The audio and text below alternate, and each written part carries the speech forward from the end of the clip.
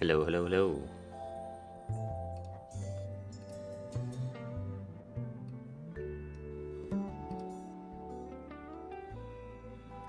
How are we doing? Hopefully that's coming through all right. And hopefully the audio isn't muted. Last time I fucked that up.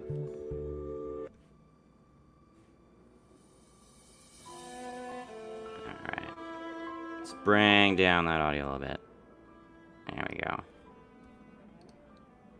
Welcome. How's it going, guys? I will be allowing guests on here to talk about... Well, I'll get into that, but I'll be allowing guests on here through... Where is it? Boom, this link. So, if you want to join the stream and chat with me live, you can do that there. Whenever there's a possible debate opponent, though, I'd like to emphasize that this is a 1v-all stream. So, I don't want to gang up on anybody. If you happen to join the stream and you agree with me, I'm going to ask you to kind of sit back if they want to argue against my position and stuff, you know. I understand why that's not necessarily fun, and you might want to argue with people too, but that's just kind of the theme of this. Okay, so... let's see here.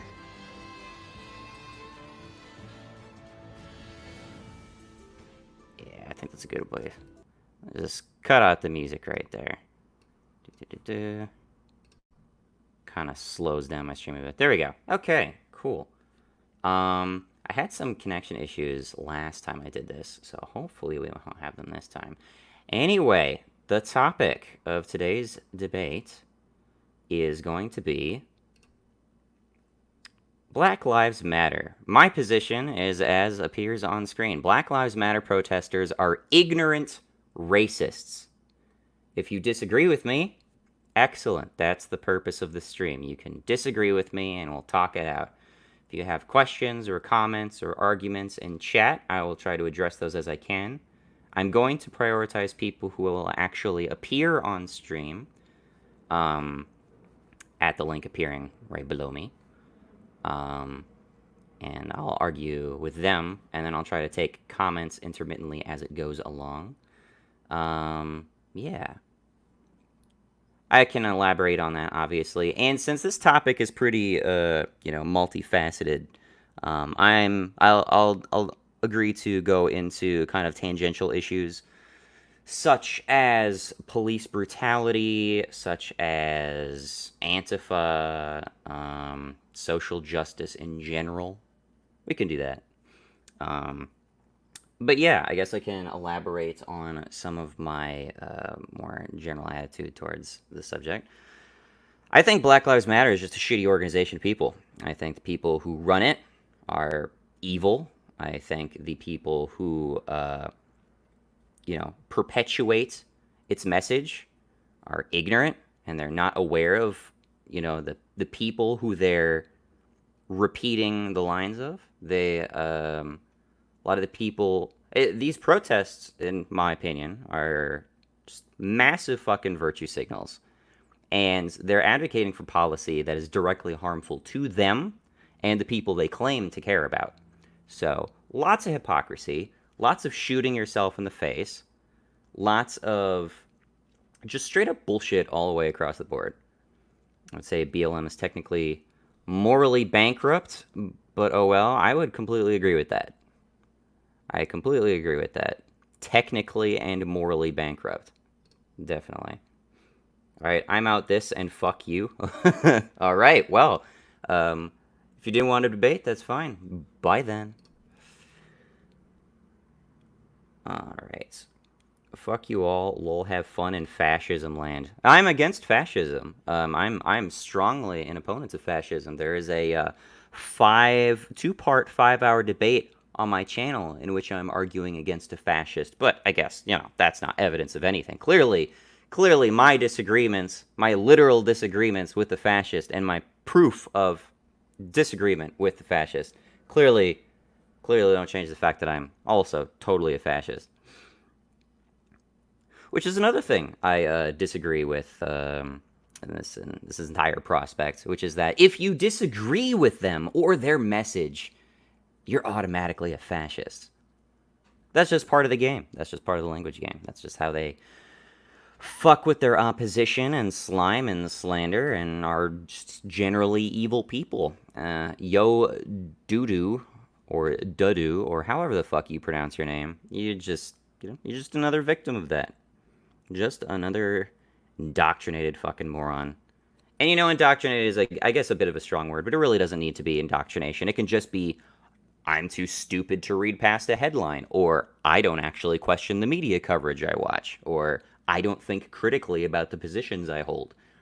I'm just generally a retard, is the position you hold. So, it is what it is. Yeah, so anyway, I did do one of these before already. The idea is that I try to debate as long as possible. First time was an experiment. I didn't know how long that was going to go. It went over 12 hours. It went over 12 hours, but as I discovered, YouTube will actually truncate the stream, and I'm not sure if it's consistent every single time it actually cuts off the stream, but the last stream lasted for 11 hours and 55 minutes. So that's basically what I'm shooting for at this point. It's going to be right around there. And yeah, it did last that long. Topic was veganism. Veganism is a moral imperative. Not going to be talking about veganism today. Veganism has plenty of supporters on YouTube, but honestly, I'm not seeing too many debates of people who are willing to just straight up say Black Lives Matter is an evil organization, and people who, run around in the streets like fucking morons, just parroting their fucking talking points, are ignorant fucks. So, 20 people watching, that's cool. All right, let's go through some of these comments. I'm not sure if there were any earlier that I missed. Let's see. And yes, I guess I should have set this as private originally. I wasn't sure if that was going to mean I privated the entire stream, because I think you can run a private stream somehow. Yeah. Hey, Menina, give me a minute here.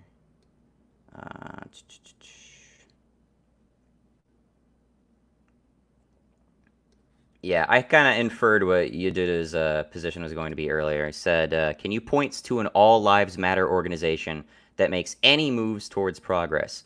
No, I can't, and I don't really expect to. I don't know of any All Lives Matter organizations, and I can't imagine why they would be making any sort of progress. BLM certainly isn't making any sort of progress. In fact, we're regressing. They're actively advocating for dismantling of the police, which is just goddamn retarded. So, yeah.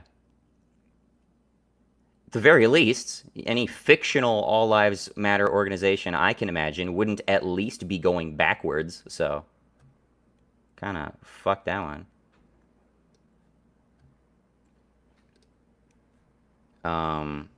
Not one All Lives Matter, not all, man, I can't read this. Not one All Lives piece of shit has ever pointed me in a better direction than BLM for police demilitarization. Well, I'm all in favor of police militarization. I mean, I'm libertarian, but when you have rioters running through the streets and setting fire to cities around the nation because they're fucking ignorant criminal fucks with no regard for other people's life or property, yeah, I really don't give a shit if you get shot by rubber bullets or tear gassed or die in the process of being a fucking moron. That's just accelerated Darwinism, in my opinion. Born a T. I'll be around for a while. You might see me later. Could have at least invited Markiplier. Markiplier would not appear on this. Definitely not going to happen. Yeah, I have no expectation that Markiplier is going to respond to my video. That would be completely. That would be pie in the sky. Just to be sure, you're talking about the ones who riot, not the organization and the idea as a whole, right? Wrong. No, I believe the entire organization of Black Lives Matter is run by ignorant racists. That is 100% my belief, and I believe I can back that up with evidence. Although, to be honest, if we're doing any sort of verbal debate, my opinion is that when it comes to, empirical claims, you got to kind of put that stuff on the back burner because you don't want to stall a fucking conversation by giving each other links to browse through. Anyway, there's some more comments, but let's get Manita in here. Hello, can you hear me okay? Yeah, you're a little bit loud. I want to turn down the volume a little bit. Okay, is that better? You're all right. What's up? So there's things I agree with you and disagree with you on, which is why I Sure. wanted to come on. Sounds good. All right, my main thing is well, yeah, I disagree with a lot of what Black Lives Matter is doing. You claim Black Lives Matter and then you burn down black businesses, which is stupid as shit. Yeah. Which means they have other agendas than just police brutality.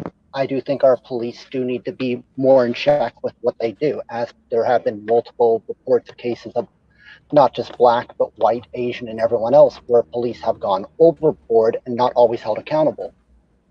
I get that. And one of the things that I do agree of Black Lives Matter on, and the only thing I'll agree is having private investigative forces look into police brutality, because the state is not always going to just do things unbiased. They're going to do things in their favor, and it might be hard to trust a state investigating itself. Sure. Before we continue, could you try to turn down your volume just a little bit more? Sorry. Is that better? I don't know. It's just really loud in my ears. Oh. I'm on a maybe headset. I'm literally on my phone on a headset. My house burnt down like a couple weeks ago, so I'm on limited I do want. I hope that was like an independent thing and not as a result of these protests. No, it was not. It was not at all. If it was, I'd be a lot more angry. That would be awfully ironic. Okay, so you just believe that there should be just a general attitude of police accountability and that we should make sure that there's transparency in how, the police are run, right? Well, the second thing, I would like to move more towards a private police force, I feel that, and I'll tell you why. Okay. Businesses can be held more accountable in certain aspects than the state can, as in a business will go under very easy for misconduct. Like, I'll give you an example. I don't have the link. I'm not going to fish it up to waste time, but there was a woman who made some what would be considered homophobic remarks, and her business went under due to review bombing and people no longer doing business with them. And I think that at least trying this out in a few cities might be an interesting thought experiment to see how it works out, especially cities who want to dismantle their police. I mean, ultimately, there's a few things I can go over. That's obviously the most substantial point you made. With regard to police accountability, because there are numerous instances of this and that, it's important to bear in mind that every police jurisdiction is different. We're not talking about a unified federal police force. And bear in mind, people who are watching the stream, this is kind of United States centric, although BLM is in other countries.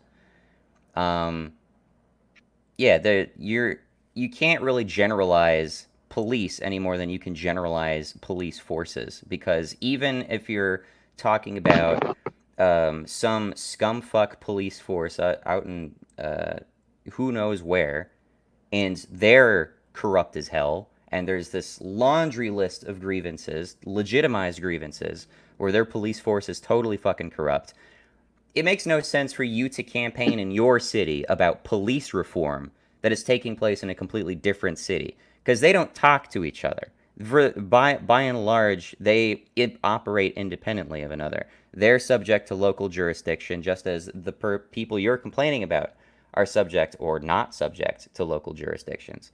So there's not necessarily any sort of unified position on that stuff. If for instance, in a situation like the George Floyd incident went down in your city, and that completely fuck the pooch, set off all this stuff going on, and someone else in another city starts complaining about that, it might be that they have a greater reason to protest in their city than you do, because your city does have a duty to intervene policy in your police department, and so your police actively violated policy in the process of doing what they did. Whereas in another jurisdiction, they might lack that hypothetically, and so that they actually have a better reason to protest. In this case, at least in the like the George Floyd incident, they violated policy, they got fired. I mean, that wasn't the only policy they violated, but I mean, that's kind of the thing, right? There's not much to protest for in this case because it was already against the rules. Yeah, but on top of that, that police officer had, I think, 17 or 18 write-ups of abuse of power to begin with, which is kind of sketchy to begin with. Why you hired that?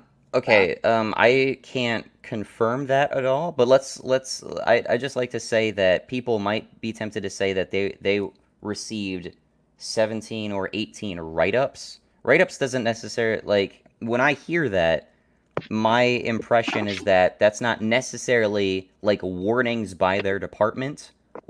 That's just like written complaints.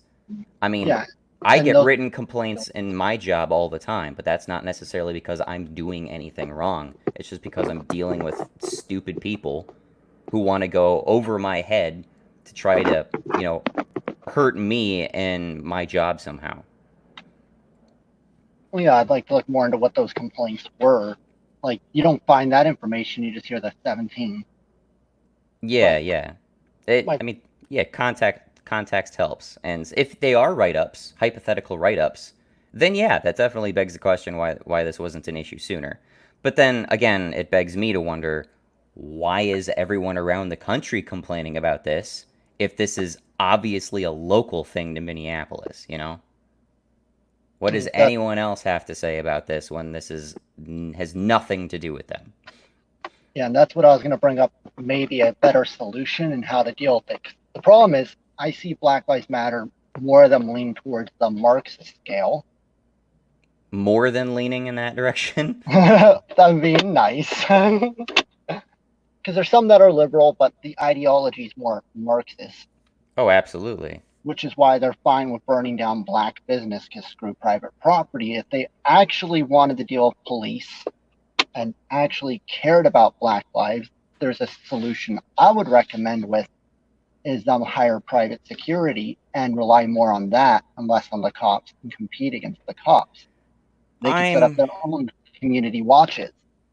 I'm not confident signing off on saying that Black Lives Matter is has any, appreciable stance on burning black businesses down.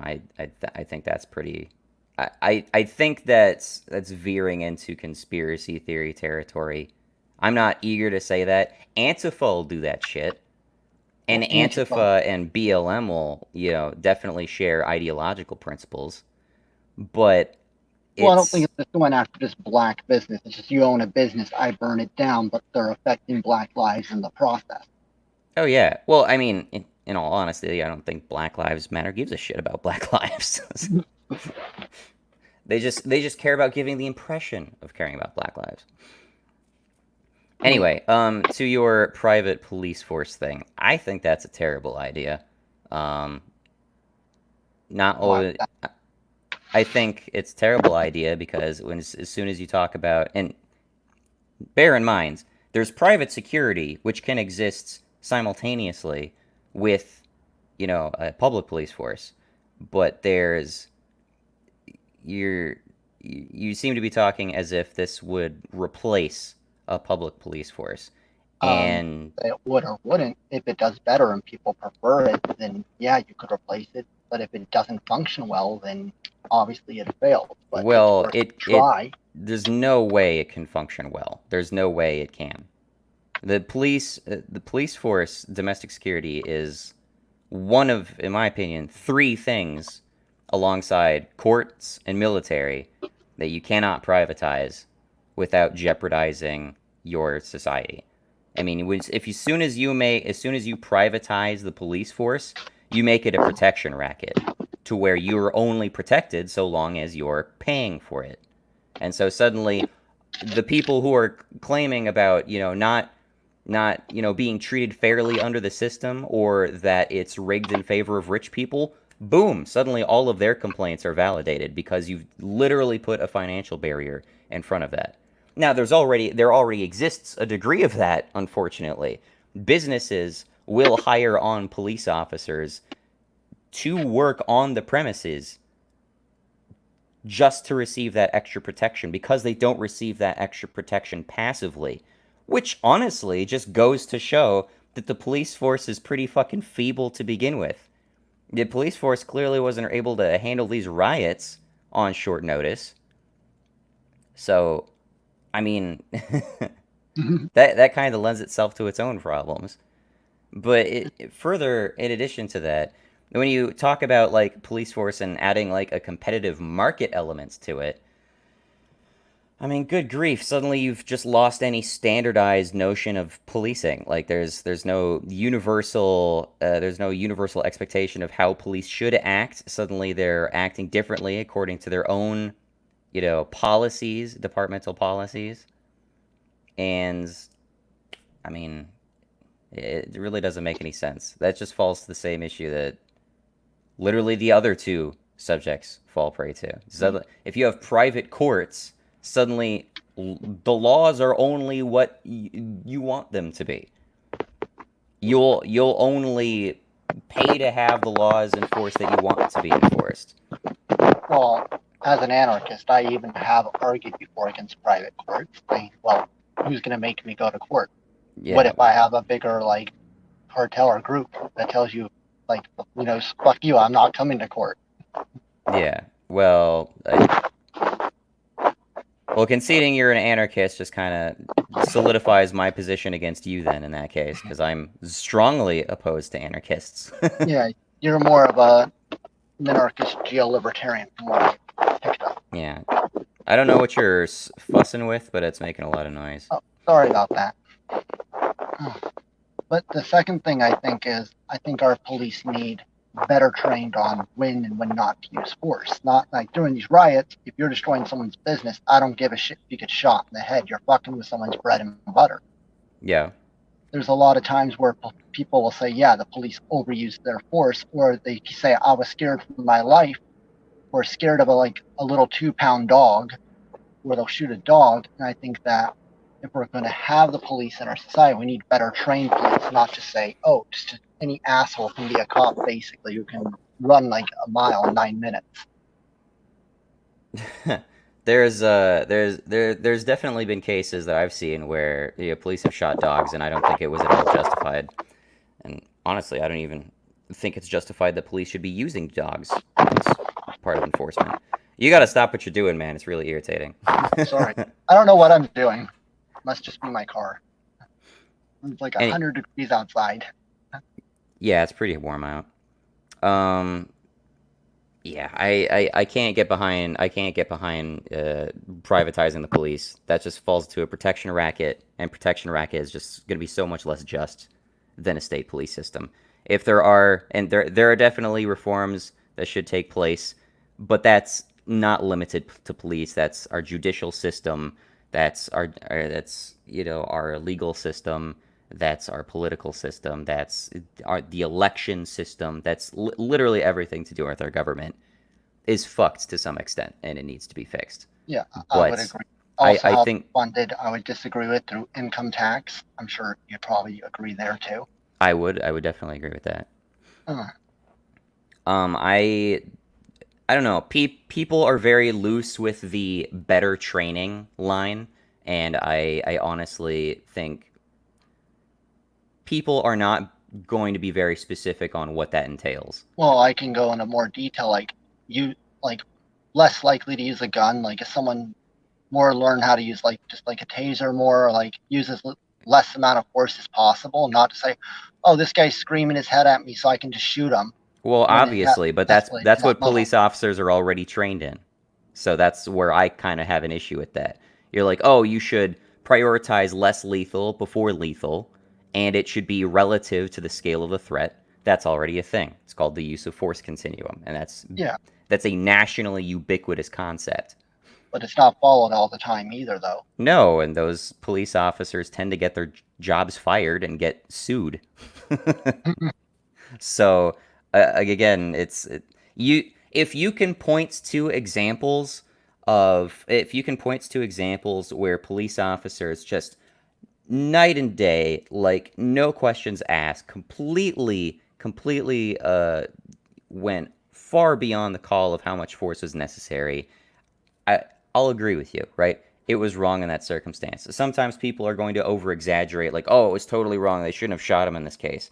And I'm like, if you got a knife and you're breaking the 21-foot rule and you're running at me, fuck your taser. Get shot. You know? No, like that, obviously, yeah. I'm not gonna be like, oh yeah, oh my god, this guy's like robbing a bank and they shot the bank robber and the bank robber's black, so you're racist. Like, I'm not gonna go down that line.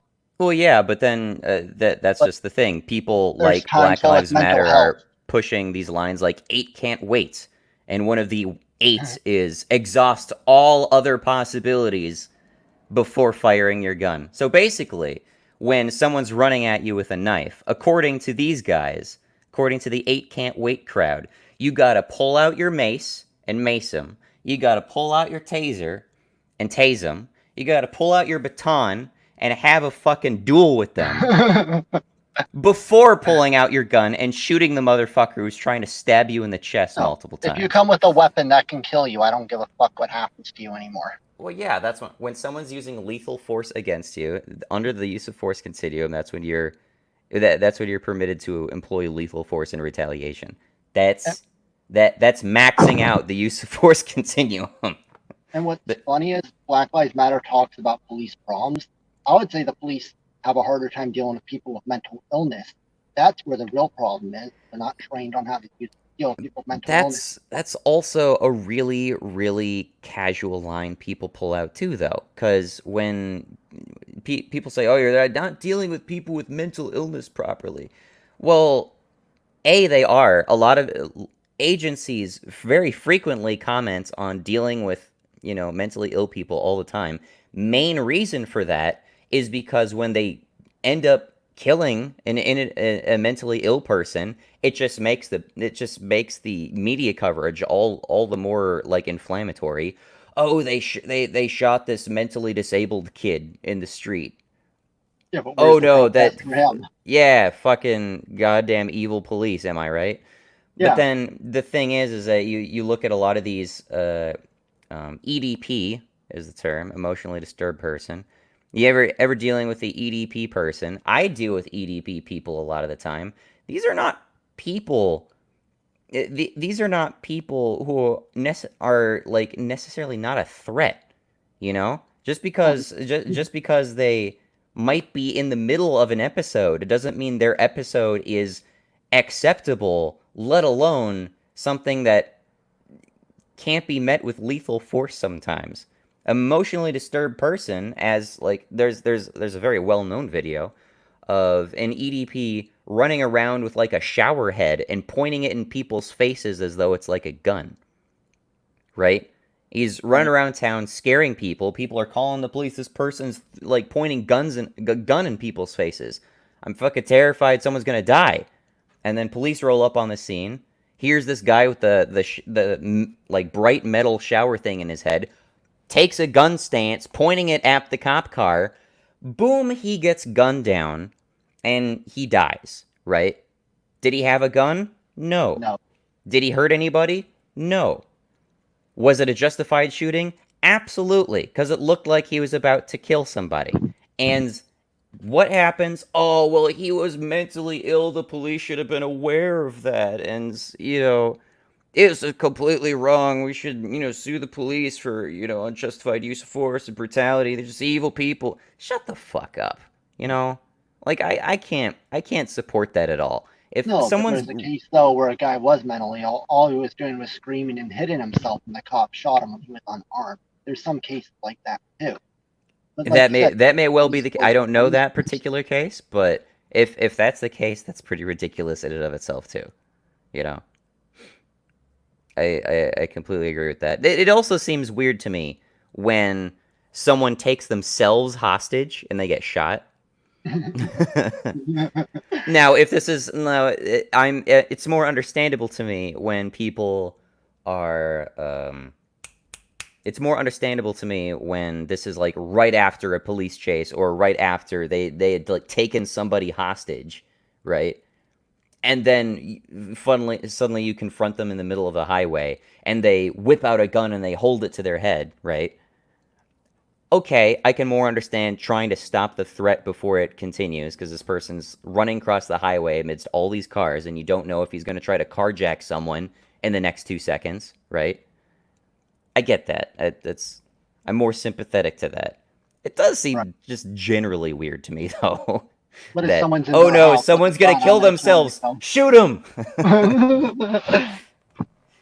uh, but like the other thing is too with the whole like you said judicial reform, but it seems like this whole Black Lives Matter thing, like you said, like I do think we need to look at the police. I would prefer private police. That's where we disagree. We do agree that you know with the whole Black Lives Matter burning business, don't give a shit if they get shot, and with the Antifa and all that. It seems like it's more of a push a narrative because you the mentally ill guy got shot, no one said nothing. It seems Oh like, yeah, plenty. oh, who cares about him? Who cares about that guy? Oh, I don't know.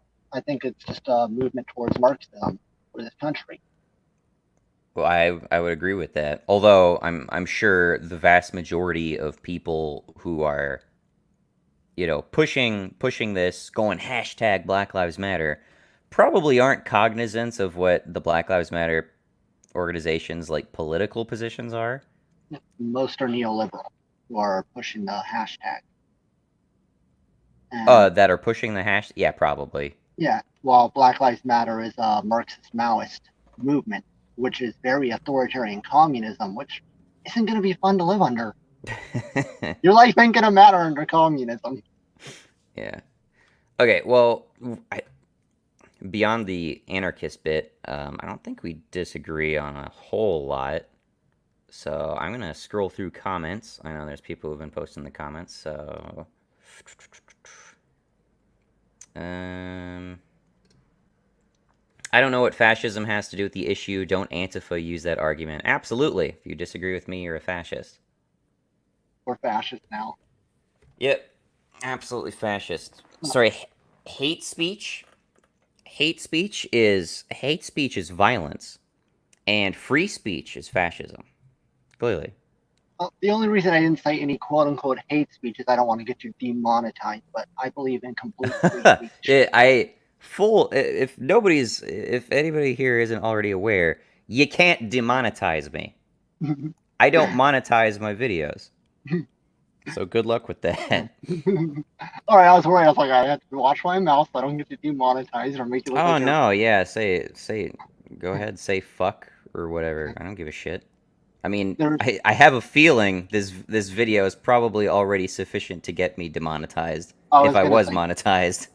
Black lives matter, but niggers' lives don't matter. Uh, Don't be yeah, a nigger. yeah. Don't want to get too edgy in this. To That's be all I'm gonna honest. say. That's all I'm Okay, gonna say. we'll just leave it at that then. No, Okay. actually, I was talking to he's a guy who works on helping me fix the house. He's African American. He said, I can get wanting the police to do better. I can get being against, unjust killings. But fuck these rioters, pieces of shit. You generally fucking hate him.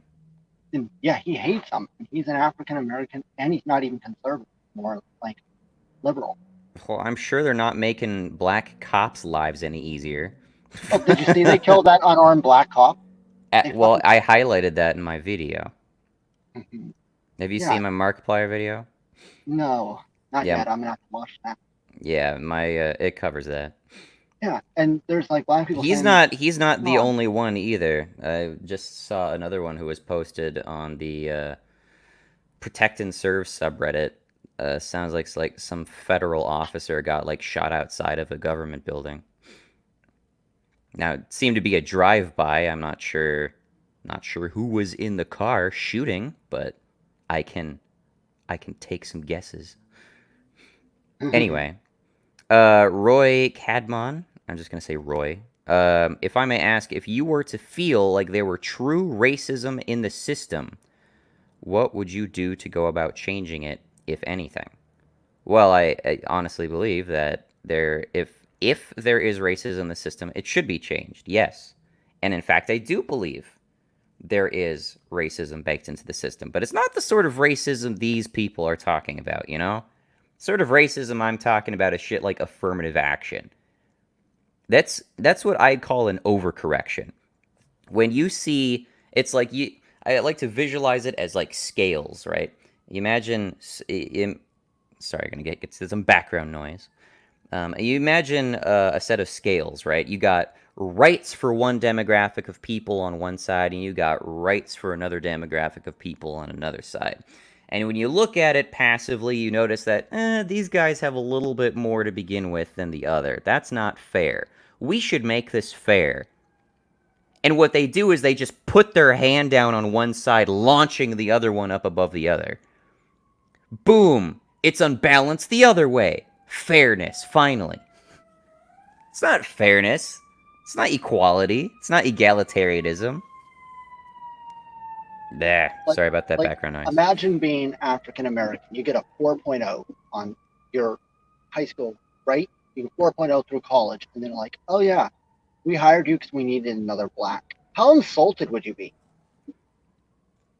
knowing that you're only hired for affirmative action, not on your merit? Oh yeah, I mean, I would definitely say a significant factor in my views on a lot of this is just this notion of the bigotry of low expectations. It's to a large degree self-imposed too. It's like, oh well, it's not just I'm a victim, it's we're victims. And when you say we're, you just start generalizing a lot of people, including people who don't even necessarily agree with you. But then it's like, oh well, we didn't hire you for your merit. You're our diversity hire. Yeah. Well, it's a If collective I was mind. if I was hired as like a diversity thing, like oh we need to fill a quota, or we need someone to throw up in promotional, I would be so fucking insulted. And to be honest, I've actually had it where um I had a coworker once who I worked with. He was actually one of my supervisors for a while. Um and he had come from a previous job that I then went to after I was working with him. So he went on to something else. I went to the job he used to work at. And what I found out is that this company forces everybody to sit through this cringy, uncomfortable as hell. Oh, this is all about the importance of diversity, blah, blah, blah, blah, blah. And they start throwing up photos of like employees in like the company uniform, and it's all like black people, right? Well, this guy who I worked with is in one of these photos. And to this day, it's been my impression that he never agreed to that. Like he never agreed to get his photo taken for some stupid like internal PR shit. Or like, hey guys, look at us. You can like our company because we're we're open minded. We're diverse. We're not racist. We're not racist. Look at all these black people we hired. Like this guy. That would so bother the shit out of me if that was me. If someone took my picture candidly while I'm doing my job and they put it onto some sort of internal memo to basically virtue signal to their own employees about, oh, look at how diverse we are. Look, we hire these people. Fuck you. You know? I'll tell you That's a funny this story just about grosses that. me out. I have a friend who's Latino Sorry, Roy, we've and kind of verged off your question. yeah, I have a friend who's Latino and trans, right? Mm-hmm. They were asked on the application, "Are you part of any marginalized group?" And they put no, right? Okay. So they called them up and says, "Hey, we really like your application. We want you to come in for an interview. We want to hire you." So when they came in, they didn't get hired because they lied about not being a marginalized group.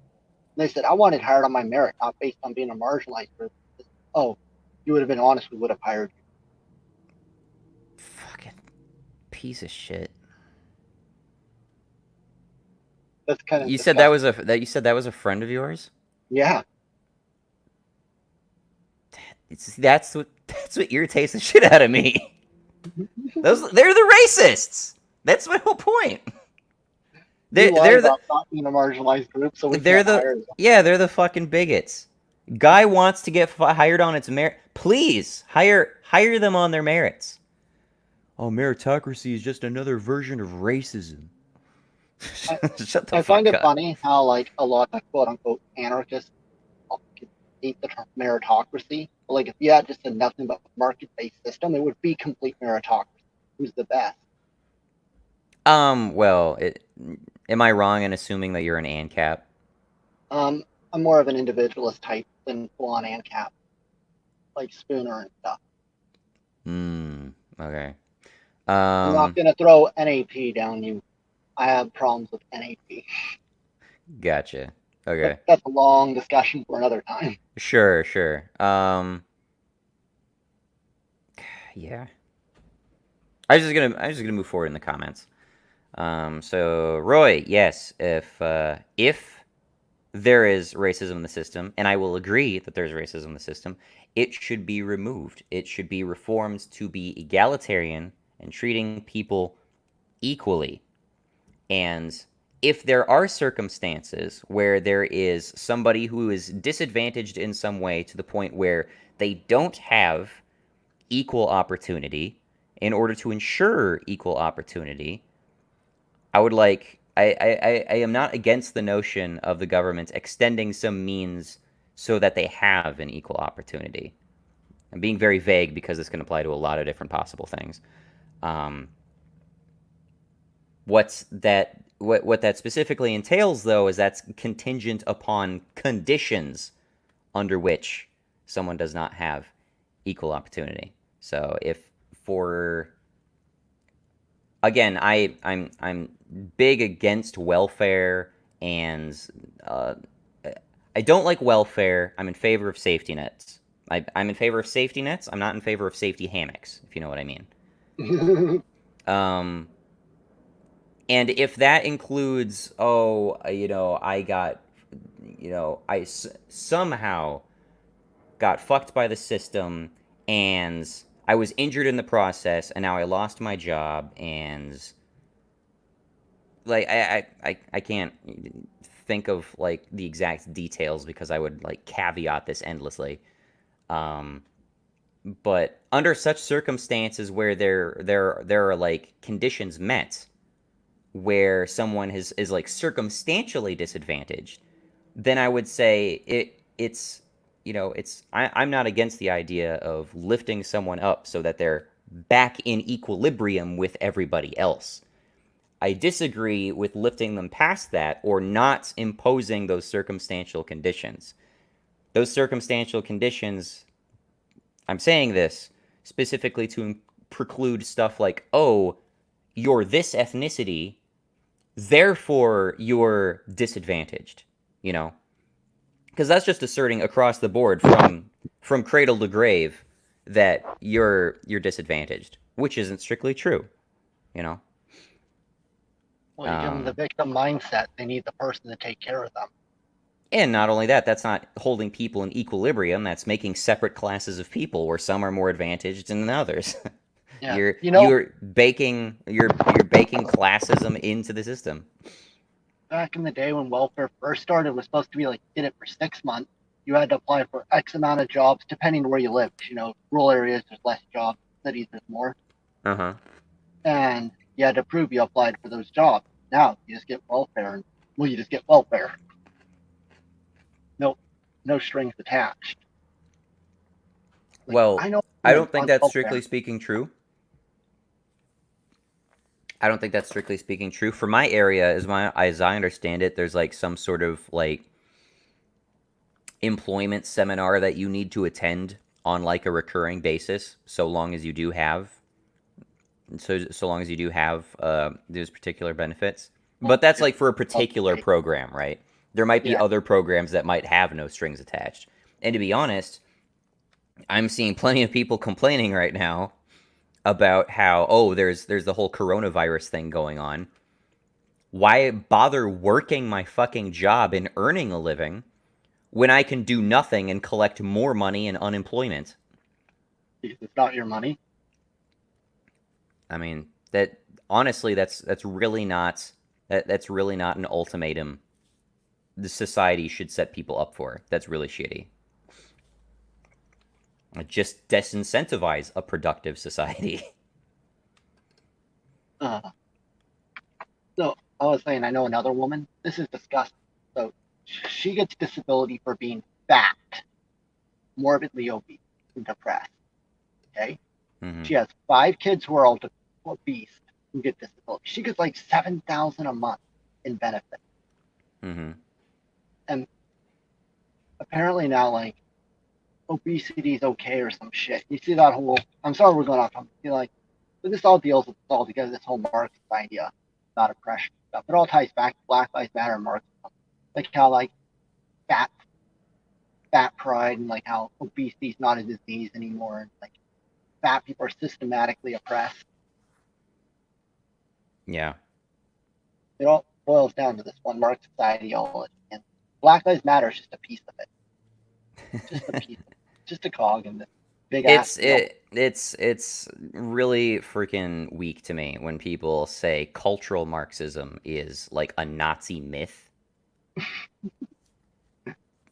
You know, just because a Nazi said it at one point doesn't mean it was wrong. Hitler said Not a lot of okay. stuff. That doesn't mean Hitler said a lot of things. I'm sure he was not always wrong. We should burn down nature reserves because Hitler was for nature reserves. So Hitler was an advocate of what was it, like social. He was an advocate of a lot of stuff Democrats advocate for. he don't was you a know? he was a vegetarian. Therefore, vegetarians are just like Nazis. Yep. Hitler saw the sky is blue. So if you see the sky is blue, you're a Nazi. Hitler was an artist. Therefore, artists are Nazis. Oh god. But cultural Marxism's alt-right propaganda. Okay, I'm alt-right It's then. really does not take much thought to like deconstruct what that means. It's just applying Marxism to cultural norms. Just take the concept of Marxism of proletariat versus the bourgeoisie, transpose that onto cultural identities like trans, like black, like women, like all your disadvantaged people. Boom, you got multiple more proletariats now, and they're all intermingling oppressions under the hierarchy. Boom, cultural Marxism. And I'm What's sure funny this existed to some degree back then too. I would not be surprised. I was in a leftist group for a while, and they actually said cultural Marxism, cultural feminism from a Marxist point of view, Marxist feminism, Marxist queer issue. Like they literally will call it that in their group. Issues from a Marxist lens, but no. It But actually makes me wonder right now. And Bear, actually, before I go on, guys, just to reiterate to the people watching, this is a debate stream. We're just chatting right now because there's nobody really up for debate. I'm still going to go through the comments, but just to reiterate, my position is as it appears above: Black Lives Matter protesters are ignorant racists. If you disagree with that statement, you can tell me why I'm wrong in the comments, which I'll eventually go through, or you can tell me live through the link on screen. We had a lot of people trying to troll the stream last time, but StreamYard has since implemented banning features and forces people to sign in through Google. So, at the very least, there's that. So that'll help mitigate, the trolls a little bit. But what I wanted to look up just now is Rational Wiki's page on cultural Marxism, because I can imagine what it's talking about. Yep, there we go. Rational Wiki, cultural Marxism. That's. I think I'm gonna share this. Let me share this. Yeah, but when you say Black Lives Matter is ignorant racist, I think they're more racist against blacks, saying blacks are oppressed and unable to do things on their own and need the government to help them. They're more racist against their own people. Yeah. Yeah, so right off the bat. By the way, if you source Rational Wiki for anything other than, partisan leftist opinions, you're fucking retarded. Cultural Marxism, the fairy tale of cultural Marxism, provided a post-communist adversary located specifically in the cultural realm. Academics, Hollywood, journalists, civic rights activists, and feminists.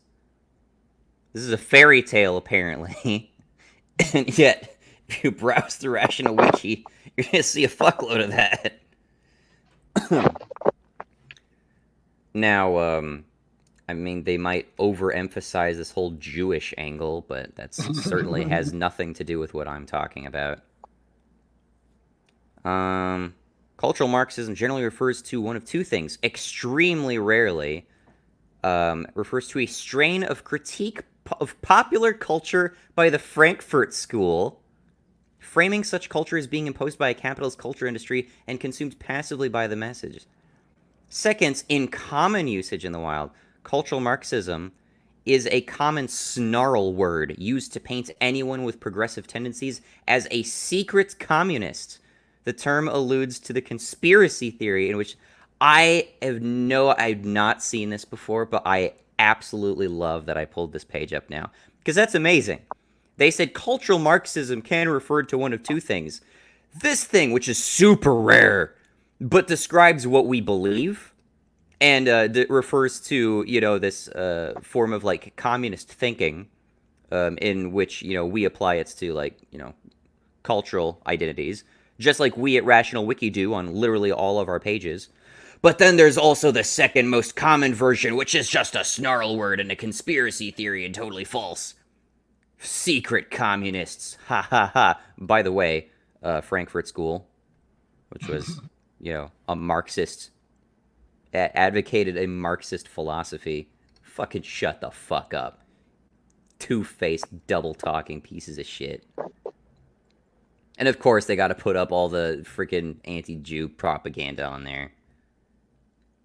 Such a tiny place right here, too.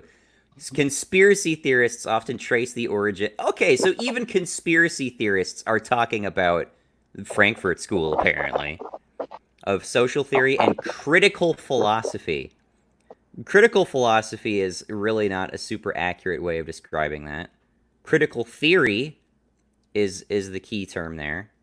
Max Horkheimer, this guy, coined the notion of critical theory. We're indeed interested in applying Marxist theory of alienation alongside socioanalyses of Freud and Hegelian premises of idealist philosophy to address social issues of the 20th century outside the simple, crude economic analysis of positivists and scientific socialists. They never advocated using cultural institutions to disseminate propaganda, as the conspiracy theory contends. I mean, I don't think I've not heard that. I've literally never heard anyone say that cultural Marxism implies that Max Horkheimer specifically set out with the intention of using, like, liberal arts colleges in America to disseminate critical theory lessons. I have never heard anyone say that. I don't say that. But this is so close to reality. It's hilarious that they admit this much. Like, we have to be so technically correct, while at the same time saying that is completely wrong, right? Now, see also critical legal studies based on the Frankfurt School, not the conspiracy theory. Critical legal studies is a sometimes Marxist and more recently postmodernist deconstructionist approach to studying the law that focuses on the ways in which the law works to reinforce social divides. The approach also has an activist angle as it aims to counteract the law's role in reproducing social inequality. So wow, there's this critical there's this critical theory thing that is taught in school. Oh, look at that, Catherine McKinnon, a feminist, a very well-read feminist. Interesting. Wow, it's almost as if this conspiracy theory is something you motherfuckers actually believe, you lying sacks of shits. Look at this, critical race theorist Richard Delgado. Wow. Racism and enlightenment are the same thing. Yeah, so anyway, cultural God, why am I blanking all of a sudden? Cultural Marxism is a thing, and these people are just dishonest pieces of shit. Well, it's easy to call someone a Nazi, just to throw their ideas out the door. You're a Nazi, don't listen to them. I don't have any issue with Jews. I got a Jew moderator on my Discord server. Clearly. I'm not racist. Just look at my Jew friend. That is the only reason I have Mule on my Discord server, is just to show that I'm accepting, and we meet certain diversity quotas, right? We need to have a certain representation of different demographics of people on the Discord server. So Vriskas are female representation, Mules are Jewish representation. Knight is Knight is there for us to beat into him the fact that the white cis hetero male patriarchy can't win and will never win. So he's just there to learn, you see. That's, yeah. There's a whole method to it. It's not like I made them moderators based on their fucking merit, or like my personal belief in their capacity to moderate fairly and impartially and apply the rules equally upon everybody. No, nothing to do with that, I'm sure. No, because that's bad. No, definitely no. That's racist. That's racist. It's a conspiracy theory. Anyway, let's move on with the comments. Perv Umbreon. Don't worry, I've grown out of that and took Omni's advice. Also, that video he made about me helped with that. I am glad to hear that. I know I made a pretty pissy video on that subject. I don't hold any sort of grudge on that subject at all. It was not meant to be personal. It was just... It's the same thing with Markiplier. Like, I don't mean to make it personal. I don't mean to make it personal with, even Shoe on Head either. It's just like, here's something I wildly disagree with, so I'm going to make an example of this particular exchange, And oftentimes it just comes out with me being very blunt and crude with my points. Yeah, I saw Markiplier's video, so I can't wait to see your response. I don't care. The rioters and looters destroying private business. Okay, Marxist. Mark the Marxist. Markiplier. Which I doubt half these people are Marxists. It's just that they're slowly getting Marxist literature. Like, oh, it's okay to destroy private business. It's good. Well, I mean, when you get that big of a crowd of people going abolish the police, ooh boy, ooh, you're swaying some people there. Swaying some people. I'd like to believe it's a minority of people. Anyway, come on, you can do a better topic. I don't see who'd disagree. Really? Well, I think there's an endless... Turn the news on? I think there's an endless amount of people who would disagree with me on this subject. Some of my subscribers, surely. But I think the real question is, I don't see who would debate, because it's really not a typical thing for SJWs to debate the subject. You should try to get Vosh in here. Vosh? Oh, is Vosh on that kick? Vosh is like on the, yeah, white privilege shit. Glad I'm not subscribed to Vosh then. Stuff is insufferable. Let's see. I remember hearing on the news something about white people now are kneeling and bowing to black people Oh to yeah, I saw that two on you. people for being white. I've seen a clip this past week of literally just this white guy and white girl repeatedly repeatedly kissing the boots of some of those what are they called? The black Israelites. The black Israel, the black guys who consider themselves Jews, according Those to like people are the like the King true James. Jews. Yeah, we were the true Jews. Yeah, the blacks and Native Americans need to learn their true history, right? Yeah. Um, What would you do if they like came up to you and told you to do that? well, I mean, obviously I wouldn't. Yeah, I would. I don't know what kind of question that is. I would tell them to bow to me for being white. A photo. I did see a photo of them like standing like shoulder to shoulder, looking all in like their black and gold robes and stuff, like they were fucking warrior monks and shit. And I did post this to the server. I was like, imagine, like Black Lives Matter is like throwing rocks through windows, Antifa is setting fires to buildings on the other side, and like in the middle of all the chaos, the police are nowhere to be seen. Here come the Black Israelites to reestablish peace. I had some guy on Discord a few days ago tell me to apologize for being white. Really? I told him after he apologizes for being black. Then I got kicked from the server for racism. Well, of course, because I mean, you. Sorry, it's wrong to throw points back in somebody's face. I'm still waiting for that apology. Yeah, yeah.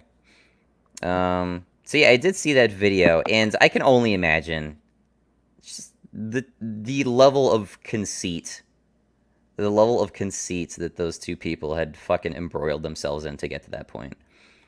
Um, Like I don't. I might be cruel, but I don't feel sorry for those people. If you're that self-hating that you're gonna bow down and apologize for being white, I don't feel empathy for you. I just feel like contempt that you let yeah. yourself go that low. Well, I know there's definitely a strain of people online who will say like, "Oh, it's this is all part of like white guilt and them, subordinating themselves to the white genocide." But genuinely, no. No, That that's crowd is ridiculous. not my crowd. That So that those that people is are the retarded too. yeah, those that is the alt right. That is the alt right crowd. That is not my crowd. Those I mean, I can understand why they would think that it looks fucking shameful, and it is honestly kind of shameful. But I don't know. I do not find racial solidarity like those people find racial solidarity. I just do not get that feeling I about care more anyone about else. the individual and based off their individualism, not based off your race or gender or any of that other horseshit. Absolutely, absolutely, 100%. All right, we got a Spider 123, Mister Spider 123. Hello, Hello? Hello? hello. How are you doing? Good. Is it echoing on my end? I hope it's not. I don't hear an echo. You might want to lower the volume just a little bit. Okay. Yeah, I saw the debate and I just thought I'd join. Sure, sure. What's your position? What? Oh, Someone's in the car. yeah. I'm just gonna mute you for a second, Menina. Yeah. What's your position on all this? So like poop sock. Oh, wonderful. Poop sock. Poop sock. Poop sock. Poop sock. Nice to have you back. See ya. This guy must be subscribed to my channel just for that. I guess you just wanted to troll for a minute. That was the troll.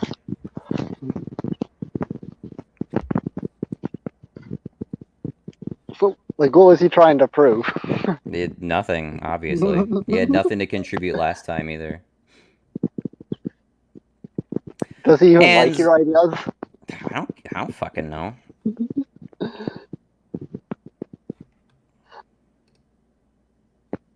Okay. Yeah, what I believe I will do, if that shit's gonna start again, I believe what I will do is, if you guys want to join the chat, I will have to require you to post in the comments. No, never mind. I forget how I did this last time. I did something last time in order to funnel those guys out. They could post their position before they come in. Nah, the dude just fucking faked it. He just fucking faked it last time.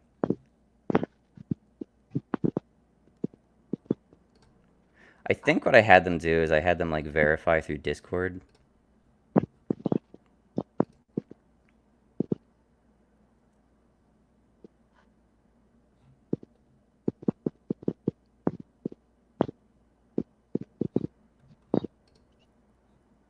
I generally wonder, like, what the fuck this person does, like, in their spare time to where they feel like I'm gonna invest, like, hours of my life into this. Probably just scream about everything that's going on in the world or cry. No, I mean, why they invest hours of their time trying to harass one channel by just repeating the words poop suck over and over again. Maybe they're one of the people who get the hands out, not hands up. I really don't know. Because I value my free time. I'm not going to waste it on stupid shit. Mm-hmm.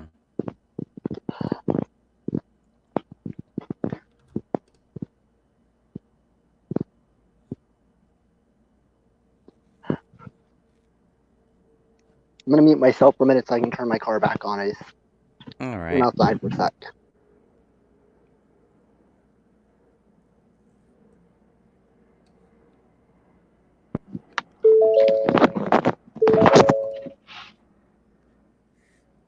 I would have thought we'd have someone pro Black Lives Matter join by now. Oh, sometimes it takes a while. Last time when we were debating veganism, we honestly did not have too many people who were, like, just adamantly against veganism.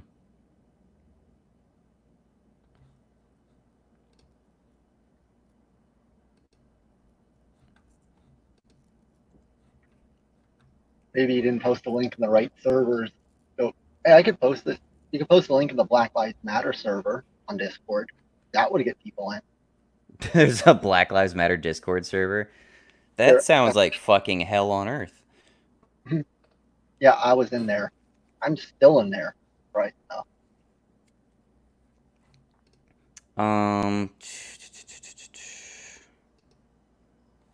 Really do not want that guy rejoining, but he will create brand new accounts just to do that stuff. Imagine having nothing better to do with your time. That's what I was saying. That's what I was saying. Do you want me to post the link in the Black Lives Matter server? You want some of them to join? No.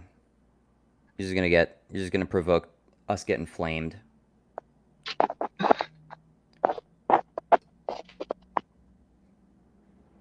Hey, I have not seen the Black Lives Matter server, but it would not surprise me at all if they specifically have rules against arguing against the position of Black Lives Matter. Oh, they actually allow you to debate there if you use polite language. Polite language. Like, don't drop the N-bomb and stuff like that. I wonder about that.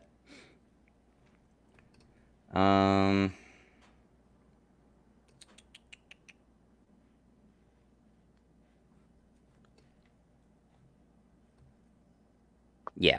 Okay, and I think what I'm going to do, guys, is I'm going to, 1 second, I'm going to fix this up.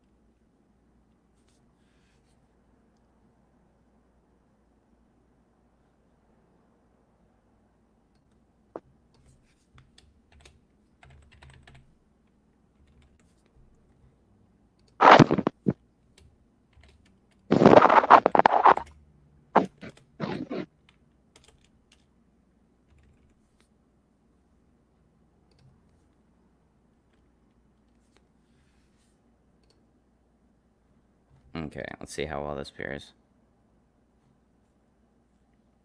All right. Just to preempt further screwing around with fucking dickhead McGee over there.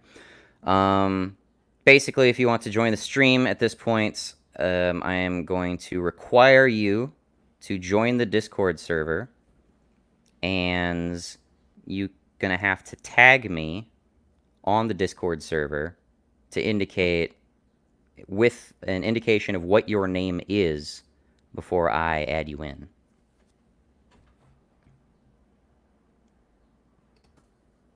Hi. Hello.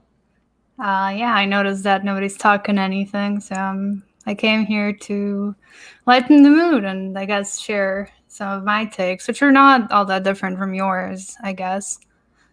That's fine. Yeah, but I just thought it was interesting, just like from my perspective, because I live in a country where it's just like 99% white people, so it's not like it's an issue that greatly concerns me. Like, I know there's been riots and shit all over Europe as well, but you know, where I live, I haven't seen any of that. However, you did mention Riley, is it? Or I don't know what your name is. Yeah, it's Riley. So you mentioned that your car, like your house burned down or something like that. Well, funnily enough, the apartment next to mine was robbed, but it was also not due to the riots or anything like that.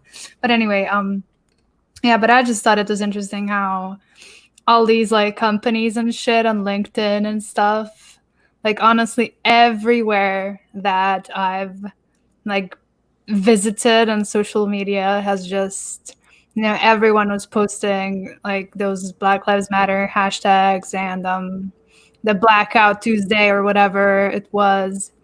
And I just thought it was so interesting because it seemed like there were some people who noticed that some accounts did not post about Black Lives Matter, and they're like, I'm gonna unfollow this. Like this account is canceled because they didn't post Black Lives Matter hashtags.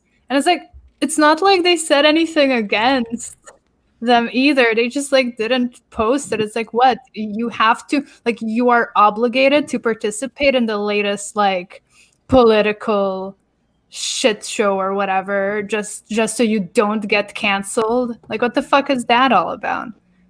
It's same shit with like the coronavirus. It's like, if you're not posting hashtag stay safe, lovely, stay home, hashtag don't go outside, hashtag borders closed, hashtag fuck the economy. Like, if you're not posting that, then you're canceled. Like, what the fuck is that all about? I don't fucking get it. Anyway, A lot of corporate virtue signaling. Yeah, true. Yep.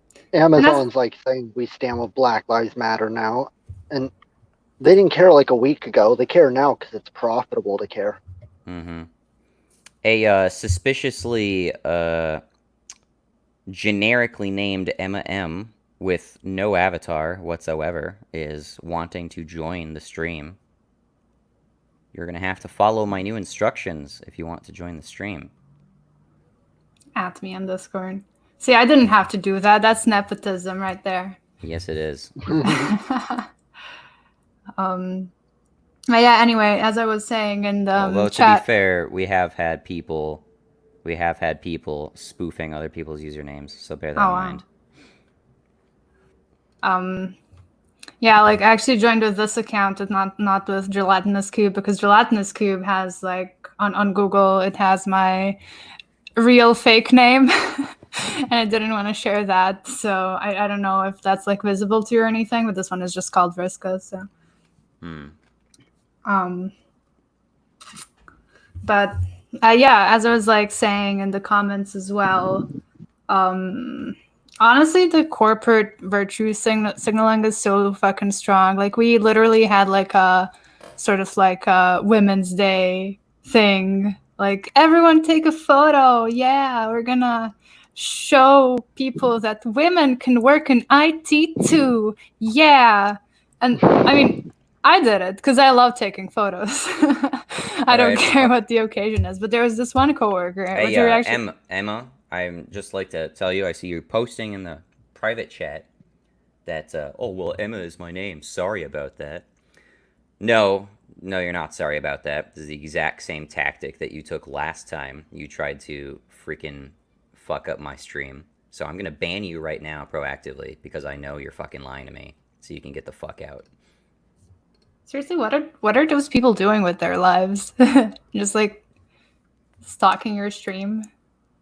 Is that it? It's just got to be one guy just fucking sub to me for no other reason. But why? What does he get out of that? Causing chaos. But it's not even fun. Like, it's not even causing any chaos. You just ban them. Just interrupting. I guess. I mean, not like there's much going on. But anyway, like, yeah, the coworker, she refused to take that photo. She's like, no, I stand against that. I think it's bullshit. And I was like, yeah, that's fucking legit. And there's always this one guy who complains because we got some like gifts or something for Women's Day, some bullshit as well. And then the guy was like one guy was really upset. Like, why don't we ever get anything for Men's Day? Like, seriously, why? Why don't you? Like, why if it's like okay to, you know, if you're going to post a corporate post on Women's Day, why not just post it for everything, you know? But no, that's not the kind of image we want to be liberal and cool and hip. If we posted for a Men's Day, we'd be fascist. Exactly. Fuck Men's Day. But so honestly, okay. Equity. And I know this is like steering away from Black Lives Matter now, but I'm gonna have to continue with the comments shortly. Oh, okay. But yeah, I just wanted to say that it's funny though, because just to like, you know, talk about it a bit from the other side as well. Like, it seems I saw like an image where the searches for International Men's Day spike drastically when it's like around the time when the Women's Day is, and then somebody was like posting on Reddit about like, oh yeah, men only care about their day if they're directly trying to take away a day for women. But to me, it's like, why does anyone need a day? Like, why is that a thing? Can you just like not have a Men's and Women's Day? Who gives a crap, right? Well, I could arguably say women only care about Women's Day. Yeah, I mean, I don't know. I wouldn't say that. I like every woman that I've talked to has been, you know, supportive of both days. It's mostly men that I've seen who were upset about Women's Day than women who were upset about the notion of the Men's Day. It's just that, you know, culturally, I feel like Men's Day is, I would say, neglected, and it's really only mentioned around the time Women's Day comes around. And I think like it's the same. It might be like a similar thing with Black Lives Matter as well. It's like when people are like, "Oh, why don't we have a White History Month?" You know, stuff like that. Like, yeah, why don't we? Not that I think we should. Honestly, I just think this notion of having these holidays or these months is just stupid to begin with. Yeah. Even Morgan Freeman said, we don't need a Black History Month. Funny enough. Yeah, I very much like that quit. Like that. Okay, you want to go with the comments? Just trying to send a link for stats for you, not trying to debate.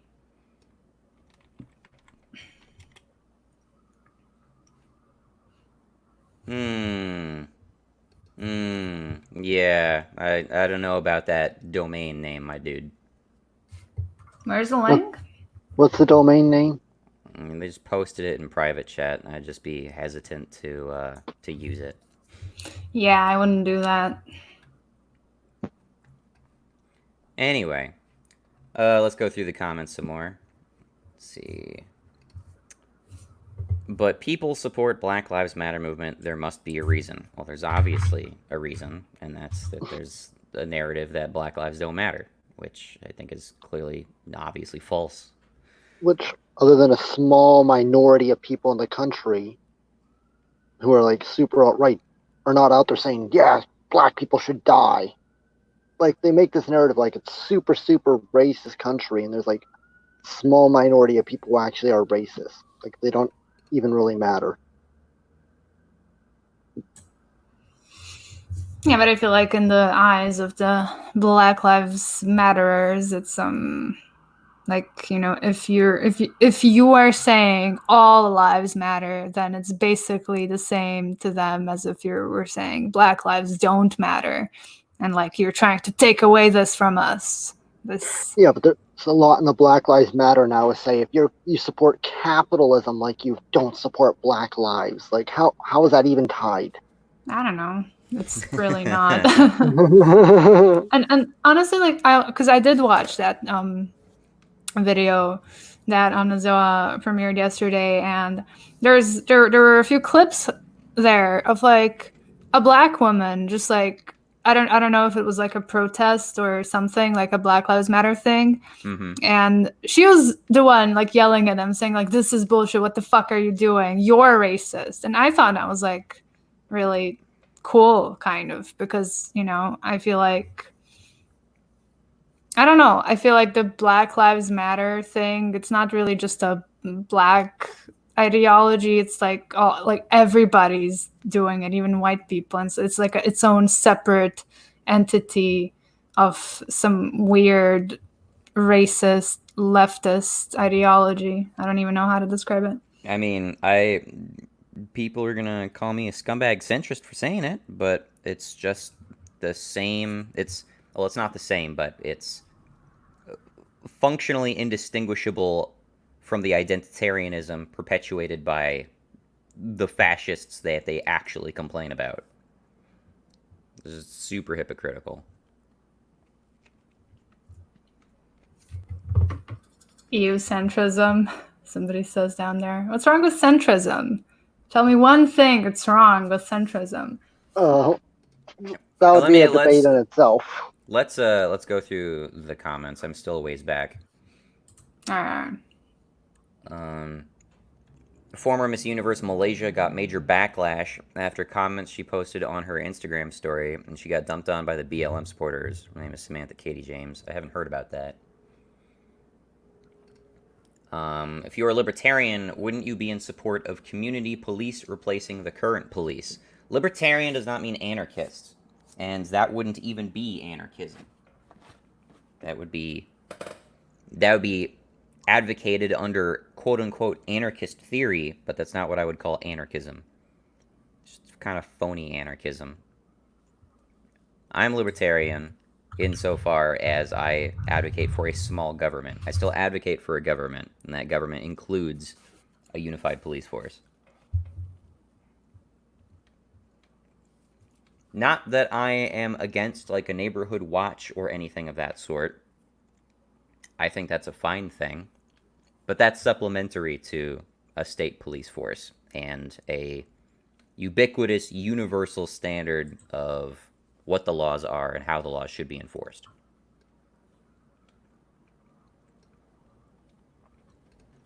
Oh my goodness. There is a guy called No Bullshit who posts almost exclusively anti-SJW videos on YouTube, yet he has collected over 600k subs and pulls in at least 50k views on each video. How is your channel small? No Bullshit has been pandering to that particular audience for much longer than me. I wouldn't even say I pander to that sort of audience.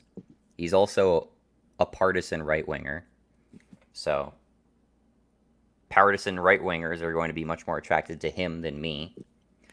He's also a massive dumbass and doesn't articulate his points very neatly. He just makes casual opinion videos and he spits them out like twice a day, which is also something I don't do.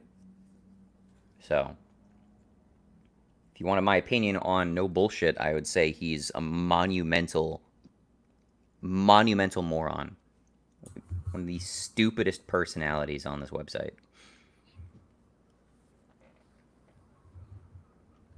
Him also being...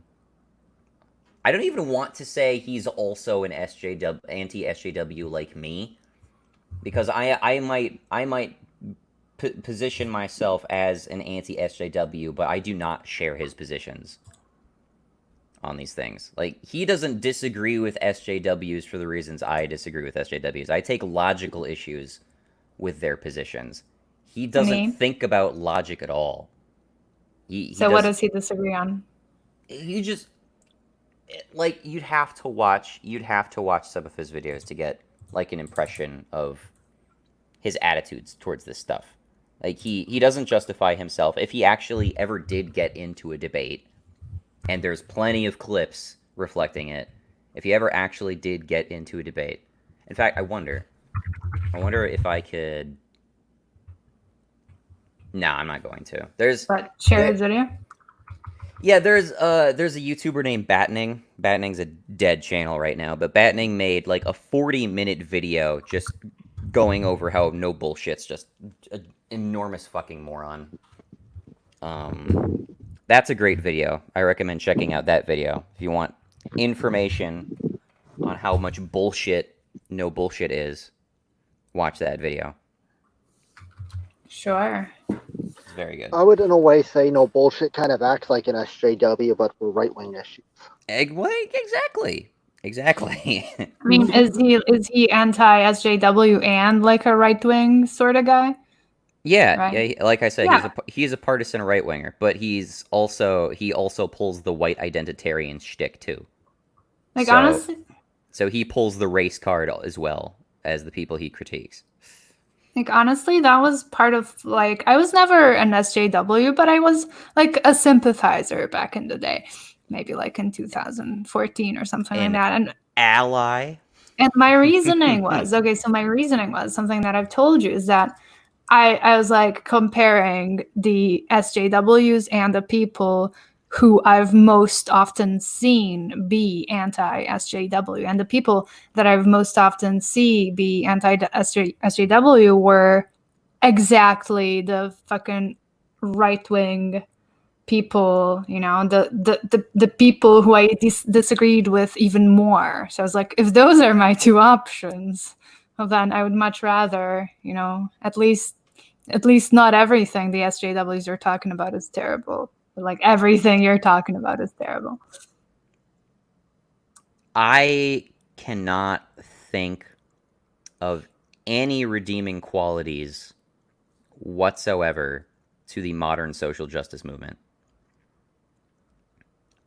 Like, raising awareness of issues is not even something I can comfortably credit them with, because they don't even focus on the real issues, and oftentimes they'll just invent issues as opposed to, like, bringing anyone's attention to anything that's actually a problem. Like, take the trans bathroom thing. For years, because there's been trans people in this country forever. Trans people have been using the bathroom that they identify with for years. They brought it up, and then it became a big controversy in this country. Funny enough, before that, no one even really knew about it. No one knew. They're shooting themselves in the foot by crying about fake issues that didn't exist and making them real Well, issues. okay, so I will completely buy that there is like some demographic of like religious conservatives who probably took issue with that and put out their own wealth of like um propaganda videos about look at the gays who are like going into these these gay people are all pedophiles, right? That was a common conflation for a long time. um and they would put out these like this hate propaganda about how gay people are like restroom predators, when oftentimes they'll just be describing like a cross-dresser or something like that. And like I have no doubt that that was its own thing, but you brought a lot more attention to it, to this concept, by making this a big, fuck Trump, make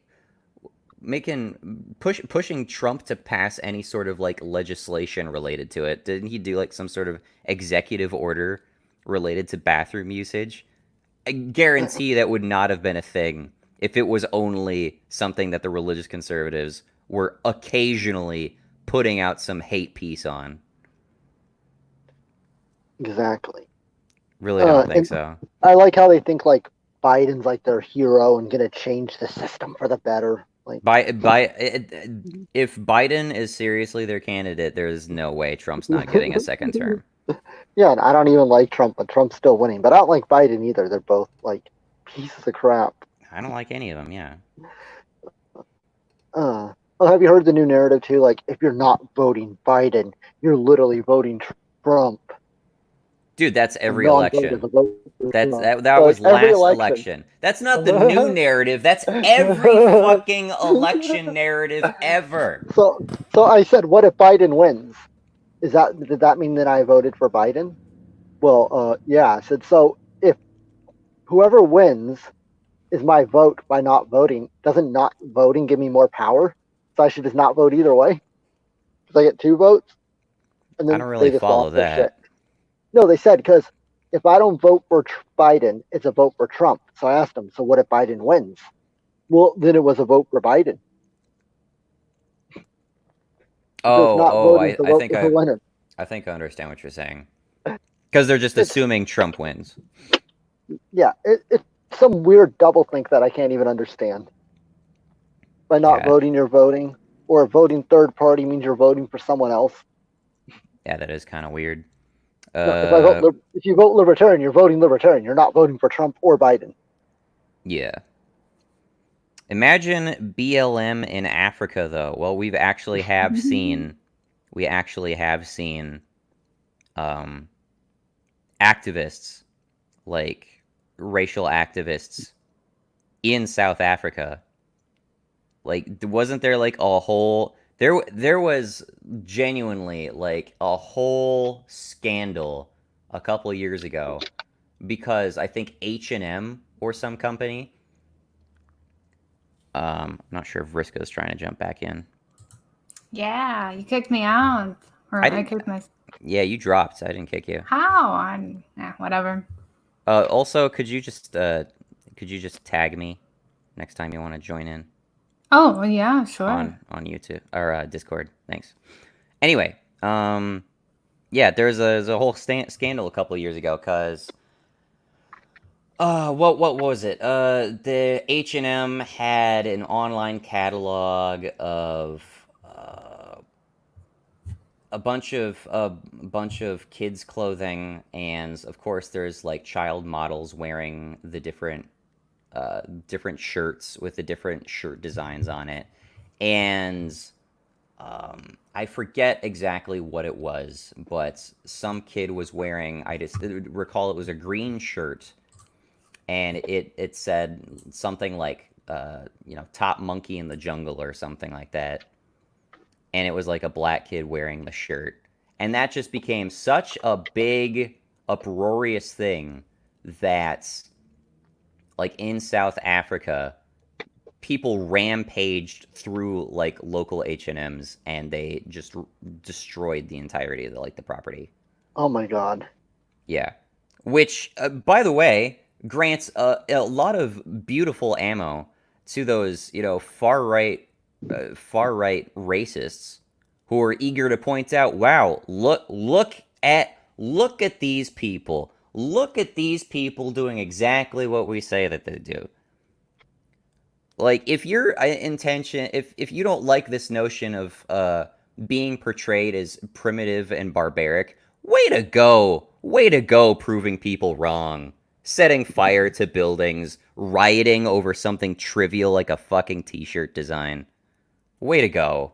Like, that's totally gonna improve racial politics. I mean, H&M certainly, turned around and went like, "Oh, sorry, public apology." But that's because that's the corporate line.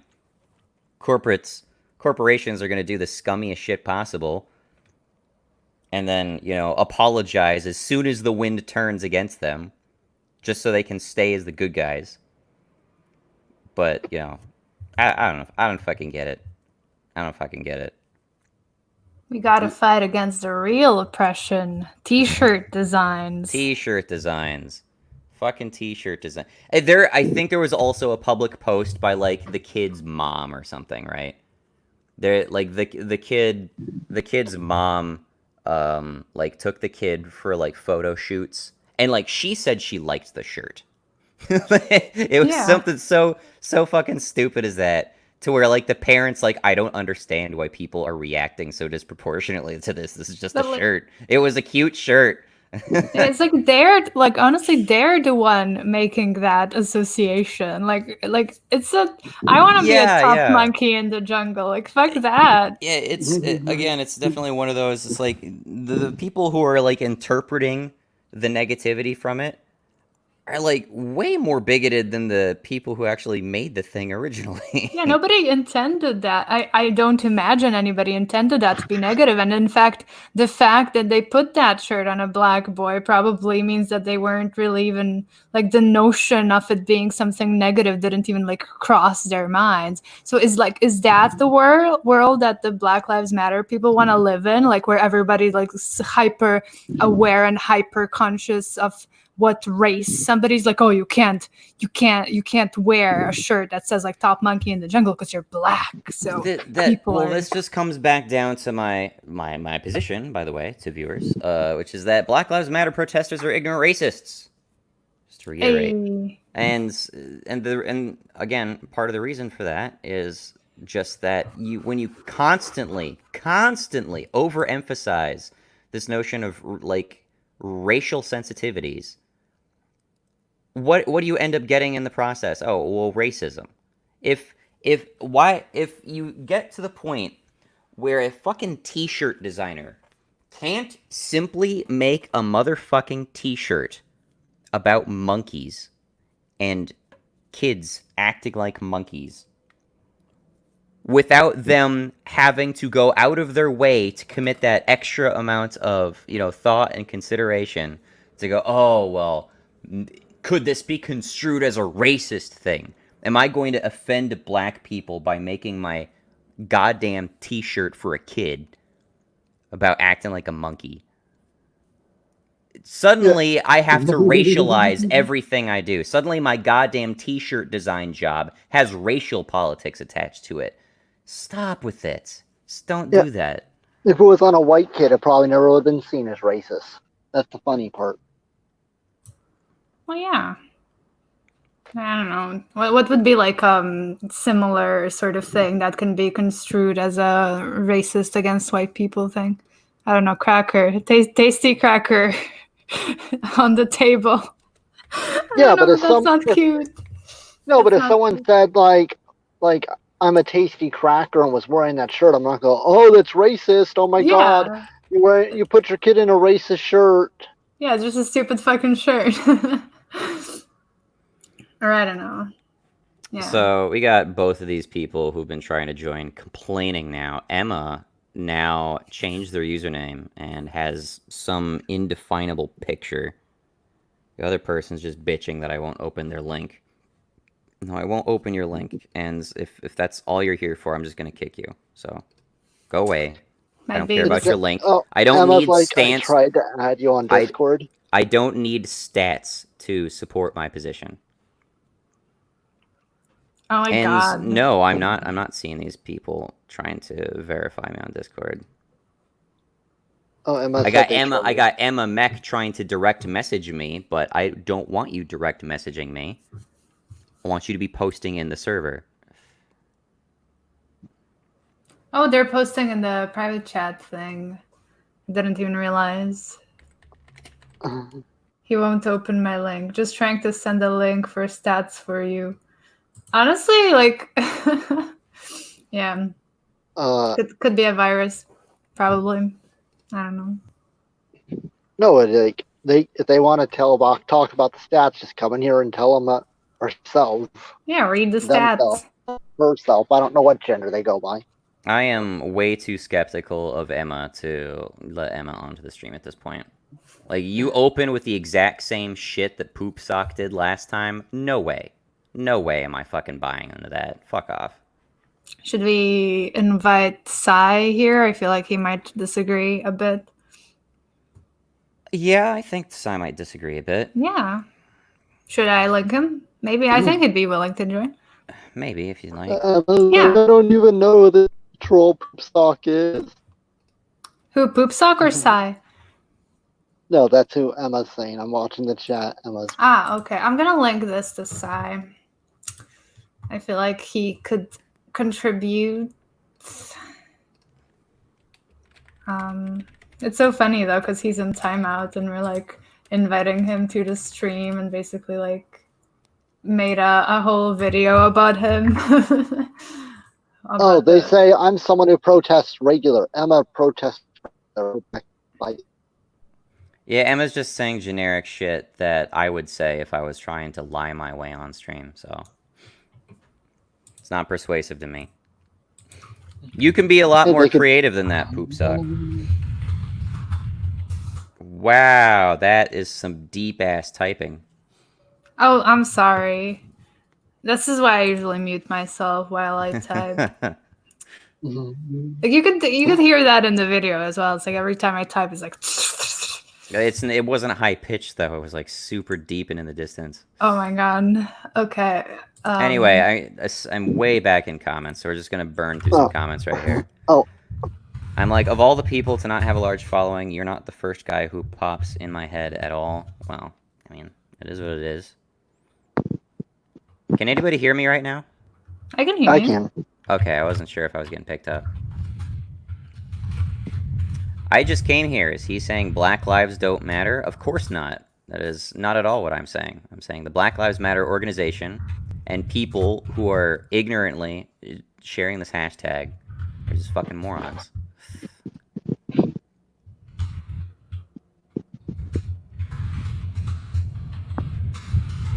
God, that is way too much, Riska.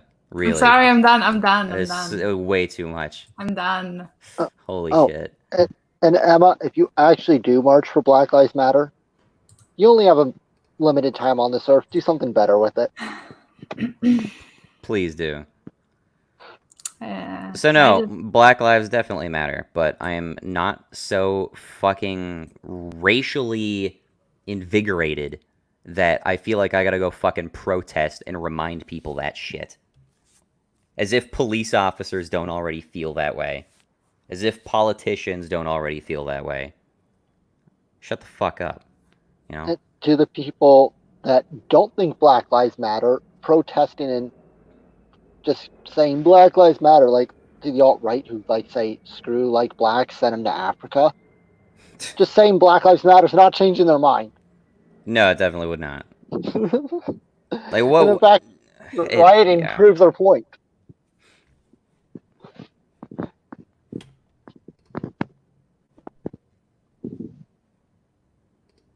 Alright, let's get Limitless in here.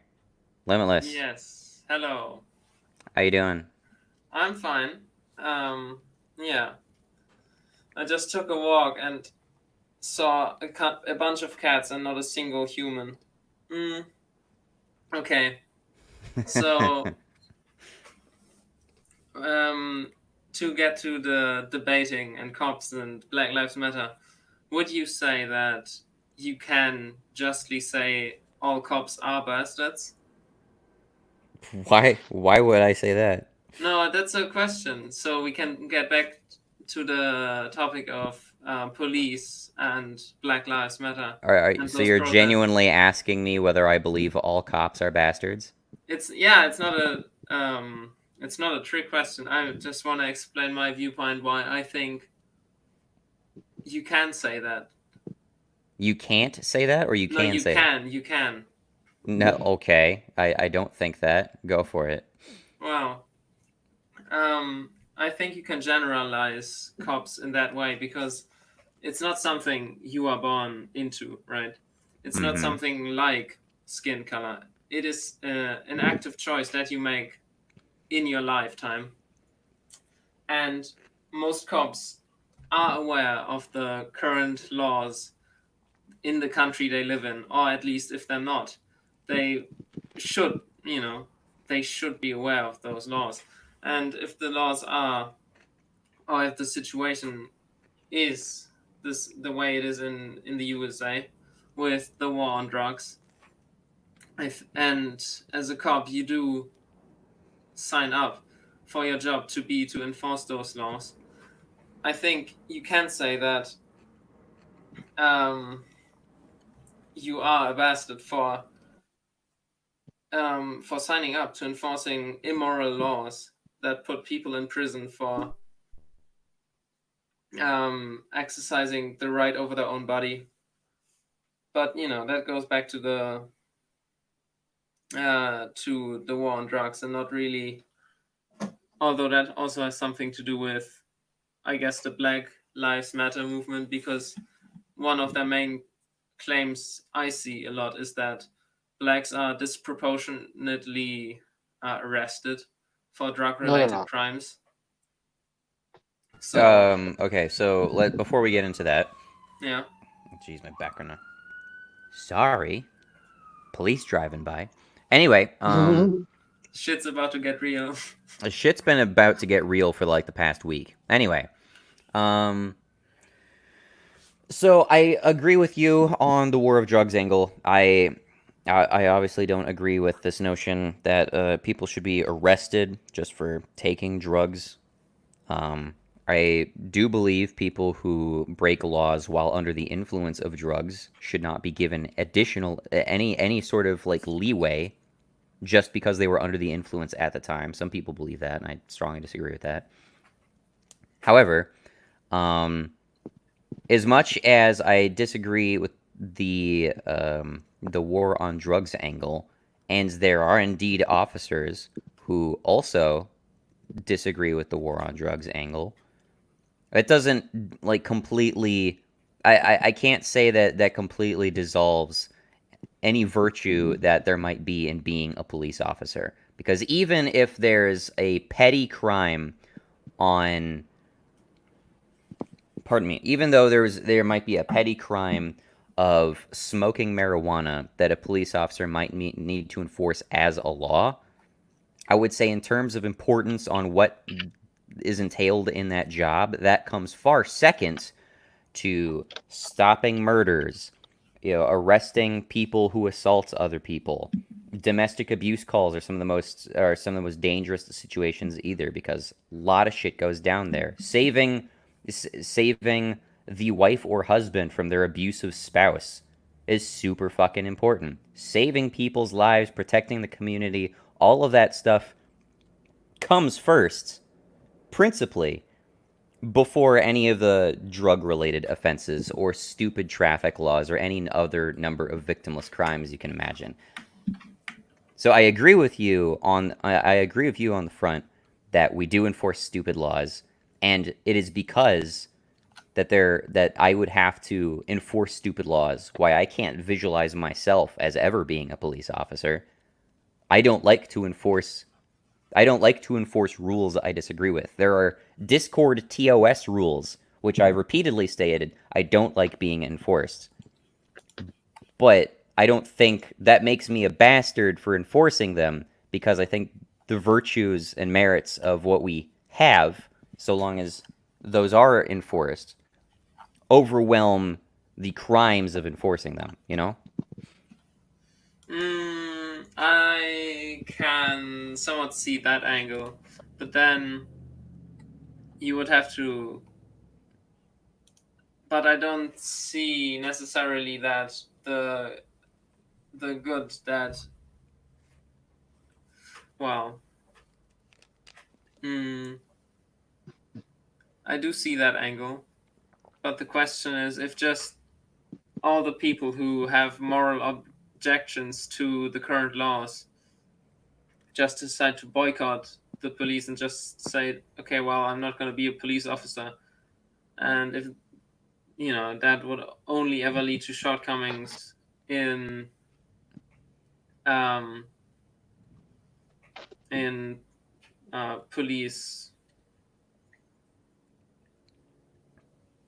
Wait. In the amount of police, if a very, very high amount of people agree with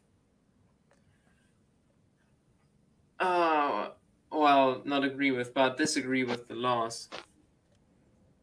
I mean, I'm of the view, I'm not sure how relevant this is to the point you're trying to make right now, but in my view, if we did operate under a democratic model where anyone could be a cop if they really wanted to, and they satisfied the conditions for being a cop, then it seems like a fair it seems like a fair exercise of democratic freedom for police officers to refuse to enforce certain laws, right? We have jaywalking laws that nobody enforces. They're still laws, and they shouldn't still be laws, for the most part, I would say. But nobody enforces them because it's petty, there's more important stuff to do, and any officer, I think, would rather sit in their patrol car and fucking scroll through Facebook just as something to do, rather than go get into a fucking altercation with somebody because they crossed the street at an unmarked intersection, you know? Okay. And if people wanted to drop out of the police force because, for whatever reason, politicians or however the system was, decided to force them to impose laws that they took a substantial moral objection to, I mean, I could completely understand that too. If your own police force doesn't want to enforce, if your own police force like morally objects to enforcing certain laws, then it seems, at least to me, that's a pretty good foundation to say that there isn't really a democratic majority when it comes to the specific laws that we have in place. Now, obviously, this doesn't apply to all things. Some things are more substantial than others. And I mean, I've seen video of like a black cop admit on camera that if he was a police officer during like an era of slavery, he would enforce laws, protecting, slave owners' rights. That's a yikes. That is a big yikes. I completely agree with that. That's a wow. I will never see eye to eye with this person.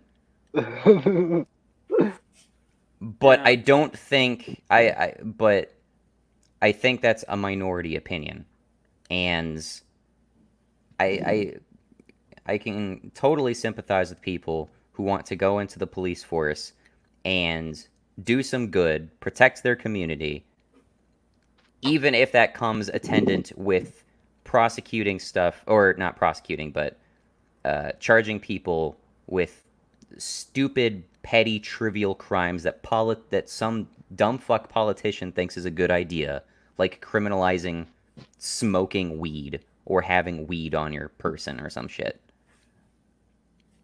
So I'm not prepared to call all cops bastards just on that basis, you know? Damn, you are not convinced. Well, What if I was to do you the favor of saying, yeah, all cops are bastards, but fuck BLM. They're fucking ignorant, they're assholes, they're Marxists, and they're literally going to make a worse society than what we have now. I wouldn't call them Marxists. I don't know how prevalent Marxism is among BLM protesters. I'm not saying the protesters, I'm saying the people who run it are Marxists. The people who advocate and push for it hold very Marxist views on society, very collectivist views on society, not very individualist views, which would be the opposite of what Marxism holds.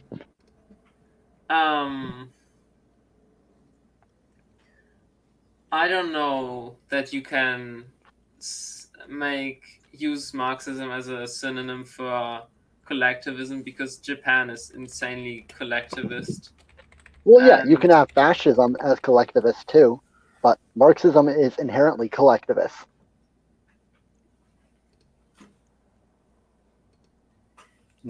I'm not gonna agree. If Black but I Lives think Matter that's like... and the rioters cared about Black lives, why are they burning down African American businesses? Do they really care about Black lives? Let's not forget that there is doubtlessly a large degree of opportunists who are just taking advantage of the chaos. There is. I'm not going to argue that. There is. On top of that, a lot of the things Black Lives Matter advocates is a lot of social justice narratives, which is more left authoritarian views. The same rhetoric, the same argumentation. Well, I wouldn't even, considering they're also in favor of defunding the police force, which you went over, I would say that goes contrary to authoritarian left wing. I would say that's more of a lib left position. I still said collectivist. I don't see your point. See, my point is why they are is they care about the quote-unquote black lives, but they don't. They care about their only people on their side. Why did they shoot? I don't know if it was them. I'm only suspecting it was them. Why was a black retired police officer, and yes, I do disagree of cops heavily, why was he shot and murdered? A black police officer. Why are black police officers also being attacked if Black Lives Matter? Why are black businesses being attacked? Why is it that these people push for things like, what's the term? Affirmative action and things like this, where we now specialize and treat black people like victims instead of like individuals? They're going against everything that is good for them. A black person should be treated on the same merit, not, oh, this person's black, so they're a victim and we need to give them victim points. And Black Lives Matter is playing a victim card. There are white people who are brutalized by police too. You don't hear about those mentioned. You don't get protests for that.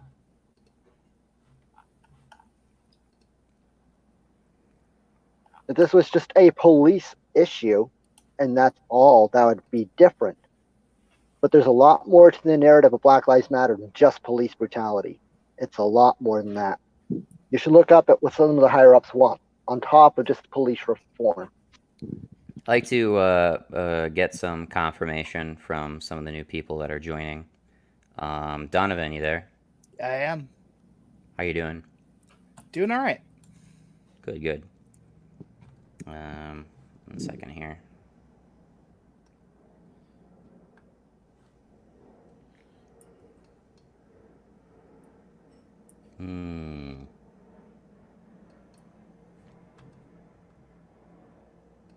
Harrison. Oh, hello. Skeptical of that. Don't worry. Don't be skeptical. I am not at all. I do have a few points. First of all, hello. Hello. Hi. Hi. Hello. Yeah, I do have a point when it comes. I'm not sure what your name is because I wasn't following, but when you said, is it valid to say all cops are bastards? Now, essentially, every time I hear that argument, which is, are cops all bastards? And I ask, why are all cops bastards? Usually the argument goes is that they're participating in a broken system. That's essentially the rhetoric. However, there is a problem because sometimes I talk to what we like to call SJWs, and a lot of them are white. So I ask them, you are aware that your ancestors came and they took the land from Native Americans, correct? They would say correct. I'm like, okay, why don't you give up your home and give it to a Native American and leave? They will say, first of all, I don't think that this, is possible. I don't have anywhere to go to. That's one thing. Second thing, as a white person, I recognize my privilege and I try to help the problem. I'm like, okay, cool. So what you're saying is you are participating in a broken system by your own standards, which is taking the land of the Native Americans, but you're saying I'm trying to fix it from within. Why can't you allow cops that opportunity? A lot of cops are like, yes, I recognize that the system needs improving, but I am working from within to be the good cop and to enforce good laws and to be compassionate. So why can't we allow them that? Why do we have to say that all of them are bastards just because they're in a broken system? And if that's the case, aren't we, in the standards of an SJW, all participating in a broken system? Where are you from, Arison? I know my accent is weird. I'm from the Middle East. No, okay. Okay. Was that addressed to me or to Omni? It was addressed to you when you, in relation to your point that maybe all cops are bastards. And I'm saying not necessarily, no. All right. Wow. The difference, I would say, is that I wouldn't say white Americans are still participating in a broken system just by living their lives, because land isn't being taken away anymore from Native Americans. That exploitation all happened in the past. And you could argue about reparations or how not everything has been adequately compensated. But the difference is that police are still ruining lives, putting drug users in prison over laws that are morally unjust. Whereas if, a white person just lives their lives on land that belongs to Native Americans, that isn't causing any more active suffering towards Native Americans right now. Okay. I have a question. How do I, as a white person, owe any black reparations today? I owe them nothing. I've done nothing to them. I don't support the police. So what have I done that I should have my money ripped from me and given to somebody else? Are they incapable of making their own money? Are they incapable of pulling themselves up? Exactly. That is exactly my point, because I don't think that white people should leave. I'm just talking from the perspective of the people that say, or typically the people who say all cops are bastards. And that's the thing. They will tell you need to pay reparations because racism is an active process. It's true that your ancestors did it, but every day you live with privilege, you are participating in racism. And that is my point. Like you say that cops are actively doing it while land is not being stolen from Native Americans yet. Well, yeah, but the people who say all cops are bastards typically also say that racism is an active process. So by their logic, you are participating if you are a white person in America, just by the mere fact that you exist with privilege. So it is the same logic if you think about it. I'm not saying it's the logic I agree with, but it is the same logic. There is some inconsistency. I'm going to be straight up. My biggest issues with cops is more egotistical. I work on my computer 12 to 16 hours a day, 4 to 5 days a week to make my income. And it really annoys me that 35% of my money gets ripped off for other people against my will. It pisses me off that my income, that my hard work, gets to be somebody else's money. I sympathize with that. Let's try not to veer too hard into economics, though. I don't. No, I know I'm that. talking No, about I'm this. just saying. No, they're just saying. I'm just bringing up my reasoning why we're not going to go into economics. We can say that for another discussion. Okay. So, Donovan, did you have anything different to contribute? I did. You mentioned that you think that police should be allowed to ignore laws that they find unjust. And- I'm not sure I quite exactly put it that way. I mean, I would say it's an understandable reaction to the passing of unjust laws that police should decide amongst themselves that you're going to step away from the police force or boycott, just refuse to do their jobs, like go on strike. Like if they go on strike, if like conditions for their jobs are unreasonable. I could see that, but you were talking about, for instance, drug cases, and you said that you would understand an officer ignoring, weed, for instance, because they didn't agree with that law. Or did I misunderstand you? Because that's what I gathered, is that you would be okay with a police officer ignoring somebody who is using illegal drugs because they disagree with the idea that drugs should be illegal. That's not quite what I was really saying. I mean, I would say generally speaking, if there are laws to enforce, they should be enforced ubiquitously. Okay. If police collectively refused to do their jobs and they quit doing their jobs, that's one thing.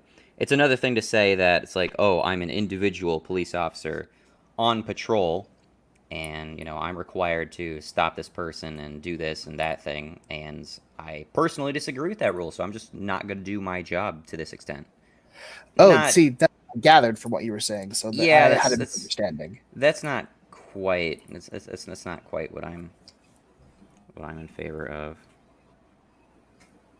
That's my misunderstanding. Sorry about that. Yeah. Emma's still crying to come in. Okay, Emma. All right, Emma. We're gonna have to drop someone for Emma.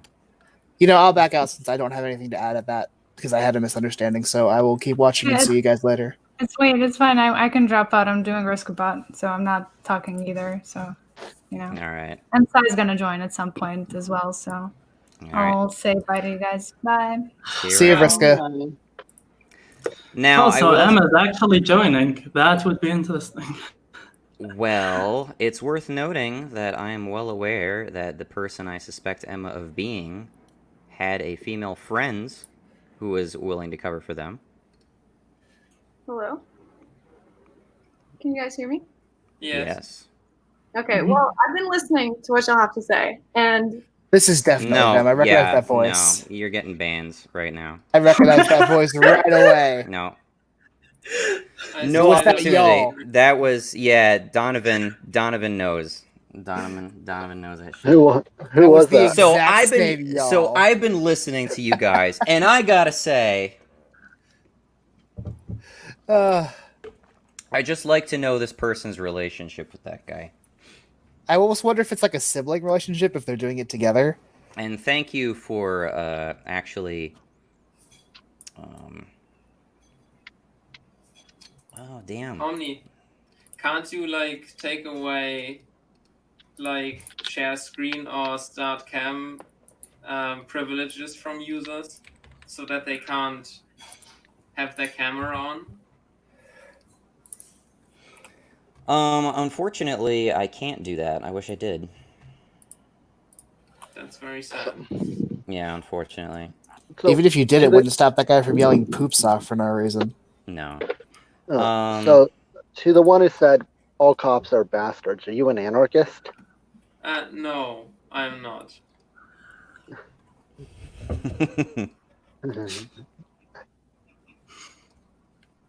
Well, it's unfortunate. I should have insisted on Emma. Should have insisted on Emma posting in the Discord so I could ban them, but they did not. Very tragic. Yeah. Just have So to much settle for effort blocking wasted. them. Imagine if it's just an actual person trying to debate. It sounded similar. Is no, way too similar. Is Way it a too risk? similar. It's a risk we're willing to take, I think. I really have to do like a highlights clip of that from the first stream. Because I think our reaction was actually pretty amusing. It's incredibly. It's a unique. I've never seen anything like it before. Like when she first got in, she was just like bullshitting straight to our faces for a good while there. Yeah, no, it's like And 10 minutes of her making there's shit up. moments where I'm like, I don't know, guys. That's exactly what they would say.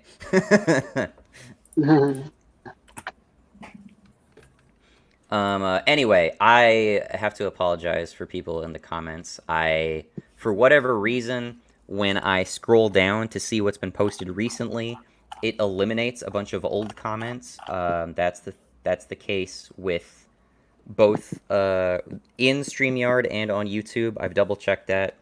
So unfortunately, I have missed a handful of comments, but I do have the last hour's worth of comments at least, so we'll go over some of those.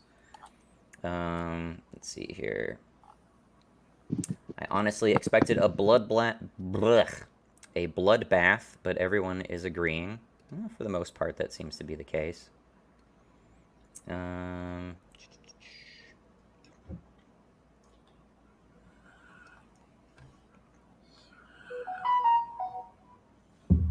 Can always, Arison, you said you can always ask about which topics are the most divisive in your Discord server, and take a vote. Yeah, that was when you said that you expected that people would disagree. I was throwing a little suggestion there.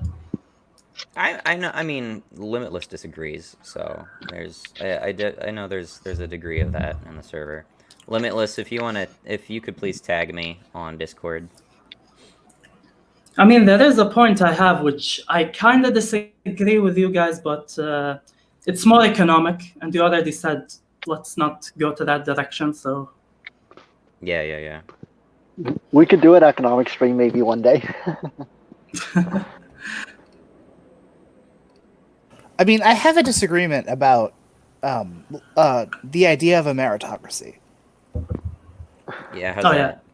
Well, you say that you want a meritocracy, but there's Yeah. this idea that I've seen a lot from, especially Black Lives Matter and that circle, that you can't have a meritocracy when people start off on different footing. Well, that's why it comes down to equal opportunity, and we But- do have a system which precludes equal opportunity in all cases, and so yeah, there are reforms that are necessary. I do grant that. Even if you have equal opportunity, though, how can you actually call it equal if, for instance, Black children have home lives which make it incredibly difficult for them to get the same quality education as the white children on average? That's rather bootstrapping information that we can't be super specific about. Ultimately, you can't really interfere too far into that without, seriously curbing people's freedoms. Yeah. Guess you could I just can give an example then. For me, I grew up in a broken home with my mother on drugs and been homeless twice. I've been poor most of my life, but I, on my own, have got to the point where I can now work from home on my computer, making substantial income. Like, just because you have a messed up life or a broken home does not mean that you're completely cut out from being able to get yourself higher up on the spectrum.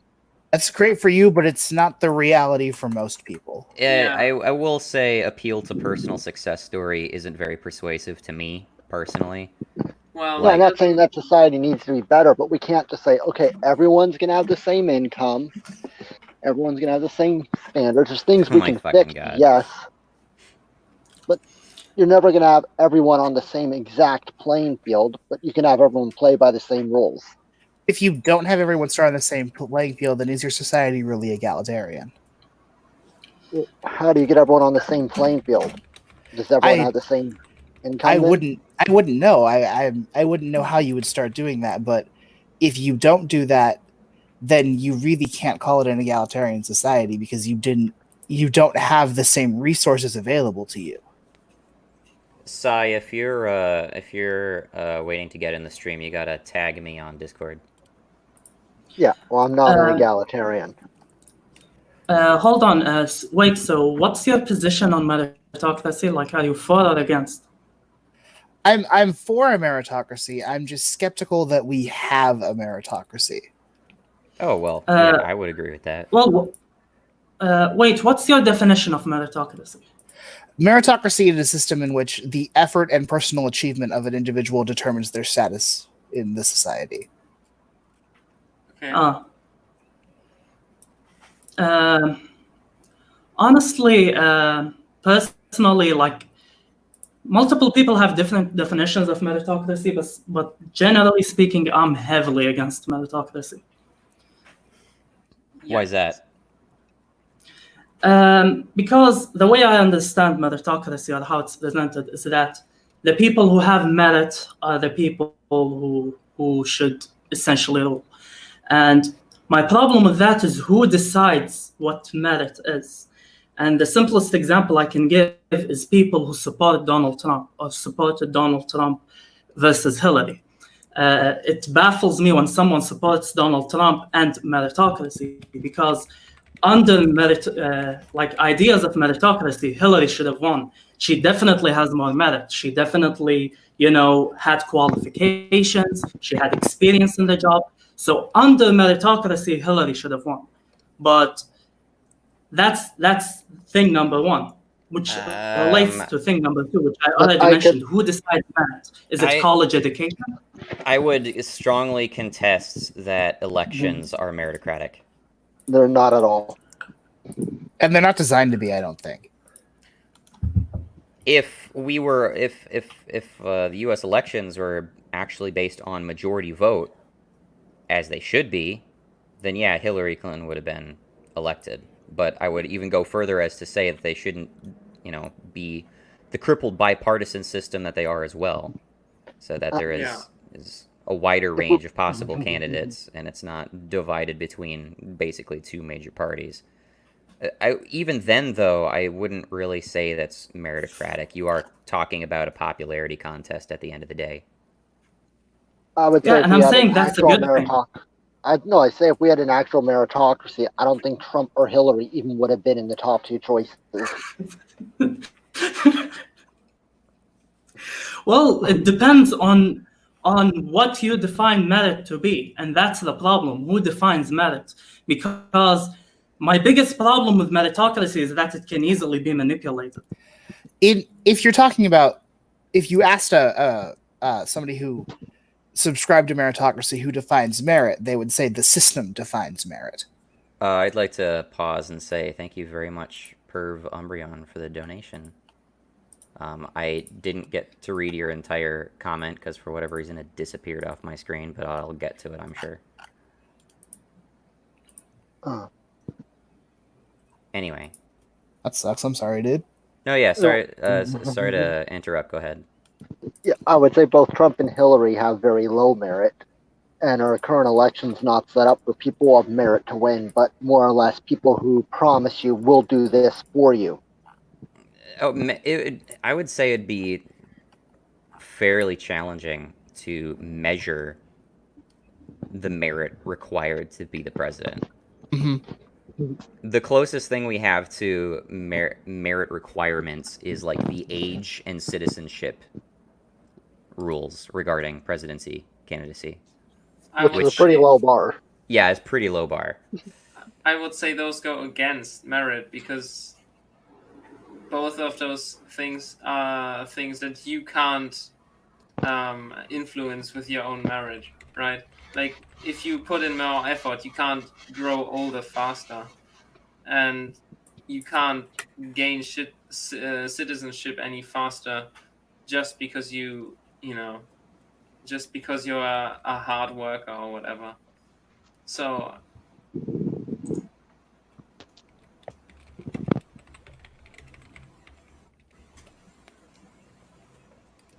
Got Sai trying to join right now.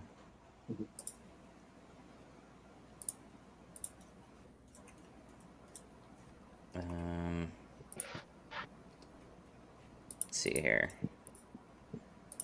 Again, I'll try to go through some of the comments. Leo Loco Chibi Thief said, I still think you should read the 1D4chan wiki on communism just to lift the spirit. That is a interesting suggestion.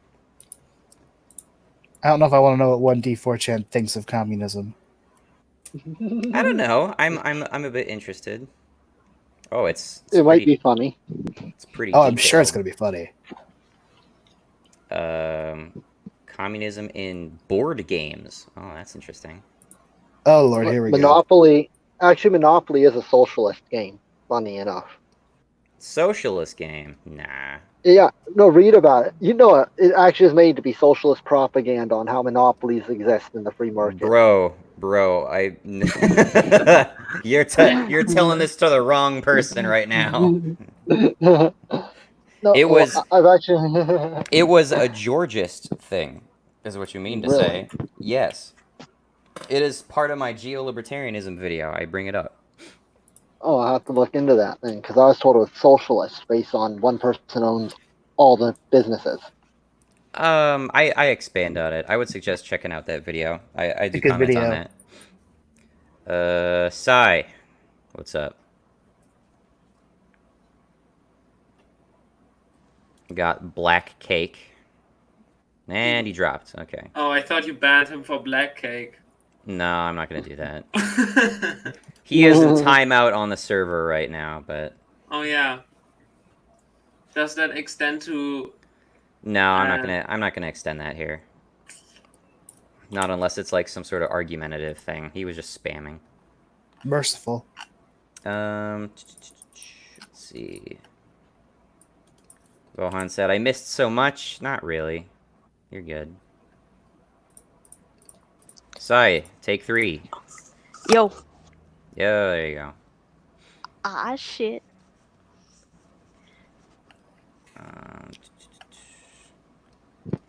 Perv Umbreon is out grabbing a burger. Well, good thing we're not doing the veganism 1v all. We already did that. Yeah, we did. Yeah. Emma M is the same name they used last time. I don't even remember. Yeah, it is. They may not have joined the Discord because I banned them already. In fact, I would be very interested to know if I've already banned that account. Let me check real quick. All right. Time to hear your position, Sai. Yeah, I am in support of peaceful protests. I despise the riots completely. I don't think all cops are bad. I'm kind of all around there.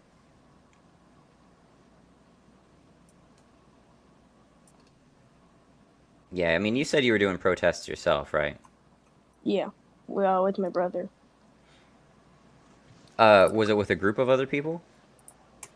Yeah, we did this little music thing at the park. We sung some songs and did some speeches, and then we walked for 3 miles. I gotta admit, I just have no sympathy for the whole protesting thing. Especially the youth activism angle. Still not. Still what? Still not. Yeah, I'm just not sold on it. Seems that protest is effective. I don't think it's effective. I don't think this is accomplishing anything. Okay. I honestly don't think it's accomplishing anything. Again, especially considering the circumstances under which people are protesting. People are protesting against police brutality under the context of like one guy breaking, not just one guy, but four guys in one department in one state of one country, and I only have to say that because this is an international thing now, breaking departmental policy and immediately getting fired and charged with crimes for doing it. Like, what is accomplished by protesting after that point? That was our I do- very first debate, actually, about protesting being, worth it or not. But we were talking about veganism, right? No, it No? was the Fridays for Future and the co-blocking. Yeah. I honestly don't remember that conversation. Damn. But this is the second time you've mentioned that, so I'll trust your memory on that more than mine. Also, Omnizo, I saw you earlier, like showing some page about Marxism. I wasn't following. How does it relate to the whole Black Lives Matter thing?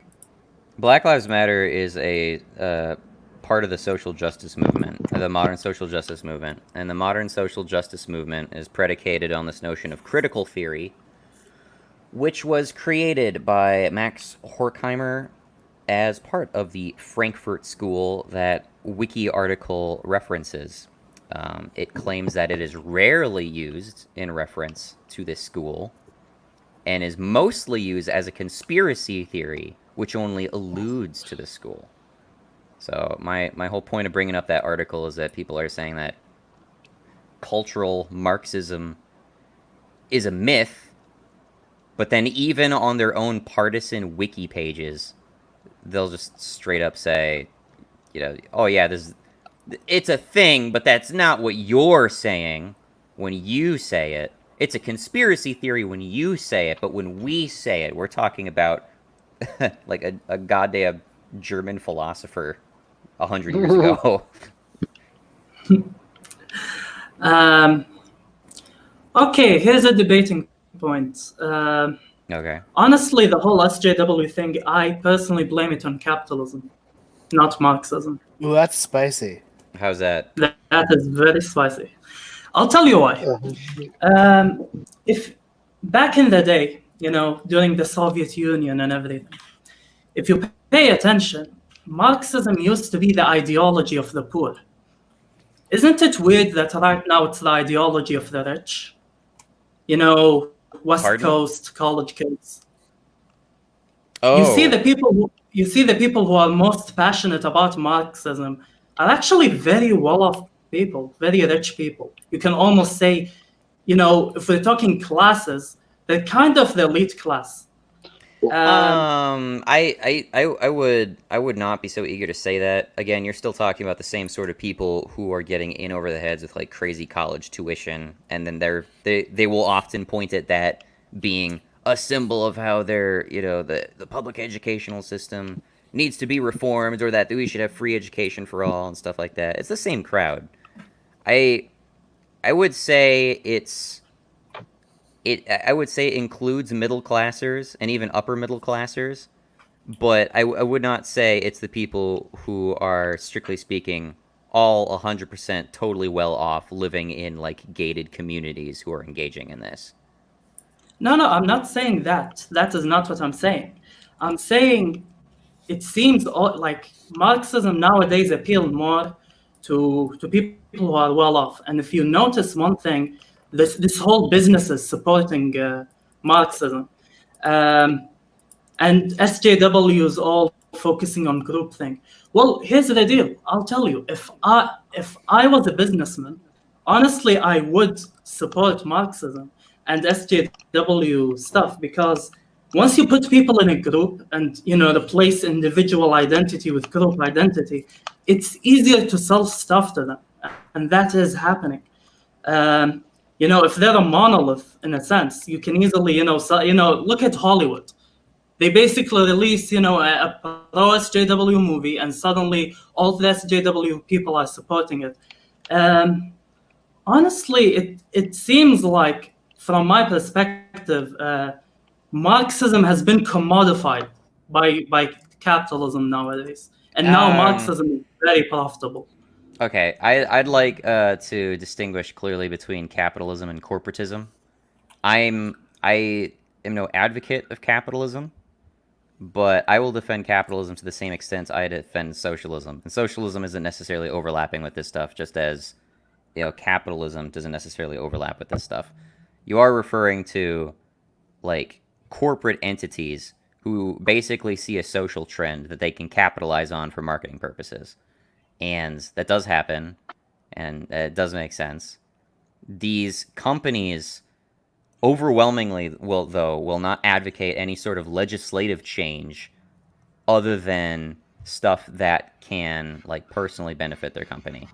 Like if there is some sort of if there is some sort of legislative change they can advocate which has the knock-on effect of like eliminating competition, I mean they'll advocate that and they'll say it's all for they'll say it's all for social change and righteous justice and all that shit. But I mean, at the end of the day, it's also helping their company. Did you say you're not a capitalist, or you are? I'm not a capitalist. Were you asking me? Yeah. I'm Georgist. That never heard of how Georgist economics work, other than the land value tax part. That's literally it. Well, it's it is laissez-faire market economy in favor. So I am in favor of like laissez-faire market economics. Yeah. So I'd say I'm probably close to probably close to where you feel you're at on the economic side of things. Probably pretty close. No, but as you said, if you take monopoly to be a socialist thing, then I clearly deviate in your mind. I don't. No, substantially. No, I don't say that's socialism at all, like a monopoly. I'm not going to throw that card. Okay, well.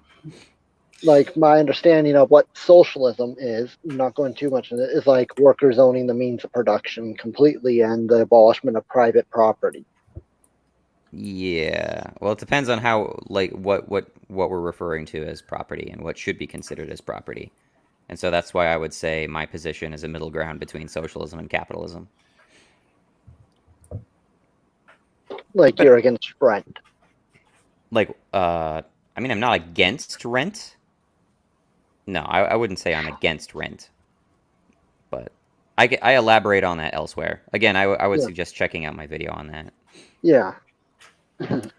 Anyway, did anyone have some more points they wanted to pull up right now before I keep going through comments?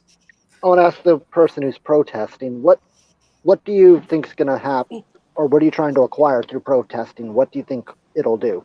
You asking Sai? Yeah, Sai. Yeah, Yeah. We made it a point to, when we were doing all the talks and stuff, we will try to write to the governor some of our ideas on how to fix the police system, even though, like, and as for like the marching and stuff, we want to be heard. We want to make our presence known, you know? Didn't you say it was like a march against hate? Yeah, that too. Like, does marching really make people less hateful? What do you mean? Well, I mean, is there really any sort of like direct benefit to marching in terms of like reducing hate? Do you bring more awareness to the concept of hate or people's dislike of hate by marching and protesting hate? Hopefully, yes, but I see that's very see what realistic. You're saying. I do see what you're saying, though. Like, I don't think the alt-right's gonna hate minorities any less because you marched an extra mile. I honestly, I don't think the alt-right has much of any presence at all at this point. I'm not convinced the alt-right is any kind of serious threat. No, and it's definitely not the alt-right who are running politics into the ground right now. And it's not exclusively Democrats either. Let me make that clear.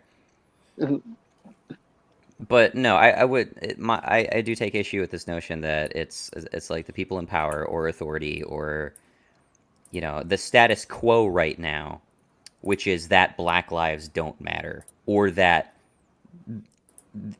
police brutality is precipitated by a systemic hate. Like, I think that's just complete bullshit.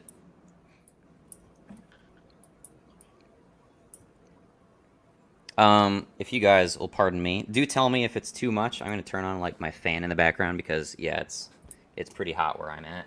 Go for it. 1 second.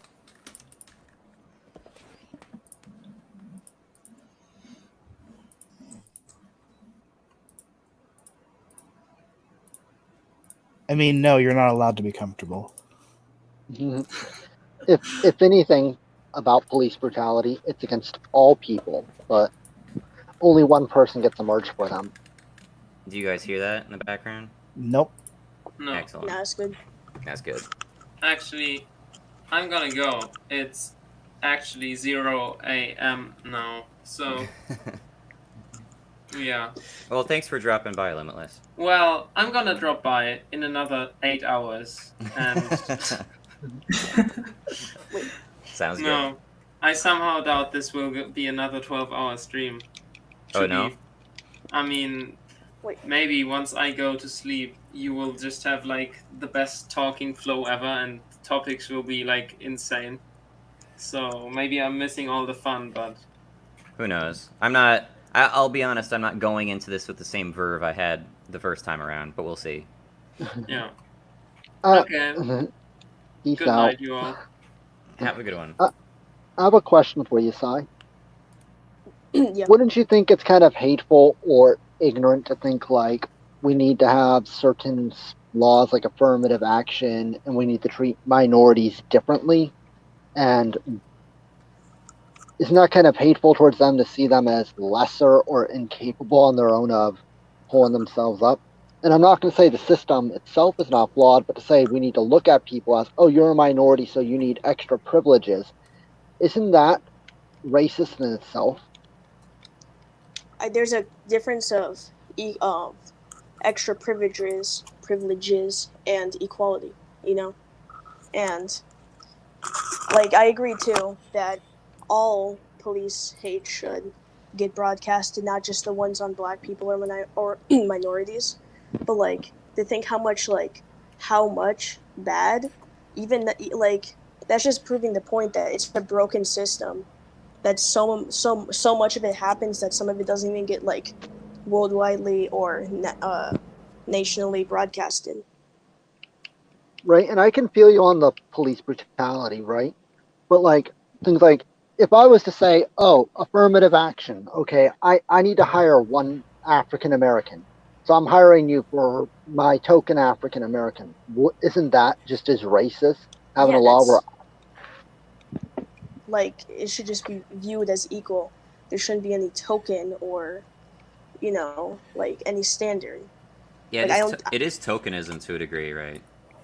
Like I don't think like just because someone isn't following any Black people that they're racist, like some crazy person people like to believe, Right. So I think we could probably agree on a lot more things different. Maybe how we'd fix it would be different.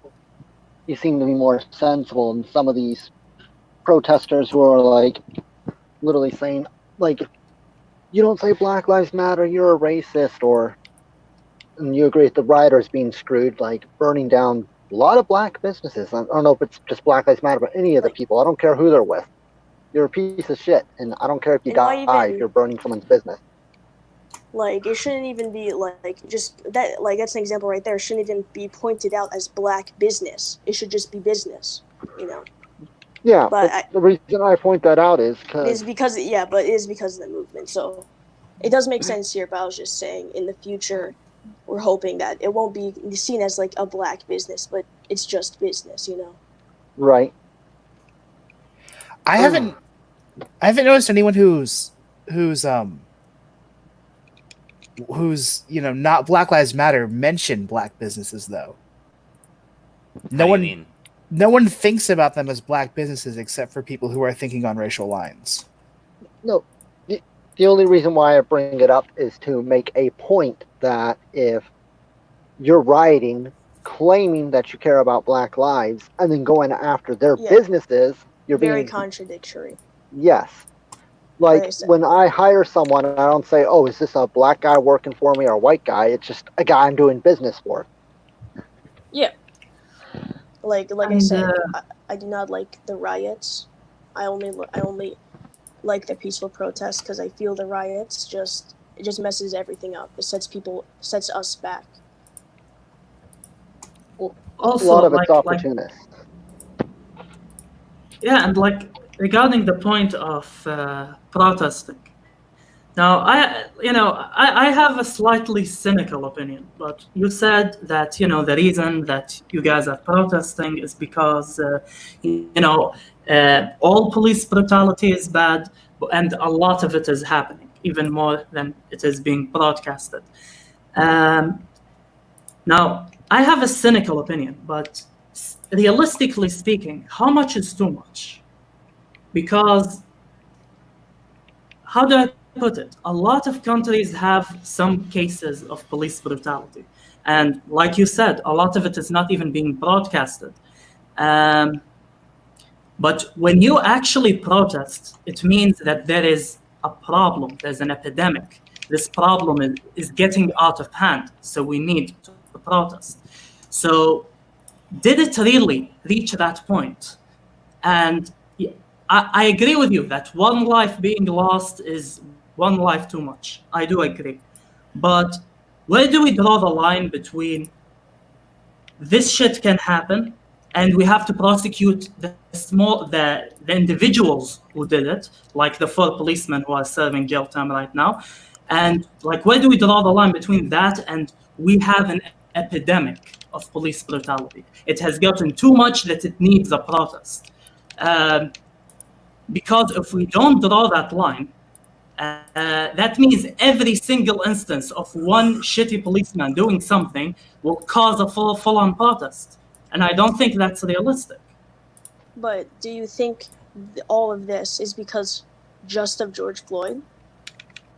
Well, I do agree that there's a lot going on. But I'm saying, is it just, there is no such thing as a perfect system. There will always be the bad people in a good system.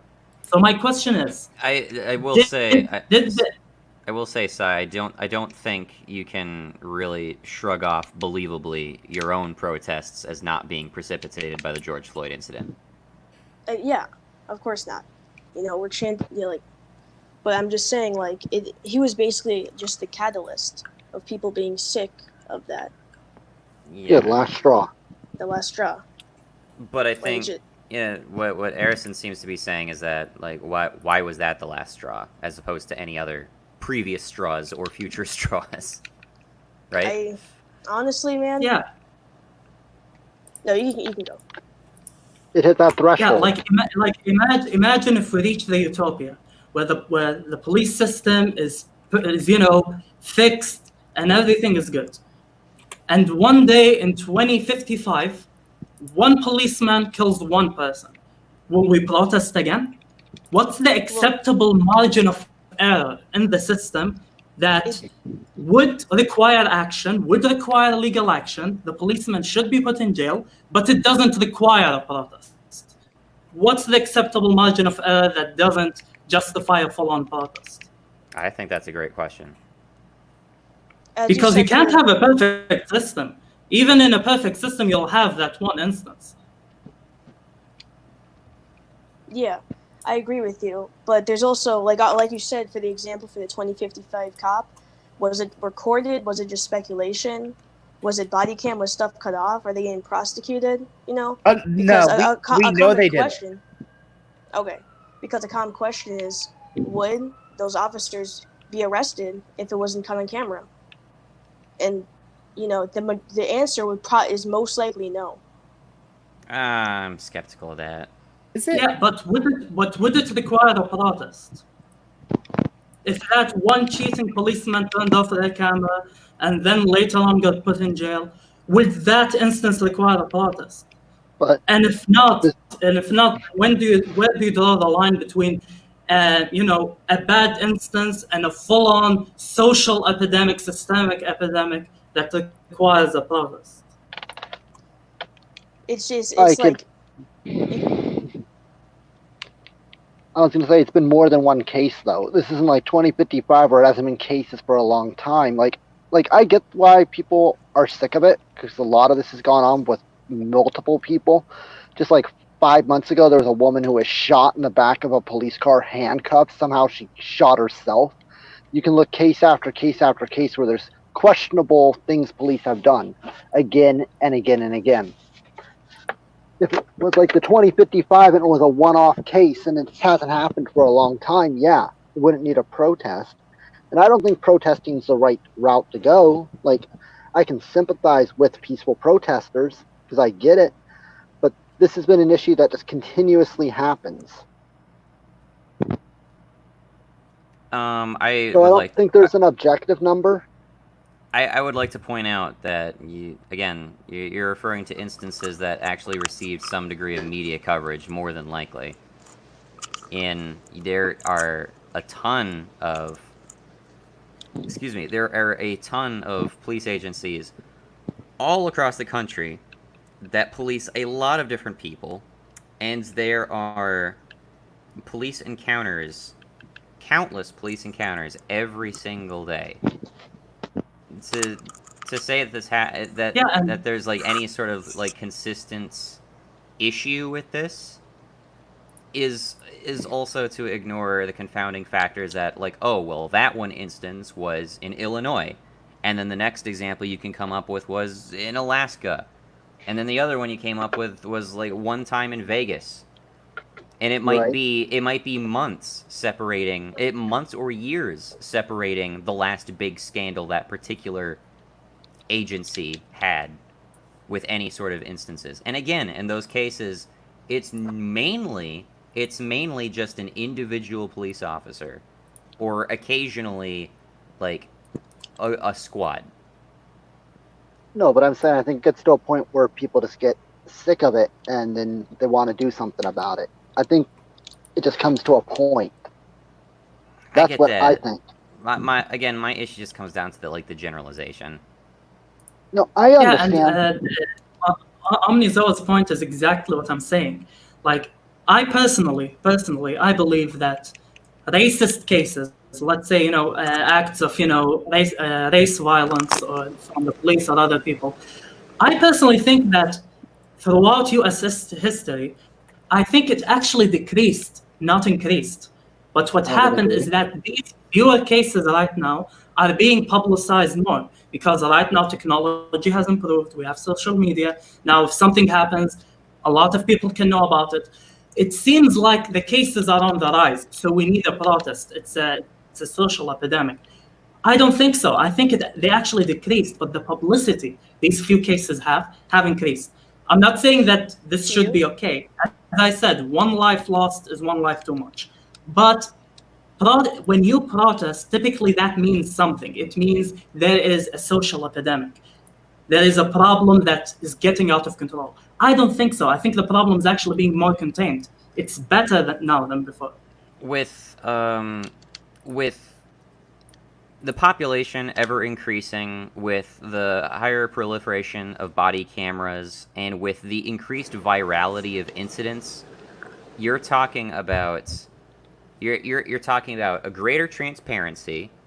You're talking about a greater transparency in law enforcement. You're talking about more possible instances of law enforcement fucking up.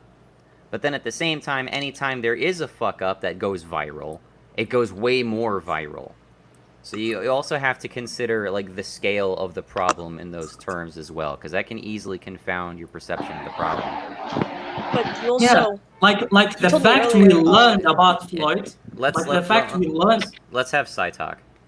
Yeah, you told me earlier on the Zoa that you said there's dozens of cases of white cases that hasn't been broadcasted.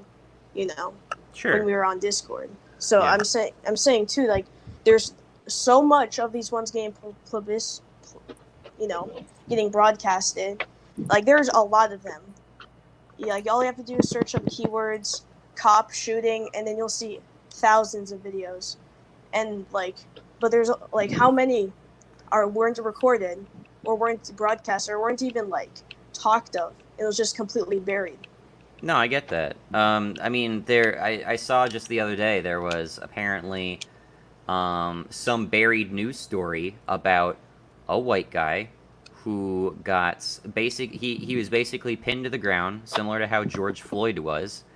But worse than what happened with George Floyd is that the cops were actually kind of mocking him as he was passing out. They're like, "Oh, hey, wake up, man! It's time to go to school." Like, imagine the entire George Floyd situation, except the cops are like vocally mocking the guy who's dying underneath them. Oh man. Are those cops being prosecuted for it? No, the case was dropped. The case was dropped. And this never got any media coverage for it. But guess what is getting all this racial attention now? This instance, because it's not a white guy, it's a black guy. Suddenly, we need police reform now and not then. It tells you a lot about the very selective attention span that not just like your average media consumer is, but your average mainstream media outlet has. And as I said, I think all of them should be broadcast, and that shouldn't happen. I understand that. I understand that side, but again, you're not protest. You told me yourself, it's not merely a protest about police brutality. Yeah. Let alone generalizing police brutality, but it's about hate. So again, you're injecting hate into this instance, and as far as I'm aware, there's no evidence that the whole George Floyd incident was even hatefully motivated. So to go on this campaign that we have to have like nationwide police reforms, as though every police agency operates the same, regarding hate is just it's beyond me. Like I can't reconcile with that. It's actually kind of interesting because that kind of thing happened in my hometown. I live in a small town, and we don't have a problem with our police officers, but we still had a rally and a protest and a riot, and our businesses were still broken into.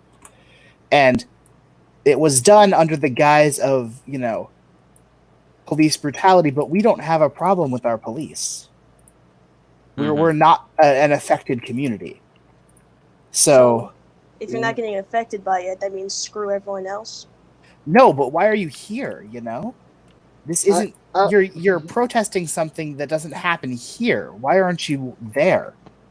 I have a question for you, Sai.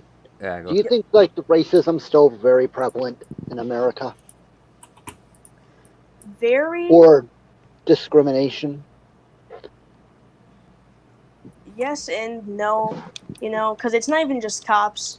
When I'm going to school, like, holy crap, man, it's bad. Walking on this, as I said, we went to, I didn't say this here, but when I was going to protesting, a fight broke out because some people came in and started causing bullcrap. Some people with, Blue Lives Matter flags came in and started trying to fight people as we were peacefully protesting. And luckily, my brother diffused the situation. But I'm just saying, I witnessed that entire thing. I'm just like, man, it's bad out here, dude. But was it, and I'm not trying to be ignorant, was it more or less because they didn't like your message, or was it more or less based on I don't know if you're white or black. I don't know. My dad's from Africa, my mom's white. All right. No, because I don't want to judge anyone. Or was it more based on your race that they may have come after you? Which one do you think? Or is it both? It could be. That's hard to. I see what you're trying to say there, but both ways, attacking someone because you don't agree with them, that's bad either way. Yeah, it's bad either way. I do agree with that. I don't think we should use, violence just because someone's spreading a message. All right, I'd like to reiterate that much as we have 5 people in here, all with mildly conflicting points of view, still kind of meant to be a 1v all, so I don't want it to turn into anything where Sai feels like he's got like 3 people against him. I wasn't trying to pick on Sai. No, I get that. I'm just, I know you guys might want to argue amongst each other. I get that too. But again, just trying to sort of try to keep on point while possible. We can continue discussing and whatnot. I'm not overly concerned about it. Fine with that, but thank you for pointing that out either way. I appreciate that. I am a bit. I'm still very, very far back in the comments, so let's just go over through some of the comments again. Yeah, I got it. I have to get going anyway, pretty quick, so I'm just gonna jump out now. All right. Thanks for having me here. Yeah, thanks for being here, Menina. See ya. Bye bye. South Korean idol group BTS donated $1 million to BLM, and their fans matched it. Neat. Kind of on that, how do you guys? It's a little shift, but not really. How do you guys feel on like media speaking out on it? Like on Minecraft, they're saying, "I opened Call of Duty. All of the things are blacked out with the BLM." That's stuff like that. so unbelievably painfully cringe to me. To me, it seems like obvious pandering. Oh like, yeah, unrepentant pandering. I kind of see it, kind of disrespectful if the company hasn't been supporting these things in the past, but all of a sudden it's like that. Yeah, if it's like that, I kind of don't like it. Like Reddit changed their logo and blacked it out. Good job, Reddit. Congrats, I guess you did a thing, but like, why? For It's what like, purpose did you do this? I feel if like the company in the past has supported these movements, and I agree, even if they haven't, it just depends. Like Call of Duty, like I don't know. Honestly, I can't blame these companies. I mean, it's profitable. I think. No, it's not only profitable. It's scary not to do it. No, yeah. People can to their target demographic. People can come after you. People have. Yeah, I've seen that. It's companies, if they have any sort of like moral, if they have any sort of like established moral compass, and they aren't as given to the winds of change as it seems to be, like they would just straight up say, no, we're a company, we're only here to do business, we're going to be impartial, we're not going to inject ourselves into politics.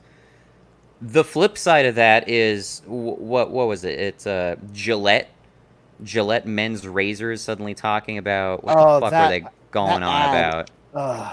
I never saw the ad. I don't know, Gillette, when they did that, they were in something for another commercial a while back. I can't remember exactly what it was, but the Gillette ad had this huge undertone of Gillette is the best a man can get, so make yourselves better, men. Because you need to be better. I think I can already I can think of a bunch of different instances where different companies have pandered to like the various social justice narratives. Like there's some car commercial.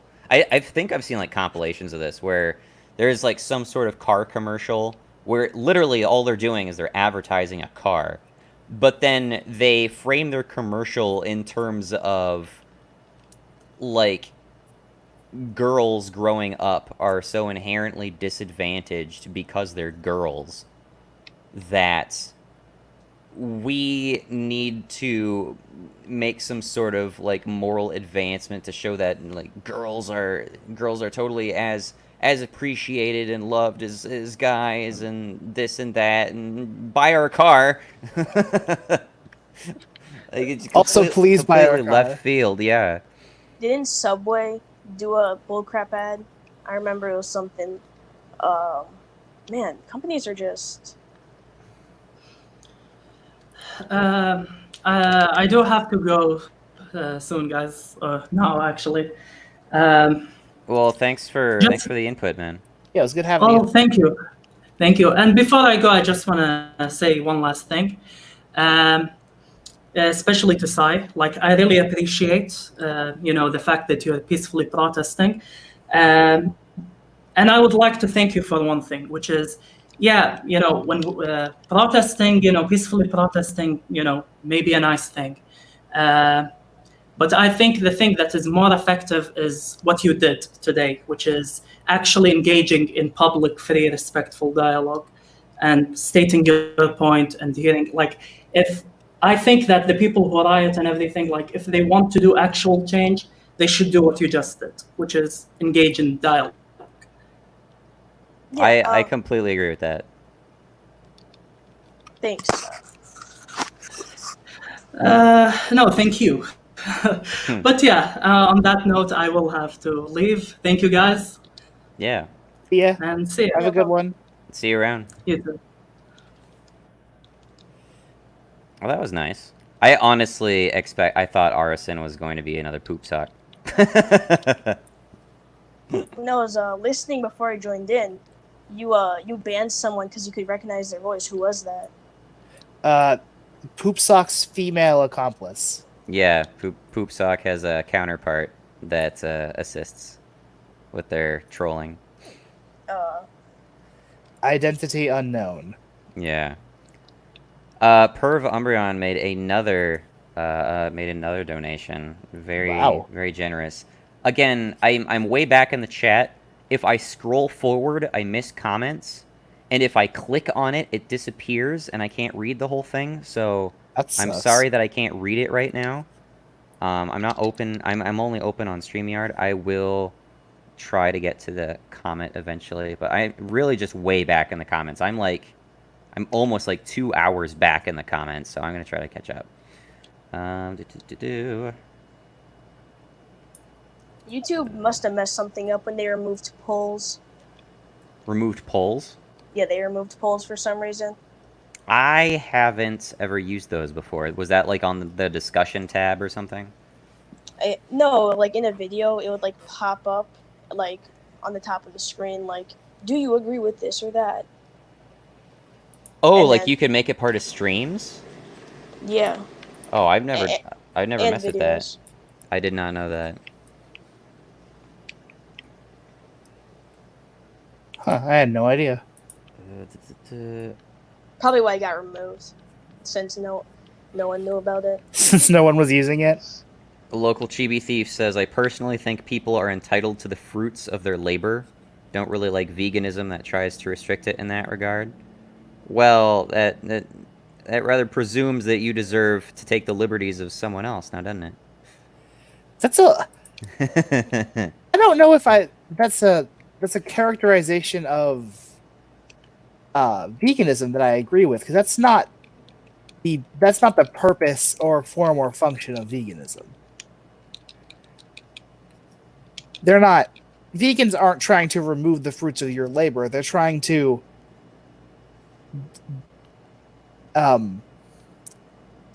create social change that advocates for the removal of your options, but you don't have the option to buy unrefined uranium.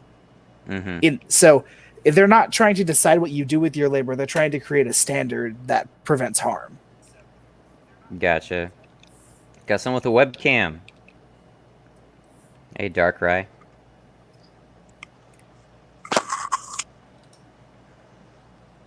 Hello. Yep. Hello. What's up? Hey guys, how are you? All right, how are you doing? I'm fine.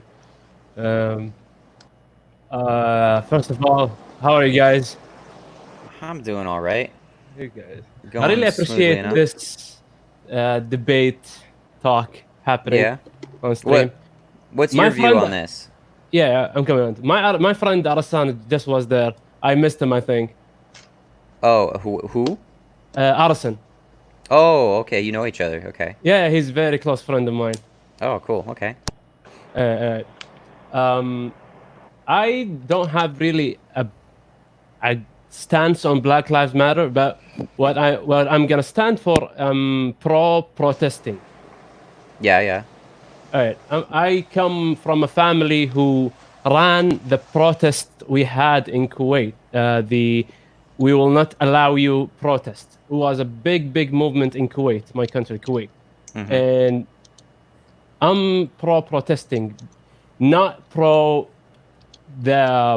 all the things the bad things they're doing, all the robbing, thieving, whatever, like bad things they're doing. Like the point of protesting, in my opinion, is just conveying a message that the government or whatever kind of sector the messages should be conveyed for. They should listen. They should know what the sound of the people, the opinion, the matter of the people.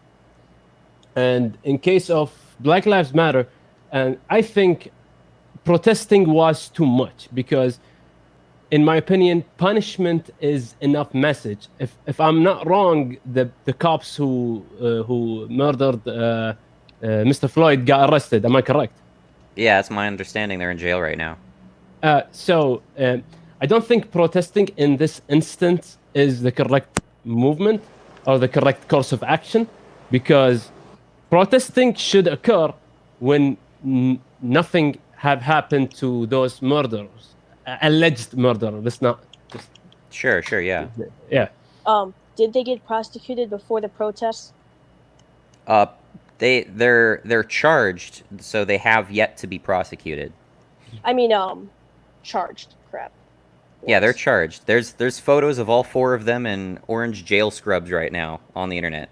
Yeah, but before the protests. I don't think they could have. I don't think that would have happened like right before the protests. But again, you're talking about a relatively narrow sliver of time, like probably under 24 hours. Exactly. People, the law system takes time. It's just the process takes a lot of time. Like, I will say it's not always justified how much time they take, but in this case, it was pretty fucking immediate.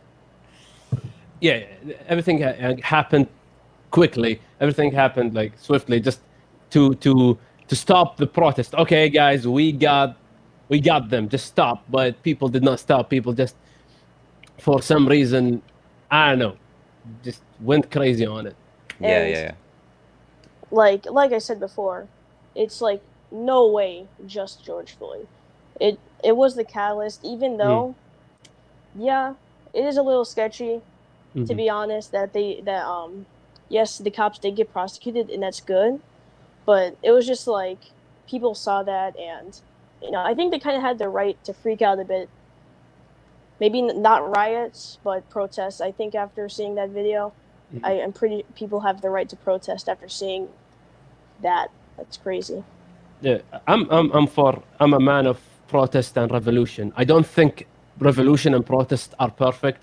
I don't think they're the right course of action every single time, but I support them. I think the people should have voice. The people should have the stage to express their opinion, express their anger. I think it's okay. Even sometimes, even after, let's assume, immediately after the death of Mr. Floyd, the cops got arrested. I think it's within the right of the people to show to express their anger, to express their frustration, to go on a protest. I think in every state or in every, let's say, city, there should be a place for protests supported by the government, because in Kuwait, we have a place, we have a space specifically designed for protests.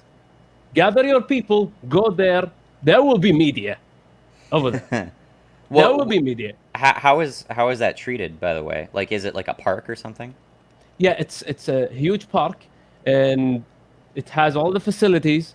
And you go there, media will be there. You can just go nuts with your thing, and that's great. Yeah, that's great. But sadly, better than blocking traffic, at least. Yes, that was my point I'm coming to. Yeah. And the movement that happened quite years ago, the movement called "We Will Not Allow You," and people did great at the start, and they went to that area. Everybody protested. The message is on fire on Twitter, everywhere. It's just, this is what people are saying. This is what people are advocating. But when they went down and blocked the whole Fifth Ring Road, which is one of the major roads in Kuwait. Okay, this has gone too far. Okay. People sometimes go crazy because one guy with a bad idea can just ruin the whole group. You just need one bad apple to ruin the whole sack of apples. Yeah.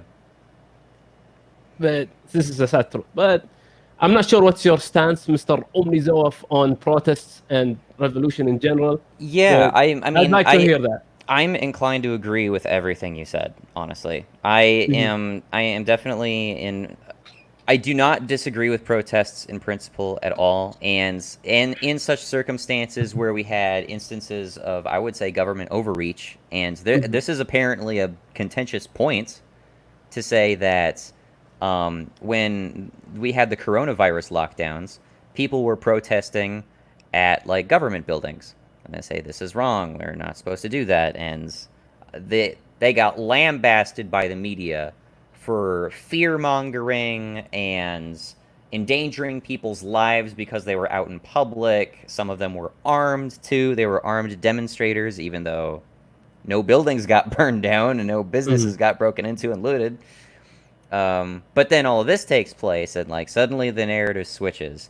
Although in this case, again, like, there's protesting, but then there's protesting under false pretenses, and that's what I think this is. What kind of false pretenses you're mentioning here? Well, I mean, it depends. Like, any pretense I think you could come up with seems pretty freaking hollow to me at this point. If you're saying it's against police brutality, the guys are already charged, they're in jail, they're awaiting trial for some pretty hefty crimes, and like, protest didn't put them there. That was just part of the system. The police chief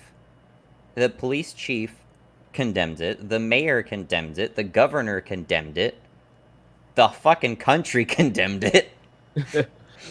And so what is there to say at that point? The system and the people unilaterally condemned what happened.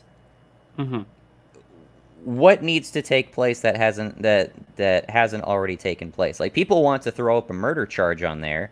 I think that's hasty, but it's obviously not just police brutality people are talking about. Size marching on the premise that there's hate going on, and Black Lives Matter is obviously an anti-racist movement, and yet I see no evidence whatsoever that this particular instance was racially motivated.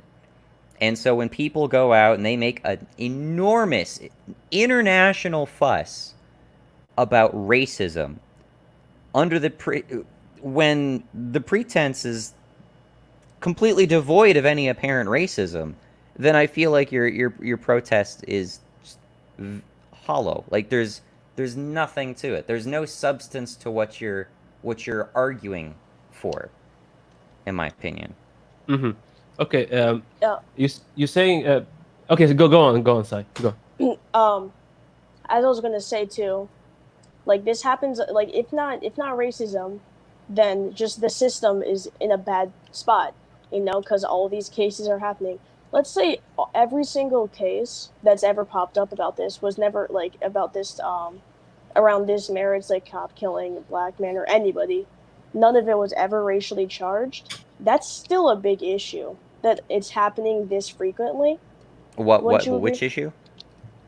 Like that it happens this much. All this police stuff.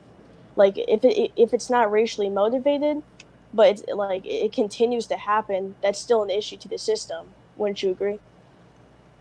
Because this is frequent, all kind of, So I'm sorry. So what is the racial issue here? Like, even if not racially motivated, it's still a huge issue. What exactly? Like, all these situations, like you're saying, it's hollow even if it wasn't. Well, again, I want to specify whether we're talking about systemic racism or police brutality or what. Police brutality. Okay, well, again, when people step over the line, oftentimes if not most of the time, they get charged with crimes and they get civilly sued. Like, last time this shit happened in Minneapolis was the Philando Castile incident. That the family got a settlement in millions of dollars over that incident. And there was not merely just a police reform. The police chief stepped down and was replaced with the black guy. And then this happens. And people act like nothing's changing.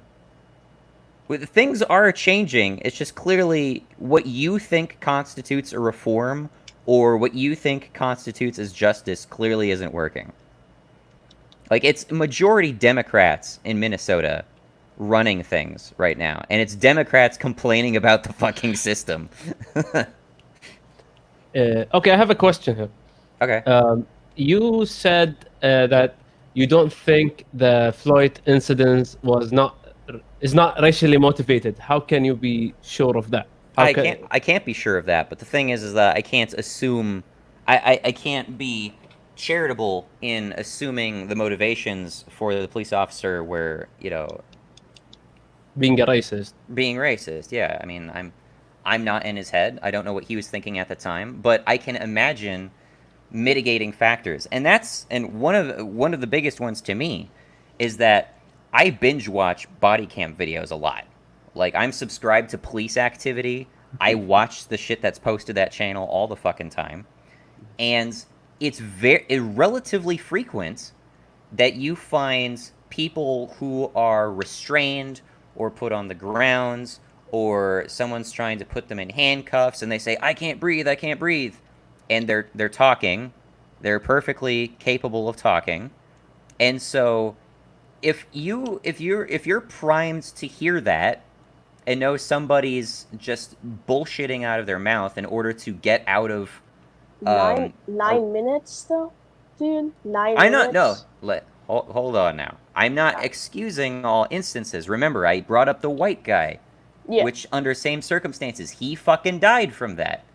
George Floyd obviously fucking died. And as I elaborated, it's going beyond the use of force continuum to continue applying that level of force to somebody who's physically not even moving.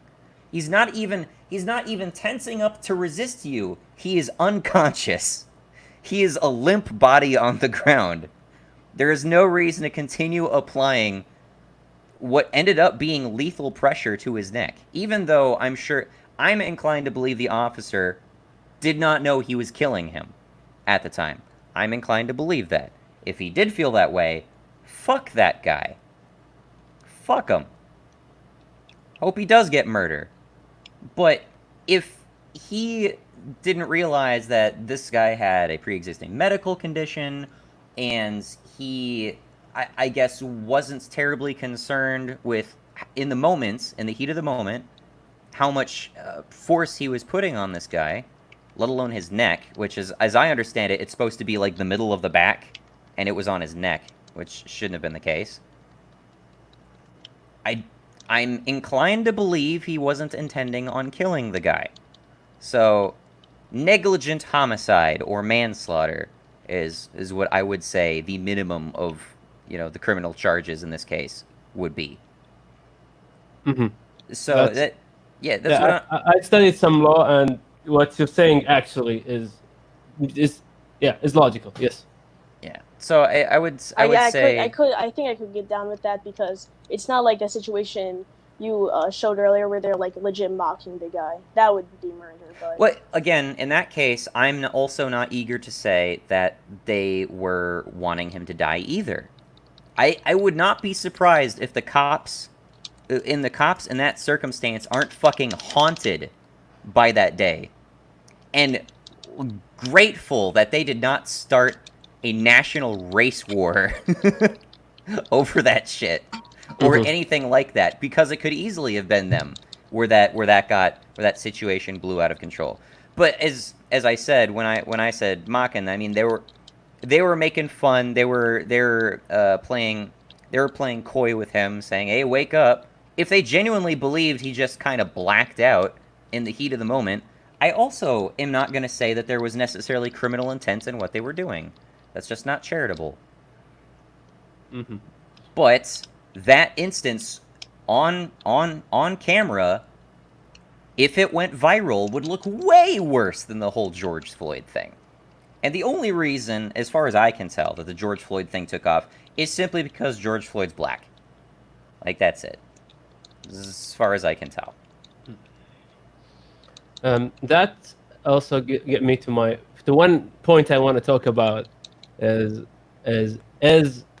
America racist? Is United States a racist country? Well, I'm gonna speak from experience. I studied 2.5 years in the United States. I studied 6 months in Houston, Texas, and 2 years in Morgantown, West Virginia. Oh, okay. So I've been around the states. The minimum you can say. Sure. And during that time, I encountered almost zero instances of, racism. Look at my face. I'm whole Arab right there. Yeah, I scream Arab. Like you at least mean targeted at you, right? Yeah. Okay. And even when I went there, I befriended some Americans, and they asked me this question: Hey, you Aziz, have you encountered any racist guy on you? Anybody said any racial things to you? I was like, no, America's great. Everything we saw in the movies, everything we saw like in the media, it was not true. And my brother studied 4 years in the United States. Same thing, almost no cases. Like some drunk people sometimes, it's weekends on High Street, people are crossing by in the car. Then they just middle finger you or something. It's they're drunk. It's okay. Yeah. But I'm speaking from experience. I did not encounter any. What two states did you say again? Houston, Texas, and Morgantown, West Virginia. I was going to ask, are you familiar with like the stereotypes associated with Texas? Stereotypes, maybe like from what I saw in Texas, like Mexicans and cowboys most of the time. Okay, so I was talking to Sai about this earlier, and he was referencing police getting let off the hook because of judges from the South. And when people imagine the South, people like to take prime fucking target at states like Texas. No, Texas is not racist. No, Texas is as redneck and cowboy and southern religious conservatism as it gets. That's really interesting. I don't think Texas is racist. Texas has more color people. Like I rarely saw Americans in Texas. This is how much color I saw in Texas. Like Houston, when I walk in the streets of Houston, I went in a lot of areas, and Houston's huge. And where are the Americans? This is Houston is the first place I landed when I came to the United States. I'm like, where are the Americans? Like, these are Mexican, these are Arabs, and these are, I don't know. Like, it's as colorful as it gets. I don't know. I'm not sure. Maybe other places. That kind of applies to my state, but the opposite. I'm very up north, so we get a bunch of just Canadian people, like a lot of Canadian people, actually. Yeah, I get that. Having grown up in the Dallas-Fort Worth area, down in Dallas, it's very redneck. You're right, but it's not very aggressive. There's a lot of that community-focused church-going stuff that really stops people from being racist because they have this very big Christian monotheism community-based aesthetic going on. Well, to be fair, I guess the stereotype is mostly applied to rural areas, and Houston can't really call Houston rural. Right? Yeah, it's a city. I don't think anyone could call Houston rural. Yeah. So I will grant that at least. But at the same time, people are still generalizing, like Texas. Like Texas is the red state or something like that. I honestly, I might have skewed views because I saw Texas as like the kind of, I wouldn't say flat out diverse, but I know there's a lot of like colored people there, especially of the Hispanic kind, you know, because you know it's bordering that country, but still, I think like. It's Also, weird. when I went to West Virginia is as white as it gets. You cannot get more whiter than West Virginia, believe me. Night and day. Yeah, exactly. It's I don't know if Morgantown, because it's a university-centered town, that's why it's not that racist, because they have seen all colors, because when the town is centered around the university, it gets a lot of international students. And people maybe got used to them. Maybe in the outskirts of West Virginia you may encounter, but that can be said for every single country. In every single country, racism is everywhere. Racism is natural. It's natural. It's how it is. I just cannot. I'm not sure. Where are you going to push this to the degree that it's natural, therefore acceptable, or no? No, I'm not saying okay. It's acceptable. Just to be clear, because we do have people floating around who feel that way. No. I'm just, racism is everywhere. It's in every country. Here in Kuwait, we have racism. In the racism is just everywhere. You cannot deny it does not exist outside the United States. It exists everywhere. Europeans are.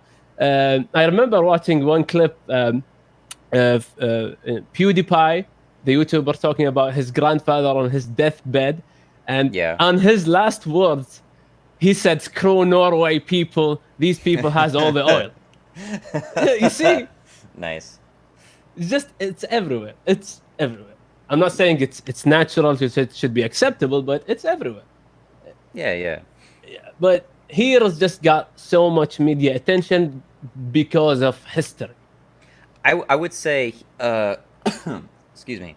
I would say the difference between Texas and Virginia in that case is largely because Houston is not only in a border state, but Houston itself is also a huge international travel hub.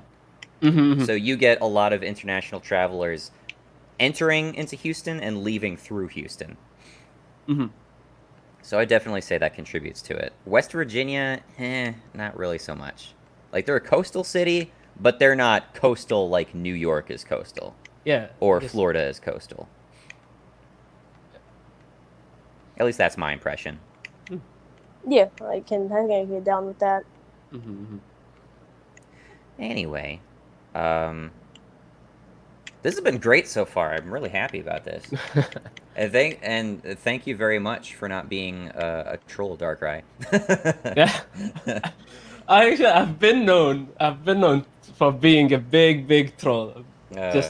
But you know, I trolled one stream. I was a guest there, so I was asked to be a troll. It was the anime law. Okay. Yeah, and we trolled some Naruto fans. It was hilarious, and I've been marked as the troll. But when it's for this kind of stream, just I wanna come and just talk. Sometimes you just want to talk, even if I agree, I disagree with you. I just want to talk. Something isn't just inside my chest. I just want to let it out. We talk. Just talking is fun. Debating is fun. I think debate is healthy when all the sides understand each other. They shouldn't. It's not. I have to agree with you, but I can understand you. I can just. Okay, you are conveying another side of the matter, another opinion. I think it's very. Yeah, exactly. When people are like because. Yeah, I can get down with some opinions I just don't believe in, and others I just can't. You know, there's a clear line between things you can understand but you don't agree with, and things that are just flat out bad. Yeah, I'm so sad I missed the veganism one. It was I assume it was a fun one.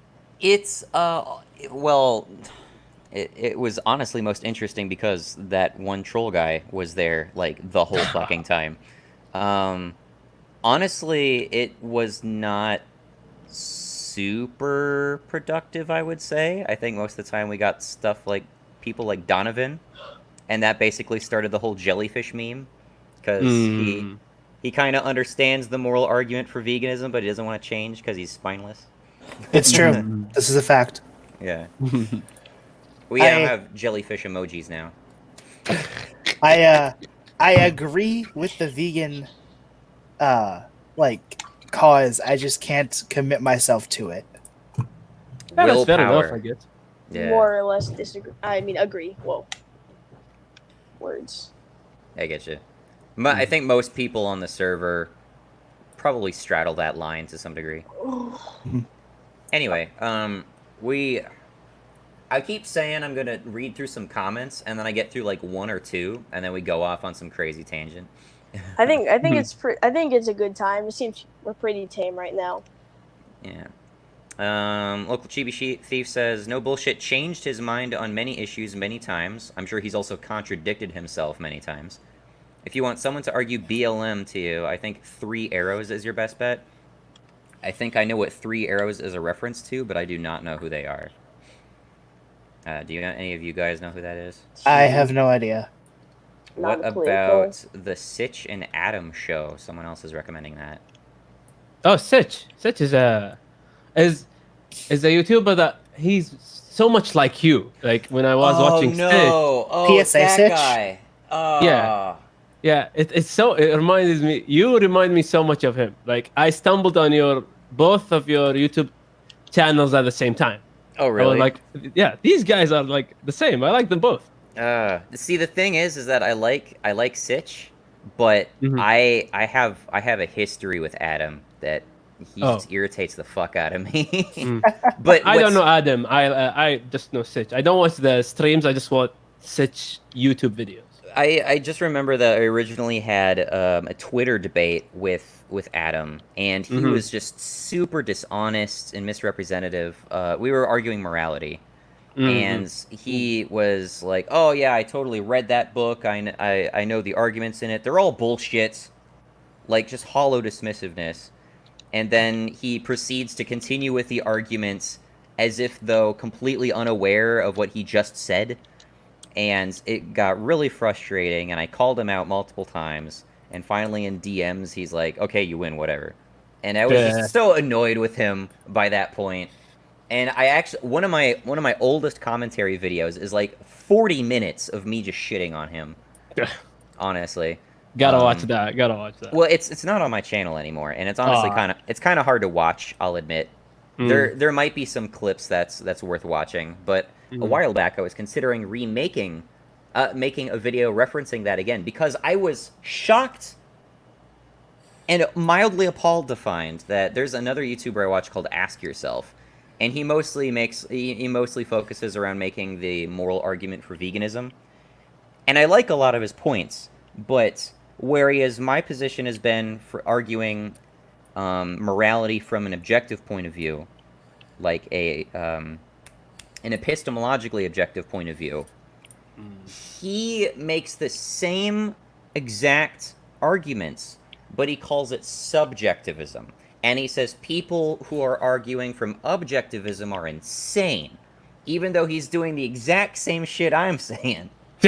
And so that's really frustrating. And then he had a rematch debate with Adam, where previously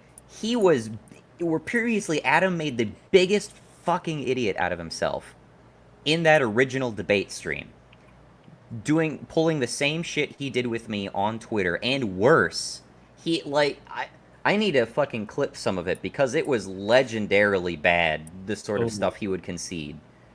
But the second time when it was a rematch, Ask Yourself is going full on into the subjectivism angle, and now all of a sudden Adam is arguing the same shit I was arguing towards him on Twitter years ago.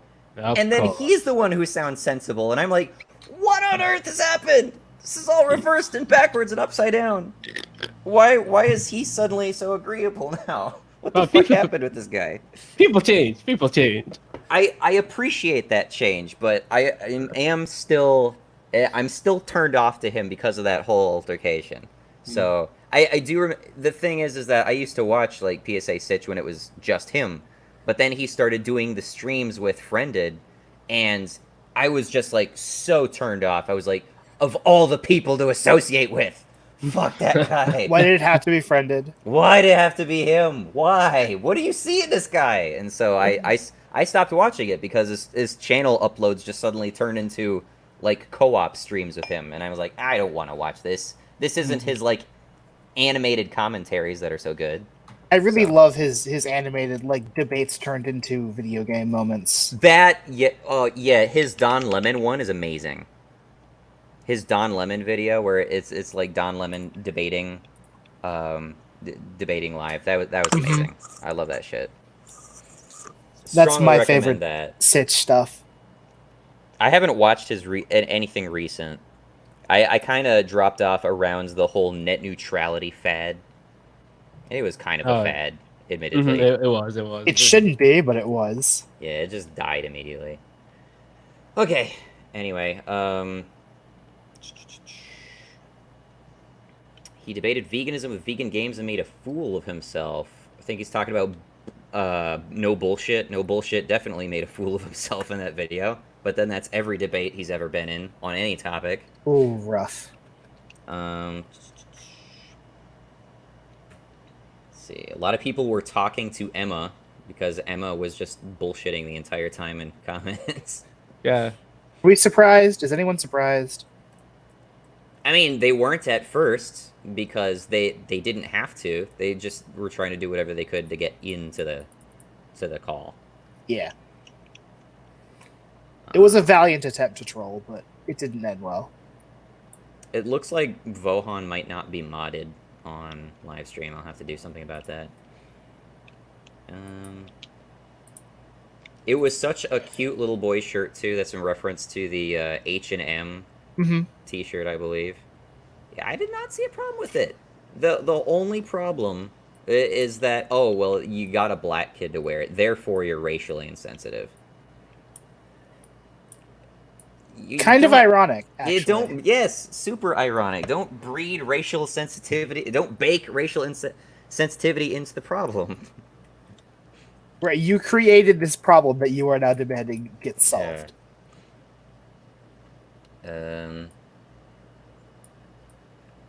Yeah, Arison didn't have a avatar at all, so I wasn't sure if they were going to be trolling either. Thankfully, they weren't. So that's cool. And if you disagree with something, you should, say it. We need something to spice it up right now, Addison is one of the coolest guys I've ever known. Yeah, he's really, really intelligent. If you give him more time, you will see. Like in his brain, he has a lot of good shit. Where would you say you stand politically, Darkrai? Politically, I'm not sure what sort of terminology you might use. It's probably different overseas. Yeah, it's. I mean, for my part, like I think it would be accurate to describe me as a Democrat, but I have virtually nothing in common with American Democrats. I'm gonna piss Omni off and say that I am a liberalist. A liberalist. Okay. My problem is I'm an idealist, and I like a lot of ideals that came from the back when the Islamic country was a thing. But sadly, you cannot apply this. It's not applicable. Like, as much as it hurt me to say it, but it's not applicable. And my political, I want to say that I will support an Islamic movement when it comes to political stance, but it's not practical nowadays.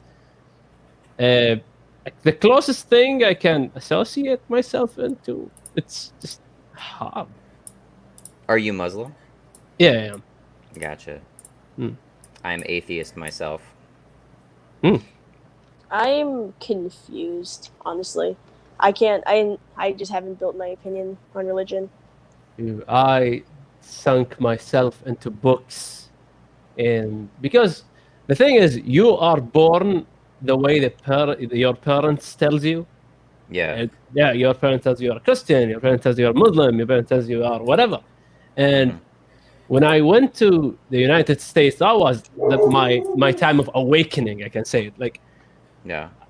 Because I was alone all the time, and I started just contemplating, like, why am I really a Muslim just because my parents told me to? Okay, then I started digging religions, reading, like I expanded my horizon. I read on Darwinism, atheism, Christianity, Judaism, like all of them, almost all of them. Read as much as I can. Then I just came to my own conclusion. Okay. I guess you could describe me as an anti-theist, because I'm not just not religious, I'm anti-religious. And to be honest, when I like first got into debates years and years and years ago, like always started with religion. Always. It always started with religion. It always started with religion. But that was also like the thing back then. That was like when Richard Dawkins debating like the evangelists was the big thing back then, right? I remember those days. I miss that shit. Yeah.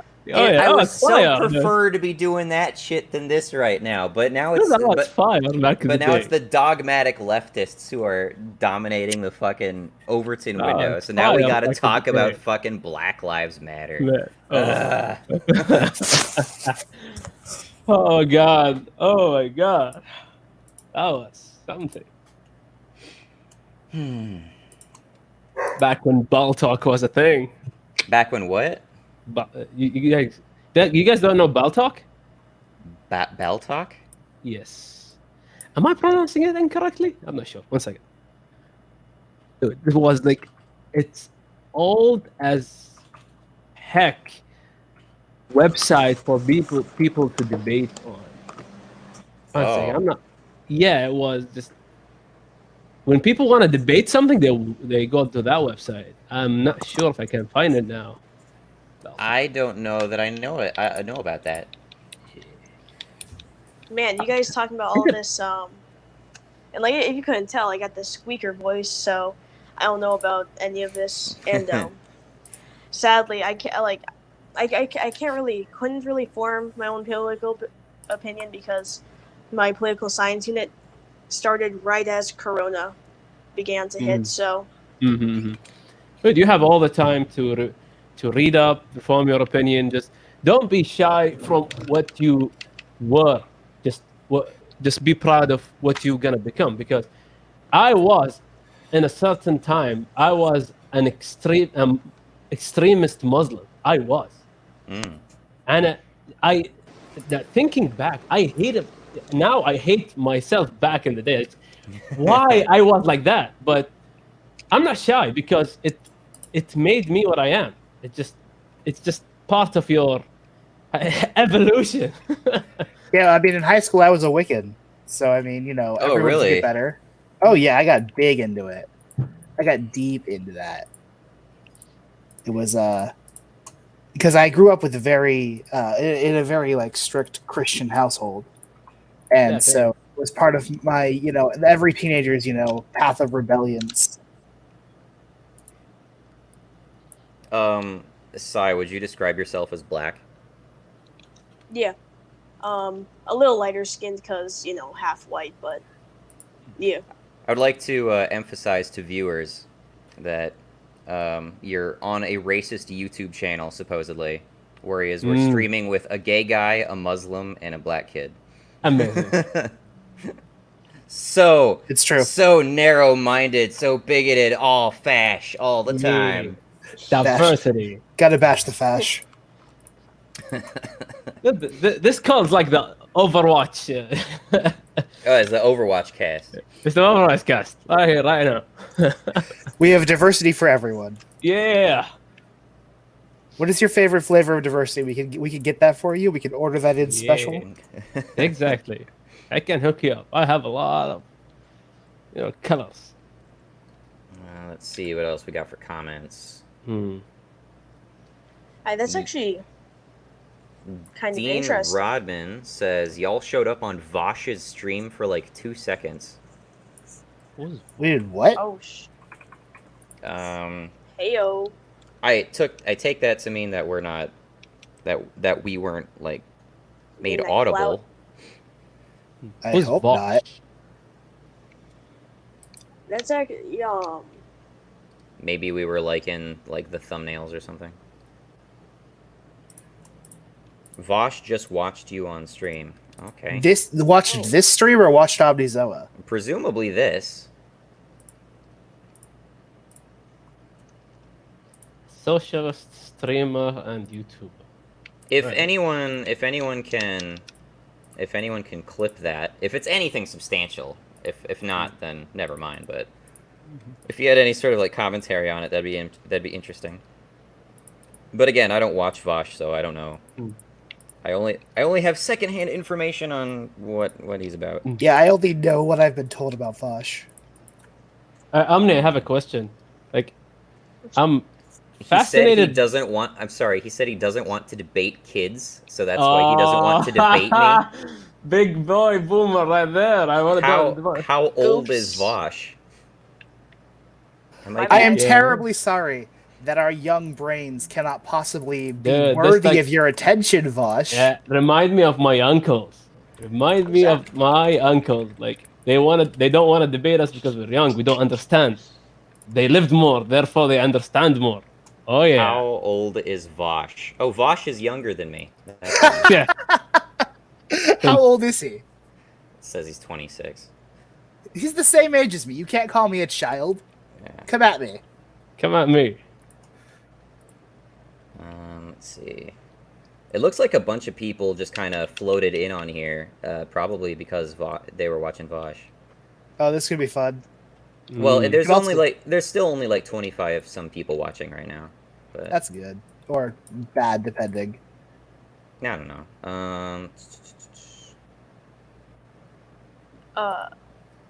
You were talking about like diversity. Where do you think you draw the line of it being forced or it actually just showing real representation? When it's hiring requirement. That's pretty definitive. Yes, this is like my line right there. If you have any sort of diversity quota, then yeah. Because I know the show Craig of the Creek on Cartoon Network, and people got mad at Cartoon Network for making it a black family. So it's almost like people are getting mad at people trying to normalize minorities. You said, hold on the fuck up. You said that's Cartoon Network? Yeah. Cartoon Network used to run fucking Boondocks for fucking forever. Oh, dude, I love that show. That's such a good show. That's such a good show. I do not recall anyone complaining about fucking Boondocks. Not to mention, Boondocks talked about racism all the fucking time. I mean, like, if you're going Disney, the Proud Family was a very popular cartoon from Disney that was a black family. Yeah. I don't believe that. That sounds like the kind of thing somebody is telling you to make you think people are more racist than they are. Well, I wouldn't be surprised if there's like some sort of like right-wingers who are looking at, oh my gosh, look at the new Cartoon Network lineup. They're indoctrinating our kids. Yeah. Look at this. That's fair. That might happen. Would not surprise me whatsoever. It's everywhere. It's even here in Kuwait. Oh, dude, it's crazy everywhere. How does racism manifest in Kuwait, in your opinion? Like, what's the stereotypical example for you? It's crazy in here. Yeah, it's crazy. It's even let's say guy A and guy B both apply to a job. Since guy A from particular family, he gets hired, even though guy B is more qualified. Okay, so would you say it has the same sort of like how do you say Is the same sort of cultural aspects that it was like Japanese clans, sort of, because people just have massive expanded families and everything. Like that. Yeah. My family is the third. The second or the third biggest family in Kuwait, and I tell you, we get places. I'm not denying it. I'm not denying it because this is how the system works, and we call it privileged Muslim. Yes, yes. And we call it vitamin W. Vitamin W. Why is that? Yeah, because it's a privilege. It's a word in Arabic that starts with the letter W, so it's vitamin W, vitamin W. Interesting. Yeah. Okay. And the let's say, in certain areas and certain government sectors are controlled by certain families. So let's say if I want to go to oh my goodness. some job in oil sector, I'm not from that family, I don't get a chance. That's fucked. Yeah, dude, it is. It's totally fucked. It's just. I'm not sure I would go so far as to call that racism, but it's an equitable form of bigotry, probably. Yeah, maybe. Yeah. I mean, a lot people are very eager to call like ethnicism racism or like nationalism racism because I mean you described PewDiePie's like what was it his grandfather or something talking about Norwegians. Yeah, no. I mean I wouldn't call that racism. But yeah, it's not. I guess that calls back technically. to like an older, more broader idea of what a race is. A race is basically just a group of people. Yeah, because what I just described, it's not technically racism, but it's the closest thing we have in my country that resembles racism. Gotcha. Okay. That sucks, though. Yeah, it does. What would you beyond the whole bigotry angle? Would you say this whole notion of like massive families like dominating part of the infrastructure, would you say that's just kind of a cultural thing where it's just kind of culturally incentivized for you to have large families? Yeah, it stems from our history as Arabs. Arabs are just, the Arabs, if you go back in history, they're just moving families. Just they are like clans that stick together, and they breed with each other, and they expand, and they have ties within each other. Like my ties with my cousins are stronger than my ties with my friends. It's just how it is. Like it's as simple as it gets, and it's just deep down as Arabs. It's in our mentality. It's just drilled somewhere in our subconscious, and it manifests nowadays as the form of vitamin wow, or vitamin W. Yeah, it's just I guess. I just see that we had Nick Kazmarek.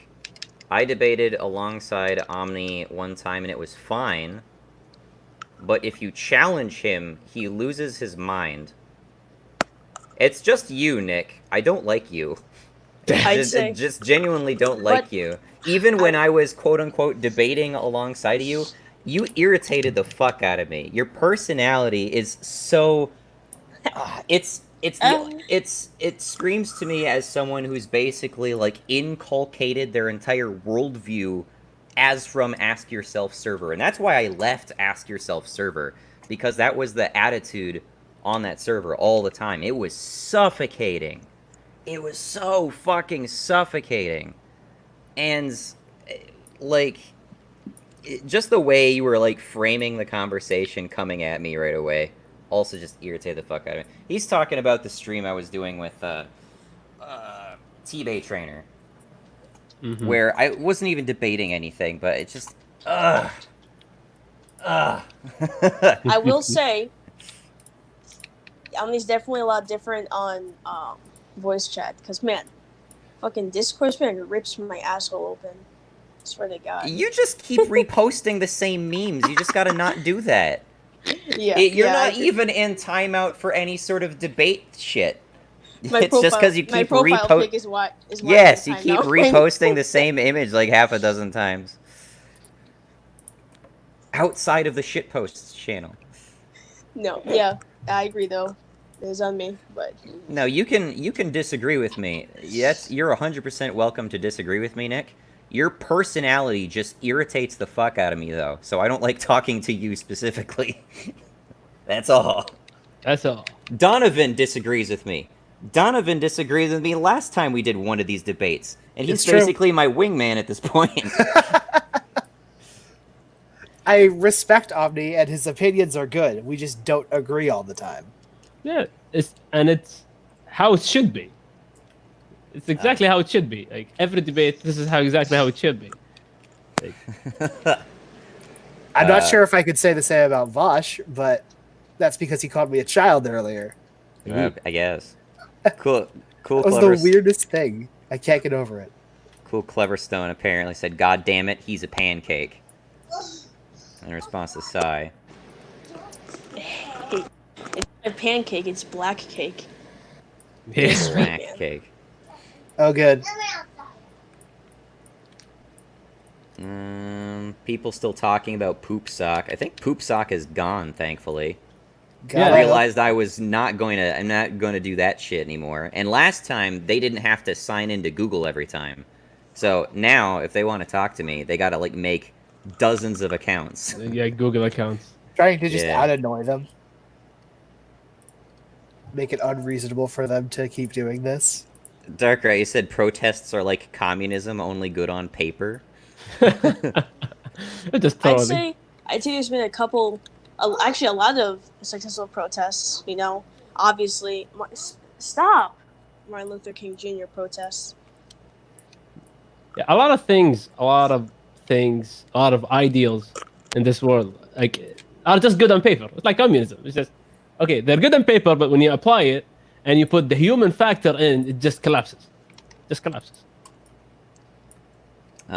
Beers said they were still kneeling on him when the paramedics were taking a pulse. I would say that's further. I would say that's further. If that's true, I don't recall if I watched all the way through the paramedics taking them away. But if that's true, isn't that more evidence in favor of them not realizing that they're hurting him while they're doing that? Why would they do that otherwise, you know? Paramedics aren't going to stand for that shit. To me, it speaks to be like... It's the same paramedics, though, that tried to fake the autopsy. Well, You've mentioned a fake autopsy before. I'd like to hear you expand on this finally. What is this fake autopsy shit you're talking about?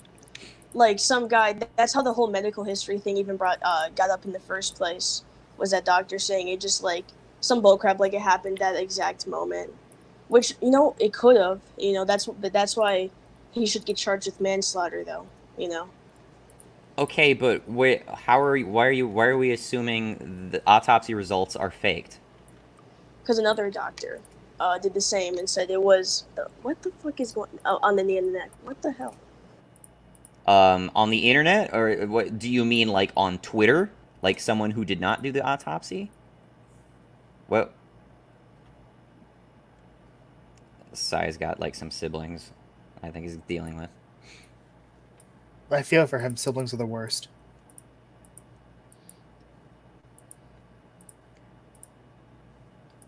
I see, I was looking on the Black Lives Matter founders' Twitter accounts, and they did bring up this, like, fake autopsy shit. Huh. I didn't look into it, but they were like, and now the spin begins. As soon as anybody mentions that there was, you know, pre-existing medical conditions. As though pre-existing medical conditions are impossible. Like, there could never have been pre-existing medical conditions. So now, right-wingers are spinning it. My thing is that even if there are pre-existing medical conditions, that doesn't absolve the cop. Like, No, but it mitigates the severity of like what happened supposedly, because the thing is that you can only make out so much on camera. Like it's not like we have X-ray vision and zoom abilities to where we can just like scale super close into the video and we can see like his knee like separating his vertebra to the point where he dies or anything like that. Like it looks bad on camera, but we can't really tell how much force he's applying or what he thinks how much force he's applying, you know? One of the commenters wants to get on this. Max Gallagher says, "Let me join your next stream." You could join this one. He's been trying to get on, but he was having issues for some reason. He's got like 2 accounts on Discord though right now, and neither of them are completing CAPTCHA, so that's a little concerning. Darkrai, you're also in CAPTCHA? No, I already typed the CAPTCHA thingy. Do you have 2 Discord accounts? No, just one. But maybe when I join... some fuckers are pretending to be Darkrai. Maybe. Okay, so could you verify this for me real quick? Could you verify the last 4 numbers of your Discord account then? Yeah. Do I type it in chat right here? No, you can just tell me. Yeah, 4711. Oh, okay. So I got a Darkrai Q8 5988. What is that? Ooh. An imposter. Yeah, we have a Darkrai imposter. Yeah. Ban the fuck out of you. So there are also 2 Max Headroom Gallaghers spelled differently, with different numbers as well. Why are you guys doing this? Like you could just come here and discuss the thing. Like this is pointless. I don't see. Probably just trolls. Probably just trolls. They want to troll. Remember, Poop Sock did this shit last time. So much. Maybe because of his, the character. By the way, what does your character represent? I'm just fascinated by the character. Sure. Just a second. Sai, you want to tag me on Discord? Yeah, my character is just a character I made. It's something I made a while ago. It's not really meant to represent anything. People like to think the rainbow means I'm like LGBT supporting or something like that. It's nothing that. It's just an aesthetic thing. Yeah, I love it. I love the design. By the way, I'm a fan of it. Yeah, me too. I like it. Like when I saw it, okay, I'm gonna click to this channel. I like the design of this. Just very simple, man brain. Me like me click. All right. Hey, Sai. Yep. Yeah, what siblings.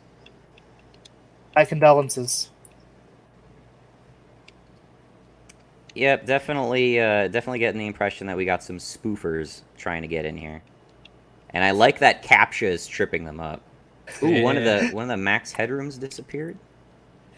Dude, you can't try to be a troll and get caught up by a CAPTCHA. That's just sad. Right? Very sad. They instantly join the server and like not even paying attention to what channel they're in and start trolling.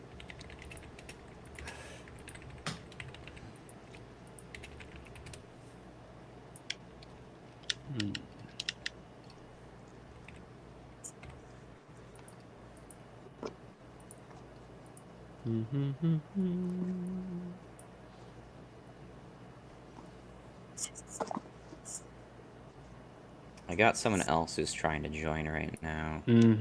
Ooh, a new contender is approaching. Yeah. There's a little bit of confusion on how to join the stream right now, so I'll elaborate once again. The link on stream is the link to get onto the StreamYard page. StreamYard is how you're going to join the stream. However, to verify who you are, I'm going to need you to join the Discord server, not just DM me, Discord server, and then tag my username in the lounge. You do that so you can say, hey, I'm in the back room right now, I'm trying to join, and then you can do that. I'm a real human being. I'm not trying to, be a piece of shit. Yeah. Let's see here.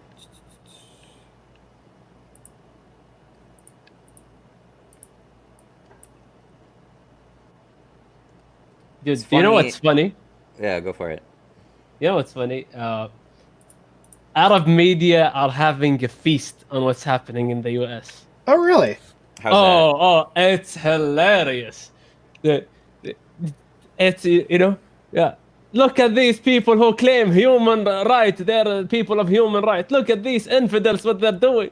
They're oh my god, it's amazing. Dude, Are they lambasting the cops, or are they lambasting the rioters, or what? They're everything. eating each other. They're just eating each other. Look cops. at this degeneracy. Dude, It's cops. so bad. They show the bad in everyone instead of showing the good. They're showing the bad in the protesters. They're showing the bad in the cops instead of showing that, like, the middle ground. That it's just. Yeah, dude, Arab media is having feast, especially on like United States as a nation. How they claim that because how normally people assume that in Arab land they're anti-human rights. Yeah. And when that is happening and the police are brutalizing, some police are brutalizing the protesters, and look at them killing, hitting these poor people, and it's just hey, if you take downtown Kuwait and you put that like side by side with Minneapolis, as opposed like. Gosh, which one of these is the first world country? Dude, everybody's eating on everybody. It's just yeah. It's just a big feast. Man, it's bad. I mean, you're not going to see like news coverage of like that, like the black woman going and speaking against the riots. Yeah. That was inspiring. I watched that video. I like that. I like that stuff. The Fifth Banana says it's funny they want to defund the police instead of funding them. And then also says, in my opinion, if we put the money that we put into the military into our service industry, it would make things much safer. I'm assuming he's referring to, like, police services. Yeah. I mean, the thing is that people got this idea in their head where if we increase the amount of money we're giving to police, that automatically means, like, their paychecks are bigger. They're like, you're funding police brutality. Or something like that, right? It's something completely out of right. Out They of have depth. this. There's this narrative: defund the police, and how do you think that's going to make the police force any better? I know that's sketchy, because with more funding, you can have more accurate training or more like. I feel like if this highlights anything, it's that we don't have enough police funding to adequately train them. Donut Operator, I thought, made a great video just recently on the 8 can't wait thing. And he talked about how defund the police is just completely backwards. Because you're going to get less qualified candidates with inferior training to what you already have. Yeah, no, exactly. That's not to say that throwing money at a problem always makes the to problem better. That's obviously not the case, especially if you do have, your police agency set up in such a way to where, like, all this funding is going towards, like, nicer offices or, like, cushier vacations or something like that. Like, there's that. Right. But then there's, like, our agency can't afford tasers. Shit like that. You guys, I don't know the spectacles of this, so I think this is more of just a talking point for you guys. But what do you guys think of rubber bullets? I guess I don't have much of an opinion on it. I just think they're not using it right. They call it non-lethal ammunition, and it is to an extent, but it's not unharmful ammunition. That stuff, it seems to be penetrating people, as far as what I've seen. Here's the thing. You could say the same thing about paintballs, but you can really fuck someone up with a paintball if you hit them just right. Right. Yeah, point blank paintball hurts like crazy.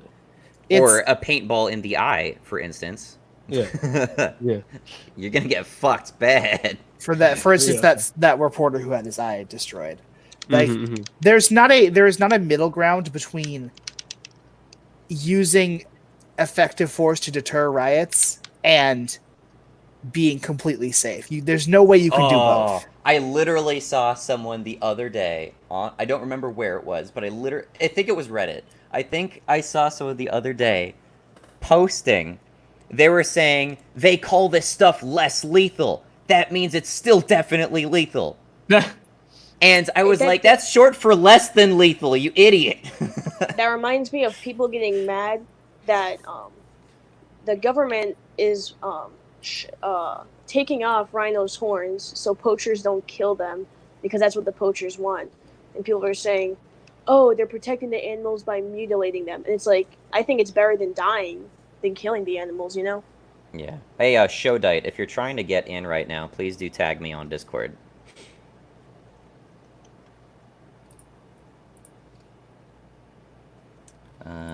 Nick is in strong disagreement to me on this. He says this is definitely a circle jerk and a red herring to whether BLM is ignorant racists or not. The thing he wanted to argue with me on was how unjust the coronavirus lockdown stuff was. So Wait, I would not. Unjust? The people that. I mean, Dude, I said it was unjust. There's about to be a wave too, my guy. If there is. And when it was really bad before, and people were going on protesting that, like, that was because of public safety. Yeah, Showdite, how you doing? That's the only reason those laws were enforced. Sorry, did you talk again? I'm doing all right. All right, cool. Welcome. All right. Is there like any background noise or anything? Not sound good to really. me? You're just slightly muffled. Oh, okay.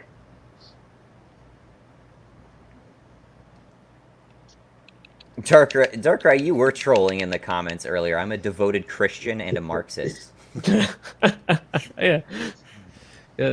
I'm a troll at heart. Okay, it just cannot. Yeah. Cannot not do it. Hey, Showdite, you got any hot takes on this? I mean, my opinions about BLM pretty much align with yours. Mm-hmm. But recently I have been a subject to a lot of social ostracism between like my school of like going against BLM because I guess it's so popular new like thing now to like to like be support BLM and like if you try to oppose anything it's just feelings, it's nothing factual. I mean, whenever they bring up statistics, it's like any statement isn't statistically aligned with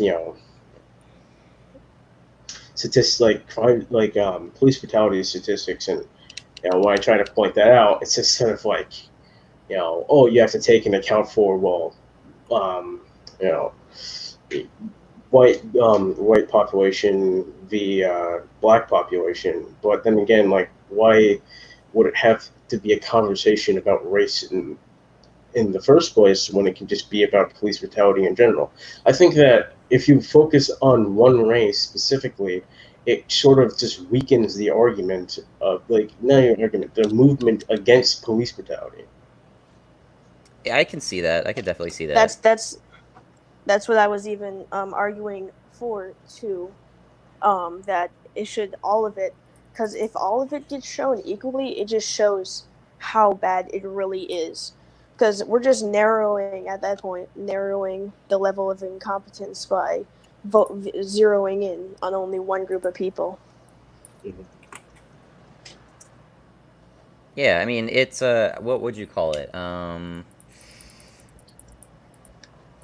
It's not a wedge issue, but I feel like there's a term for it, where you basically campaigning on an issue purely for like one voting block or one demographic of people. as opposed to just making it kind of a ubiquitous thing. Mhm. I do find it funny that how many of you guys are aware of the Minneapolis mayor getting booed out of his protest? Oh, I didn't hear about that at all. Oh my god, Oh, really? it is such fucking karma. It is simultaneously horrifying and beautiful karma. So there is multiple video of the Minneapolis mayor standing amidst this entire protest, super social distancing, of course, right? Right. Wearing his fucking coronavirus mask and shit. Oh yeah. And they're all chanting like defund the police, defund the police, and then the person like at the head of the crowd like puts the microphone up to him, and they're like, all right, it's time to find out whether or not you're in line with us. And he's like, are you in favor of defunding the police? And he's like, you mean abolish the police? And they're like, we want no more police. We don't want to see no more police. And and they're like, just remember, everybody, this guy's up for re-election next year, so you know what we're gonna do depending on what he says. And they put the microphone up to him, and he's like, I'm not in favor of full abolition of the police. And they just do straight up Game of Thrones shame walk on him. Everyone starts going, shame, shame, shame. And he has to walk out of the protest looking as dejected as he possibly can. I'm like, you motherfucker brought this on yourself. This was the fucking group of people you decided that you were going to try to ally with and appeal to and pander to. And when it came down to it, they're like, are you going to rob the entire city of the fucking police force? I'm glad he said no. I'm fucking glad he said no. I hate that those are the people that like are like at the front of the movement, man.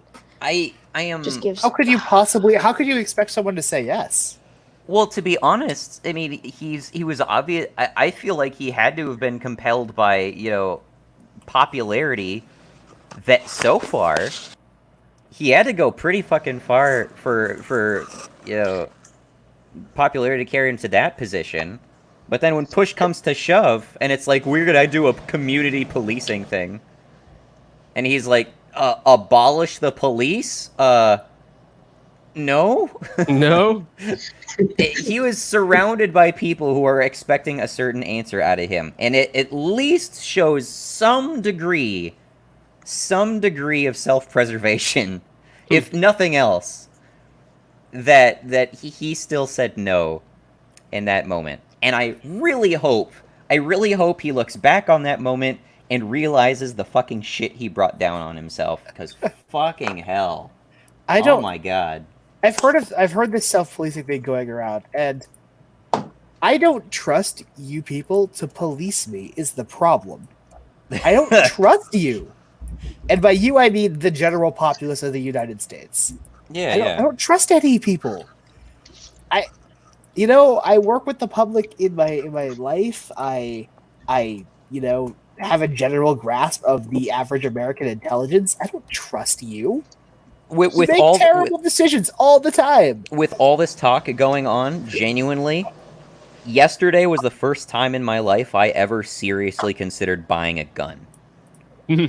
Like, that is I would love to see a graph somewhere, right, of like various like legislation pushes for, we need like stricter gun control laws, this and that, and then finally it comes down to 2020 defund the police campaign, and then you see this little bar indicating gun sales, and it just skyrockets. Boom. I wouldn't be surprised. I'm not like I'm libertarian, but that doesn't mean I'm a fucking gun nut. It doesn't mean I'm one of these like Second Amendment, the NRA is God, like I've never stereotypes people take me to be. But I swear to fucking God, if you wanna take away the fucking police, I will buy a gun and I will shoot you. if you try to fucking commit a crime against me. The only people who have the force behind them to protect people, and you want to remove them. Yeah, what the fuck? Oh my god.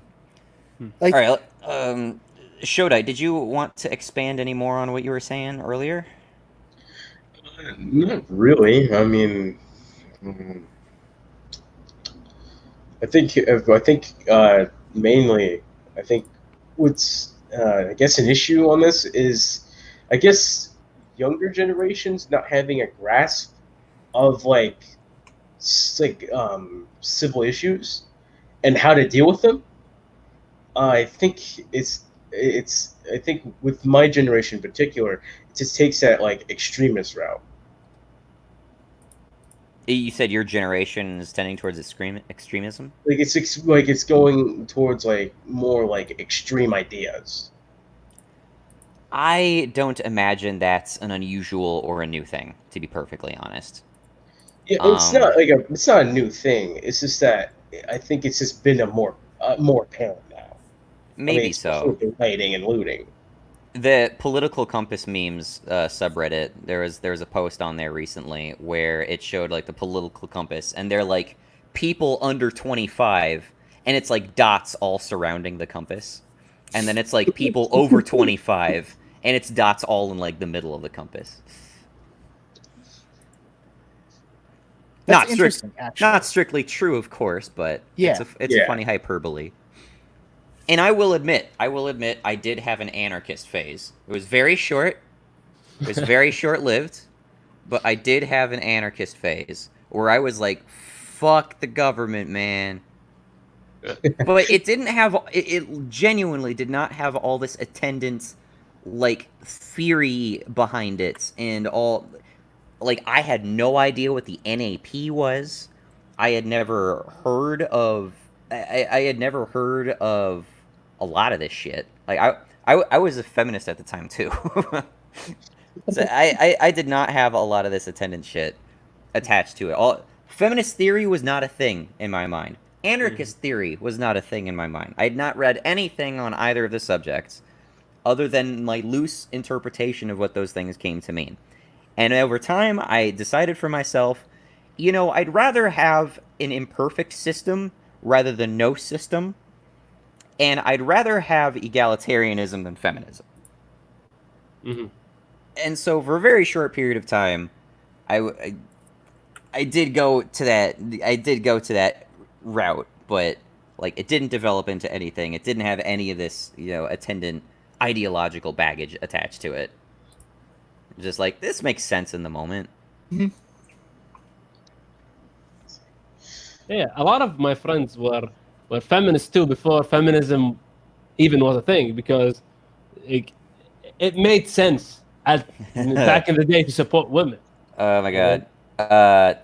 Tovarka is trying to get in the stream. Who? They're trying to get Tovarka in the stream. Tovarka is basically our resident Trotskyist SJW on the Discord server. Mm-hmm. Spicy, very spicy. Yeah.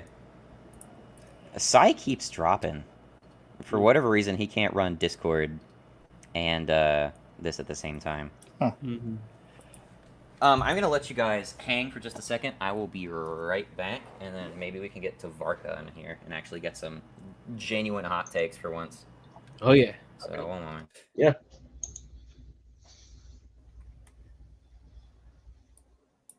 So, how are you guys? Yeah, I'm doing pretty good. Yeah, just preparing for D&D night over here. Ooh, D&D. Amazing. Oh, yeah. I played D&D once. I really respect the game, but I'm not into role playing, or I would have continued that path. But I discovered myself not being too much into role playing. But I respect the game. It has its own flavor. It does. Mm-hmm. People can think of the craziest, most creative shit you can ever imagine in D&D. It's so much fun. We had a group before the Corona lockdowns, and so we moved online and we started playing online. Yeah, online. Yeah, with the current situation, like online, everything is becoming crazy. Yeah.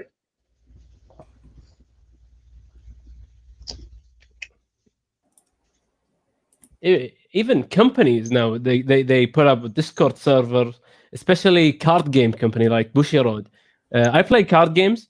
I play Card Fight Vanguard, and Bushiroad put up a server to manage, people fighting, like playing with each other online and getting points that qualify them to championships. And it was very, very well arranged. Like it was one of the benefits of the coronavirus is like everything went online so fast and it leveled up so fast.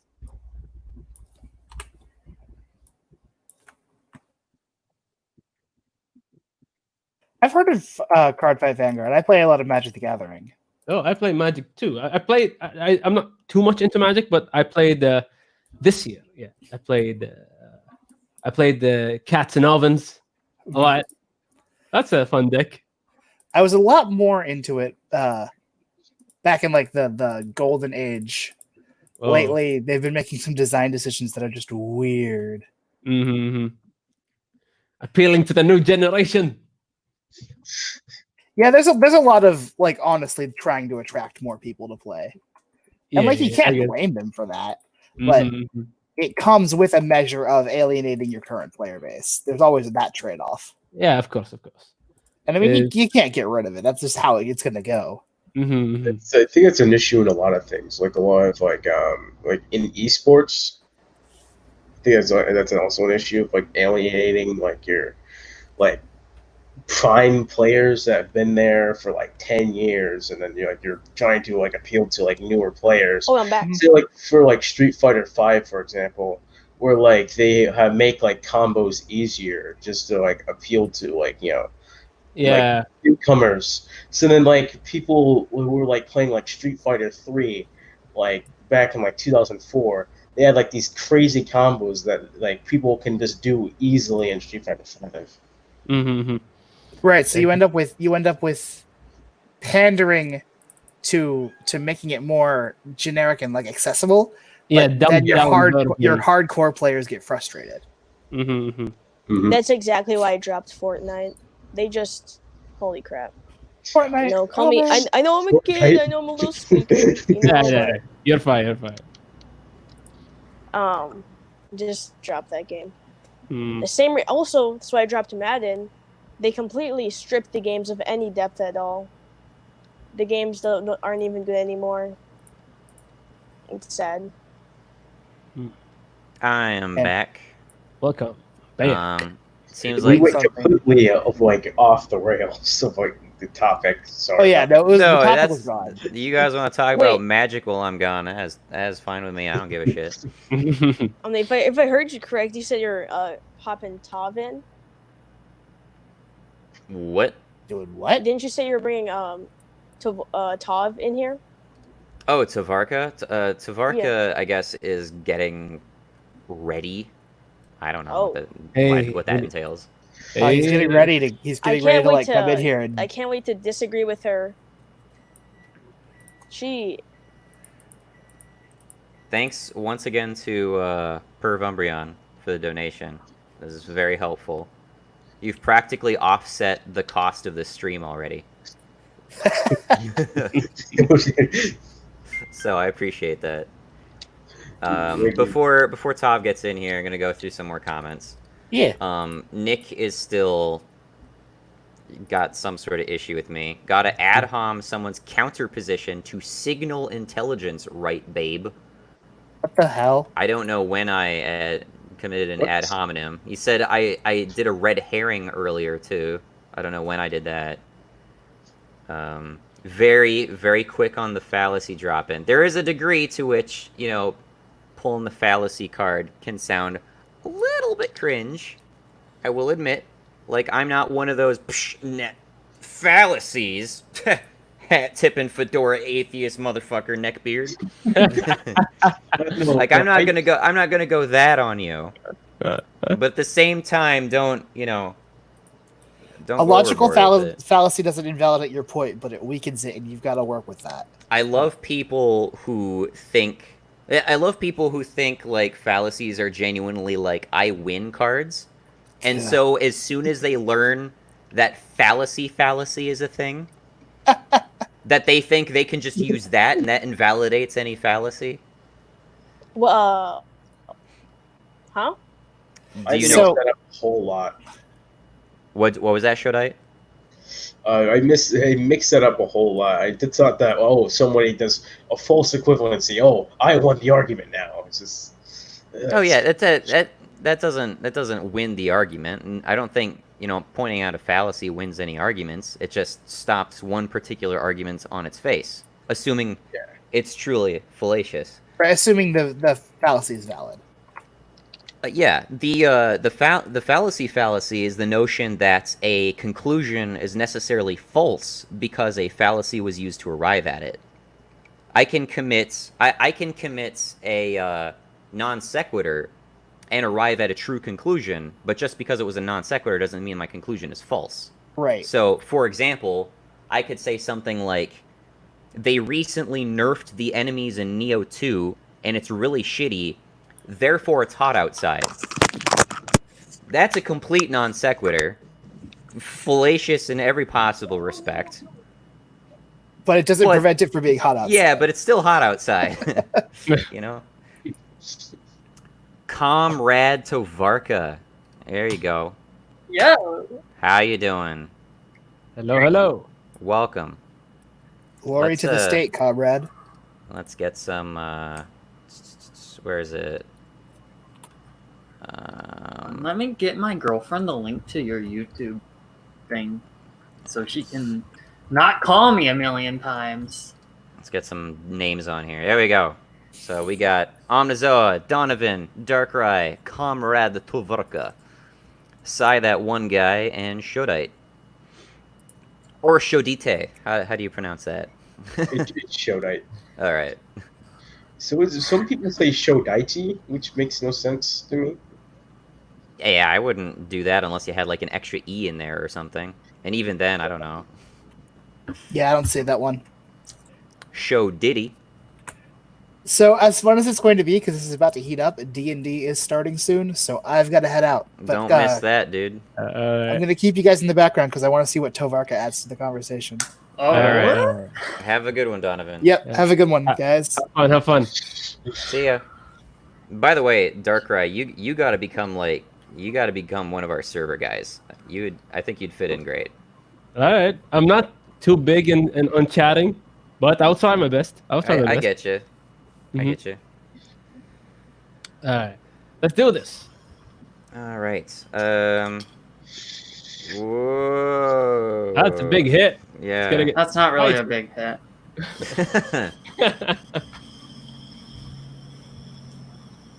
Adding on to the fictional demonetization. Yeah, there you go. I just got more fictionally demonetized. Hey! Drug use on stream. What is this coming to? This is a straight edge channel, Tovarka. What the fuck? Oh shit! Yeah. Anyway, so alright, what's your hot take here? My hot take? Yeah. First off, because I was on a plane, I just want to say fuck the TSA. Secondly, TSA is pretty frustrating. I will completely side with you on that. Fuck the TSA. Secondly, I say that so the Black Lives Matter thing, I think it's perfectly reasonable for them to be pissed off about everything that's going on because, yes, I hate to pull up statistics and all that, but I have done the math myself and shit like that, and it does come out. Why the fuck is my camera? Okay. It does come out that about 5 times more population comparison, that 5 times more black people are killed by police officers than white people. Of course, that's just going on into the black people, white people spectrum. There's a whole other list of minorities that I didn't even do because and we're caught up in numbers. This is Black Lives Matter after all, so. Yeah. And also I am completely fine with the destructive riots. Not the violent riots, but the destructive violence. So, like, what's the difference? Like destroying government buildings and stuff. The government buildings, we're going to come to a disagreement.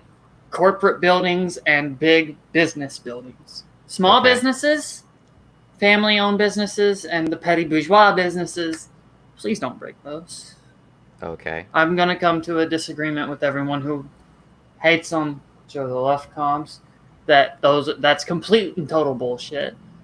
But this is against the state and the excessive force and the way that the state likes to put itself onto the people and oppress us via using force and built-in racism and oppression. Okay. Can we, for sake of argument, can we separate the systemic racism point from the anarchic rebellion point? So we can address your systemic racism claim in one point, and then the justified riots in another. Okay, so the systemic racism point would be because of how we do policing. So in the United States, how we do policing is we look at the numbers, we look at the statistics of crimes within areas, and usually, like, we'll see that there's increased crime in black community or in a white community, and we're like, okay, well, we'll put more police there. But the more police officers that you put in the community, that's going to cause more over-policing, and the more police you have in that area, the more likely it's going to be to catch any crimes that are happening, so the crime rate will go up. So you're constantly adding more police into the community, increasing the crime rate. And since the crime rate seems to be increasing every year, they get a tad bit more violent. And also, we don't put the police on rotation long, and we don't put as many police as we should on rotation. Okay. There are a few points. There are a few points there. I'd like to address the first one that you made originally, was that you said you'd done the math. I will accept for sake of argument that black people are overrepresented, or overrepresented is not the best word, but there is a disproportionate number of people who are arrested from one demographic of people as opposed to another demographic of people. I'll accept that. That's a 5 times difference. It's I don't know about the arrested. That was just the amounts of deaths caused. I didn't do the arrested. All right, sure. We'll do deaths then. So let's just assume 5 times more likely to die at the hands of a police officer if actually I shouldn't frame it that way, because that can lead to mistakes. Okay, so if death rates, black people die 5 times more often than white people do when it comes to deaths at the hands of police officers. I will accept that for sake of argument, but that in and of itself is not evidence of systemic racism, I would argue. Because How so? Elaborate. Give me a moment. I'm gonna find what I had written out at one point. Were you asking me to elaborate? Yeah, I'm asking you, Omri. Elaborate on that point. Well, I'm saying that that's completely ignores like crime rates to begin with. Like if one demographic of people enacts more crime, especially violent crime to which police officers would respond with deadly force, then that's completely explicable by that crime rate. That's not necessarily explained by racism. Also, to say that racism is the cause of it, let alone systemic racism, is to just jump to conclusions, and I can't make that assumption. Okay.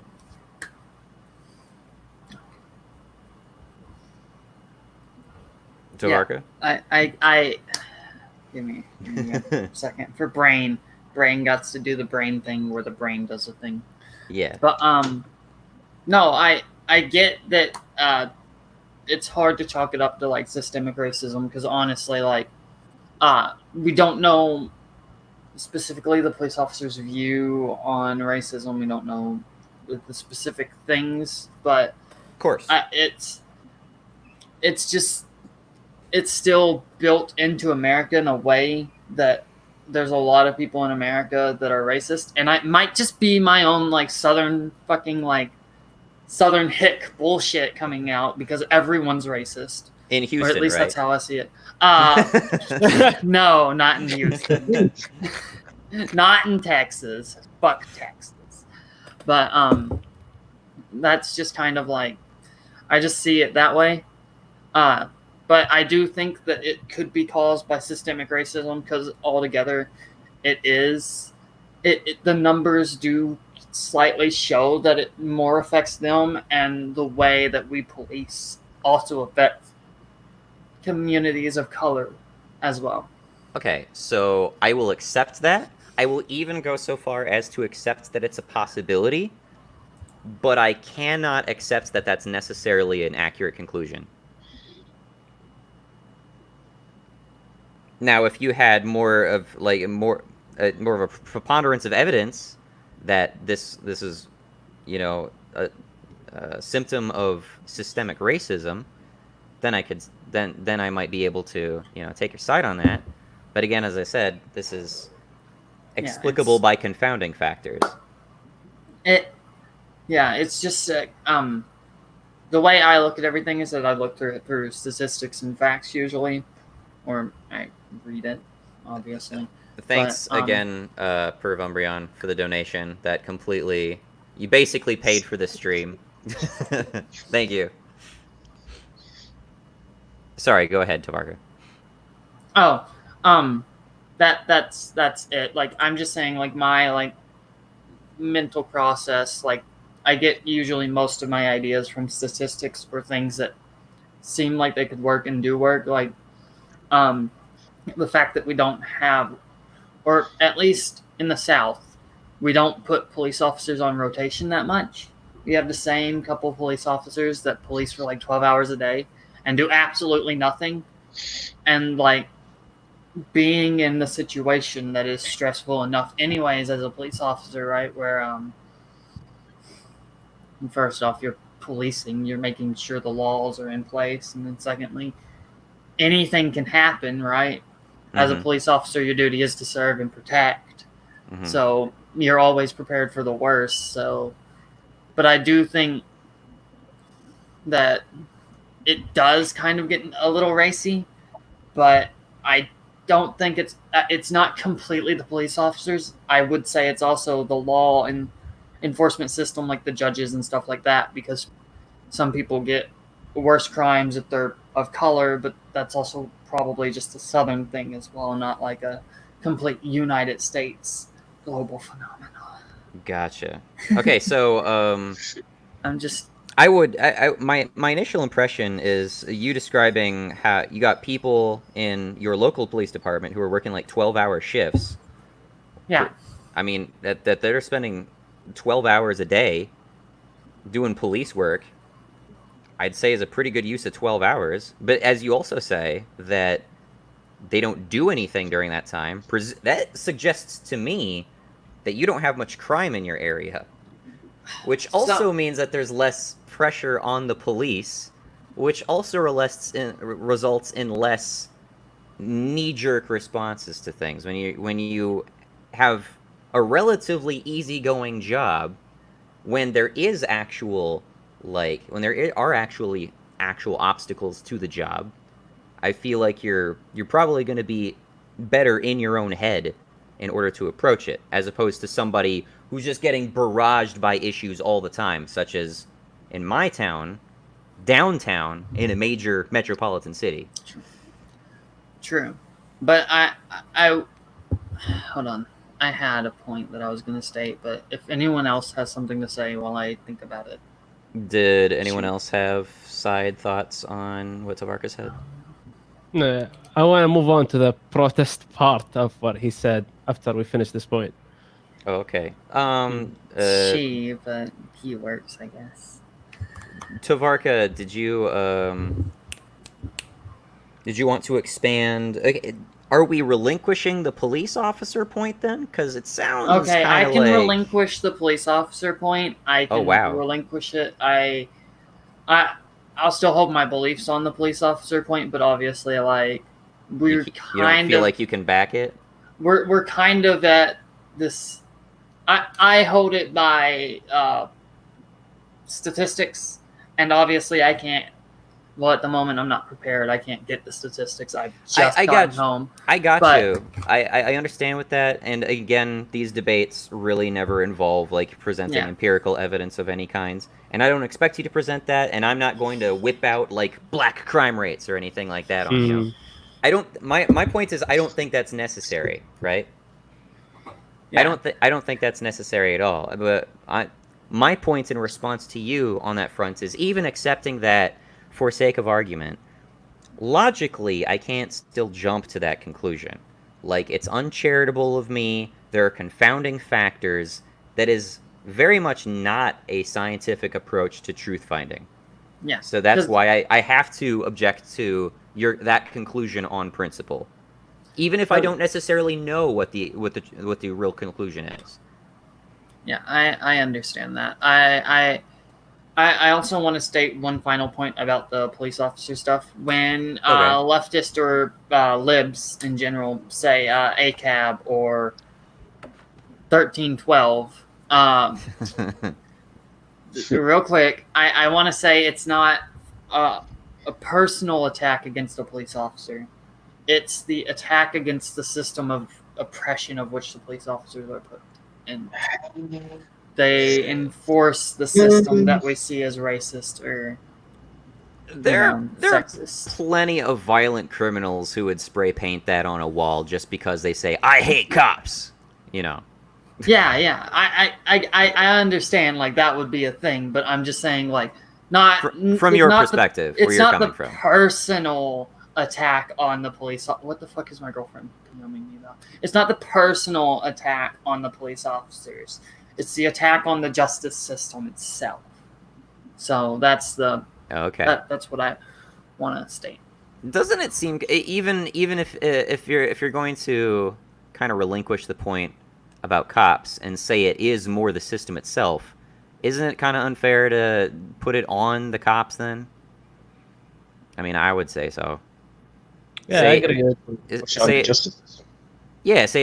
if it's like an unfair laws or a judicial system. Let's say I even grant that. I'd say definitely 100% there's racist laws, there's racist judges, and they prosecute people wrongly. You can't really put that on the cops in that case. You can't blame it all on the police officers. No, I wouldn't blame everything on the police officers, like why the person is getting a fucking like life sentence in jail for marijuana, but the white man is only getting 20 years.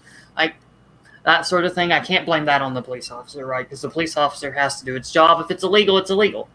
You know, like, I can't stop it from being illegal. I can protest it, but I can't stop it from being illegal. That's on the other people's fault.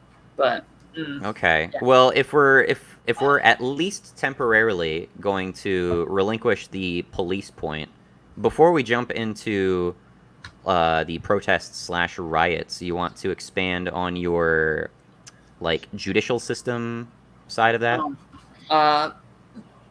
Let me be clear. I think the whole idea of the majority of the goddamn laws are just fucking stupid anyways. Well, I would agree with that. 10 of them should exist. You think none of them should exist? 90%. 90, not all. Like, yeah, 90% is like it's a number, but yeah. But yeah, like not all of them, obviously, but like drugs. Laws drugs. Yeah. Like drugs, people should be able to like do drugs if they want to do drugs in their own personal house, away from everyone. Like, see something Darkrai disagrees with. But like if you kill someone, you should be put in prison for the rest of your fucking life. The state of intoxication, like it's the complete like absence of human brain. So how can you assure yourself you're gonna stay at your house? You get a sitter, especially if you're doing like LSD. Oh, so you're gonna hire a babysitter for your drug habit. Your friends are like sitters. Like if you've ever tripped on LSD, like for the first, I haven't, but I've heard about it. Trust me, I don't do this. I don't do drugs. Oh, no judging. okay. No, we're not judging here. We're not judging. But no, like when I've heard, like when you trip on LSD or on shrooms the first time, you always stay in your house. You stay with a trip sitter is what they're called, and it's usually like someone you extremely trust or someone you're extremely close to for the first few times until you get comfortable. Because usually when you're like that, you won't leave your fucking house. You don't want to go out there and greet the world with the walls floating in on top of you, right? I would like to say that I would not consider someone to be that great of a friend if they expected me to babysit them while they do fucking LSD. I'm just saying it's something people do. I don't understand it, but I'm just saying, like, that's what people want to do. That's you don't understand it, and you want to make it legal. As long as they're not intoxicated in the streets, it's fine. Like, we don't, like alcohol, we don't let people wander around in the street drunk as fuck. So. What? Isn't that a victimless crime, Tavarka? Slightly. It's slightly. It depends on what they do out there. But at the same time, they're putting themselves in danger. They're putting other people in danger. If they stumble into the road or fall into the road, they could get ran over. They could get hurt. They could hurt other people by accident, by proxy of. If you get hit by a car and someone hits the brakes and there's someone riding their fucking ass, boom. Yeah. Like, you know, it hurts other people by proxy. And again, never ride anyone's ass. Darkrai, I'm not sure how much you disagreed with the 90% bit. Yeah, but a lot of it. I would at least side with Tavarka so far as to say that the United States does have literally uncountably high number of laws, so much so that the government itself is not even aware of how many laws they're enforcing against you. And that's just counting criminal laws. How many criminal laws they're enforcing against you at any given time. I think that's completely unreasonable. And I think if you can't even keep track of everything that's illegal all at once, too much shit is illegal. Yeah. Like in my hometown, we have a law where, or in my birth town, we have a law where you can't park your horse on the main street. No one rides horses anymore. Why is that a law? Or there's laws against throwing cows out of helicopters. Yeah, in New York, or not New York, but up north, I meant to say. Up north somewhere, there's a fucking law. I can't remember which state. That's why I'm saying up north, because I remember it was up north. There's a law that's like, you can't have an ice cream in your back pocket while church is in progress. Oh my god. Because somebody did something stupid. It's just... my opinion on laws... Go ahead, Darkrai. My opinion on laws, I think laws are important. There are a lot of them. I agree with that point. This absurd amount of laws, and some of them are really stupid, and some of them you wonder what were they smoking when they came up with it. Like it's crazy, but still I find it's the most important, because you cannot run a country without laws, without a lot of laws, because people will find a way to twist every single law to their advantage. And it's gonna get messy, and I'm an advocate of laws. Just put as much as you can of them to protect the people. Okay, so let me try to bounce back off you on that, Darkrai, and suppose that you can have fewer laws, and you should have fewer laws, but are caveated to be more specific and encompassing of more situations. So even if you do, instead of making like 5 more laws to make one law work, you just amend that one law to make it work in those situations. Yeah, that's fair. Yeah. That's what I would advocate for. Yeah. But here we have, that's another subject to argue, how sacred is your constitution? It's not changeable, it's not touchable. That's like an argument for another day. Sure, yeah. But I agree with that point. It should be somewhat flexible for some changes because time and space are gonna change. Like you cannot put a law that worked for 1800 for 2020. It's not gonna work. Like parking your horse, for example. Yeah. Or like the Insurrection Act of 1802, which was made to stop slaves and allowed the U.S. to send its military into the United States, and we're using it right now, anyways. Little quiet there, but anyway. So how strongly would you object to Darkrai in terms of the whole laws aspect? Because you toy around with whole like playing the anarchist angle, and you were talking about torching government buildings and stuff earlier. So how strongly do you actually disagree with Darkrai on that? So I agree that laws are what makes up a nation. They make up a state, right? We need laws. Shady's back. Sigh. Aye. But yes, we do need laws to run a nation. We need someone to enforce the laws. That's fine. I understand the reasonings behind all of that. Why we need a state. Why we need laws. Why we need police enforcers, law enforcement, right? Mm-hmm. But I do think that there are unnecessary laws that don't support, that don't hold up in the modern day, right? There's laws that are like, you can't do drugs. Like, why was that law invented? You could go back to the 1970s or 80s, or one of those two. I can't remember the era of it, but it was just because the hippies weren't going to vote for the fucking dude. So he was like, I'm going to make a law that'll put all of you fuckers in jail. Yeah, but I do agree that some of those are bad. Some of the laws are needed, like laws against rape and laws against murder. Like, obviously, people need to be put in jail for that shit. That cannot be. Whoa, hold on, Savarka. I did not agree to that social contract, so I should be able to opt out of your law against murder. Oh, hey. The NAP says as long as I don't hurt other people, I'm fine. Listen. Whoa, I did not agree to the NAP. Like, I did not sign on to that social contract, so I'm going to opt out of that. When you're born, you agree to the NAP. Let me tell you. Okay.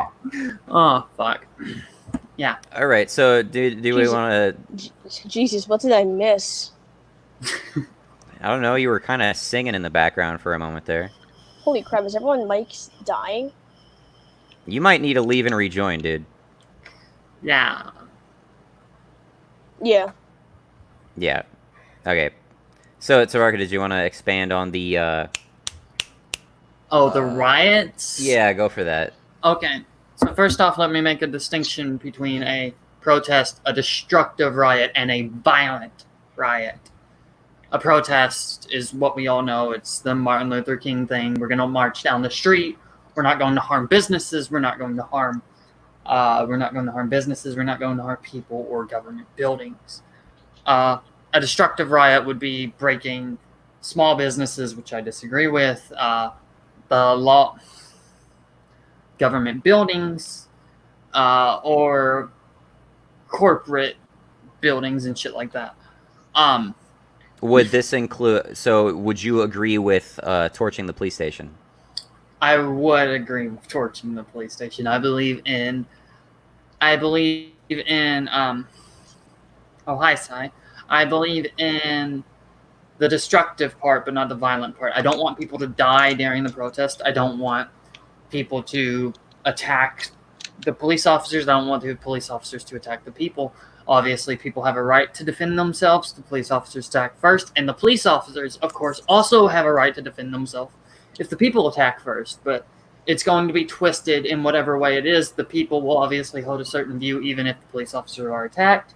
They'll hold the view that the police officers attacked first, whether or not they were attacked, because that's what it seems like. And the media will always show that it was the people that attacked first, even if I'd like to focus on some specific claims. You would also say it would be acceptable to destroy corporate businesses, even if they're not responsible for the incident that you're taking issue with.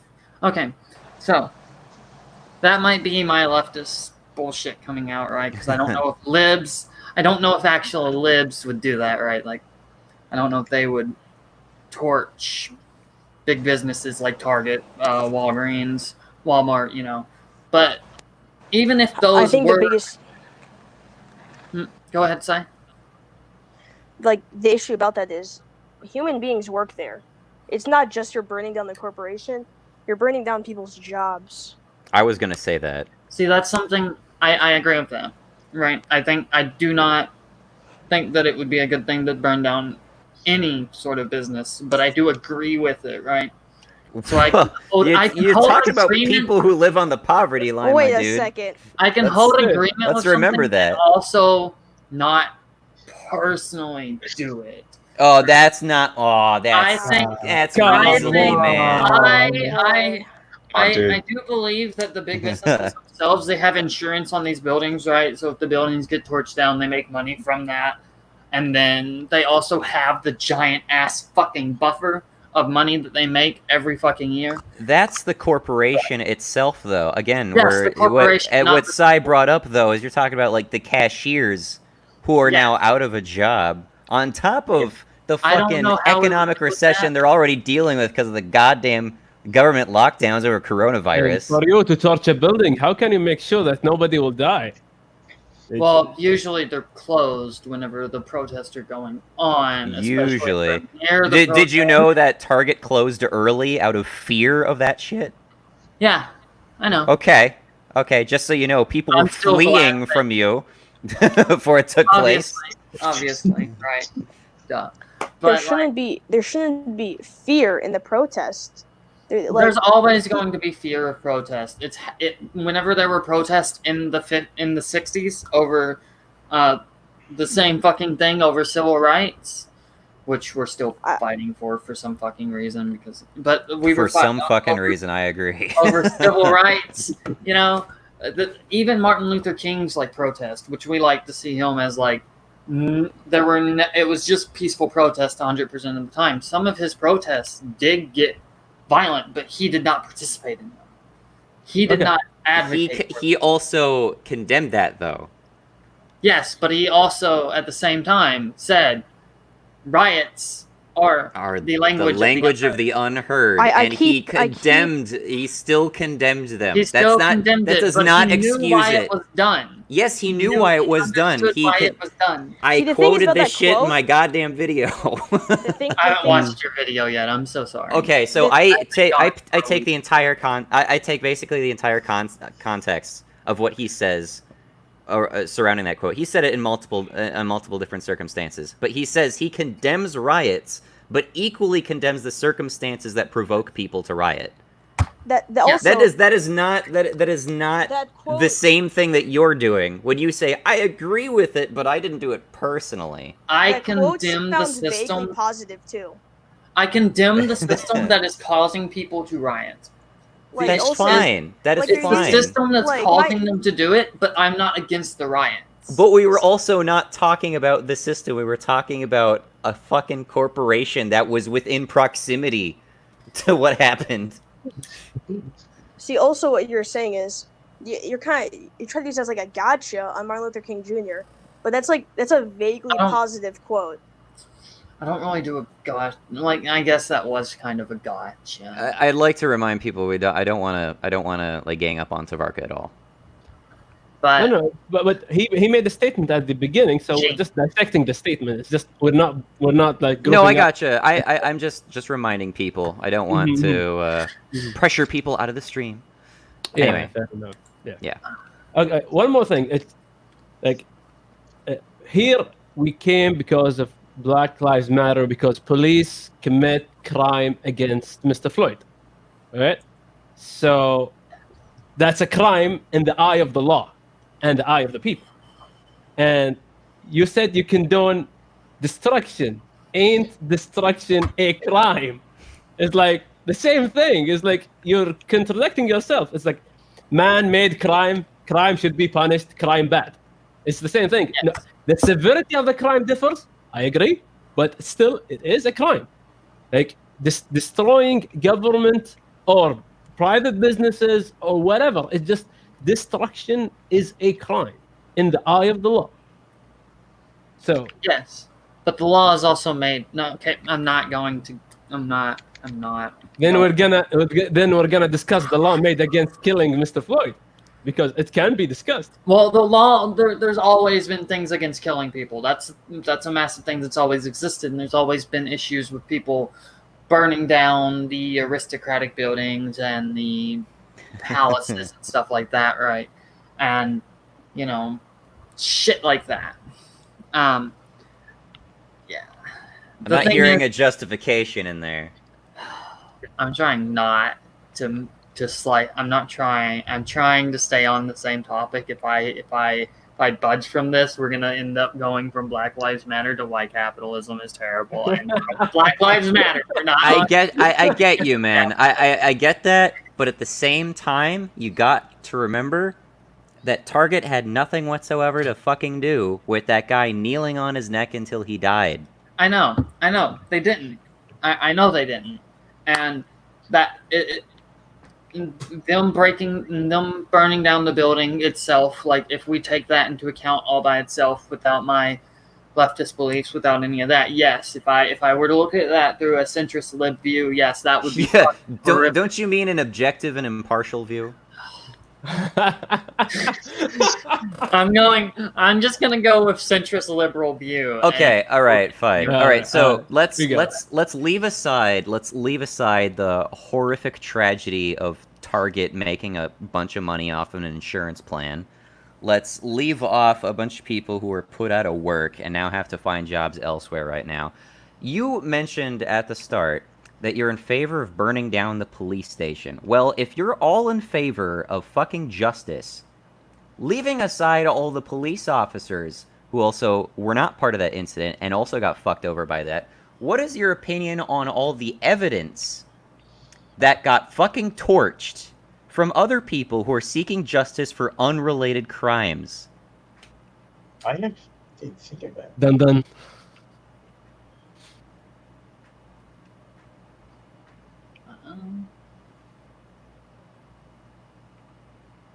That's why the law says it's a crime.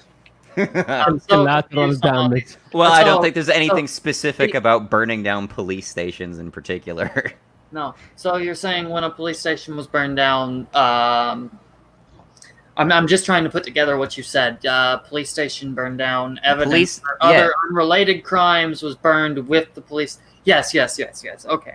So with that, I would say that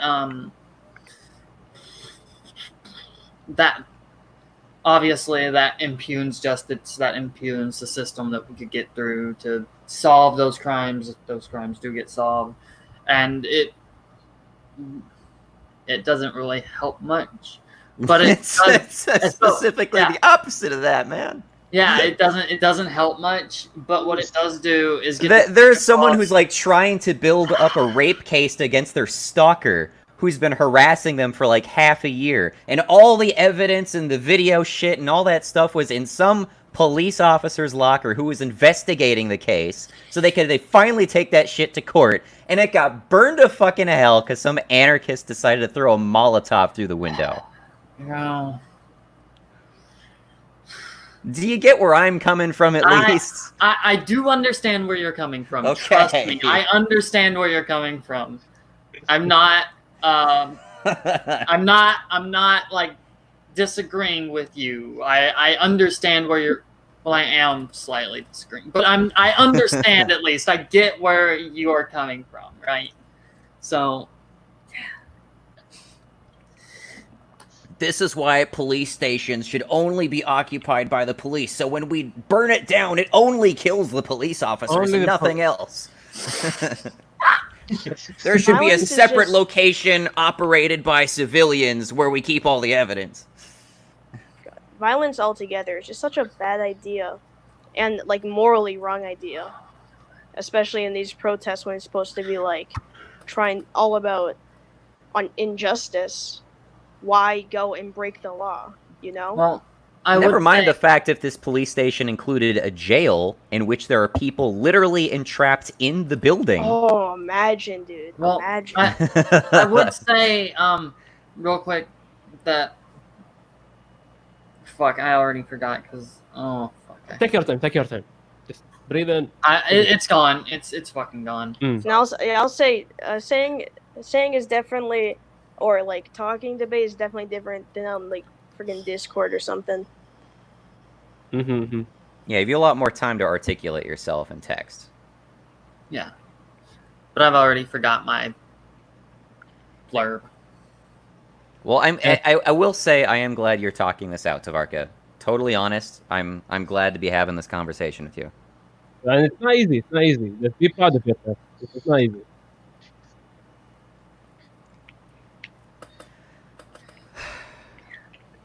Okay, is there anything else? I'm just gonna go on. Is there anything else? Because awkward silence is awkward silence. Very. Shodite, did you have anything to contribute?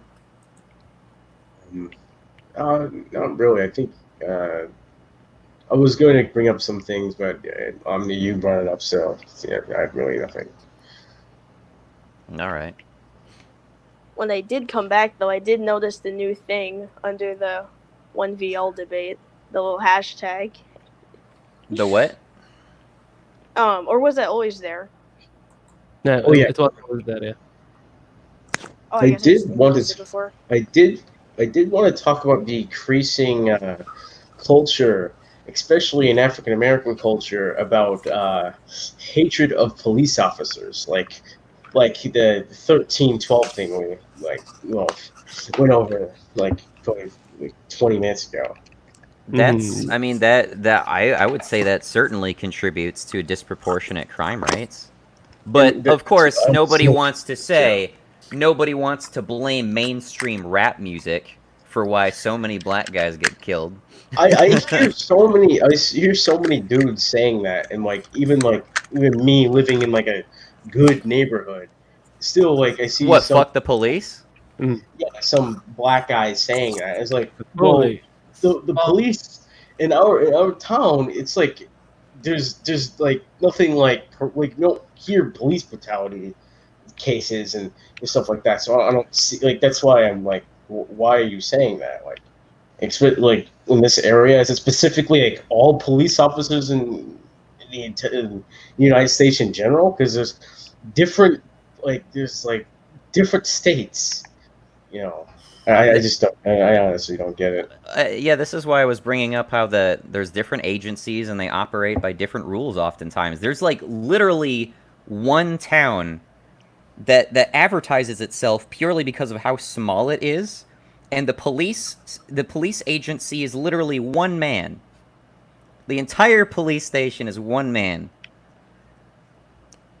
Is he equally culpable for all the corruption and shit that we blame on LAPD cops or NYC cops? So, like I said earlier, the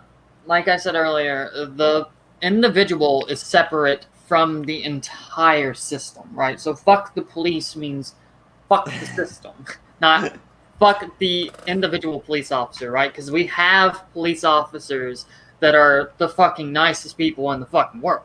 Right? Wouldn't you my say best friend's it's... fucking father's is a police officer, and he's fucking amazing. But have you told him all cops are bastards before? I don't want to answer that. Of course, okay. I will say though that he as an individual, or as an individual police, is fine. Like if you have a city where there's one police officer and that police officer knows everybody, or I understand why if someone new came in they would be suspicious of them. But the police officer himself, he isn't going to be the one that fuck words, Yeah. He's not the one that he doesn't get all the blame for LAPD or NYPD. He's just there, that little small town. That's his jurisdiction. Mm-hmm. I can't, and he's probably a good guy, especially if it's one police officer, and all that shit. Wouldn't you say it's then a mistake to collectivize these people? Because, okay, so to collectivize them, we are not saying, like I said, the individual police. It's a system. It's the police and the enforcement system. So our law enforcement system is called the police. So that's why we say fuck the police, not fuck law enforcement. Also, that's a really long thing to say. Yeah. Oh, yeah. So, Well, why not just the system? Why not say that? I think that was tried at one point. That didn't work very well. That's what It doesn't catch on, like things like that. Police officers. Because I don't think that others saying other things that phrases are not working. I think it's just specifically towards police officers. Because I can tell you, because I'm African American myself. I see there's a whole bunch of people in the African American community that think that all cops are inherently bad. And those people I would disagree with, because all cops inherent, like the person inherent is bad. Like no one's born evil.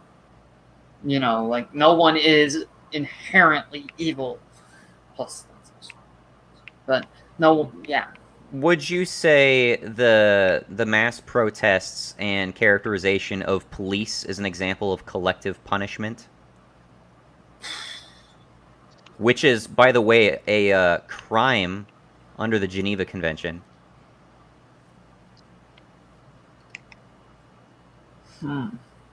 So, brain, come on. Don't blink out on me now. Come on, I need you. My mic isn't even over here. I'm talking in the other. I can hear you fine. My girlfriend is messaging me, and she's messaging things I've already said, like the quote from Martin Luther King.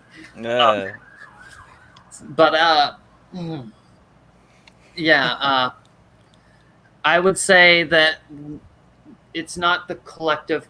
Like I said, it's the collective hate of the system, not of the police officers. We do blame the police officers a bit more. I think that's also a take from the classes that feel like they are mainly oppressed by the law enforcement system. They don't think of it as a way of it's both the politicians, the law enforcement, and the judicial system. They just think, oh, it's the law enforcement system that's causing all of this.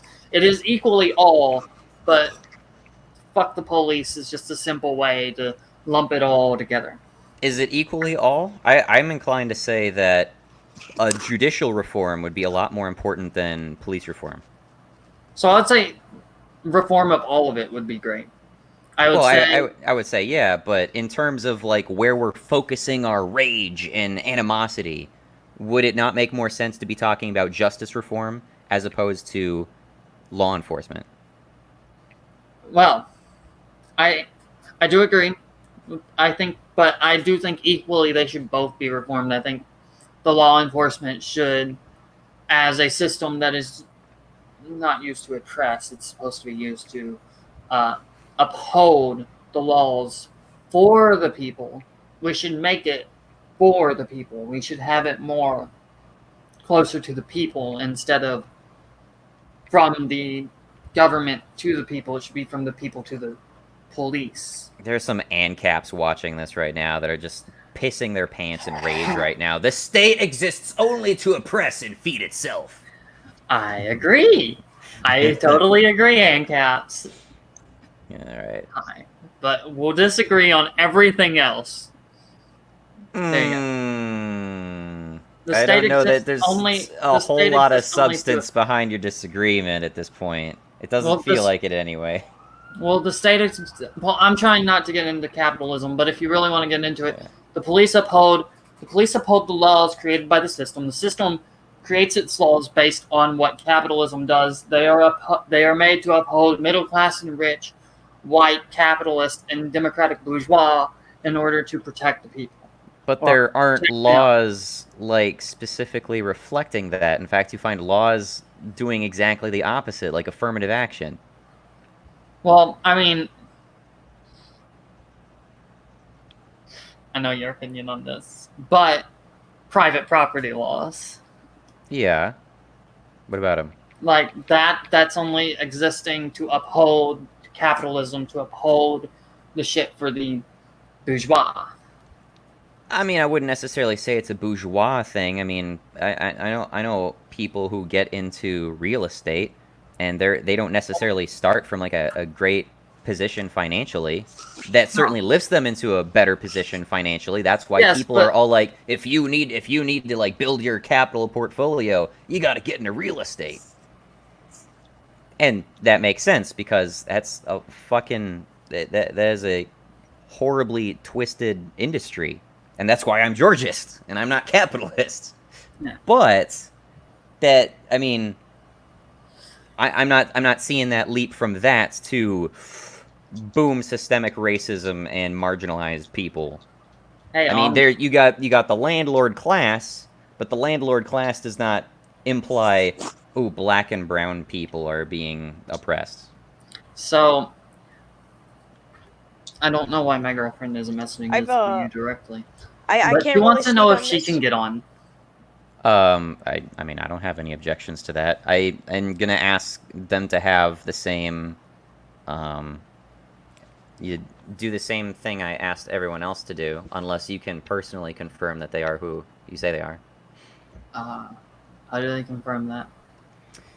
Well, they gotta be in StreamYard first. Oh. Anyway, Sai, what were you gonna say? About the I can't speak on it, but like there's like an fucking Adam's ruin and everything vaguely related to what you're just talking about. The whole landlord thing. How so? Because I know he's got some really bad takes. He's got good stuff and he's said bad stuff. He's done the TSA. He's ripped into the TSA. It's because I was on a plane and I got stopped by the TSA because of reasons I don't want to mention, but fuck the TSA. Oh, I'd be very, very curious to know what those reasons are. Oh no, you don't want to know. Let's put it this way: I went to go see my girlfriend over the weekend. That's all you need to know. That's all you need to know. Okay, all right. They thought there was an improvised explosive device in my briefcase, but it turned out to be a dildo. I was gonna make that same joke. They thought I had plastic explosives on my body. It was just loot. Anyway, what was the Adam Ruins Everything thing? Adam ruins it's like real estate, black real estate, how white people are more privileged in that. I can't really, it seemed like he was educated on it, but I don't know. If you want to give it a watch, you can tell me how it looks, or you know. I mean, I saw there's a video I also referenced briefly in my response to Markiplier, where that's basically like a systemic racism explainer, and it does reference this notion of oh, there's built-in discrimination between black people and white people, because when black people go file for a loan to buy property, they get denied more frequently because they have less opportunities growing up. They grow out of the ghetto and they get lower paid jobs, and for this reason and that reason, blah blah blah blah blah, economically they're not as feasible in investments to investors than anyone else. That makes sense. That falls back to the socioeconomic problems that we got, though, not strictly systemic racism, Unless we're seriously talking about defanging this concept of systemic racism to the point where it's not even about prejudice anymore. It's just, it has a disproportionate effect on different people, which is true. You'll have the same issues getting a loan if you're a white person growing up in the ghetto with a shitty job and a terrible credit score, this and that, In Adam's video, I think he elaborates it's less like credit score and stuff, and more they just don't believe you can pay it off because of your current job. Man, it's been a while, but the memory's vaguely there what the video's about. I have my own issues with the notion of like a credit economy. Oh. There's a strong overemphasis on this notion that you need to buy this and that on credit, and you need to build up a credit history. And like I've had my own supervisors tell me that I need to invest in a credit card and start buying stuff on credit just to have a credit history because I'll need to take out a loan one day to buy that thing. Whereas my position, and like one of the few decent bits of advice I actually got from my own parents, which is don't jump into that shit at all. Save your money and buy what you want with the money you have. Now that doesn't necessarily give you any sort of credit history to where you can say, hey, I have, a clear track record of paying off my bills. There's that. But on the flip side, you're not, gambling. You're not gambling your, future finances with, your present expenses. And that's something that, I don't know, I'm sketched out about, so. That's my personal view. I don't think a lot of people share that, but... Yeah, It's a big thing that you gotta have, like, 7 credit cards in your pocket that you can whip out at a moment's notice, and... Credit cards, you. Yeah, it's not something I'm eager to buy into. Look at my wallet, I only got the 1 debit card. Yeah, that's me. That's totally me. I don't know about Credit you guys, card? but I like a credit card. What are you guys, over 18? Holy shit. I don't feel like it, but apparently I am. I think we're the only people here are under 18. Probably. Wah, Well. I think I've managed fairly well with minimal expenses and no credit history. I think I've managed pretty well so far. Now, I use credit not to get credit on myself, but for the point system they have. Oh, really? I'm not a fan of overcharging yourself, going to the negative, going to the minus. No. I use credit card for the point system because if you use the credit card more, you gain free money, and I use that free money to buy other shit. But you have to manage your money good, not to go minus. And yeah, that's the whole game, isn't it?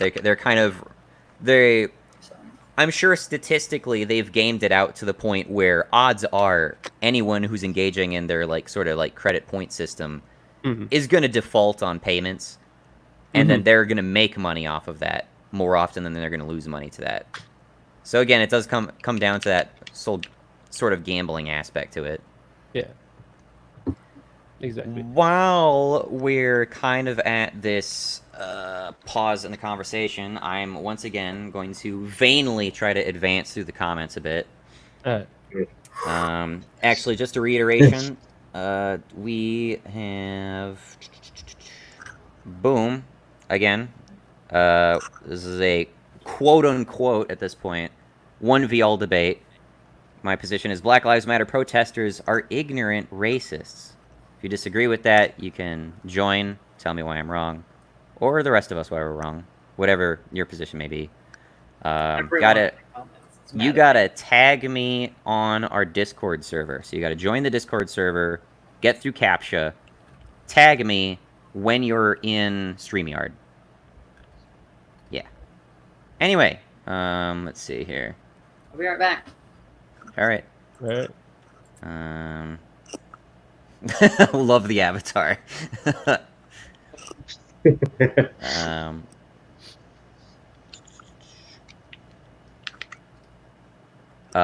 T Mango says BLM advocates for black-only spaces. I'd say that's a few steps back. I completely agree with that. I'll be right back. Dude? Is that really a thing? That's awful. That's definitely a thing. The official Black Lives Matter Facebook accounts have posted events specifically for that. I thought you meant like designated spots.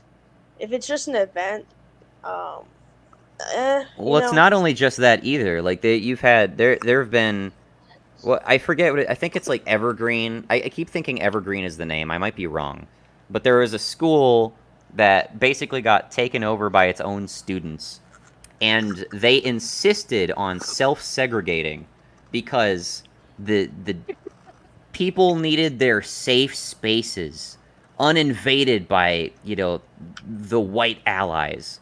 Like, we appreciate that you're allies, guys, but we need space for ourselves. I'm not hate sure that's really an improvement. being grouped into those people, man. Don't group yourself with those people. By all means, please don't. I hate that so much, dude. I mean, it's literally segregation. Like, Martin Luther King, like, his legacy is trying to fight against that shit. The funny thing is, though, about that, I think that most people who are, like, arguing for that in that school don't even realize, like, they're doing the same exact thing as like actual, like, legal segregation. Welcome back. I mean, are we talking middle school, elementary school, high school? I don't know if it was a college or a high school, no. but I think it was one of those. But college. I will say that I went to an urban high school. I went to many different schools, but I went to one particular urban high school that was just awful. It was so awful. The teachers did not have any apparent degree of control of their own students. So many of the students were like gangbangers and wannabe prostitutes. And after I left that school, I read in an article that it, among multiple other schools, was basically taken over by the students and it's self-segregated. And that 100% does not surprise me, because not only did the teachers have, like, no fucking control over their own students, but the students themselves racially segregated well before that. And, like, I have been to schools where if you go to the cafeteria, right, it's lunchtime, right? You go to school, it's lunchtime. You got a multicultural mix of students that are just sprinkled relatively evenly throughout the whole lunchroom, right? They have their own groups of friends, obviously, but it's more like, oh, it's the jocks, or it's the straight A kids, oh, it's the weebs who are always playing Yu-Gi-Oh! During lunchtime, right? That's usually how people separated. But at this school that I went to, it was like, you basically had like 3 blocks of people. You had a few lunch tables that were all black kids, a few lunch tables who were all Hmong kids, and then you had a few lunch tables that were white, and a few lunch tables that were Hispanic, right? Is that bad? I mean, it's what the students were doing themselves. Yeah, but is that bad? I mean, it's not strictly bad, but I mean, it certainly doesn't. I mean, does that convey to you that these people are racially impartial? That they don't care what your race is? No, but like, you know, I'm not saying if all your friends are black that you're racist or anything like that. But when I, from my own experience, when I see these like 2 cafeterias side by side, I'm like, what is the cultural precedent for this glaring difference in behavior, you know? In the one case, you're talking about like middle class students. As you said, it was an urban city, so yeah. Like, I live in like obscure cheese town, you know. Okay. And so we're pretty small, so most of the people here, like, even not depending on race, we think the same. Coming from an urban city like that, I'm not surprised that people group together in races like that, because that's how they're gonna do crap, you know. I would definitely be surprised if you said you came from a small town, but since you said it was an urban city, I'm not really surprised about that. But you did ask me whether or not that's a bad thing. Do you not understand why I think that's kind of an issue? Yeah, I do think it's. I understand that, but if you're just sitting who you like to sit with, I don't. Even if it's by race, you know. Well, okay, so that's the thing, though. That, like, I don't have an issue with you sitting who you like to sit with. But if you're judging who you like based on their race, would you not call that racism? That would be No, right. yeah, yes, that. But you're describing kids just being, just sitting who people that look like them, which is that shouldn't be happening. But if they can relate to them, relate with their issues, relate what it's like being like that. I with would each other. rather I would rather the previous school where I went to, where people are joined by their hobbies, be it Yu-Gi-Oh, be it fucking band, be it the goddamn wrestling team, whatever it Yeah, happened to but be, as are opposed to you? them going, "Hey, you look like me, we can hang," right? That's so shallow. It's so It fucking is, shallow. At the but minimum, it's it's so also shallow. it is, but it's also like I said, they can relate to their issues, or agree with things, or maybe they'll Well, find. if your issues extend to your fucking opposition to the Hispanic gang that sits on the other side of the cafeteria, I still have issue. I still take issue with that, you know? I do see that, I guess, but I'm not here to say like who should sit with who. No, again, if incidentally, your friend group tends to be only guys or only girls or Yeah, I like guess I don't care. It doesn't matter to me. I But do see what you're saying. it's implicative of a concerning cultural norm, you know? And it's evidence in these two different situations where one is very clearly being perpetuated where another is not. I just don't like this. This kind of sounds funny, but I think there's just not enough. Like my school isn't that diverse, except we have a very large Hmong community, like pretty decent amount. But other than that, I know like 6, 7 black kids at my school. Mm-hmm. So we're not very diverse, but that doesn't. No one really cares. We just hang, sit with who we want to sit to. You know, like the couple of black kids will sit next to each other, but that's because there's only like a couple of us. Well, if you guys like find yourselves like, hey, we're the only black guys here. It's like, yeah, that's kind of weird. Anybody been a racist asshole to you? Nah, not really. Oh, that's cool. Fortunately, no one's been that way to me either. All right. What are you doing during lunch? Boom, there you go. There's a friendship. I don't give a shit. Like, that's fine with me, man. I don't care. Yeah, but they can also do that, you walk into this school, everyone's sitting by race, and you're like, What? something's telling me that I should go sit next to the people that look like next That to is me. 100% not what I did. I will tell you that.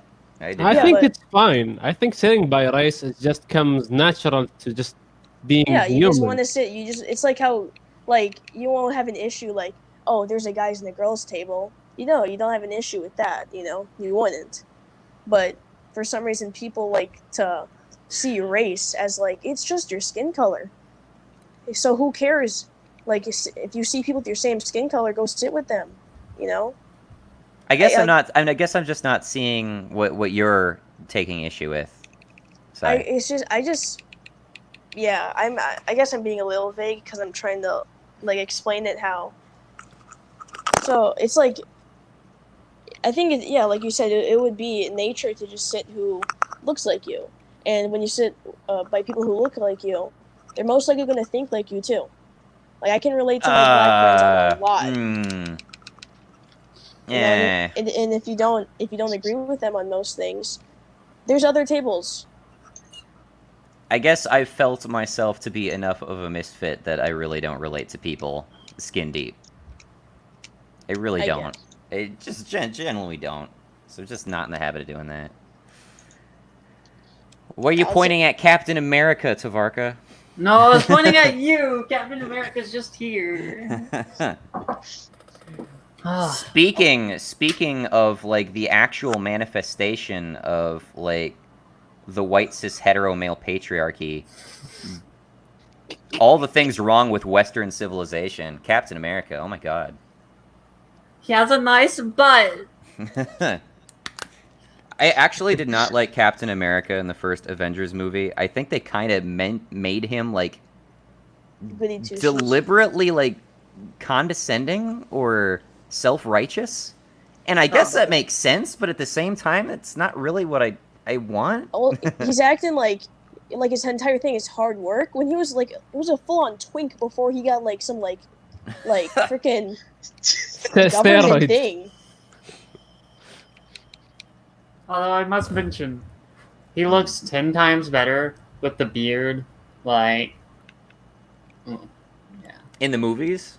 In the movies, he looks 10 times better with the fucking, like, beard. Like, oh my god. I'm not for men with beards at all, but him with the wolf. Oh yeah, yeah. Some people can pull that stuff off. Yeah, I think I'm more of a clean-shaven. Like some people can pull out like, yeah, you can pull off a beard, but I don't know. I think the jaw, the chin, that looks nice. All right. Well, before Sai confesses to Darkrai about how he finds him attractive, let's keep going on with the comments. Actually, I have a here. Top mentioned the point. Like you said, we're in America. We're racist.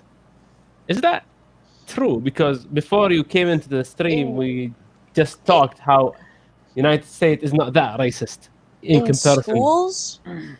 So I think it gets really bad in places of, because like on the street, people aren't going to be racist. It's when you get into more closeted. Yeah, like in the schools, everybody's bullying everybody because it's just bullying. It's not schools racist because of racism. Yeah, I do. It's like I had people who were racist towards me in school too. And at my, I felt like me and my friends, it happens. We basically got used to it at this point.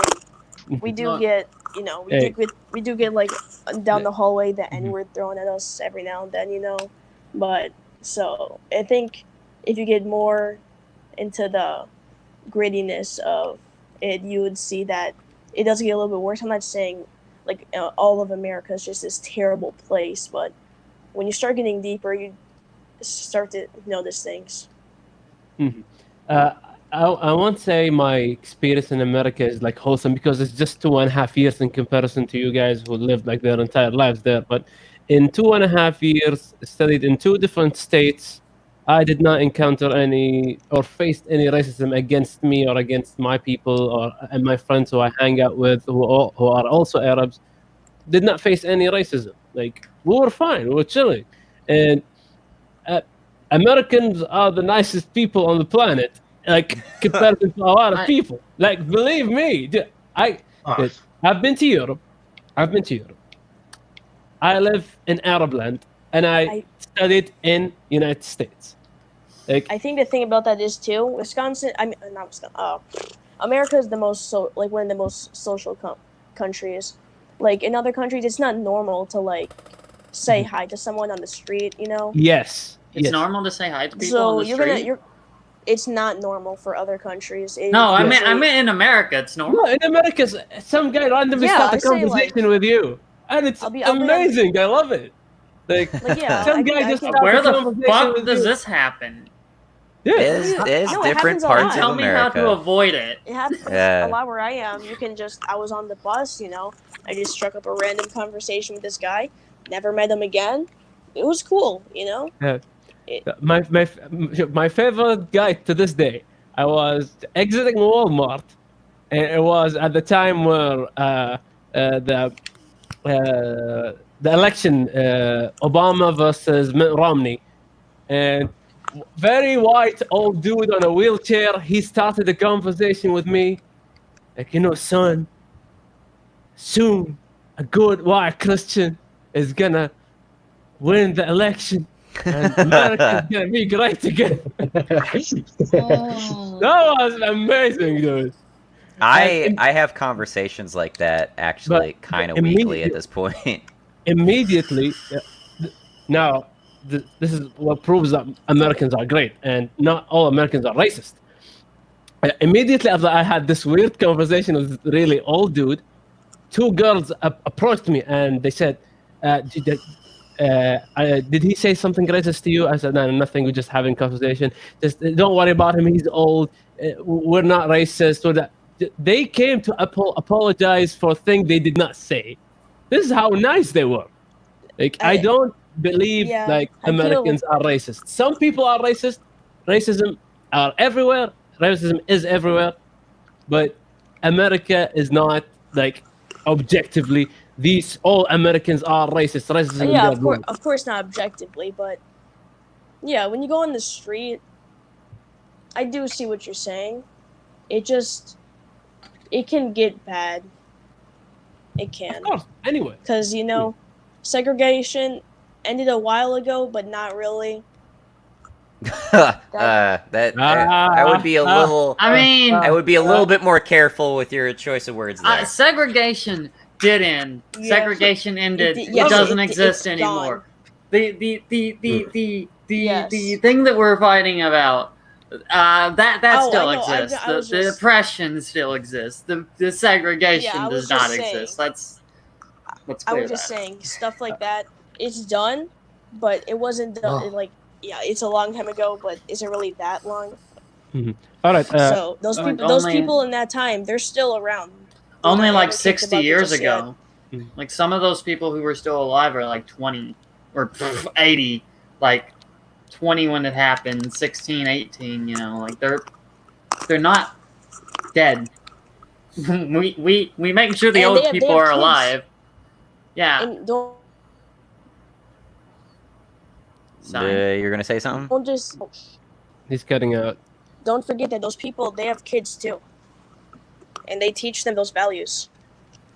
Have been tempted to re-upload a video by that guy T, in which he describes his own personal experience with racism, and how he feels that there's basically a culture that breeds like fight whitey or fuck whitey, into kids as they're growing up, and he felt that he needed to throw that off and think for himself, because even his own personal experience with people didn't corroborate that, and so there is some sort of conflict there. Is what my parents told me true, or is my experience more reliable than that? Was the people I was talking to actually secretly racist?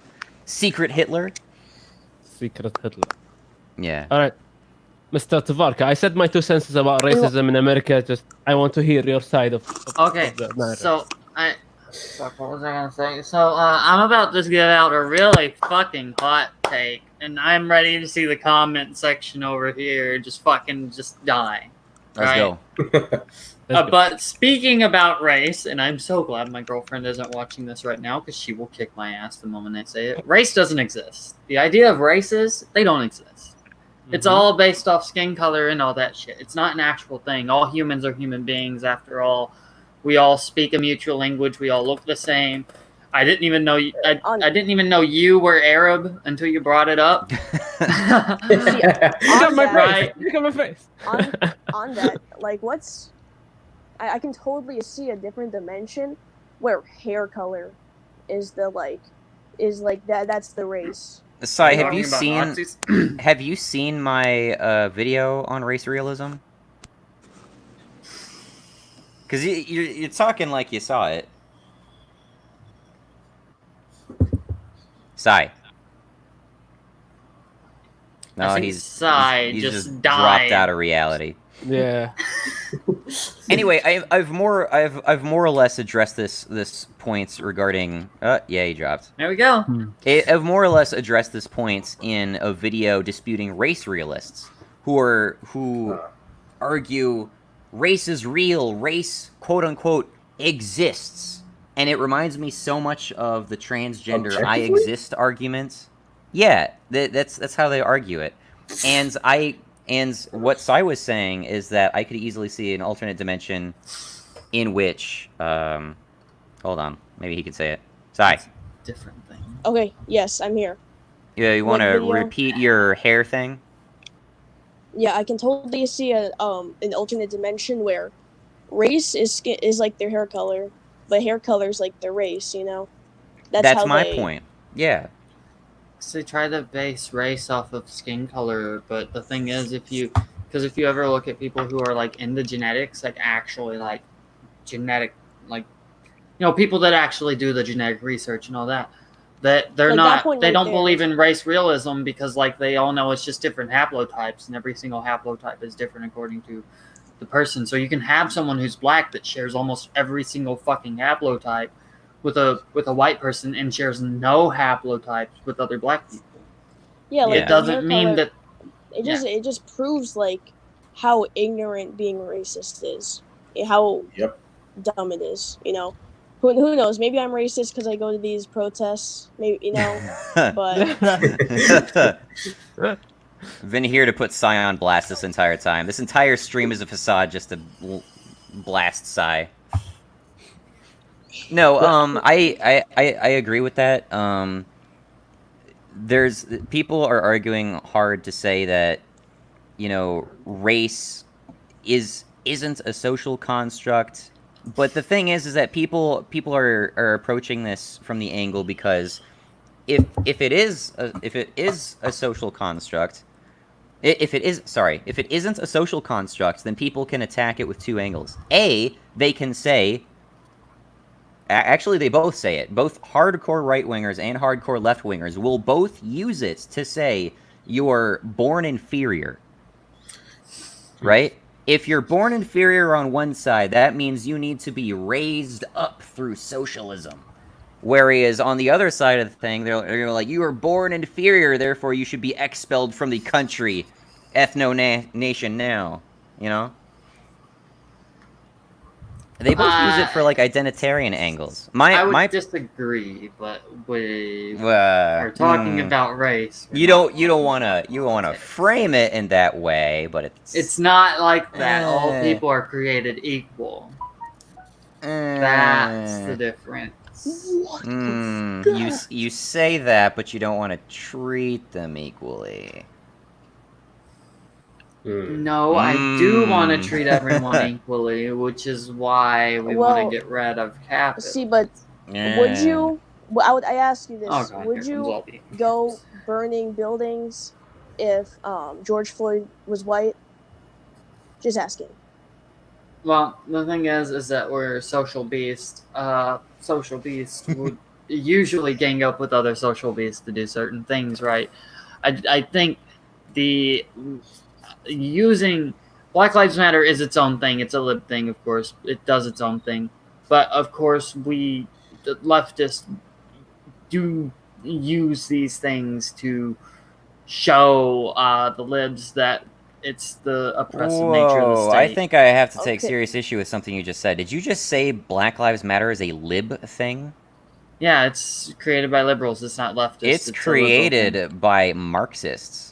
No, it's liberals. No, 100% Marxists. Okay, if SOCDEMs, which are liberals, created it, then yes, it's created by Marxists. Marxist liberals. They might push SOCDEM in practice, but they are Marxists in theory. There's no way. They're not Marxists in theory. They still want capitalism. The only thing that we want to get, the only thing they want to get rid of is you should see what they have to say on the topic of capitalism. Then you just go ahead and visit their Twitter accounts. It depends on what type of SOCDEMs you're talking about, right? Search their username and type in capitalism and see how much shit they have to say about capitalism. So and you tell me where you think they land in that spectrum. But SOCDEMs, the actual philosophy of SOCDEMs, if we're talking about America, we fucked everything up. I don't know. When someone says they're a SOCDEM, they either mean they're a capitalist that wants a welfare state, or they're a socialist who thinks they're a SOCDEM and they're not. They're DemSoc. They're probably like neo-libs. I will say that a lot of neo-libs advocate Black Lives Matter, but the Black Lives Matter organization is created by black trans feminists under Marxist theory.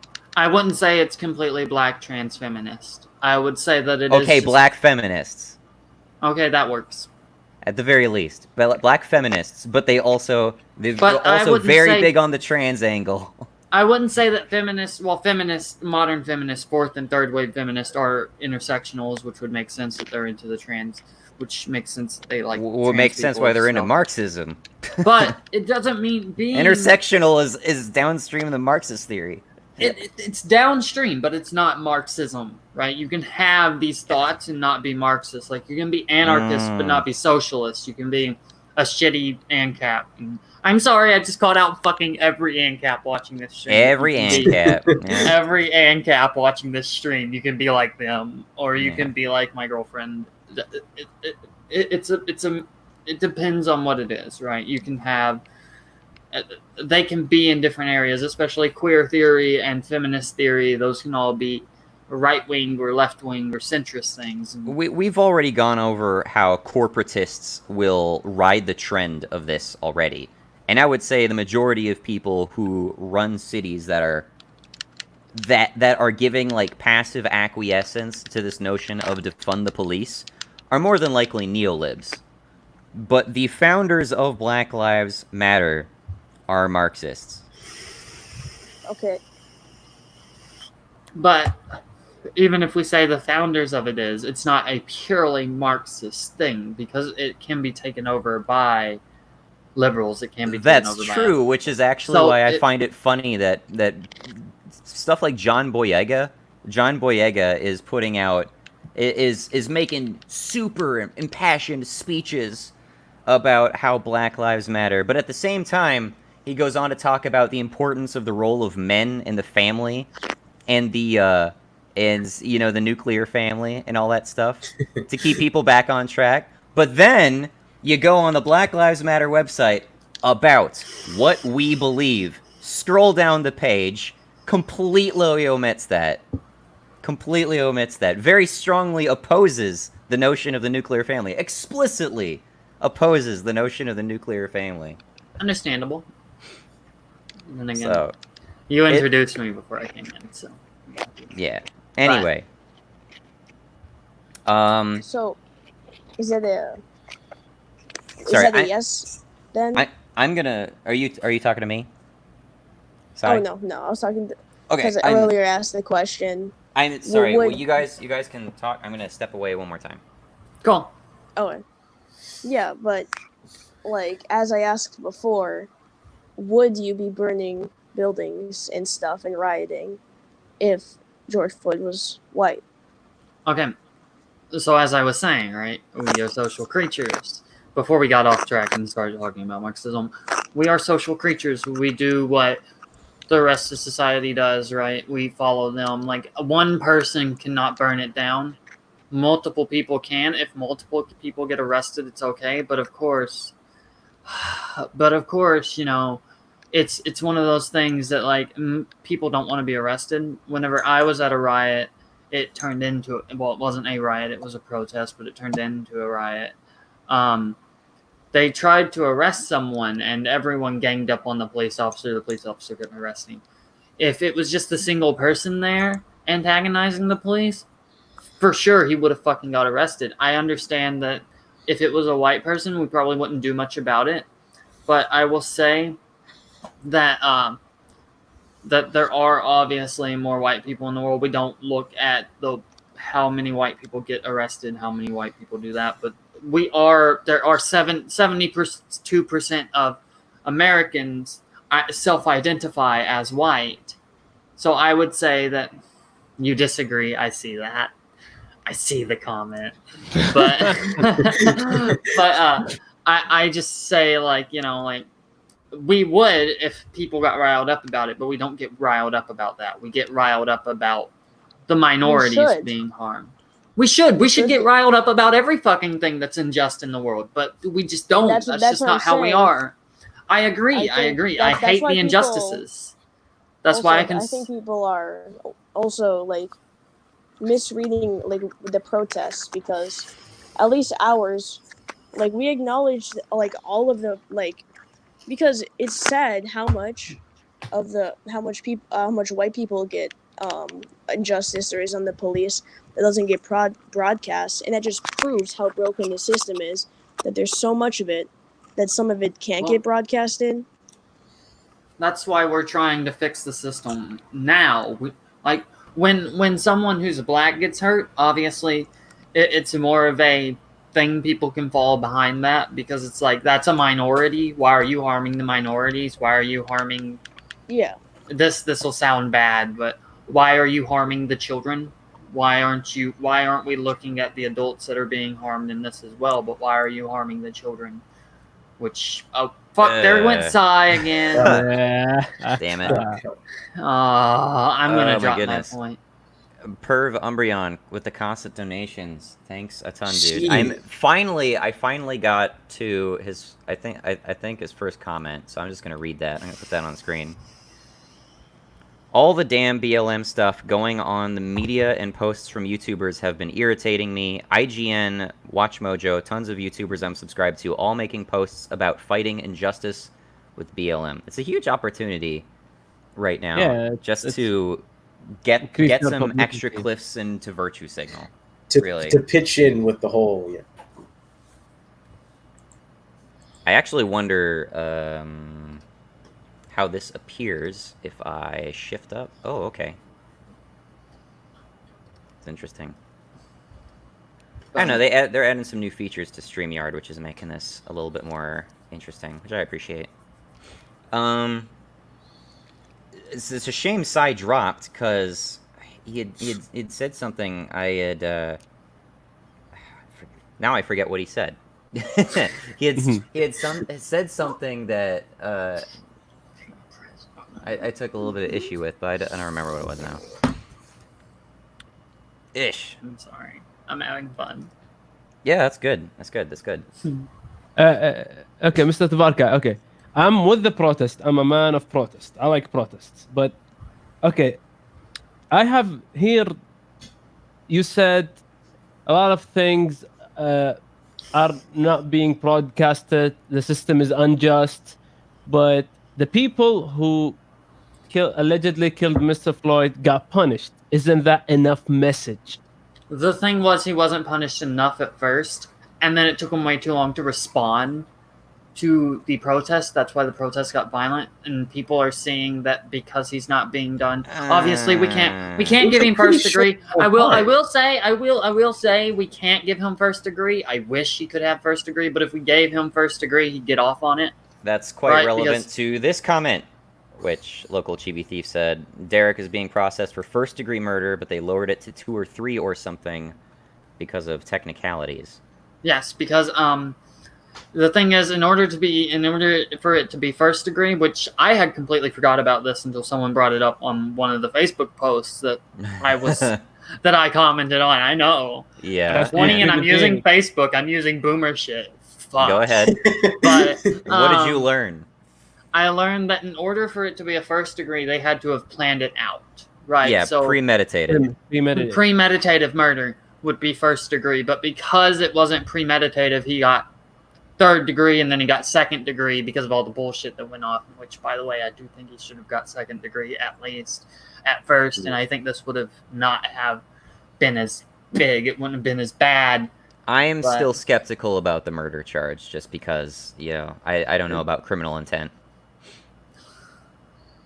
Criminal intent is what makes it murder, as far as I'm aware. The degrees of murder really just have to do with, other mitigating factors.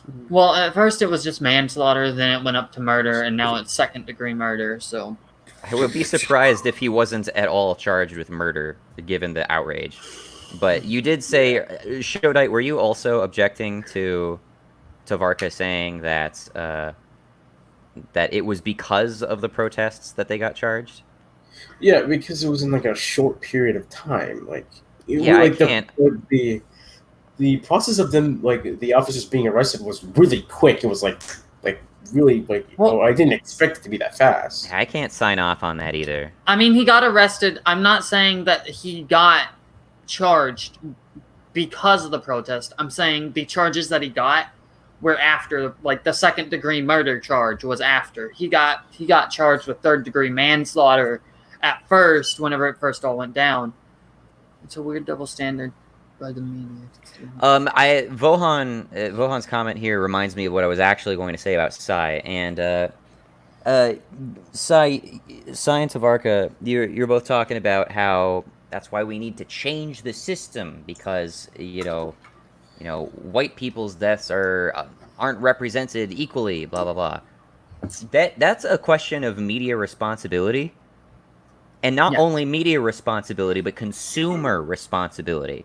So when consumers watch stuff that is selectively cherry-picked by the media for you to get uproarious over, it's also your responsibility of a consumer to be skeptical and scrutinizing of whether or not this is something that deserves the amount of attention that is getting, as opposed to any other possible instance that the media is not covering, Yeah, I understand that.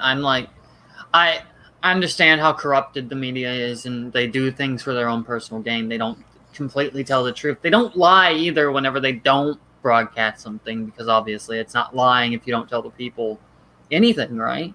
It was genuinely like a minor scandal some years ago that the media would post some drama story about a little white girl who fell down a well. And then everybody was going, why a little white girl? Why not? Oh my god, fucking perv Umbreon. Stop. $50 donation. Oh my god, thank you. Someone's comment is, I'm starting to think he might have stolen his girlfriend's wallet or something. Probably. I just have the notification that it's been donated. I haven't got the comment yet. Sorry, Tavarko, were you saying something? No. No? I don't remember if I was, so. Okay. Darkrai has a channel, by the way. I assumed Darkrai had a channel based on the fact that he has a gaming chair and green wallpaper in the background. Yeah. Is that wallpaper or just like a stand-up green screen? No, it's a stand-up green screen. I assume you do gaming stuff? Yeah. What sort of games? I play variety. I play TFT. I play Paladins. I play Pokemon. Oh, we've been playing some... And a lot of card games. All of them card games. Card games. We've been playing some Paladins in the server, actually. Ooh, nice. Yeah. Subscribe to Darkrai. Thank you. Appreciate the show. Yeah. Fuckers, let me in. Let me in! My freaking shitty-ass iPad died. Damn. I'm so sorry you have to have an Apple device. That's something we agree on. Yo. Hey, I am hosting this from an Apple device. Mac user. Mac. Oh, gross. Yeah. Oh my god. Oh man. I think we found the strongest disagreement in the debate so far. Yeah. You Apple can't equal argue bad. For the Play Store over the iOS Store, you can't. That argument was good 8 years ago. Sai, could you try to turn up your volume a little bit? Possibly. Oh yeah. Oh, no wonder my head. The mic was in the other earbud. Gotcha. All right, is this any better? A little bit better, yeah. What did you say originally about the Play Store? The what? You said something about the Play Store? Oh yeah, the iOS store is a lot better than the Android Play Store. I will admit it has only been within the past year that I finally managed to use the App Store for the first time because of a goddamn bug which prevented me from using the App Store. And while I've been using Mac desktop computers since forever, I have an Android phone because I heard some awful shit about the iPhone. So I am not above going to other devices, and I've heard some really bad shit about macOS Catalina too. That might be enough for me to just switch over to. I'm not sure if I want to go Windows. Maybe I'll become a Linux person. I don't know. Use a Linux distro. Use Red Hat Linux. Red Hat Linux. Windows is not bad. Yeah. Or Mint. Microsoft, Mint Linux. One of the biggest tech companies out there, you know. And I'm playing an Xbox right now. Xbox 360 controller? I haven't seen that. Hey, No. I only have a 360. Okay, leave me alone. I have an Xbox One. Like the but I'm best actually- console. I'm It is playing pretty good. freaking It's Madden. pretty good. I'll grant I'm that. playing an Xbox 360 right now, even though I have an Xbox One, just for the throwback, you know. Yeah, I get you. All right, I'm gonna go through comments again. This is Perv Umbreon said he was on 3rd-degree murder first, but got bumped up to 2nd degree, which is a bigger crime and a felony. Is 3rd-degree murder not a felony? Wait, what? Hold on. Wait a second. Wait. I'm not sure if I'm misinterpreting that, but that's Maybe he means bigger felony, but if second-degree murder, you I can't mean, really have a murder. bigger felony. Like you have felony or misdemeanor, basically. I don't know. That's a little, yeah. The 5th banana is from Texas. Clearly the most racist person in the comments, evidently. Texas is a very diverse state, but it's the small towns and rich neighborhoods outside the major cities that make up the Republican portion of the state. I'm not surprised by that. So Yeah, murder, it's tense. 3rd-degree murder is a felony, but you only get 15 years. You don't get whatever the fuck being. Is 3rd-degree crap? I don't know laws. Or at least that's what it says. I know there's one where you plan it out, and there's another one where you were stupid and you pulled the trigger. You know, those are the. If I'm wrong, then correct me. But I'm pretty sure it's something like that. I was referencing excessive use of force earlier, and there's a few videos like this, but there's one particular video I recall seeing, and it's just all kinds of a shit show. I'm certain you can find it on police activity, but Perv Umbreon, stop it! Stop. Yeah, so basically this guy pulls over this dude for a traffic ticket. The dude immediately makes it a race issue and says, "Why you stopping me? I'm trying to get somewhere." He almost drives off on the cop right away, which would have been a crime in and of itself. But it sounds like it sounds like the cop's like enforcing a seatbelt law, like where he's legally required to wear a seatbelt, and the guy just flips his shit on the cop and gets super pissy, immediately makes it a race issue, say, "You didn't stop all those guys over there," which, by the way, from my personal experience, I get that shit all the fucking time. Why aren't you enforcing the rules against those guys? Well, I would if I wasn't stalled here talking to you. And so the cop is wasting however long the fucking video is trying to get this guy. Like, he's just trying to write him a ticket, but then he escalates it to non-compliance, and so the police officer's like, do you want me to take you to jail over a fucking seatbelt ticket, dude? That's the stupidest thing I've ever heard. And finally, it does actually escalate to the point where they do try to remove him from the vehicle, and unless I'm, like, mixing up two separate incidents, I believe what happens is I might be mixing up, like, the dude, like, body slams him or something. I don't know.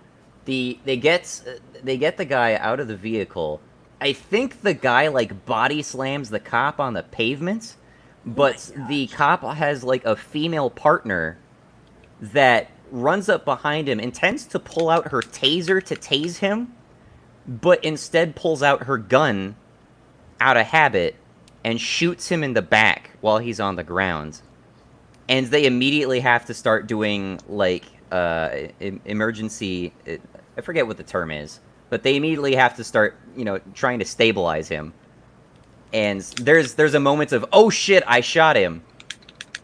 Where the female officer just inadvertently shot this guy and applied lethal... I don't know what happened to her. I don't know if she got fired. It's very obvious from the video that it was an accident. I completely understand that. Would you consider that manslaughter? I mean, I don't think the guy died, actually. He got shot in the back, but I don't think he died. I guess, but in a hypothetical situation, If he died? the guy passed away. I mean, yeah, I think you could probably say that might be manslaughter, yeah. Yeah. But again, even with manslaughter, I question whether... I question See, this is just comes back to sort of the vagary of our judicial system. We're so fucking we're so fucking fuzzy about the details a lot of the time, where even like manslaughter charges of like, oh, I was drunk driving and I killed someone while I was in my vehicle while I was intoxicated. Like, I'm not sure how hard we would push that in terms of like the criminal intent field, because you can charge someone with manslaughter or negligent homicide because you were intoxicated and behind the wheel of a vehicle. But I'm not sure how they would treat that in terms of like criminal intent, because you'd have to show that someone like intended to deliberately break the law by getting behind the wheel of a vehicle and driving negligently while intoxicated. So I'm not sure how that works, but I don't know. In that case, in response to your answer, Sai, I would say probably yeah. Probably yeah. Fifth Banana says, you would not be surprised if Texas turns into a swing state in the future. I've heard similar things. Although after recent events, I'm kind of hoping Minnesota turns into a swing state. What's a swing state? A swing state can either go blue or red. Can either go Democrat or Republican. It's just... You know, I have not. I actually have not watched your video, so that's gonna be interesting.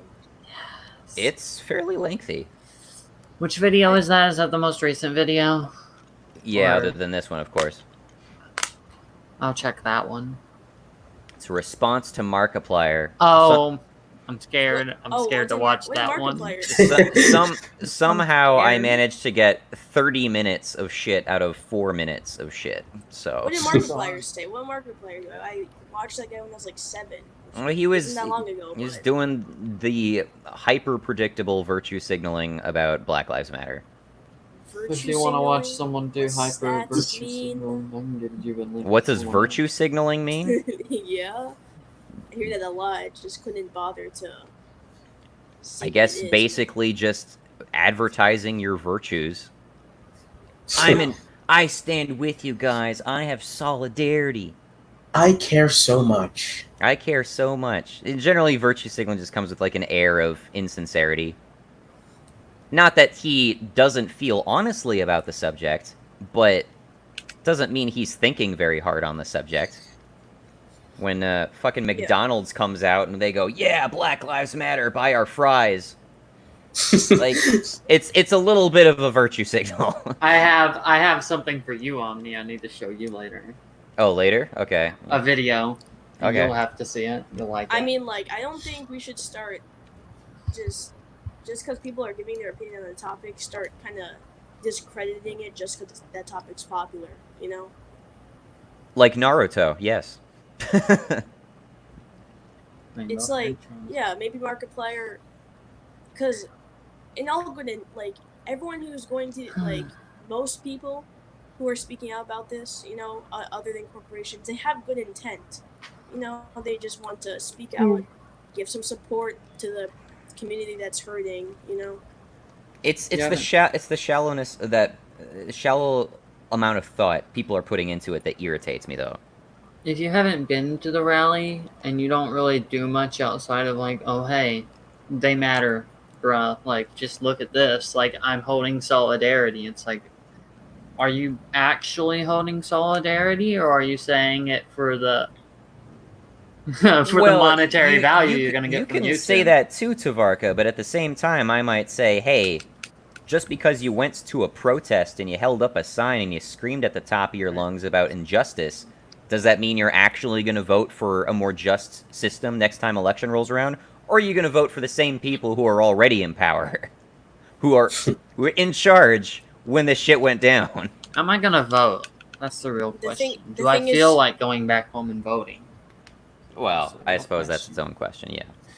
The thing is about that, though, because what we did is we went to this giant park, you know, and we had a bunch of, like, public speakers, and they were really good at getting their points across. And one of them is a family friend. His name is Dominicus, and he's a rapper now. And with that name, of course. Yeah. His full Dominicus, the artist.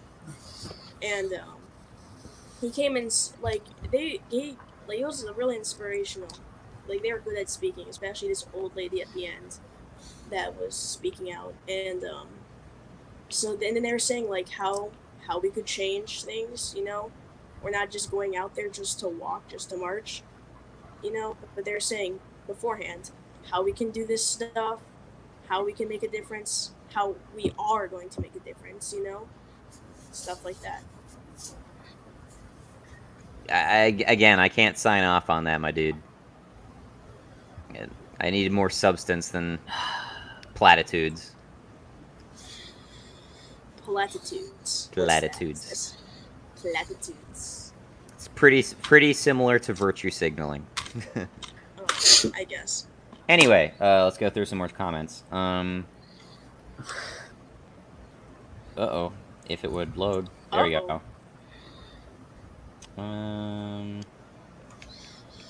Oh, wow. I jumped way ahead.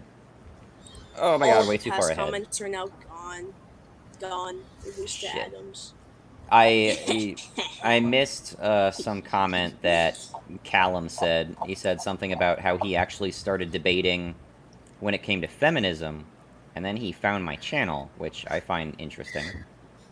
I don't know that I discussed feminism really much at all. Sometimes YouTube recommended just start giving you everything that's debate related or controversy related. Yeah, I got recommended on the second channel. I had no idea about his first channel until I went to the Discord. I got attacked on YouTube for like, what did I say? Was it like a month or something? With Omni's like fucking Minarchus versus ANCAP. Space Span versus Omni, and I'm like, what? Why is this a thing that exists? Why? I recall that, yeah. Over time, I was like, fuck it, I'm watching this. I guess. It has to be what you yourself are watching. You have to be watching something that provoked that. I didn't, because I only started trying to watch stuff about Hobbians, after that. Oh, afterwards. Well, I have no idea then. What do you think on Omni? Not just protesters, but people who actually go out and public speak, like public speakers. What do you think? How do you think those people? Because they're definitely more educated than the average protester. Not necessarily. Honestly, you don't have to be more educated. You just need to have more charisma, I guess, but still, like, what do you think on public speakers going out and giving, like, what they think on the opinion or the subject, Oh, again, I don't have any issue with, like, you giving your opinions. I don't know what it is, but I was reminded of it when Darkrai mentions that there's, like, a dedicated protest area. That I think it's like somewhere in New York where there's like a park where people just go to like openly advocate all manner of their own crazy ideas. Like someone has a conspiracy theory about the reptilians, or someone else has got to talk about how our rent control now, this or that, right? And then people go there to listen and share ideas and argue and debate, and I think that's cool. Like, I'm all in favor of that. Again, though, it comes down, in my opinion, to, the substance of what you have to say. If you can talk for, like, 3 hours about fucking nothing, and it have, like, virtually no relevance to, like, our current justice system, and yet you're just whinging on end about, injustice this, injustice that, then you're just talking out of your ass, as far as I'm concerned. I don't want to listen to you. So, by reptilian, So do you mean the lizard people that came from the spaceship that is actually our moon that came from Alpha Centauri? Elon Musk is the leader Beta Centauri. People. Beta Centauri, is Yes. that the story? Oh. Yep. Yes, it is.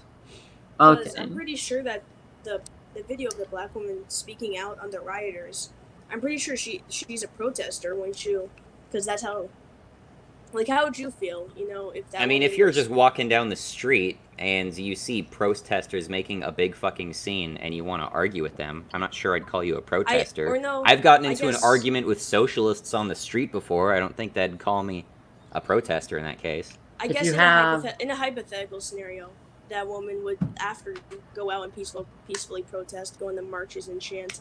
You know, how would you call her ignorant or an ignorant racist? She's not a the person you're referring to isn't a Black Lives Matter protester. She was arguing against Black Lives Matter. Wait, you didn't see my video. What are we even talking about? No, the clip that you the show of she was speaking out on the riots specifically, you know. She was speaking on the riots specifically. I'm not 100% certain what we're talking about, actually. There's a clip of the black woman in the street in the streets of riots, and she was saying how yeah, she was. I think she was getting pissed off at Antifa destroying like a black neighborhood. Yeah, how would you feel in a hypothetical scenario if she would go and peacefully protest and march and stuff? You know, I mean, I'd still take issue with her because part of what she was saying was, you know, racially charged. She was like saying, "You can't step to me and talk about me because I'm a black woman," you know.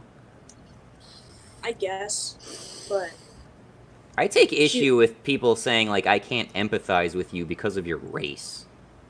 Like, shut the hell up. I don't know. I get being proud of your race, but not being empathized with others? Nah, that's weird. Yeah, I think you kind of, I don't know. I feel people kind of generalize the protesters, you know.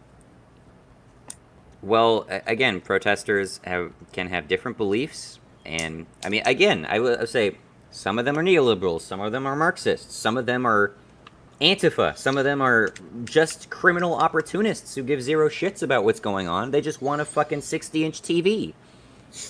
Yeah. I will concede that. And I'm just saying, like, generalizing people, I guess, like generalizing the police. Are you taking an issue with my protesters or ignorant racists bit here, specifically? A little bit, yeah. You know, like I can probably get down with the ignorant part. I like will say a lot of people just came because of George Floyd and not because of their own like all of the stuff that's been happening for so long, you know. But the racist part I can't really get down with. Well, when you're fixating on only one race, it's kind of hard to throw that off, you know? And as I said, that's generalization. It's not a generalization. It's Black Lives Matter. It's Black Lives Matter people getting upset with people saying all lives matter. Well, no, Black Lives Matter existed before the phrase "all lives matter." No, I get that. I've said before I know that. I'm not denying that. Me and a lot of people, like, that's like one of our talking points in our protests in our city, at least, that it's sad that the white people, the violence happening on them isn't being broadcasted, because it'll show how much of this is actually happening and how you know. It's really not a standard talking point for Black Lives Matter. Yeah, but just so if you're identifying does that with devalue it? Devalue what? Your protest? The point that I personally, Sai, I would try to disassociate with Black Lives Matter with any protests you prefer to go for. You want to talk about, you know, the injustice of, you know, the media only highlighting certain demographics of people getting killed, let alone people getting killed wrongly, that's fine. Like, I don't really have an issue with that in principle at all. But again, when you're protesting the injustice of justice in the process of being done, and you talk about hatred only insofar as it relates to seemingly one race, that's where I take issue. And the reason, like, while I dislike that, it's because of America's past of this stuff happening to this race.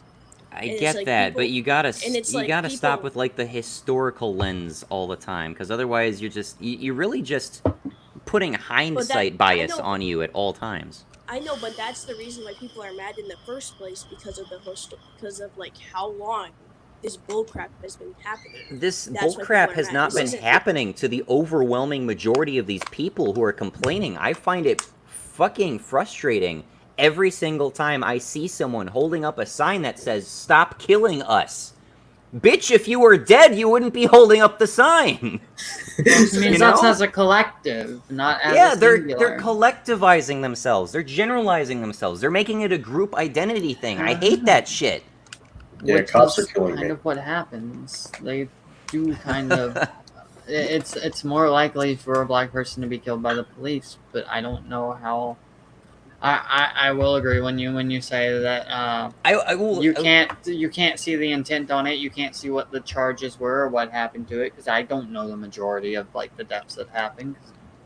You know, but I will go even further to say that it would be obnoxious and misguided if the same people who are upset with the same incident that happened, if the just imagine the exact same incident involving George Floyd, imagine that took place, and instead of holding up, "Don't stop killing us" signs and Black Lives Matter signs, they started holding up "Don't tread on us," I would still say that's massively misguided. Because it's not about you. It was the one guy, and it was those cops, and they're being charged right now. I think the majority is that it's not enough. It doesn't seem to be enough. But Sai, you take issue with that because he wasn't the first, right? And it probably isn't going to be the last if we just sit here with our hands on our laps. Well, he's probably not going to be the last because, again, there's just human fallibility. You cannot avoid human fallibility. What they did was against departmental policy. You can't help the fact that when you hire someone for a job, there is the possibility that they'll fuck up that job. Even if you give them the strictest, most specific instructions. You have a duty to intervene. Oh, they didn't intervene. Charged with a crime, fired from their jobs. It's like taking a position like trying to get rid of talking murder. point about that is too like it's sad because we're like I would say, and like I don't even necessarily think this is La La World. Like if this wasn't recorded, no one can be 100% sure if they would be prosecuted. You know. And like it should be. Yes, if it wasn't recorded, all of the security cameras, it should be an investigation. Would it if it wasn't recorded? How much of these incidents were recorded? How many have gone? We just can't know. Those are fair questions, but at the same time, you need to consider the other information we already have on the table, and that's that even when we have incidents where nothing went wrong, insofar as departmental policy is concerned, those videos still get released. Those videos are still released to the public, and you can still file for freedom of information requests. Even for incidents where nobody died and nothing went wrong. This happens. And usually that video is released after there's already, like, a civil suit going on. And it's not always to do with people dying. Generally speaking, when someone dies, another person knows about it, other than the police. Because that person usually has family or friends. When you say this death stuff, what do you mean by that exactly? I mean, when people say they got assaulted by the police, right? Yeah. Say someone used excessive force to remove you from your vehicle. Yes. That shit goes to court sometimes. And then the video gets released. And then you'll see it on YouTube under, police quote-unquote excessive use of force incident. Yeah, but what are happening to those cops? Are they still going? It depends on the circumstances. You're describing like a just situation, it seems. No, I'm describing every possible situation because I get complaints on me doing my job all the fucking time. But that doesn't mean I'm necessarily doing anything wrong. If someone wants to sue a police officer for excessive use of force, removing them from the vehicle, why are you then making the assumption that that was an unjust thing that they did? You don't know. That's why police departments release video. And you see exactly what happened. And then the courts, judge, determine whether or not they were within guidelines for doing what they did. You know? Yeah. So, no, if your immediate guess is, oh, so this has happened? Well, why is he still on the force? Well, because he didn't do anything wrong. The motherfuckers exaggerated his claims against the cops. Here's the evidence of it. Here's the badge cam evidence. Here's the dash cam evidence. Here's a third-person onlooker who recorded it on their phone. Here's the video the victim himself recorded to fucking Snapchat. That happens too. That shit all goes to court.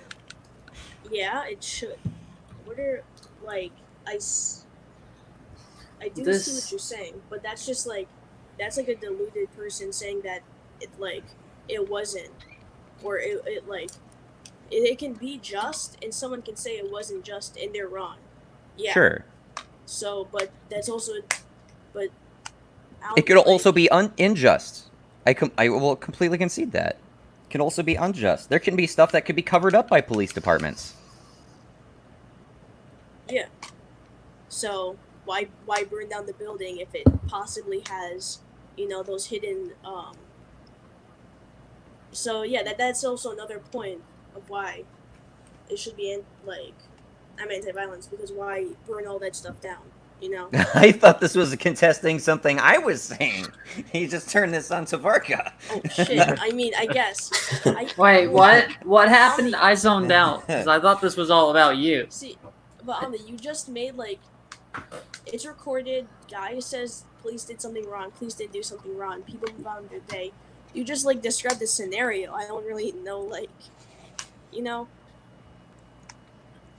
Well, I'm not sure what you're taking issue with. I'm not taking issue. It's just a thing, It you described that someone says that the police did something unjustly, right? Uh-huh. Video recording shows that the police was just.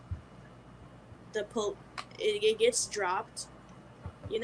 I just see that as a situation. How does that relate to the protests and stuff exactly?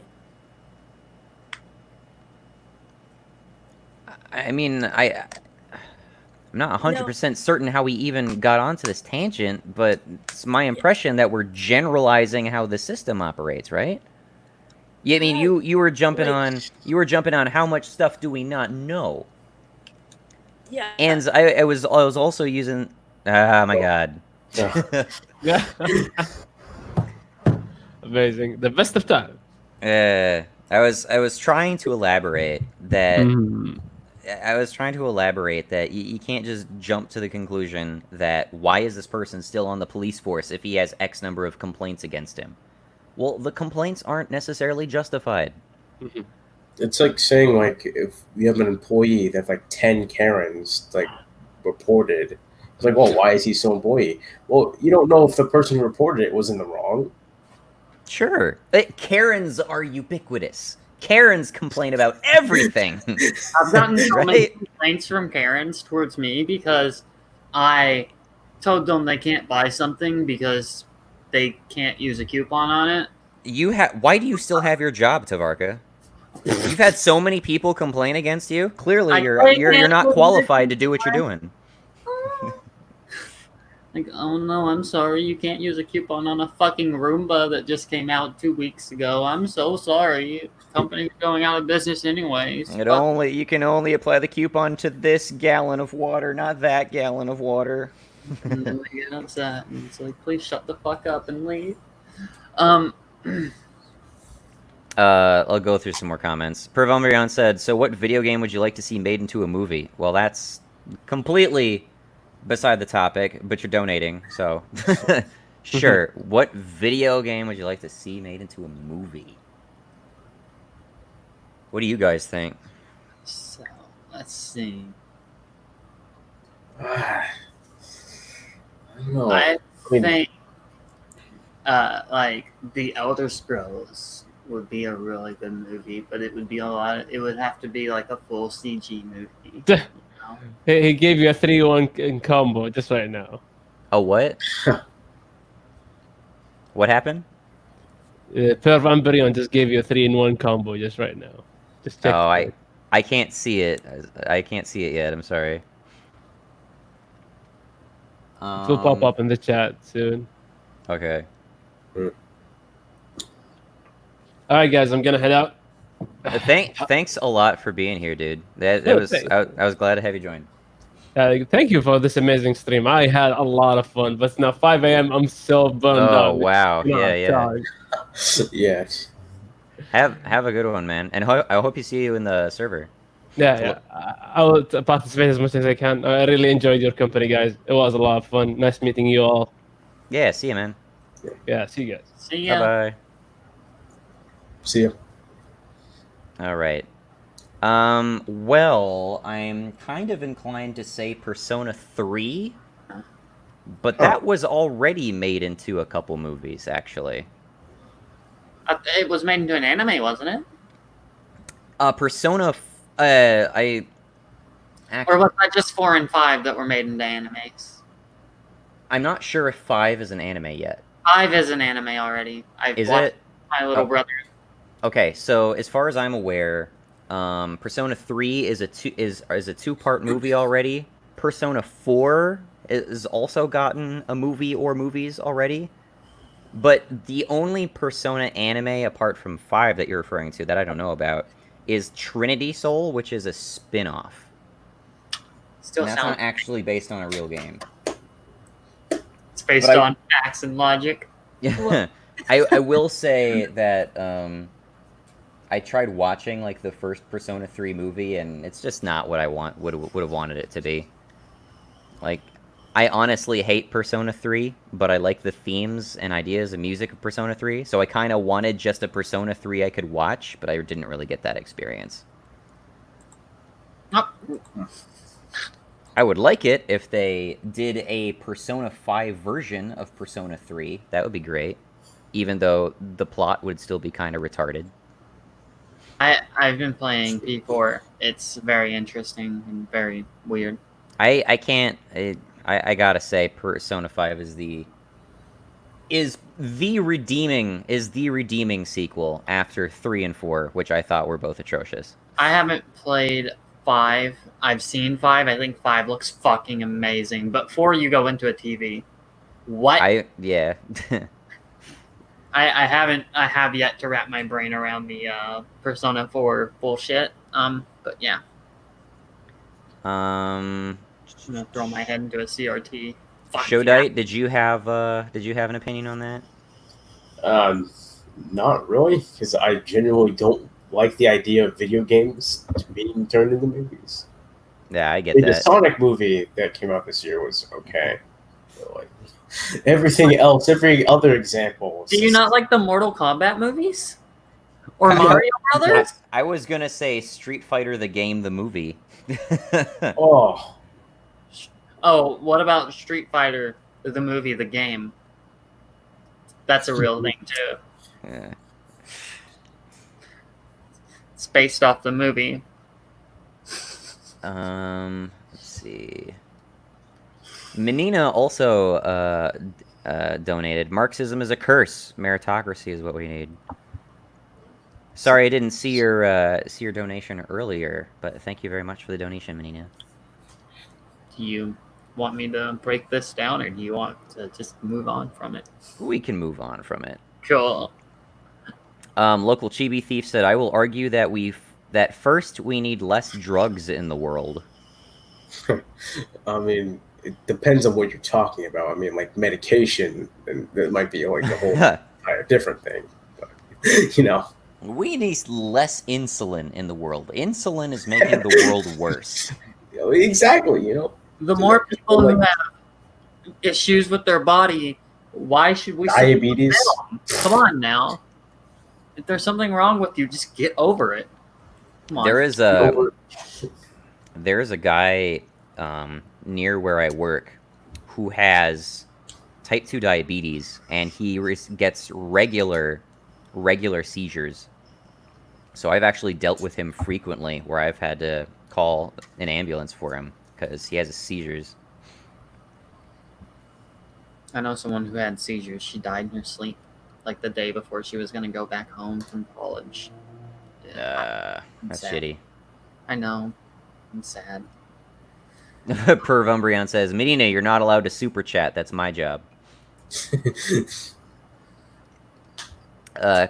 Credit to Omni for going this long. I mean, as long as we've gone on, I mean, at this rate, I can probably do the 12 hours. I can do it. Yeah, almost 5 hours left. 5 1/4.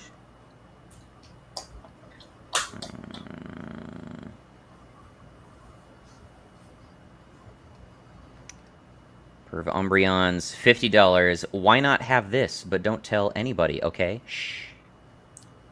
Don't worry, we won't tell. I'll just hide that off screen so nobody sees that. Don't worry about it. Yeah, no one saw that. That's not the hush hush down low, you know what I mean? Cool Clever Stone says, Fitties are sacred. I was gonna donate Tree Fitty, but I can't. Oh my goodness. Tree Fitty. Do you play Mystery Dungeon? I have never played Mystery Dungeon. I've played the Etrian Odyssey games though. I couldn't really get into them though. Just to reiterate to viewers, we still have a decent number of people watching right now. This is a 1VL debate, although not so much in spirit. My position is as it appears above. Black Lives Matter protesters are ignorant racists. If you disagree with that, you can join and tell me why I'm wrong. The link is on screen. You need to jump in there for you to get on the stream. But for me to add you to the stream, you need to verify yourself on the Discord server. So just go to the Discord link in the description. It'll throw you into CAPTCHA channel. Just finish CAPTCHA. And then once you're in the server lounge, you can just @ me. Sai? Looks like Sai was wanting to join, but I'm not seeing him in the StreamYard.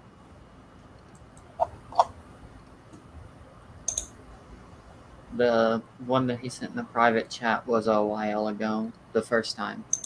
But he just messaged me now, so... Oh, well. Maybe I'm just dumb. Let's see...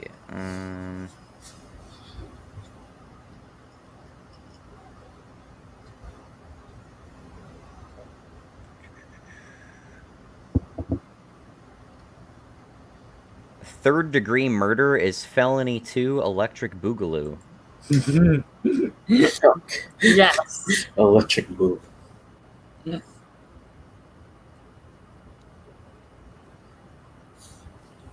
Let's see here. Don't worry, guys, I'm broke now. Okay, that's good. At least you're broke. You accomplished that much. Thank you very much. Again, that's far over generous and is not what I expected today. And you did, like, I spent $25 to host this stream basically, and you completely paid it off. So that's pretty cool.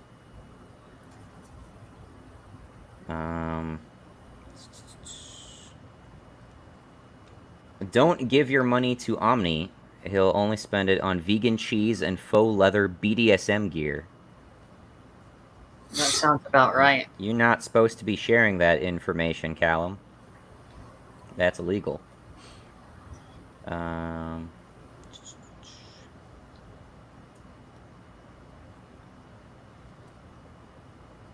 Vegan cheese has enough holes in it as is. Don't know how that's a kink. Had to think a little bit on that one. Not a whole lot of questions about this. Some agony art is very twinkish, so I have come to the conclusion Omni is a twink. Nah, he's just a rainbow-haired trans with manly tendencies. Manly tendencies.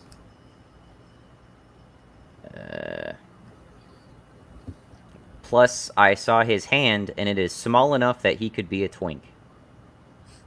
Have you seen Omni Titties, though? And Mr. Goodfield says, are suddenly gay. Hi. Let's see.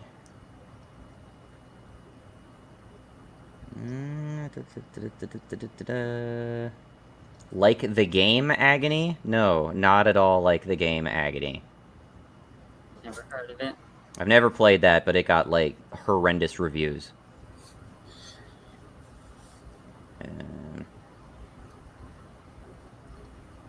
I don't blame Agony. Rule 34 is hot. I don't know who this person is, but I find it interesting that they've already seen Rule 34 artwork of my character.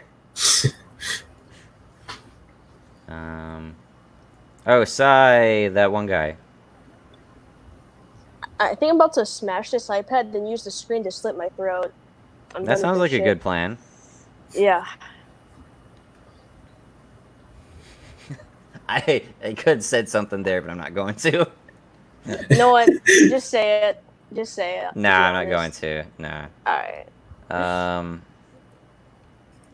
see.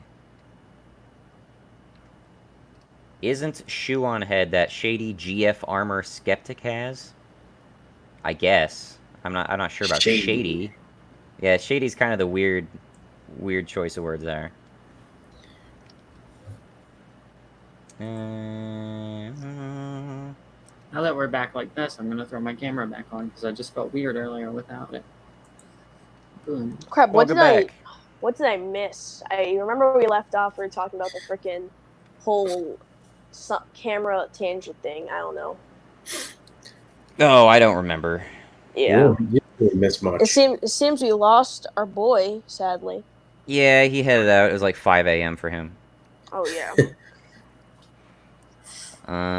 Local Chibi Thief says, oh, not subscribed to her, but I'm fully aware she's on YouTube. Didn't know she named herself Shoe on her head. She also names herself Brainlet, if you ever wanted to see her terrible political opinions. Brainlet. Yeah. Political opinions? That's so boring, bro. Why don't you play Call of Duty? How does it feel to be a boring person, Sai? Oh, you think I'm boring? Yeah. I'd very much Alright. like to know the answer to that question, too. Alright, you call me boring? Alright. We all know that I'm the best looking person in the server. We all know that. Callum for would fact. disagree with you. Oh yeah, Callum would disagree with me, then go and jack off to the exact same picture of me. Hey, my simp would fact right disagree there. with you. I'm just saying. True fact right there. Pervumbrion said, so I guess all my old super chats disappeared since he skipped so far ahead. No, I think I saw most of them, at the very least. I'm pretty sure I've seen most of them now. Yeah, I didn't skip that far, I don't think.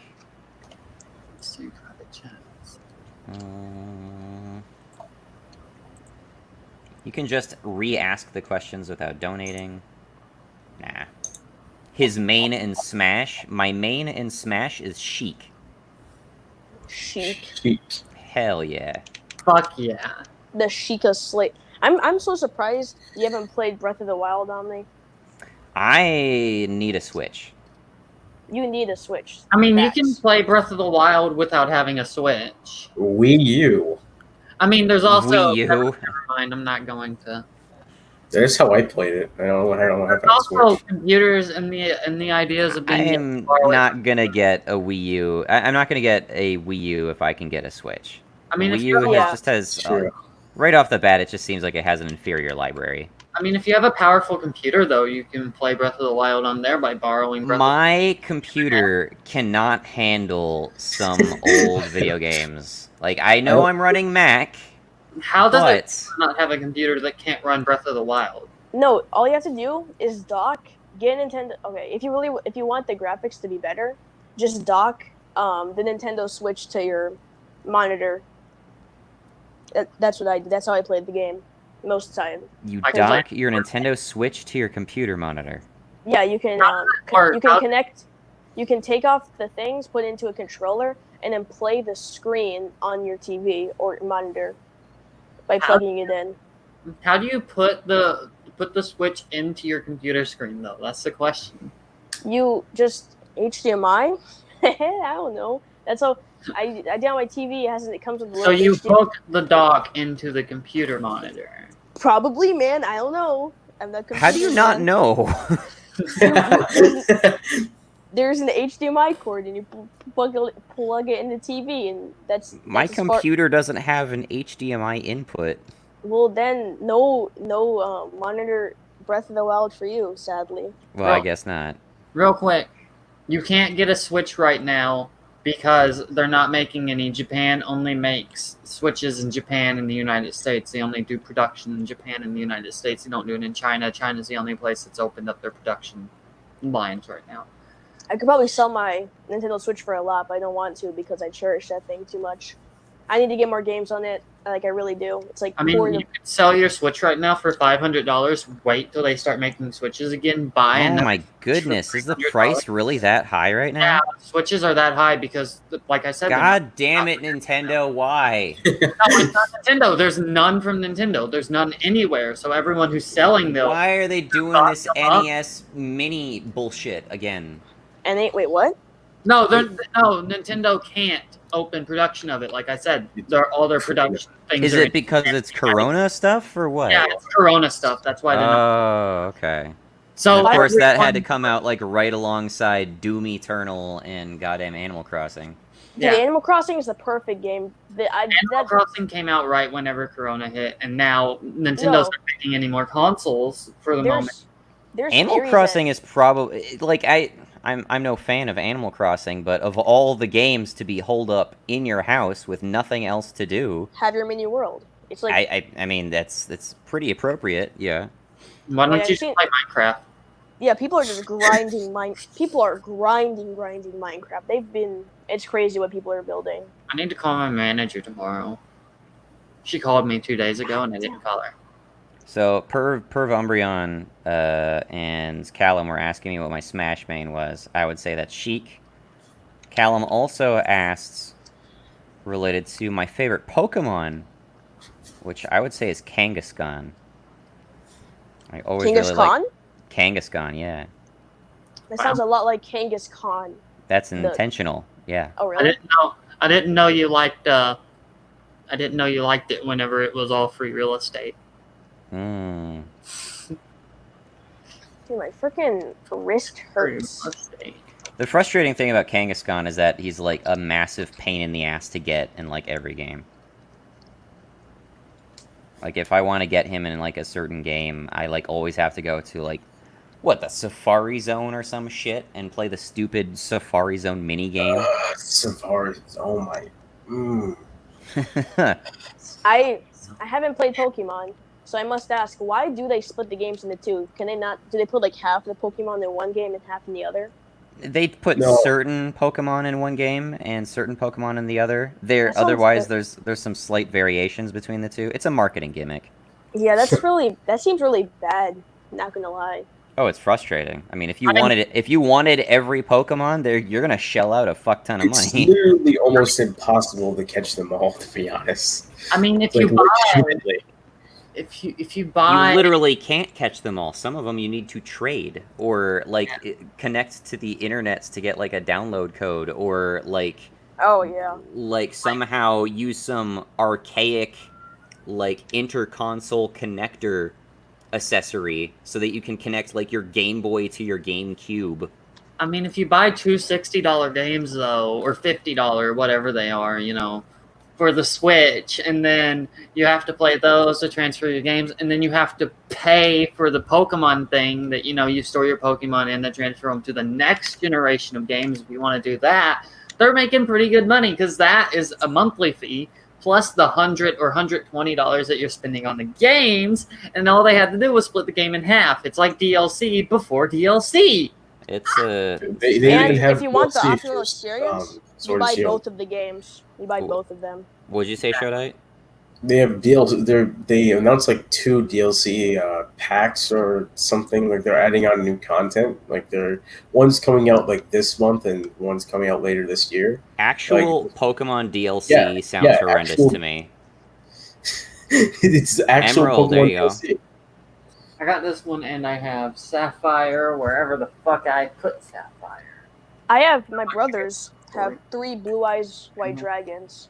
Nice. They did Yu-Gi-Oh. They didn't do Pokemon.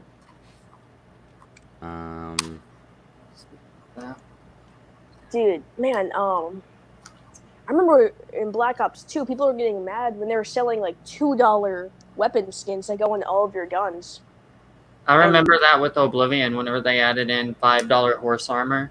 And now, That was the end of the fucking world right there. Like $5 And horse armor. that just completely escaped everybody's minds as soon as Skyrim came out. That irritates me. Dude, I gotta buy my 16th copy of Skyrim.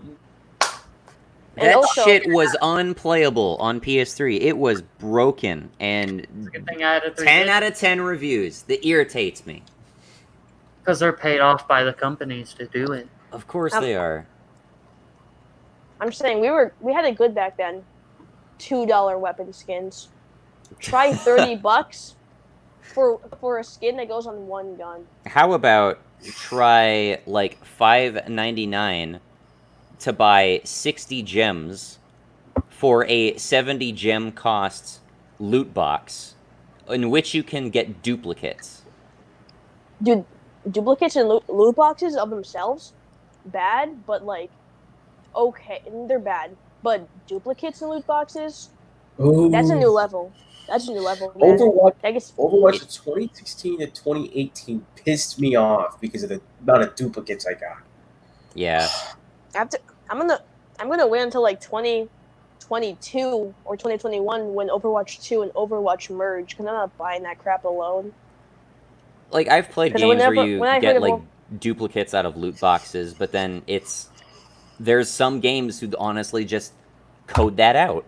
So whenever you like, open up a loot box, and it's something that you already have, it automatically re-rolls until you get something you didn't already have. And Which maybe, is cool. Which I is fair. Like, why waste my fucking money? and still I don't really like it, but in some you do get like in-game credits or something if you get a reroll, which is fine. Still bad like game design. It's but like it's I better. spend like 100 and I get like 10 back. Yeah, it's better than just straight up robbing you. Oh. EA, I love it when they say surprise mechanics. That's so good. No, That's that's so great. good. Yeah. It's not a bug, it's a feature, remember. The person whose name I can't pronounce says Tav vaping is the biggest mood in this whole debate. Sadly, Ferrarian I have to says put it on charge again. Sweet Tooth as PlayStation mascot would have been dope. I don't know who that is. Who's Sweet Tooth? Ooh, excuse me. Oh, is Sweet Tooth a Twisted Excuse Metal me. character? I don't remember. I don't know the names of the Twisted Metal characters. Whereas Twisted Metal 10? Yeah, it has to be the clown from Twisted Metal. I think I guessed that correctly. Also, PlayStation doesn't really have like a mascot, you know? With Xbox, you think of Xbox, you think of Halo. Instantly. With PlayStation, like, maybe Final Fantasy. Uncharted. Well, Final Fantasy's on everything, it would be Uncharted now. Well, that's what I used to think. What about But God I of War? much prefer Final Fantasy over Uncharted. Well, Final Fantasy doesn't have the distinct characters. Final Fantasy is just a brand. You can't have a mascot in Final Fantasy. In my opinion, Bravely Default this has just turned into video game conversation at this point. In my opinion, Bravely Default is the quote-unquote killer app for the 3DS. That is the game I bought the 3DS for, and it was 100% worth the entire purchase price of the 3DS just to play that game. And now that I know that they're going to do Bravely Default 2 for Switch, I 100% need to buy a fucking Switch now. I got a 3DS so I could play Metroid Samus Returns. And also I really want A Link Between Worlds, because it's a really good game. The little game that came with my my first DS was Metroid Prime Hunters, which was interesting, but I must admit, playing a first-person shooter on a DS isn't super comfortable. Yeah. So Man. Perva Umbreon says Smash Fave, if a Smash main, that's Cheek. Fave Pokemon, it's Kangaskhan. Fave PlayStation mascot. I mean, God of War probably. Maybe not. Oh hell no. No Yeah. way. Crash Bandicoot. Yeah. Crash Bandicoot was probably like PlayStation 1. I mean, are they asking favorites among PlayStation past PlayStation mascots, or are they talking about like ideal PlayStation mascot? Like Ideal. favorite. I would have assumed past, not modern, but Because I would like to say if there is an ideal Xbox mascot, Master Chief. Other than Master Master Chief. Chief. Other than Master Chief, it would have to be Blinks. oh, the Little Big Planet dude, the dude from Little Big Planet. Those games are so underrated. Man. I haven't really played those. Little Big Planet's boring. What about Laura Croft for Xbox? No. No, for Xbox it would definitely be Master Chief. Lara Croft peak back in PS1. Well, I have Chronicles. It sucks, but I have Chronicles. I have a little tiny PS1 that's about this fucking big. Any game franchises that they ruined recently? Any that they ruined, the Elder Scrolls, Fallout. Who are we talking about? PlayStation? No, Oh, just not games. PlayStation, just in general. The Elder Scrolls, Fallout, anything Bethesda touches with a singular palm of their hand, anything EA touches, ruined. The thing is with Bethesda is they're so inconsistent. They'll be like bringing out straight bangers with Doom, and then they'll release Fallout 76. Because different studios. Bethesda is there's two Bethesdas. There's Bethesda Game Studios and Bethesda Publishers. Bethesda Publishers owns id Software or ZeniMax, or Bethesda Publishers. They own id Software, which put out Doom, and Arcane Studios, which put out Dishonored. But the core Bethesda, they do Skyrim and Fallout, or they do the Elder Scrolls and Fallout, and everything they touch fucking breaks. And you said the devs? Anything the devs touch? Anything Todd Howard touches, just fucking Isn't it kind of weird that in this case it seems like the devs are actually getting more shit than the publisher side of things for once? Yeah, but the thing is that an interesting thing about Bethesda is they're using an engine that was already outdated in 2003 or 2002, because that's when they put out Morrowind, and it was on Gamebryo. You know what Gamebryo is? Which is an engine from 2000, which is an engine from 1996. I might be crazy. For MMOs, by the way. I might be crazy, but I think every game, or most every game, should switch to the Euphoria engine. What is that? The engine that, you don't know the Euphoria That's engine? a physics engine. It's a physics engine. What games have that been made on? GTA 4, GTA 5. That's a physics engine, not a game engine. I mean, I would say fairly positive things about the RE engine.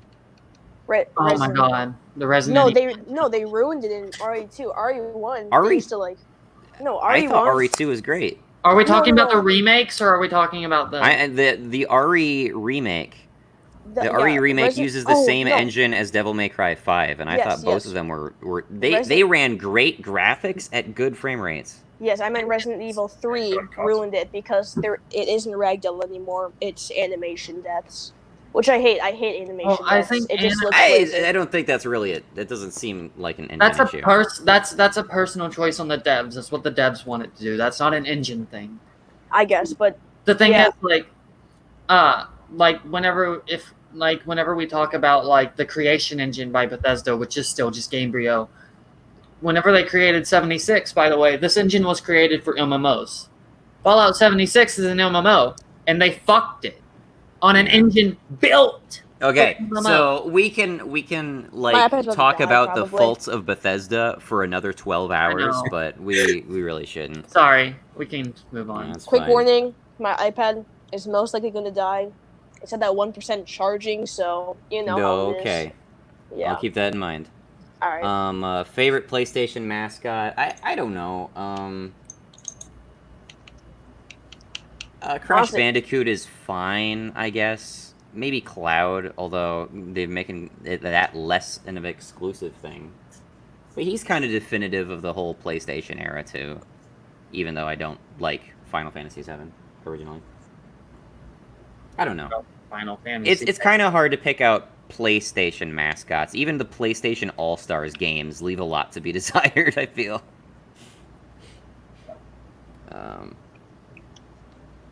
Interesting that on PlayStation All-Stars they had Big Daddy, but he was not an exclusive PlayStation character. They had Dante, not Dante, from the Devil May Cry reboot. Oh, DMC Dante? Yeah, DMC Dante. Oh, it's such... Because they were trying to push DMC, so they were like, you can have DMC Dante. That's tasteless. They don't even do that for the Marvel vs. Capcom games. You know, is it just me or Ubisoft games reduced to okay looking on good looking on PC? The games look like out of almost on like console. Ubisoft games look like it's good graphics, but not what you expect. All of them are RPGs now. Like they ruined Assassin's Creed with Odyssey.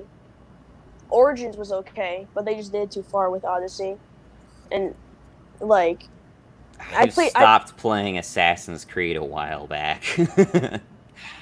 Ubisoft, they have titles like Watch Dogs, Ghost Recon. I think I stopped playing Assassin's Creed when they released Rogue, and on its home console it ran like shit.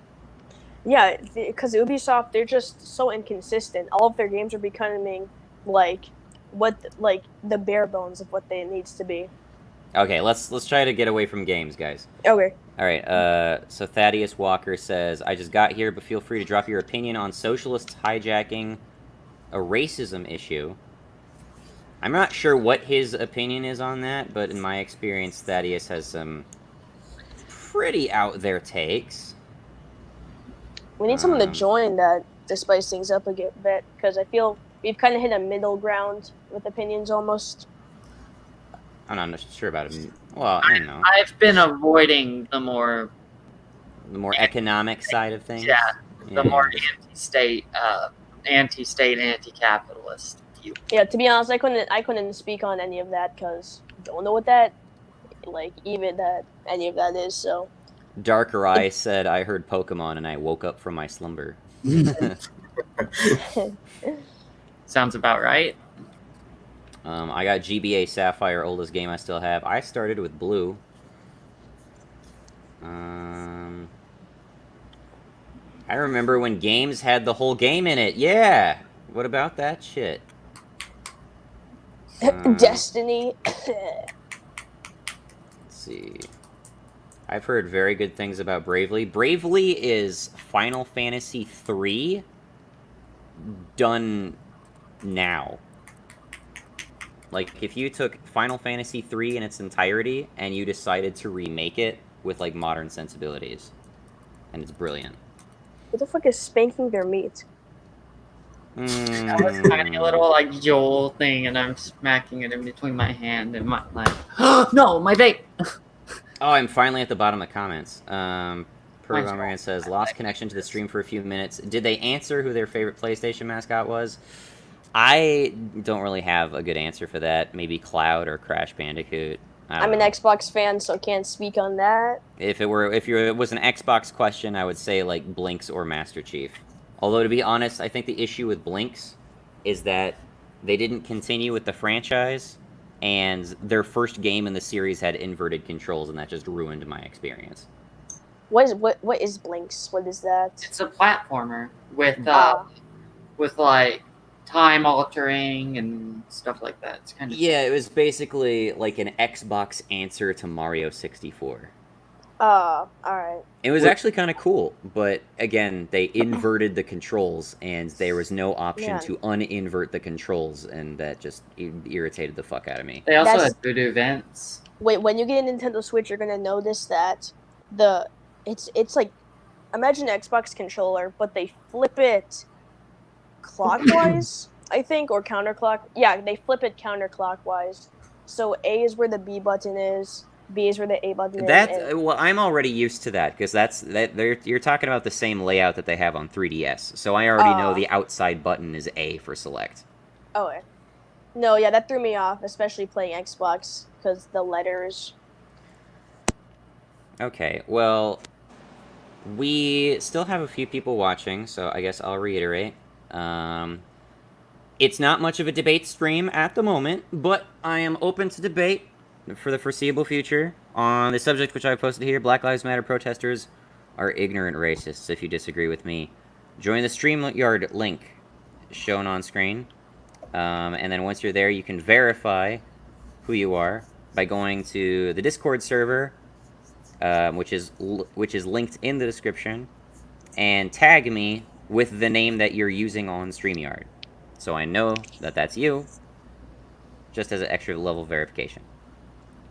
You know, honestly, I'm not saying we should do it, but it would make things a lot more interesting if anyone could join anybody, you know? Yeah, I don't want to do that. Because last time got fucking taken over. Last time was less about veganism than it was about poop sock. Poop sock? Who is that? Every single time someone joined, it was like, is this poop sock? For hours, that was the debate.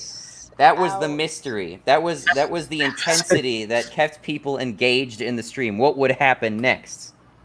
So wait, so this guy had like disciples. He had like disciples that would join. That's crazy stuff. He has at least one other person who joined with him. Yeah. Oh, that's crazy stuff.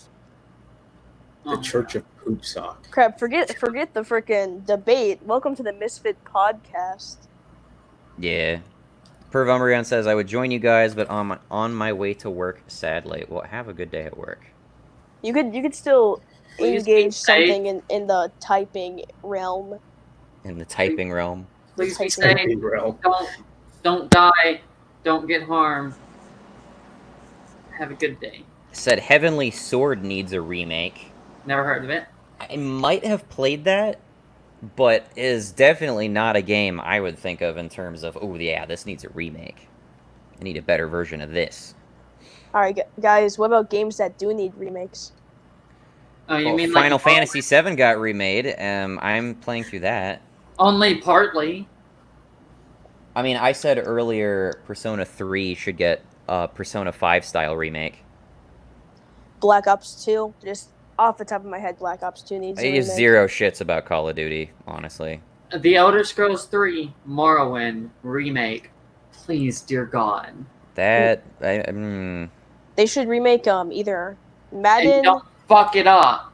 Madden well, don't 08. fuck it up. Yes, please. Under the all possible conditions. But at the same time, I guess I'm thinking of like if this game is going to be remade, I'm also accepting the gamble that it might shit on the legacy of the original, you know? Point. They have to remake like either Madden 08, Madden 12, and or All-Star Football 2K8. Make even less of a shit about those games. They release a new Madden every year. I had Madden 2018 and 2017. No, I had Madden 2016 and 2015.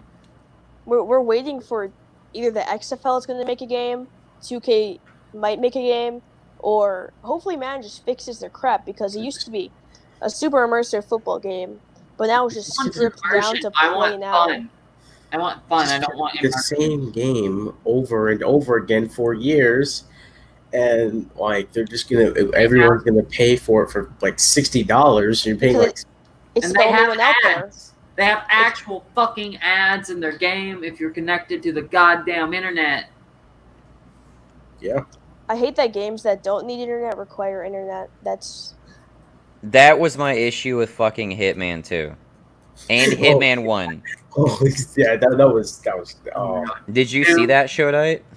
Yeah, I tried to play it, and it requires an internet connection, and plus, it just takes that like approach that we're not gonna release the full game. No, we're not gonna do that. It's just, Hitman 2 locked off 2 whole fucking levels from the vanilla release of their game that you had to download as an update as opposed to it being printed on the motherfucking disc. That irritated the shit out of me. Hitman 2 is an improvement over Hitman 1, but not by a whole lot. That's why. I mean, in Hitman 1, not only is the whole scoring and unlockable system locked behind an internet connection, but so are the difficulty levels. If you wanted to play on a harder difficulty level, or with some of the gameplay modifiers that like remove like instinct mode and stuff like that, you need to be connected to the internet. Otherwise, the difficulty option screen does not appear for you. Dude, that's crazy. What about the people that live in rural I think the only possible reason I can see that happening is that they want the harder ones to go onto like some kind of leaderboard, and even if, why, Yeah, Perv Umbreon mentions that Spyro did the same thing. That is why I refuse to buy Spyro. However, it has been confirmed that there was a silent re-release of the Spyro trilogy where it does actually include all 3 games on disc. It's just got slightly different printing on the game case, so I've been on the hunt for that. I can't remember if Spyro was a Skylander. You remember those things? I never played that. I think. But yeah, Spyro was like a mascot for a little bit. For toys to lie. Hey. Amiibos, pre-Amiibos. I played the heck out of Skylanders. It had a good story, for 7-year-old me. Nintendo did the Amiibo thing a little bit beforehand. They did the whole with Animal Crossing on the GameCube. You could hook up your GBA to it with the card reader and hook the card reader into your GBA, hook your GBA up to your GameCube with the card reader in it, and then scan the card reader, and something would show up on your GBA. And the card scanning thing predates even that, honestly. I know, but that was their first little bullshit foray into it. There were games like Dragon Quest. I'm not sure if Dragon Quest ever did it, but there were games like similar to Dragon Quest where you would unlock like stuff in the game based on barcodes you scanned. So you could get like a can of soup and shit, scan it in, and you would get shit out of it. Stuff like that. It would be like on a cereal box. It'd be like a toy or something, but had like a code on it for a game. And that's smart. I can't remember exactly what it was, but Skylanders was okay, but then Disney Infinity and Amiibo copied it and flooded the market. I'm not sure. Does it really count as a flooded market? I guess if you're trying to compete with like 3 other different range of collectibles, that might be too much. Skylanders and Disney Infinity went bye-bye, and Nintendo's like, we still have the Amiibos? Yeah. Dude, you have to get an Amiibo, I think. You need an Amiibo, and you can get basically a cheat sheet in Breath of the Wild, which, it's alright. People need to get Amiibos for something, right? And it's not even a cheat sheet. It's barely it gives you some loot that you can just get by 5 minutes, but it is what it is. Well, I'm glad we at least got some debate out of Tovarka and Limitless Len. Not had a whole lot beyond that. Although it's definitely been like an interesting conversation with Dark Rye and whatnot. We're just not on anything right now that I can throw a debate into, and also my debate stands more with. You know what my debates stand more on than on. What do you mean? My debates stand more on economic issues than I mean, I guess so, but the economics can only bleed so much into the social justice sphere. Yes, the SJW sphere is mainly just is the main political side, and I am into political stuff. I'm just not. I just don't think that much into the SJW stuff because I spend more time talking about the socialist aspect of everything and what we'll do after bullshit. I would much rather people discuss and debate socialism than social justice topics, honestly. Yeah. Much just get rather. old. I would rather have a hearty debate with a Trotskyist or even a Stalinist than talk with a feminist who's just diehard about the cishet patriarchy. Oh my God, the cishet And the pink tax or whatever, you know? Dear The God, pink please tax. help us The with pink the tax. cishets. You're the problem, Omni. Oh, Yeah. cishet, actually. I think there's like underlying like stuff in like your community. People think you're trans. There is a degree of that.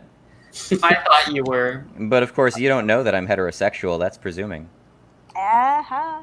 Mm. You're hetero-passing. Hetero-passing. Not What heard is that? that. What? I've not heard that. I'd say Omni has some opinions on bi things. He says everyone's bi, but in different states of denial. So I don't know what that says about him. I've said stuff like that before. Yeah. I agree with that though. Oh, okay. You know, who knows? Maybe.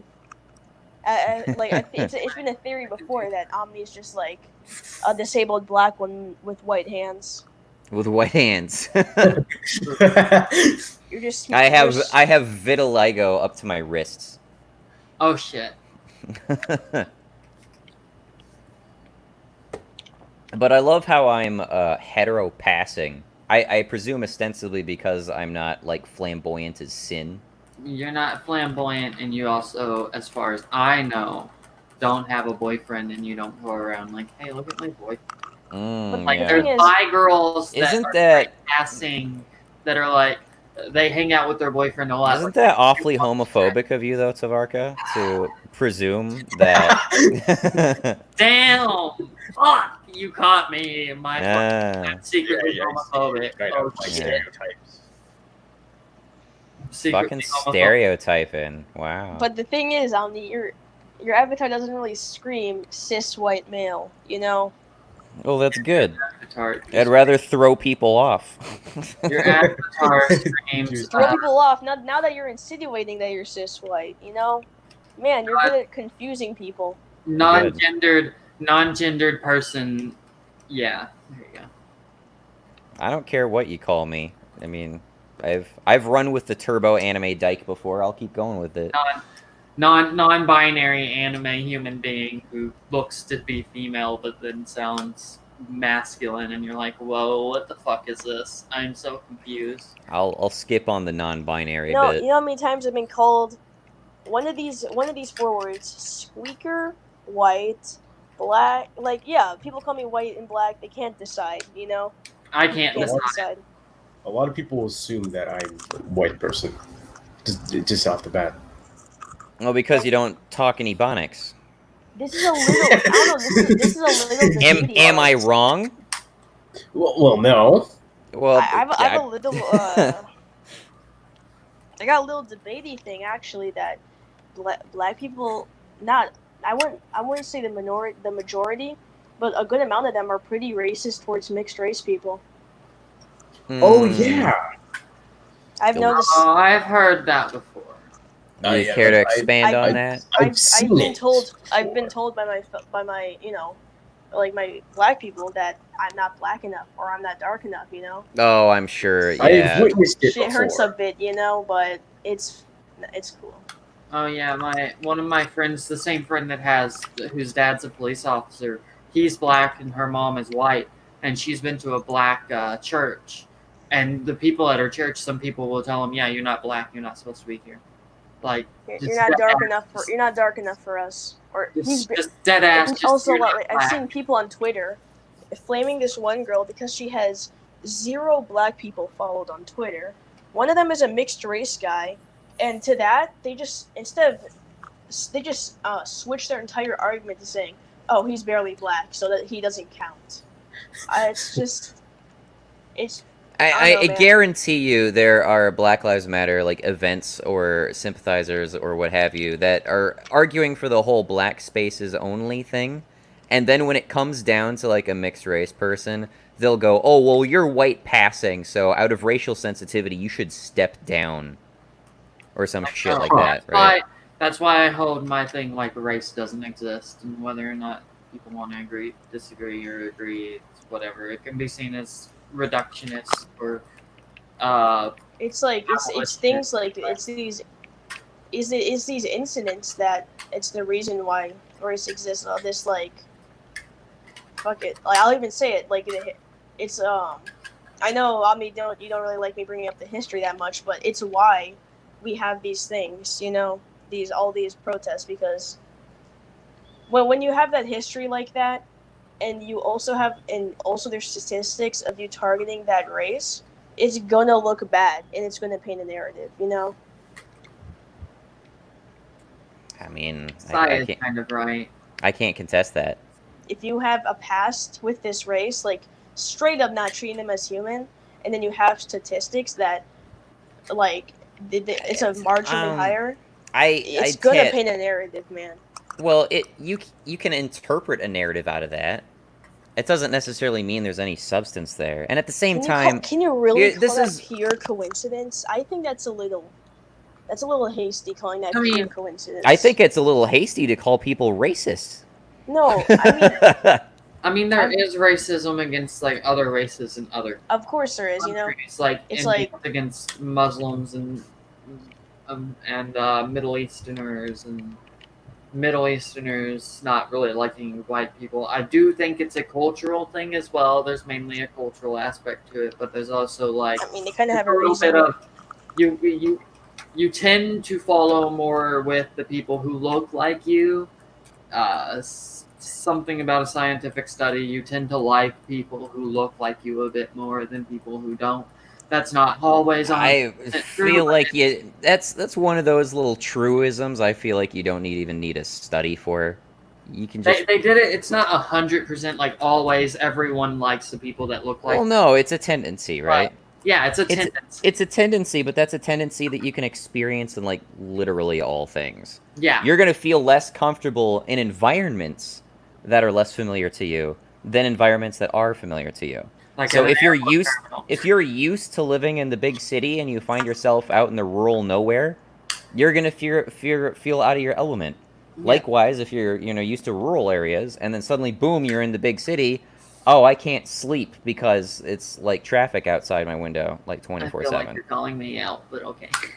if you sleep with a fan and you complain about traffic, you're backwards.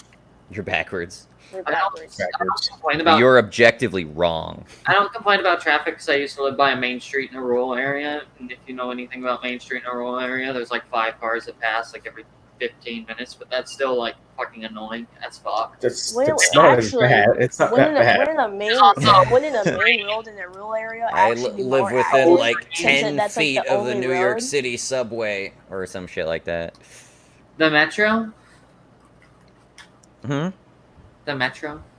No, I'm just like I'm just thinking of stories of people who are like, oh, I moved to the big city and then I got one of those like 4th floor apartments and it's literally within arm's reach of the train that drives by. Yeah, it's like one of those things where you're trying to sleep at night and you just hear the train go. Yeah.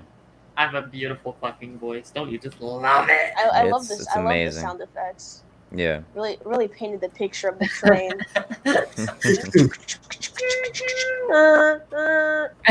my train isn't as good.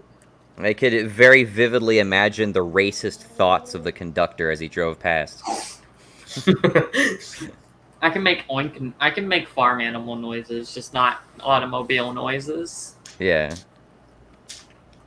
Well, I like that we inexplicably bounced back onto the topic of racism. I forget how that happened. Sai brought up something about it because Sai Yeah. is really good at bringing us back on the topic. Thank you, Sai. I don't know if I said this before, but I just really can't get down with the racist part of the Black Lives Matter movement. I mean, yes, like maybe the movement What, me itself. saying that? Yeah, like could you elaborate on that just a little bit more? I just can't. I mean, really, again, it's just I to just can't really- start on its face, it's fixating on one race of people, which it relating shouldn't. to an issue that isn't exclusive to one race of people. It just And- and then further, the entire movement is predicated on these critical theory beliefs of the people who run the organization, and their beliefs entail privileging certain people among other people based on race, based on sex, based on sexual orientation, based on whether or not they're trans or not. It should be about minorities, not about one race. It shouldn't be about minorities either. It should be about everyone. Yeah. Yes, but usually whenever we do everyone, it goes. I think the reason, shit, white. like, while I don't agree, while I don't agree with it, I understand why just focusing on this one race or minorities. You know, it kind of mixes between the two, between black and like all minorities as a collective. But that's because again, the history paints this narrative that this has been going on for a little while. All of this, it's been all happening. of what?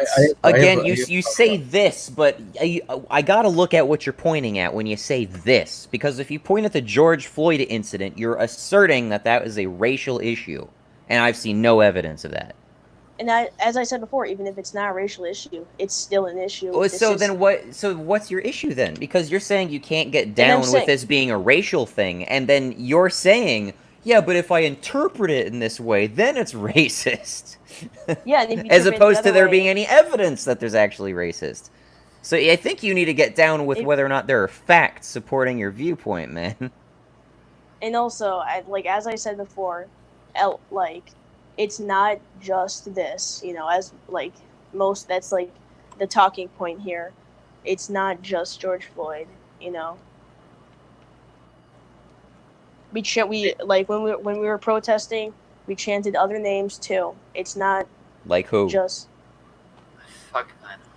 fucking Breonna Taylor. And what happened with her? Something.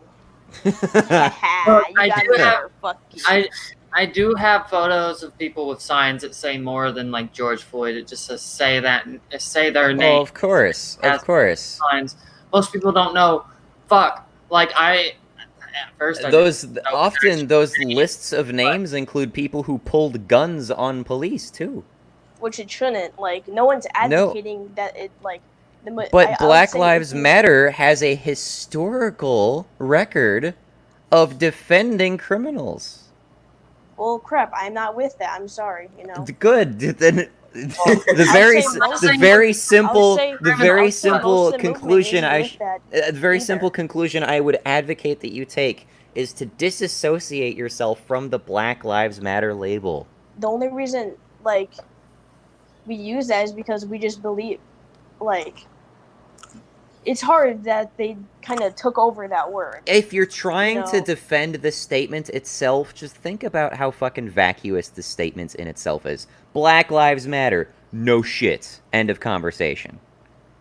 Does that imply any sort of good, wise, productive, valued, substantive, legislative change? No, it doesn't. But as I said before, you know, beforehand, they teach us how we can write letters to the governor and stuff like that. And the reason we say that is because, you know, like I said, the passion of America. Can I ask you who's teaching you this? Like I said. I really hope it's not schools. I don't know. Schools does some teachers do like virtue signaling within it. So I'm a teacher, and you know, look at me. I'm teaching you about systemic racism. Look at this, guys. And I had to deal with that for like 5 years, like even in elementary school. In elementary school? Oh my god. Wait, what about what's up with this right now? Systemic racism. What were you saying? Yeah, like the school system and how certain teachers like to just like push a certain narrative on like systemic racism. Well, it depends also where you're from. What narrative? What narrative are you talking about specifically? Like pushing a narrative that systemic racism exists. Well, it does exist. I feel like not in the way you think, at least. It's definitely not the extreme. Let me say this reasoning. I'm saying I'm not saying systemic racism is pushed on by the police only, but it's a systemic thing underneath the government. We didn't really expand on the whole judicial system, and for you it just seems to come back to, well, I'd have to start talking about capitalism. And I don't think you have to if there's any sort of evidence that we have legislative policies indicative of systemic racism. Hey, Farrell, I see you're trying to join in. You want to tag me in the lounge on Farlado? Farlado?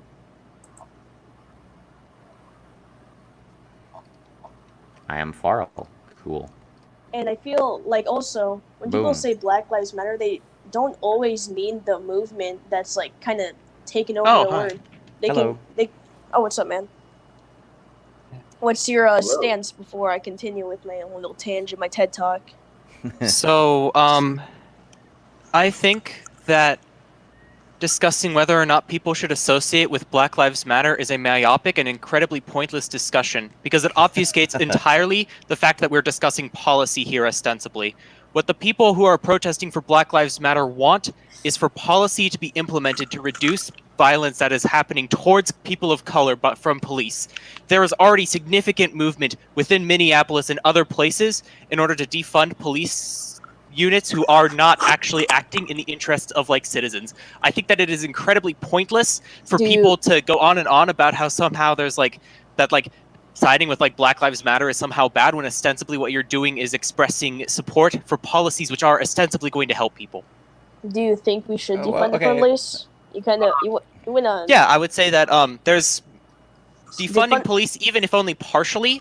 There's a lot of things that police do right now that could realistically be implemented in other kinds of institutions. Like if we were to expand to like social workers in order to be able to implement better conflict resolution. If you defund the police, is that just going to make the police worse? Let's bear in mind we got someone who actually insofar as like the way that in which you like defund them through your policy, the way that you would do it is through assurance that specific portions of the police's budget will continue to go through certain things in order to continue like improvement of their programs. The idea is that not only do you begin to defund them, but defunding is not just a process of, oh, we're just going to strip all your money and you're going to be like, entirely out. But what rather happens is that you gradually decrease their budget and gradually begin to sundown different portions of the legislation which enables their operations, and gradually begin to develop other institutions through which police forces are replaced with more community-driven de-escalation and conflict resolution institutions. Okay, hold now. I'm gonna have to. Someone else gonna have to comment on that. That was a big word city for me. Yeah, you said a lot of things, a lot of things, implying a lot of things. Kind of quickly too.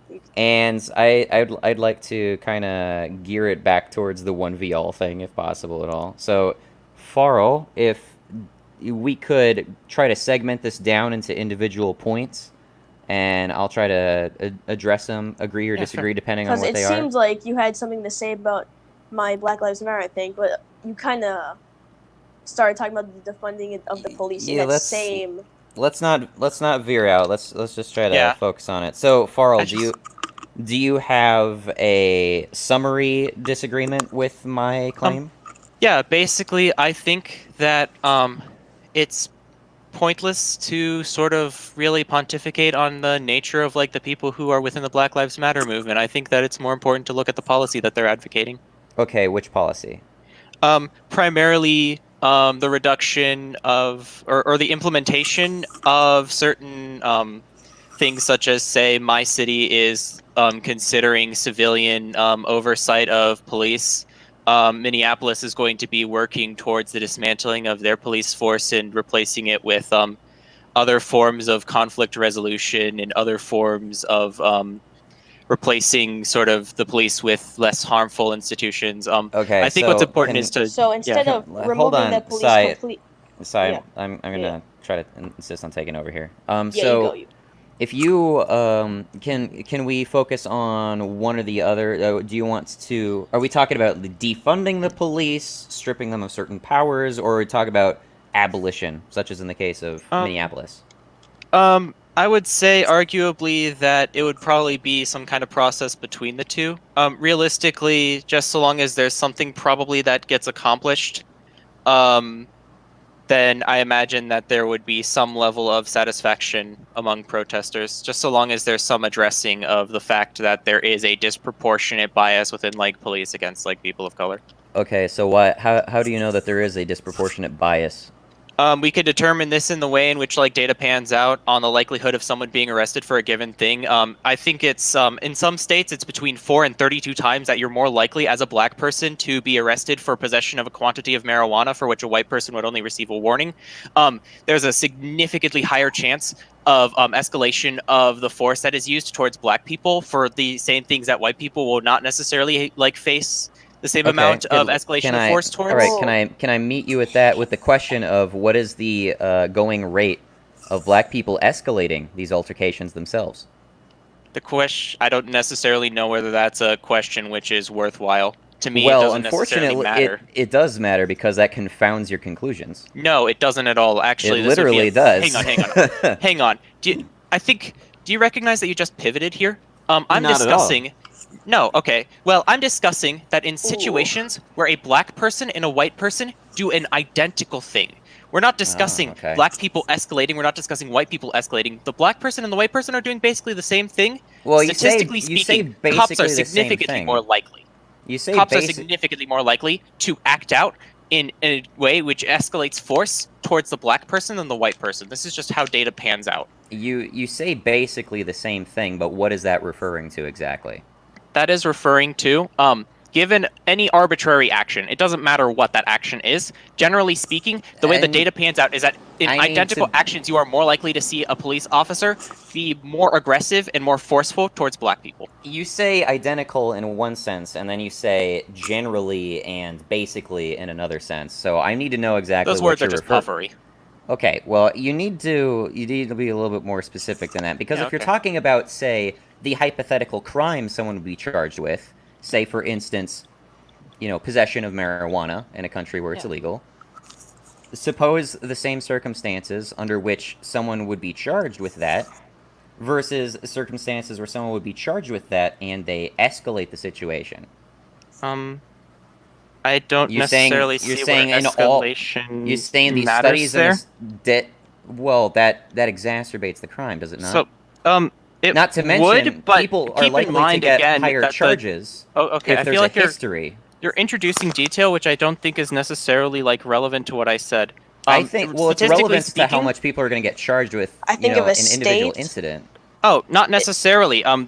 What charges are pressed ostensibly generally depends on sort of like what the police and what the people what like the prosecutor decides are the charges which can realistically be pressed. And I was in literally this area, watching, statistically speaking, you're more likely to see harsher charges placed upon black people than on white people. This is just something that you see. People who do the same things, you're probably going to see harsher sentences being placed on black people. Okay, we can get to that point in just a second. I was literally just watching like a courtroom resolution just the other day of a guy who blew up at the judge. And apparently this guy had dealt with his judge several times prior, and it's because he was continually being contemptuous with the judge that he actually got a higher charge. And it conveyed to the judge that the last few times that he actually went easy on him, that clearly he's not learning from his actions, and so that he should raise the severity of the charge. Confounding factors like this definitely impact whether or not someone gets more stringent punishments on the individual crimes that they do. Criminal history also impacts on it as well. And if in that individual circumstance, whether it was originally, hypothetically, just for, possession of marijuana, how they react to the officers, and whether or not, say, they flee the scene of the crime in the first instance, also make a big difference on those final charges. Yeah, of course. But at the same time, I would still say that the black person, statistically speaking, and this pans out in all of the data that I've seen, statistically speaking, a black person doing these actions is going to face significantly greater repercussions than any white person doing any of those. Okay, so let me just accept that for... okay, so real quick, I know that you went over like the story of like the one person who like escalated. Do you have any kind of like understanding of like the statistics around sort of the way that people are treated within courts and the way that people generally behave within courts and the way in which like that behavior will lead to certain kinds of like prosecutorial methods and what kind of sentences and what kind of convictions are actually laid upon people? You say a lot of kind of this and a lot of kind of that, and I'm not even sure what exactly you're referring to.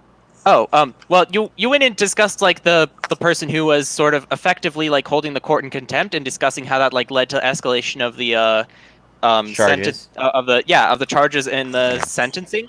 I was asking whether you could demonstrate that this is an actual trend that we generally see within courts, or whether this is like sort of an edge case that doesn't necessarily like alter statistics whatsoever. Are you supposing that repeated crimes in criminal history doesn't contribute to? Of course, repeated crimes in criminal history will absolutely contribute to the way in which like you're charged. But we're not necessarily discussing that. We're discussing in situations where a black person and a white person have a relatively identical criminal history and have ostensibly you added that. That's not what you like had the originally. same thing.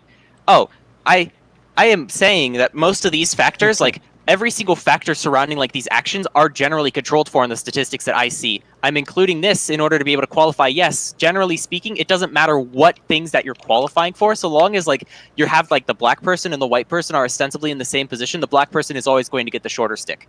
I've seen claims that there have been disproportionate charges on black people versus white people before, but I've never seen them controlled for criminal history. You really haven't? Okay. No, if you have anything like that, you're welcome to link that to me later. Yeah, I'll see.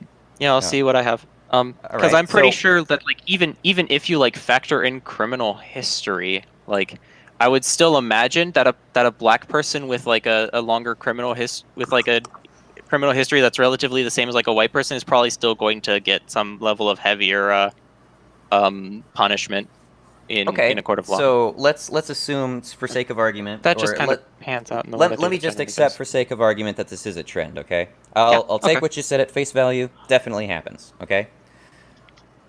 I really don't sign that off as like a systemic racist issue, though. Wait, but wait, then you would be rejecting entirely the way in which we determine that something is systemically racist. You would be like literally if that's rejecting how the you judge entirety of something how as words being, work.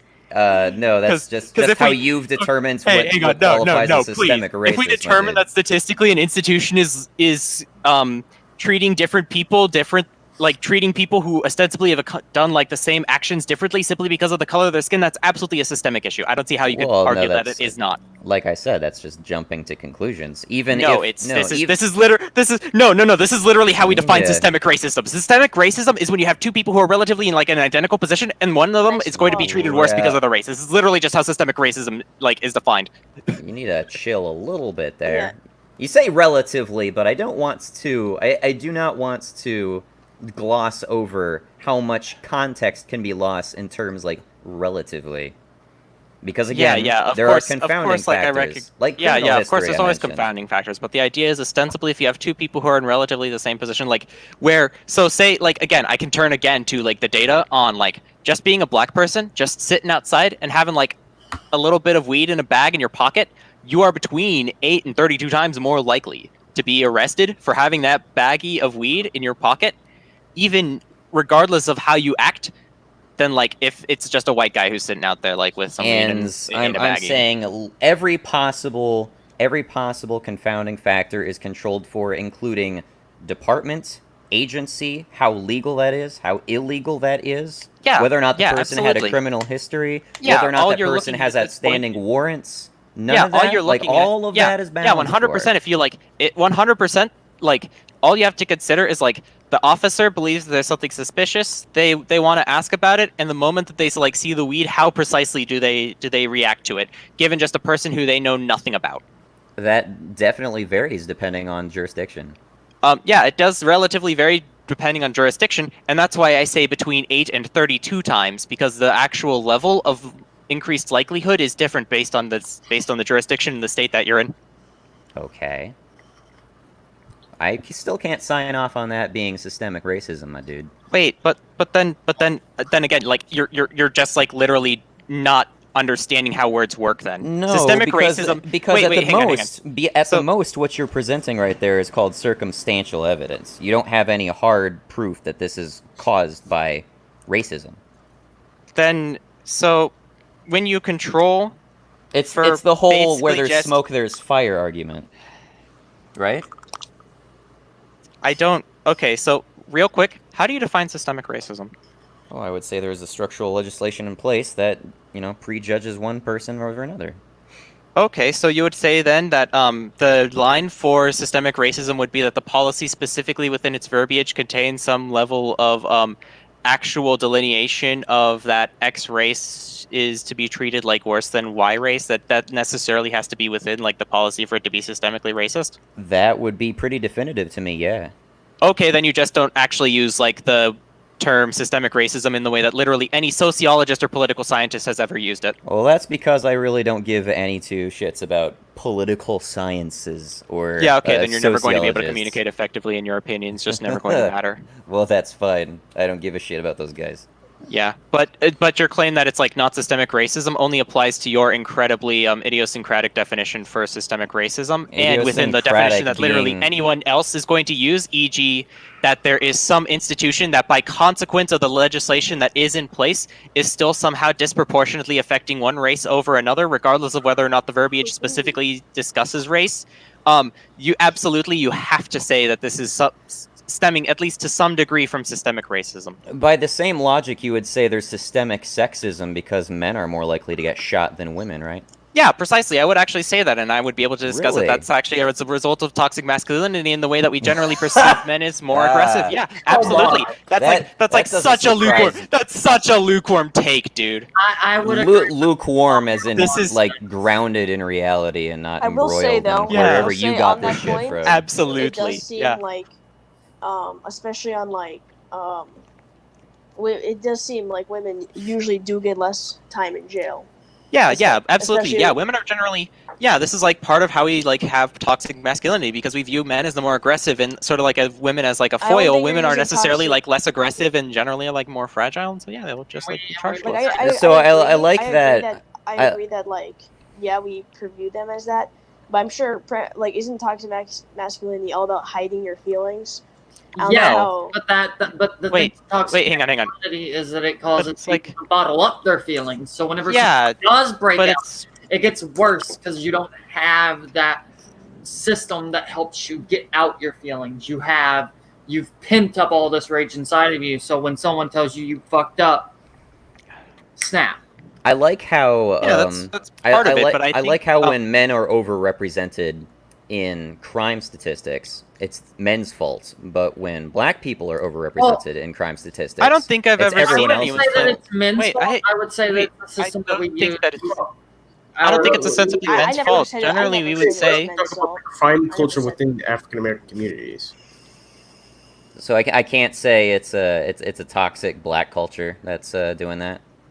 I mean, in the same way that we would say, it depends entirely on the way in which you would justify that it's that culture that seems to, or the way that we like ostensibly view these people that seems to stem from it. It seems as though you're conflating sort of like the way in which a group is perceived and the way in which a group ostensibly is. So like, generally we would say that, yeah, we generally view men as more aggressive, and that's why you're more likely to see escalation of force against men rather than escalation of force against women within policing. That's why you're likely to see heavier sentencing of men than women. That's why you're generally going to see women, regardless of sort of like their capacity for like actually caring for children, are more likely to receive the kids in family court because they're generally viewed as a result of sort of like toxic masculinity and patriarchy as like the more like protecting and the more like soft and innocent sort of people of society rather than being ostensibly of, you know, actually as capable of being as awful as anyone else. So in you're the saying same we way should we tend prosecute? to- You're saying we should prosecute women to an equal degree than we prosecute men, Or or arguably, we they can should determine die whether as or not- often. Or, and hear me out on this one, we could argue that we should actually adjust the way in which we do policing so that we have more equitable outcomes that actually are solving problems among people instead of just sort of like maintaining strict like adherence to specific verbiage of law. I would prefer the police actually enforce the law by the letter, honestly. I would love that as well, but as it turns out, enforcing law by the letter seems to result in a lot of really questionable outcomes, especially when it comes to the fact that some laws are so archaically designed that they end up creating like consequences where no consequence ostensibly should exist. For instance, in like the scheduling of drugs leads to people being put in prison instead of being able to go through rehabilitation programs, which would be able to like help them overcome sort of like addictions and the substance abuse that they're going through, which then ends up once they get out, they're basically just becomes a factory for recidivism. So, well, I ostensibly- definitely take so, issue yeah. with the whole drug war thing, so you won't see Yeah, much okay. disagreement with me on that. Yeah, but the issue is that if we were to enforce law to the very letter, you would have to necessarily say that we need to be beating the shit out of like anyone who's like, you know, doing drug deals in order to ensure that they're like going to be like charged to the fullest extent of like what it constitutes as like a felony, rather than unfortunately, actually unfortunately, this conversation seemed to veer much sooner to abolish the police than it turns to, hey, we should repeal these useless and unjust laws. Well, the problem is that ostensibly, if we were to just start continuing to do incremental reform, that doesn't necessarily change the foundational failure of like police as an institution to actually sort of represent a force that, to put it in a very apropos manner, protects and serves the communities in which like they are present. It seems as though they've failed to do that, and so how do you measure this failure? By an unequal number of deaths? Unequal number of deaths is absolutely one from which you could consider. Over-policing of certain regions based on shaky justification is another reason. You could say ostensibly that like we're generally seeing, compared to Great Britain has a population that's about 1/5 ours. You would expect that for every police death that seems to occur there, that you would only see like 5. Do you think in the United States, and yet we see closer to like, I believe it's like around 50,000? Do you think all current demographics commit crime equally and in greater severity rates? Ostensibly, I don't think that's data we can ever acquire. The most we can do is have data on what convictions are filed. Really? Why are you so less confident about that information?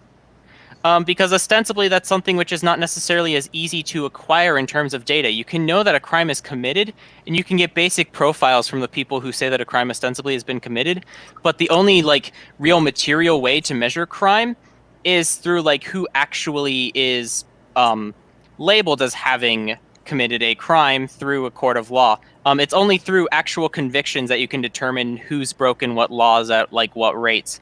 If you're just looking at like complaints in general, that doesn't necessarily tie specifically to violations of specific like statutes, and so that doesn't necessarily like. So we can't necessarily measure that. Let's take convictions then. Okay. So, say one demographic of people is convicted at a disproportionately higher rate than another group of people. Yep. You're saying that's not at all evidence that this group of people disproportionately commits more crime, but it isn't. A disproportionate conviction rate is evidence of systemic racism. It can be.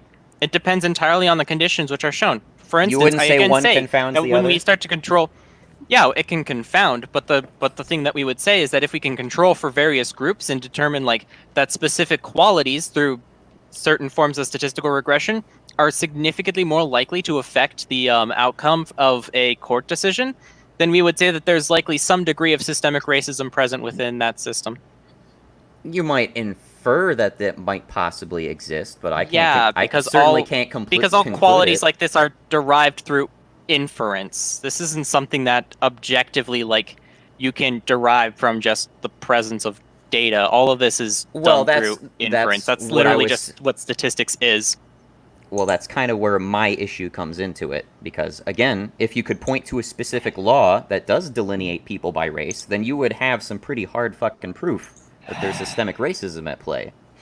But again, you're using an idiosyncratic definition of systemic racism that doesn't actually come anywhere close to the definition that anyone actually uses. Standard It is of absolutely proof, an idiosyncratic though. definition. Again, systemic racism, as used by actual political scientists, is defined as a Okay, so again, systemic racism is defined within political science as when an institution is designed in a way such that its policy, regardless of whether that policy delineates race or not, ends up having consequences which disproportionately affect one race over another.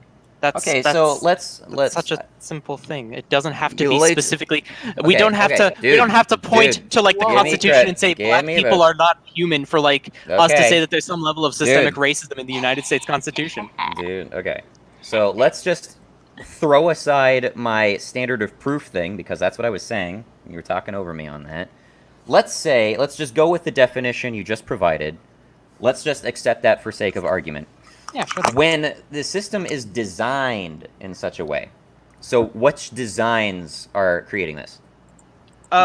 Ostensibly, we would say that it's sort of the lack of accountability that seems to be present within police forces, which allows for actors to act in ways which might be influenced by their own cultural biases rather than in strict adherence to specific procedures to ensure the safe execution of operations. Okay, so I you think have I this. can kind of- You have the stats to say that black people are convicted at a disproportionately higher rate, and then you're hypothesizing that you can have that this is caused by implicit bias in the system. Yes.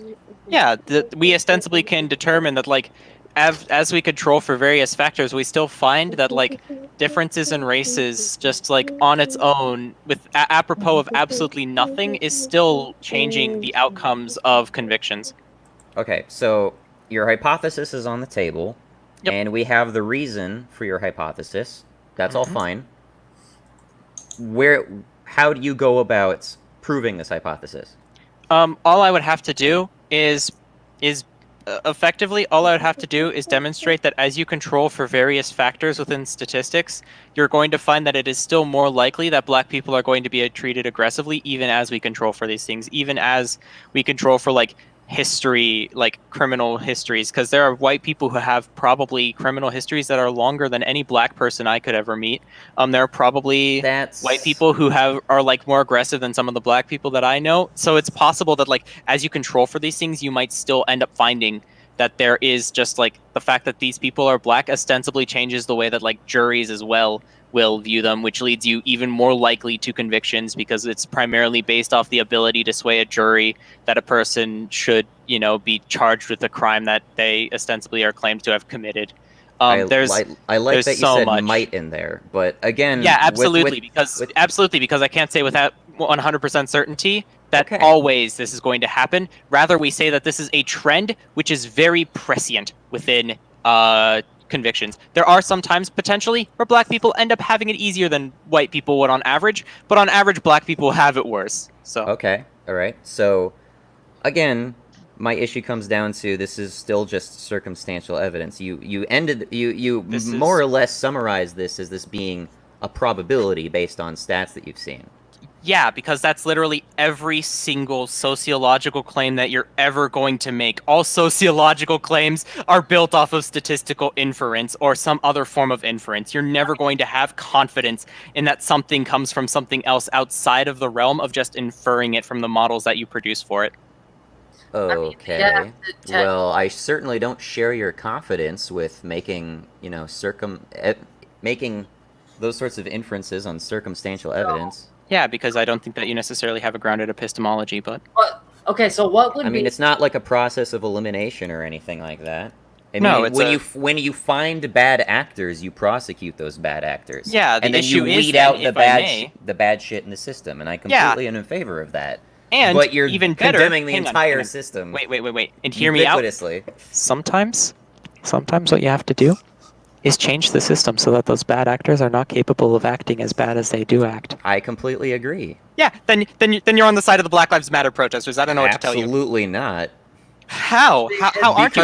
Because that's a false if you're willing to dichotomy, change my dude. system, if you're willing to change systems in order to reduce like police brutality towards black people, how aren't you on the same side as Black Lives Matter? Because Black Lives Matter is a stupid fucking Marxist movement that is indoctrinated with this stupid sociological garbage that you're parroting back How at is it me. Marxist? I think And I think that there's- is I think not there's the also- only form of reform that can take place. How is it I think Marxist? there's a. I think Well, there's a you're I'm difference. genuinely curious. You're I'm welcome to- genuinely curious. How is it Marxist? You're welcome Let's, to- Look, I'm let's doing hear the some same claims thing right about now. Real quick. what qualities of Marxism are present within the Black Lives Matter movement. I want to hear just one. Critical theory. Look, just Critical theory is Yeah. critical. Oh my god! You Oh, don't no, know did I- anything about philosophy, do you? Oh no! Oh no. Critical theory is not necessarily Marxism. Critical theory is just a methodology employed to make certain kinds of philosophical claims. Oh my Yeah, god! it's a You don't know a methodology in damn thing order about to. this. You're a methodology in order to present everything in terms of oppressors and oppressed. Yeah. No, that's not what critical theory is. That's what it does. That's the purpose and practice. That's the Hegelian master-slave dialectic, first of all, expressed very reductively. Critical Sigh. theory. Sigh. Critical theory is not Shut the fuck even. up. This isn't what critical theory is. Ostensibly, there's not even this like dichotomy of oppressor and oppressed within the ways in which people generally like view this. Like that's not even particularly endemic to Marxism. That's more that I don't think that even like is something that exists in Marxism. That isn't something that's. It's That's not, not really the way that it's the not meta-narratives raw are formed within, Marxism. like, Marxism. You're wildly misinterpreting what I'm just saying. Well, then- It's- well, then it it isn't absorbs Marxism, qualities of Marxism. Oh, it's not. It's not Marxism if it isn't explicitly what Marx said, right? So the thing is, okay. So real quick. It'd be interesting to hear Tavarka's opinion on that because Tavarka's a Trotskyist. Okay, so the thing is, Marxism is not specifically what Marx had said. If you want to go into the whole specifics about Marxism, Marxism is not specifically what Marx said. Marxism can be added on top of. It's like fucking capitalist ideology or liberalism. Liberalism isn't just what fucking Ayn Rand said or something like that. I don't fucking know who created liberalism. Don't fucking ask me. But it's not what the fucking original founders said. Liberalism has moved on from what that is. Marxism can be added on top of in order to create what we need, like in order to create something for the current time frame. Some of what Marx said is correct, but Marx was also a JQ. He did the JQ. He did it anti-Semitic. He did an anti-Semitism. Well, yeah, on the Jewish question, as it turns out, putting historical dialectics within some things is probably not a good idea.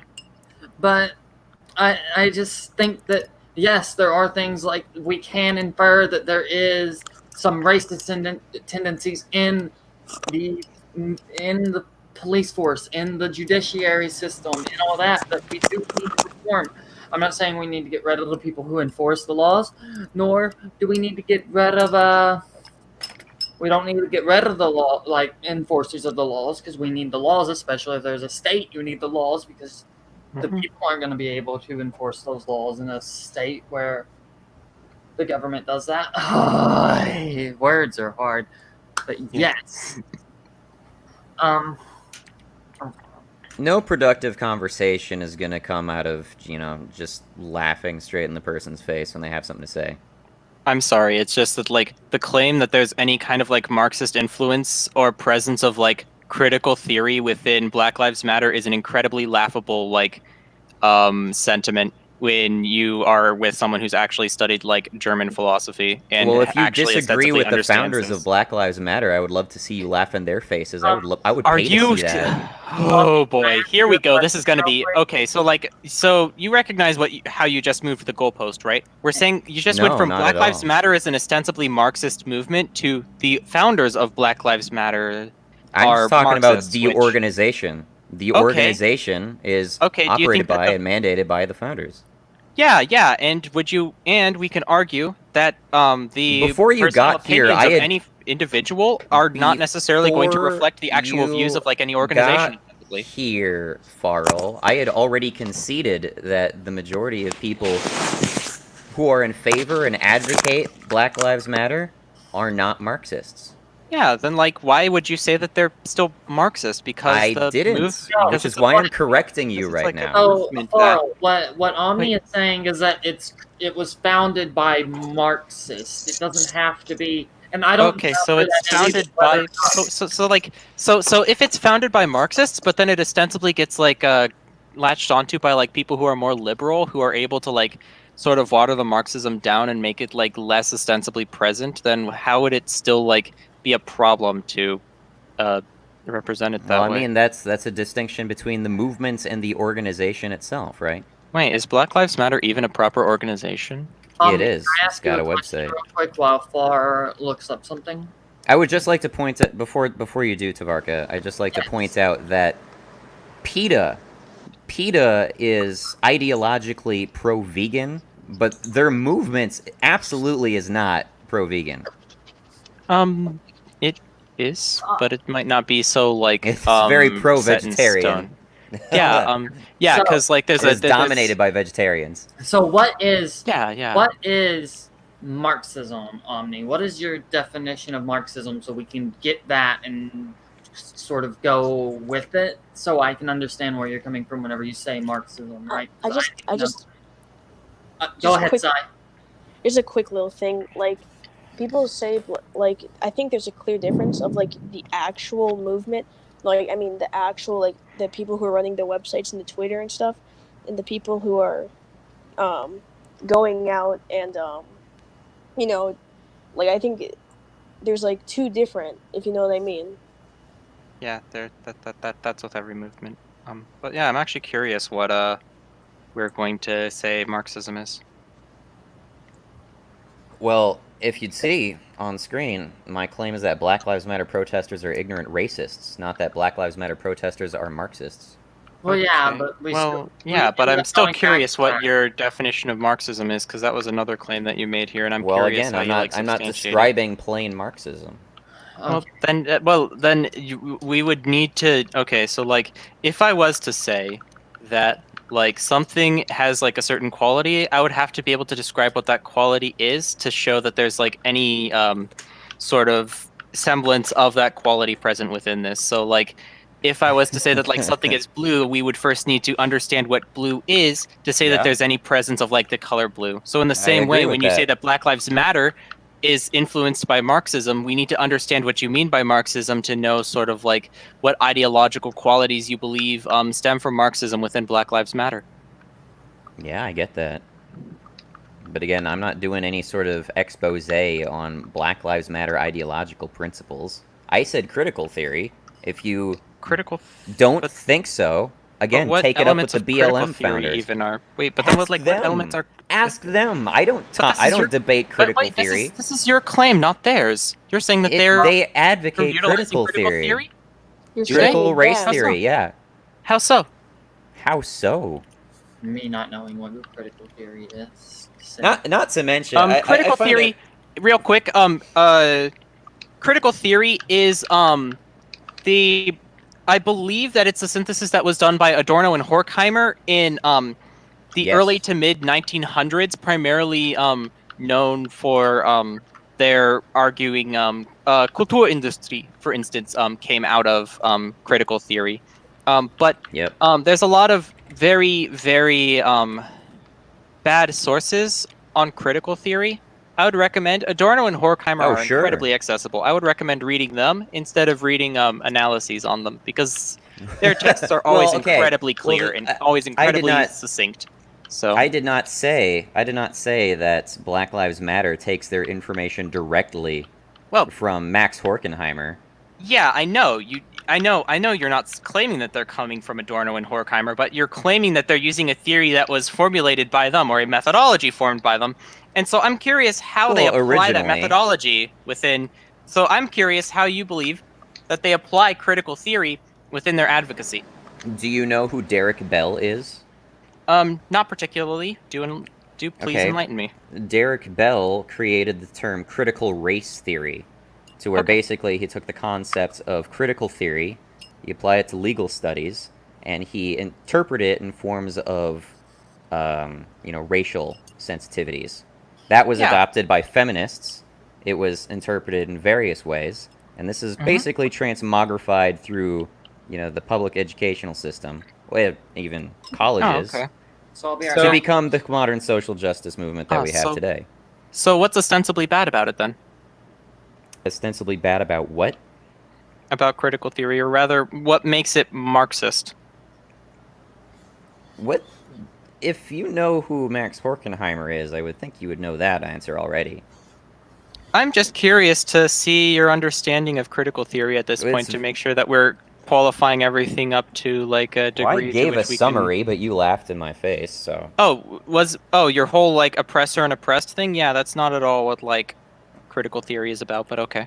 It was a simplification of what people have taken it to mean. I'm sure Max Horkheimer had much more complex and caveated views and on the if people are subject. Using very idiosyncratic definitions of something, we would ostensibly say that they are not actually employing it at all. Like I would say then that they are not necessarily using critical theory, but rather sort of a caricature of it at best. That's fine with me. Yeah, okay. At which point then we would not necessarily be able to make the claim that it's Marxist per se, but rather that they seem to like have some level of like sympathy towards like ostensibly Marxist thought, to which I would not be able to like apply moral weight at all. I don't know where this came from. I don't know where the moral weight thing came from. Because I'm assuming you think Marxism is bad, no? I don't think that's why I brought up Marxism, to be honest. Well, then why would you bring up that like Black Lives Matter is Marxist if that? I honestly forget where we got to how we got to this part of this conversation because this was a massive tangent. So I lost track. It was because we started like because I started asking like ideological questions about like how foundationally like you came to your views about like Black Lives Matter, and you ended up talking about how like Black Lives Matter is Marxist. So. Well, I would say it's based on critical theory, and I gave a very simplified summary of how critical theory is employed to this. But I don't necessarily know if that like is actually like in line with critical theory, or whether like again that's something you can take up with them. Necessarily Marxist, like. Well, the problem is that that's your claim. You can't make a claim and then be like, well, that's something you take up with them because it's your claim to substantiate. It's my claim to substantiate what they believe. Yeah, if you're going to apply labels to what someone believes, you better be ready to be able to explain how the ideological roots of the labels that you're using actually are in line with the views that are espoused by these people. In the same way that I would have a very high bar for claiming that someone is a liberal or a leftist, in the same way, it would be difficult for me to say that someone is a Marxist without being able to look at their ideological roots and the way in which they come to their conclusions. Well, that's basically what I did. I just gave you a very brief, summarized timeline of where these ideas came from. As someone who ostensibly understands all of these things, I don't necessarily think you've come anywhere close to explaining how like these people are employing critical theory within the way in which they probably aren't applying critical theory very thoughtfully. But again, this is something you take up. Fine, take it up with them, dude. It's not my belief.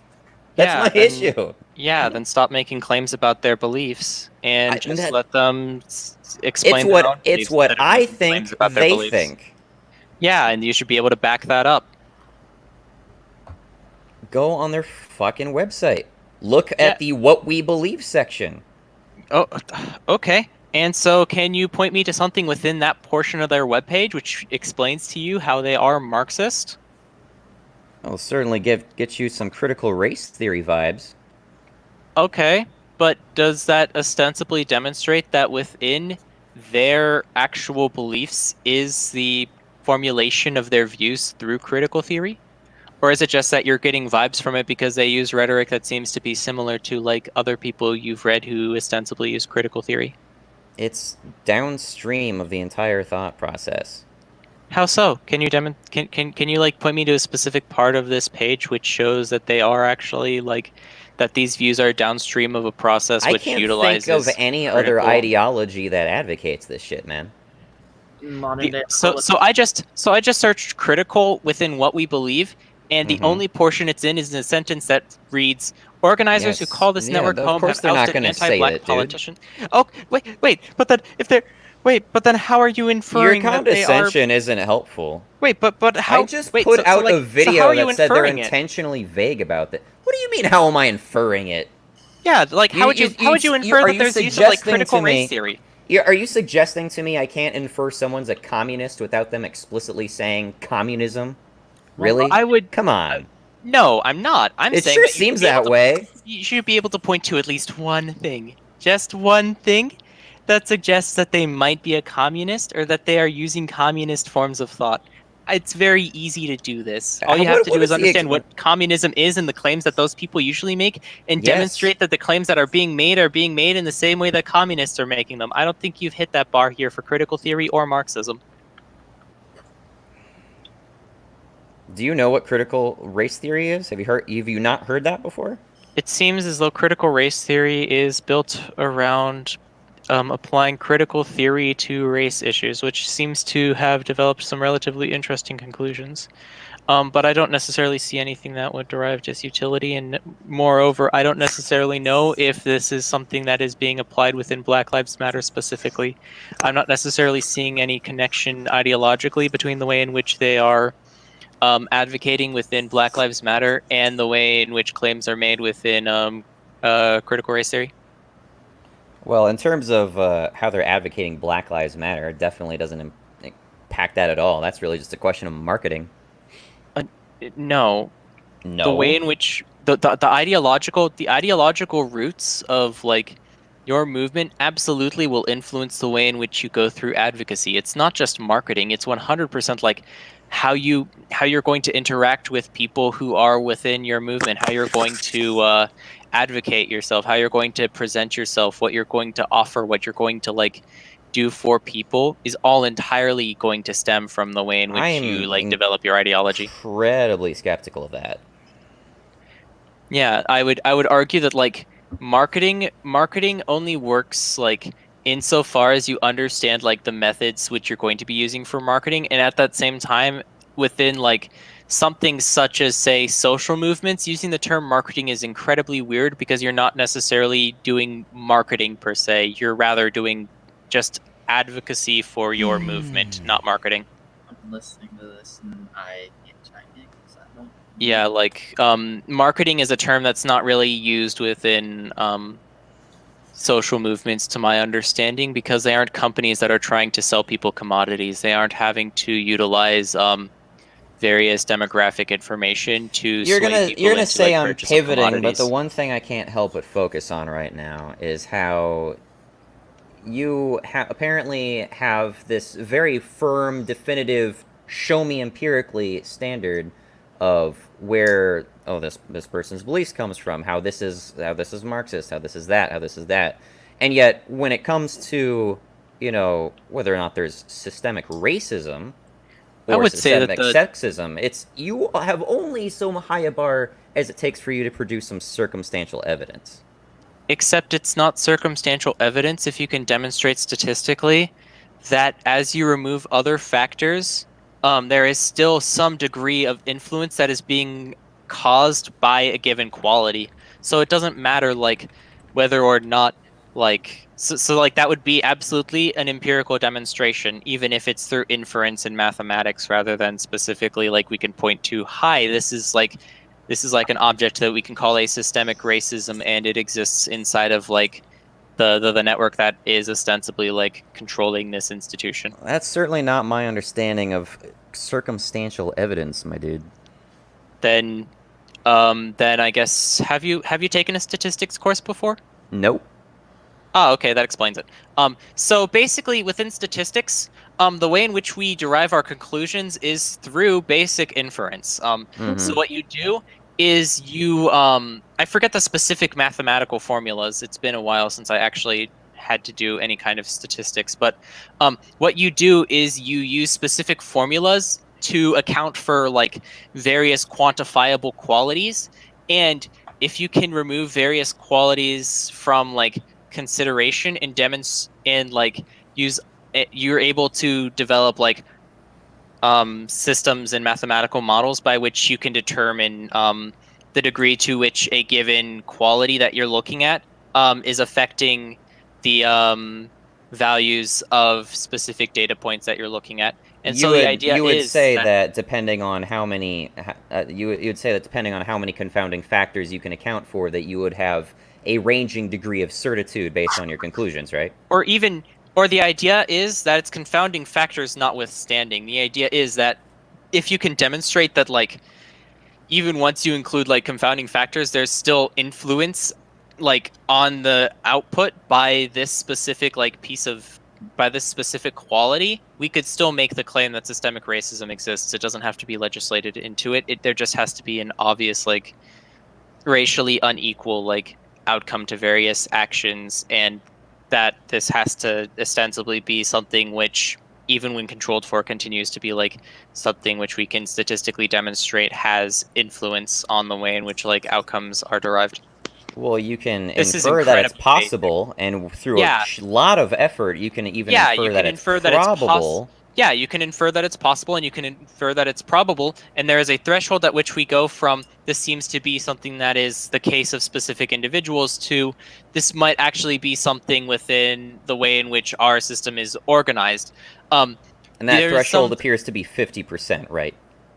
No, it could be any percentage based upon like the way in which your mathematical models are produced, and the way in which, like, I guess if you were to try to quantify like the specific probability that a certain quality will like affect outcomes, then I guess like 50% might be a good one. It depends heavily on the specific like kind of issue and the rarity of like specific circumstances. But ostensibly, we would say still that the bar for like establishing that there is systemic racism is just being able to demonstrate within data that race plays some level of a role in like outcomes, and that like that playing of a role leads to negative outcomes for specific groups.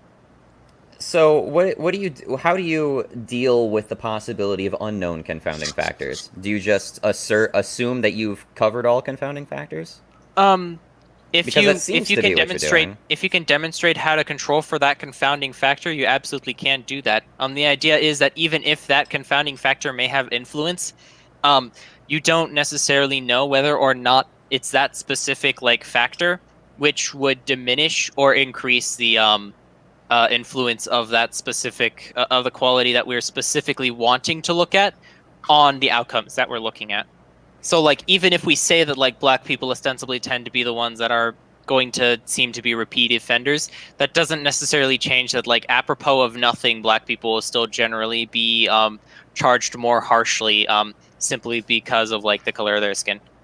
There seems to be no other explanation that we have present for some of the instances where people have similar like outcomes and they still end up ostensibly getting convicted with harsher sentences than say a white person. Speaking about the like systemic racism, since that's what we're on, earlier how I said it was about 5%. The number. Uh-oh. Huh. Oh no, what a bad time. Oh, that's a rip. Oh, rip. Well, I honestly take issue with a number of things you said. But I think my main issue is concluding systemic racism, and even going so far as to say that you can confidently conclude that without it necessarily being individuals or bad actors that you can directly deal with, or specific legislation, so that there's a vague sense of systemic racism in play, but you don't have any specific cause that you can target, which I would say makes it exceptionally difficult to tackle with any sort of policy change, now let alone abolishing the police force. Now here's where things get interesting, because sometimes it is actually the lack of policy in place that causes things. So for instance, say that you have like people tend to be getting, assaulted for like, their specific race. We can still like put that within like assault, but there's still like confounding factors that generally we would say should like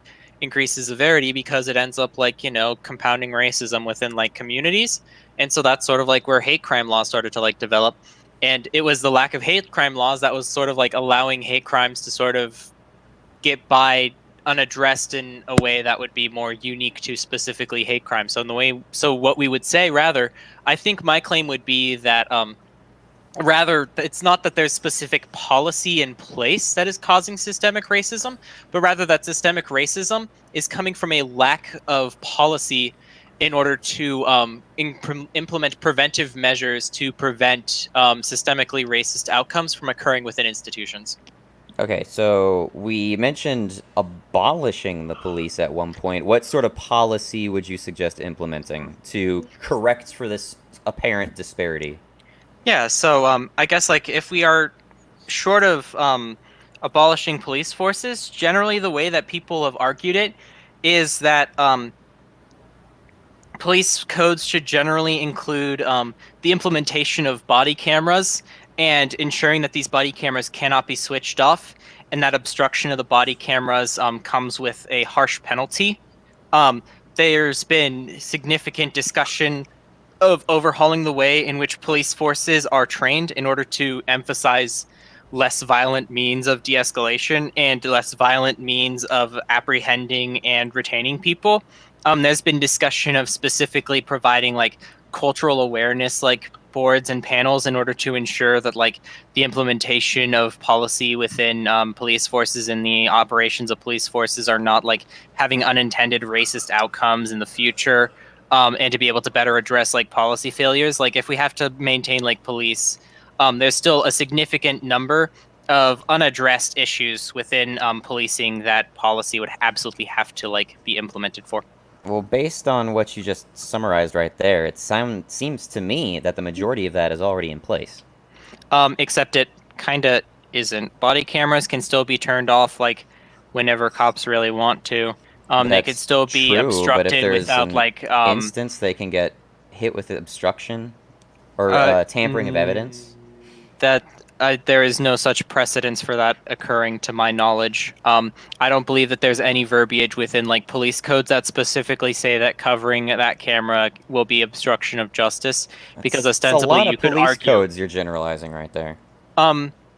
To my knowledge, there is no police code specifically that says that covering your body camera is a like will lead to being charged with like obstruction of justice, and even then justification can be put for explaining that like based on the way that cops operate, that for some reason when they're firing, one of their hands specifically is placed in an area which would obstruct like the body camera in the way in which like it's placed, at which point then the only thing that you could ostensibly do is just legislate for a different position of the body camera, at which point probably you're going to find that police operations are going to change and suddenly that hand is still obstructing the body camera.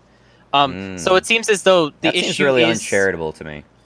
Yeah, the issue is that policy, you have to assume that people are going to be incredibly weaselly with the way that they do things when you are planning policy, and you need to specifically delineate it such that there is no way that they can ever cheese it. So Okay, if we so say that, like, I don't understand. obstruct like your body camera, that means no part of your body should be obstructing your body camera, and your camera should be placed in an area where your body will not be capable of obstructing it. Okay, I've heard so go ahead, Sai.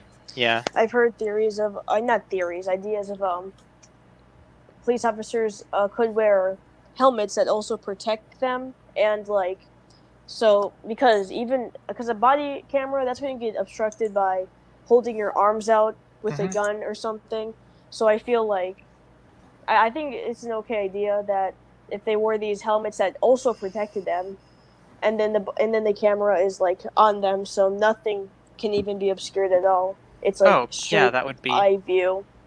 Yeah, that would be generally what we would want to see. But personally, for me, it's like even if we start implementing that, what would be important is ensuring that also there's like systems of accountability surrounding that. So Prosecution,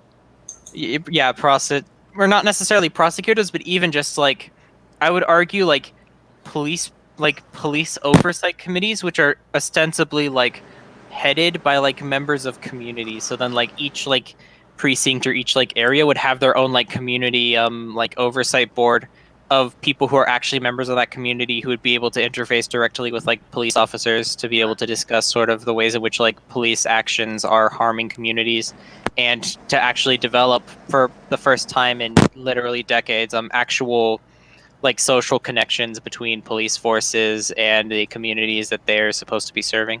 I am all in favor, actually, of having recallable delegates and in our various forms of government. However, abolishing the police seems to me to be profoundly stupid, and implementing any sort of community-based alternative is functionally going to be no different than a police organization. So, only I wait. agree. I do agree with you on that stance, right? If you abolish the current police system and establish a community-based police system, it's still a police system. It's still a law enforcement system.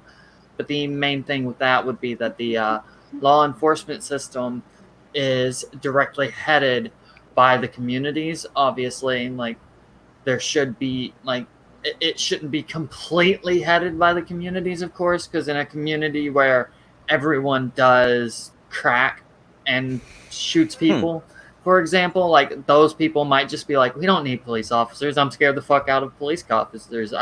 There can be one on the street once every week, and that'll be fine. And we know when he shows up, we won't be on anything. But like, I feel like that's going towards a marginal degree of republicanism that I'm not even sure. I'm just saying. Worth pursuing. Also, I'm just saying, like, I think to note real quick. I think that would be a thing, you know. But I don't think that would be as big as a thing. I do believe people want police on their streets. That's why we would have the community board ran by people from the ground up. Like, obviously, they would still get their funding from the state and all that, right? Because the state takes taxes from us. Our taxes fund that. But that's the simple way of doing it. That's what we want, or at least what I want, you know. Yeah.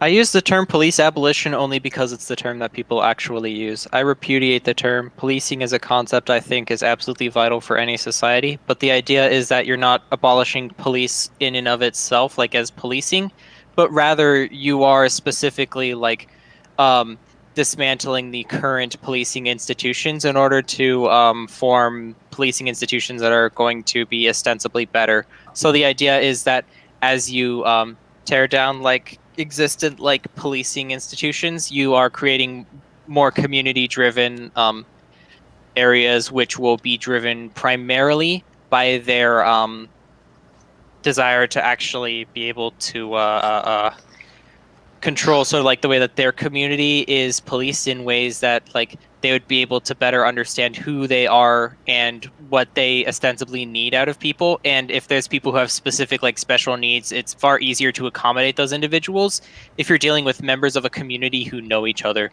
rather than like random cops who might not understand that like the guy who's like repeatedly trying to approach the kid who's being incredibly aggressive is actually that kid's social worker or like legal guardian who is like there in order to assist because they have autism instead of like, you know, shooting that person.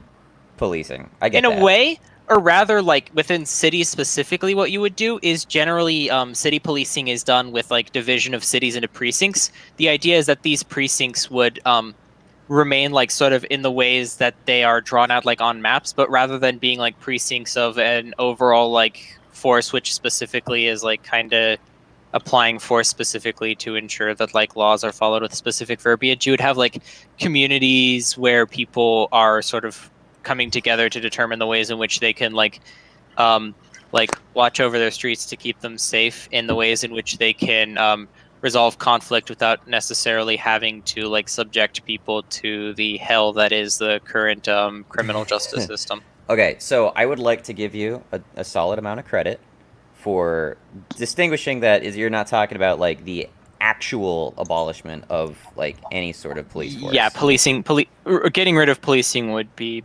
absolutely disastrous.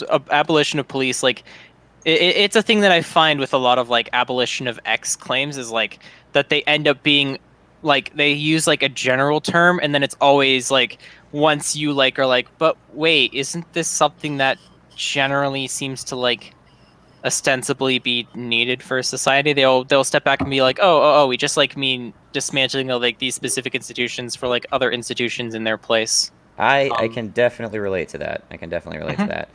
I will say though, I am 100% not convinced that a quote-unquote community alternative is going to do the job better than what we currently have. Well, And I don't. I say that largely because much of what you're expecting from the police force is something the police force already does to some substantial degree. And And if that for was multiple the things that case, you we wouldn't claimed, see a lot of what we're currently including seeing now. including the police officers being familiar with the locals and understanding the Hey, local circumstances. trust me. I can say that the idea that like cops actually know the communities that they serve, that's pure poppycock. Well, it's not. absolute. It's literally the case it- in my it- area. Oh well then you just got lucky. Once you like My- get to my- a city, the my luck- cities are massive, and your cops are going to be shuffled across every single I precinct. They're going to live be on different in a precincts big for different city, my shifts, dude. so. I live Yeah, in a and- big city that was wrecked by some of these fucking riots, man.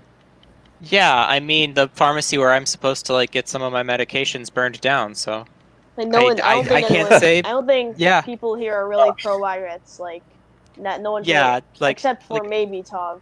Yeah, I one's really- think riots like I guess like I'm really We don't ambivalent need to towards get riots. into They riots. ostensibly happen because people get mad, but I think focusing on riots instead of like the reasons why people are rioting and protesting is absolutely the wrong route to go for anyone to like do it, and you end up in like the trap of like having to justify like things that we ostensibly can't justify. I That- care that more is- about like specifically what kind of policy people are trying to like get implemented and the ways in which like current policy is failing to like serve the needs of these people.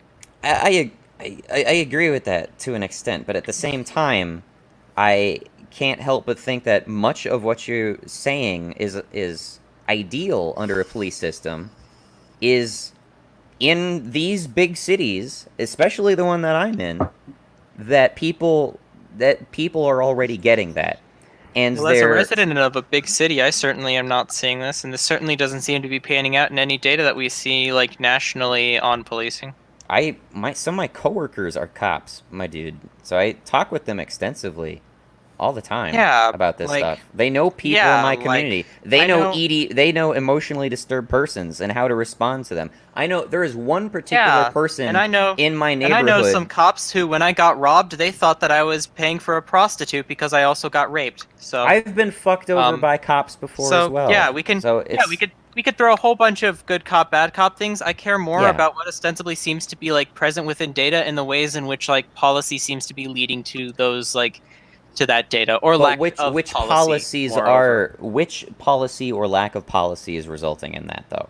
Like what is not being done that would cause would cause those stats to be changed in a way that is 100% accounted for by those confounding factors? Because I'm not convinced.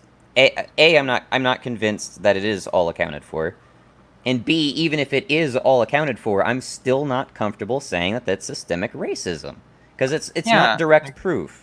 And I guess you're just like not comfortable using words the way that you're supposed to use words. You but can that's be all okay. snipey about it, but that's not going to persuade me either. Oh, It's yeah, not I know. all about the direct proof, of course. Like some proof is purely empirical. We have the pure like this is what it is. We have that, but it's would not think it'd be a 100% simple true. matter, though.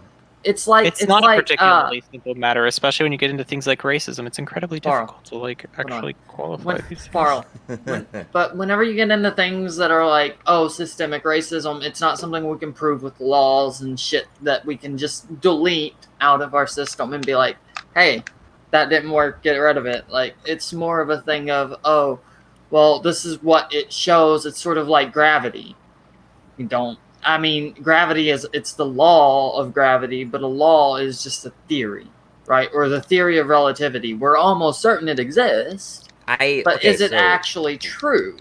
We don't know, but it's almost certain. It's a little bit of a shaky analogy, but in terms of you saying that we can have policies in place that precipitate very specific behavior, I completely agree.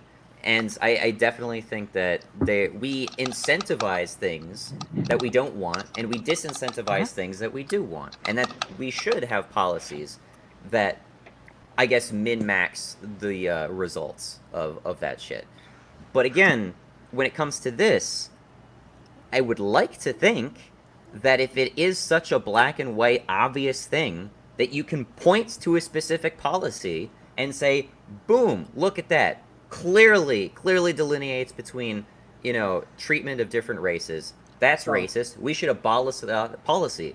In which I can say, look at, wow, yes, the plain as day, that's awful. Wait, let's repeal it. The problem is it's ostensibly something that we can't do this though. That's the problem, because this is something that absolutely in the same way that a lot of things that we would consider to have racist outcomes don't actually specifically invoke race within the policy in which the racist outcomes is derived.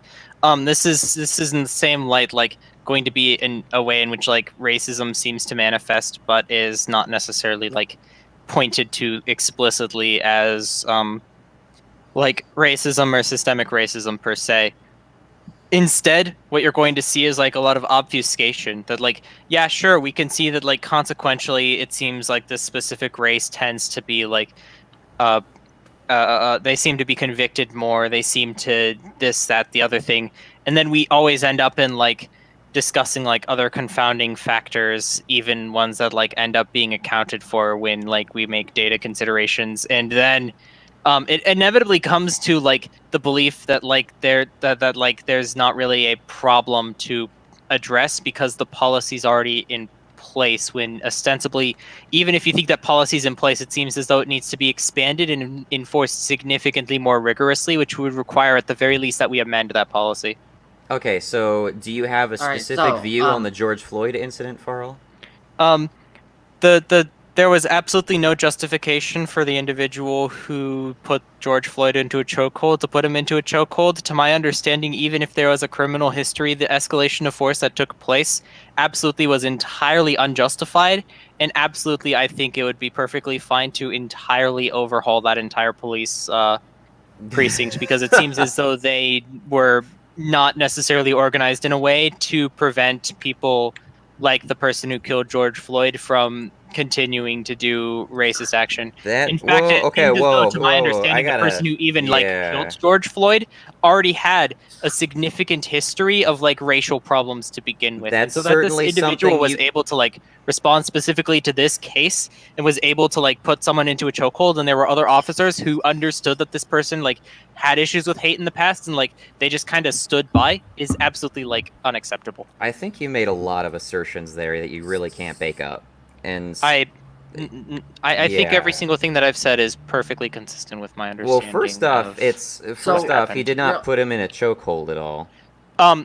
Okay, so then what do we call it when someone shoves their knee onto someone else's neck such that it blocks their their capacity for breathing? Well, it's definitely not what the it's called crouching on someone's neck. Yeah, thanks to that seems to be a chokehold. If it restrains the person, and it is inhibiting their ability to breathe, that's the standards that I'm using for a chokehold. And I'm willing to accept that this isn't the way that the term chokehold is generally used. I just use it because it's a term that I can quickly throw out.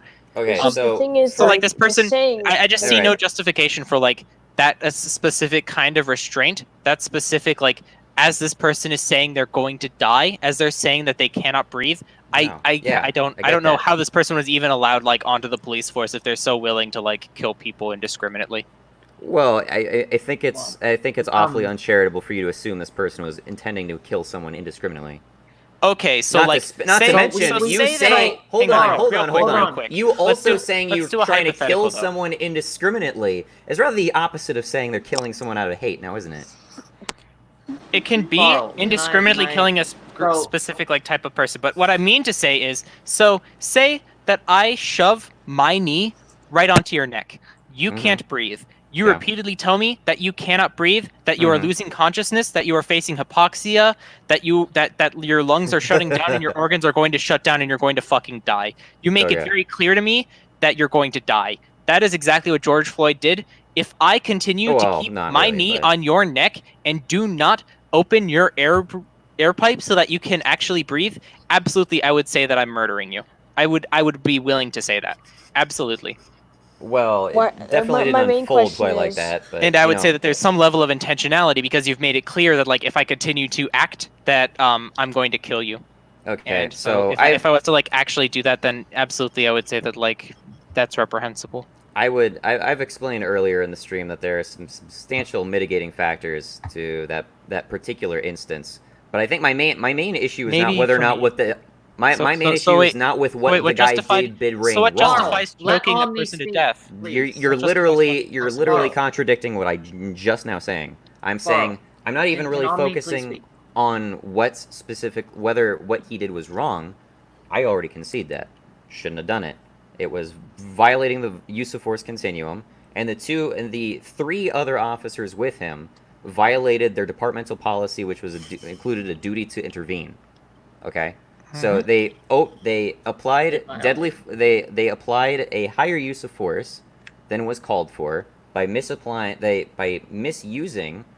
a holding technique.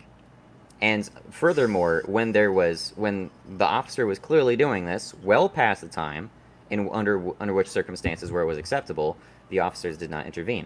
So all four officers violated the departmental policy in doing this. My issue comes in is when you then condemn this entire police force for what those guys did under those circumstances. I'm willing to condemn like institutions for like ostensibly allowing things to happen and not necessarily acting until literally there's like riots on their streets. But it wasn't just the entire department. It was one guy mainly and three other guys who were negligent in the process.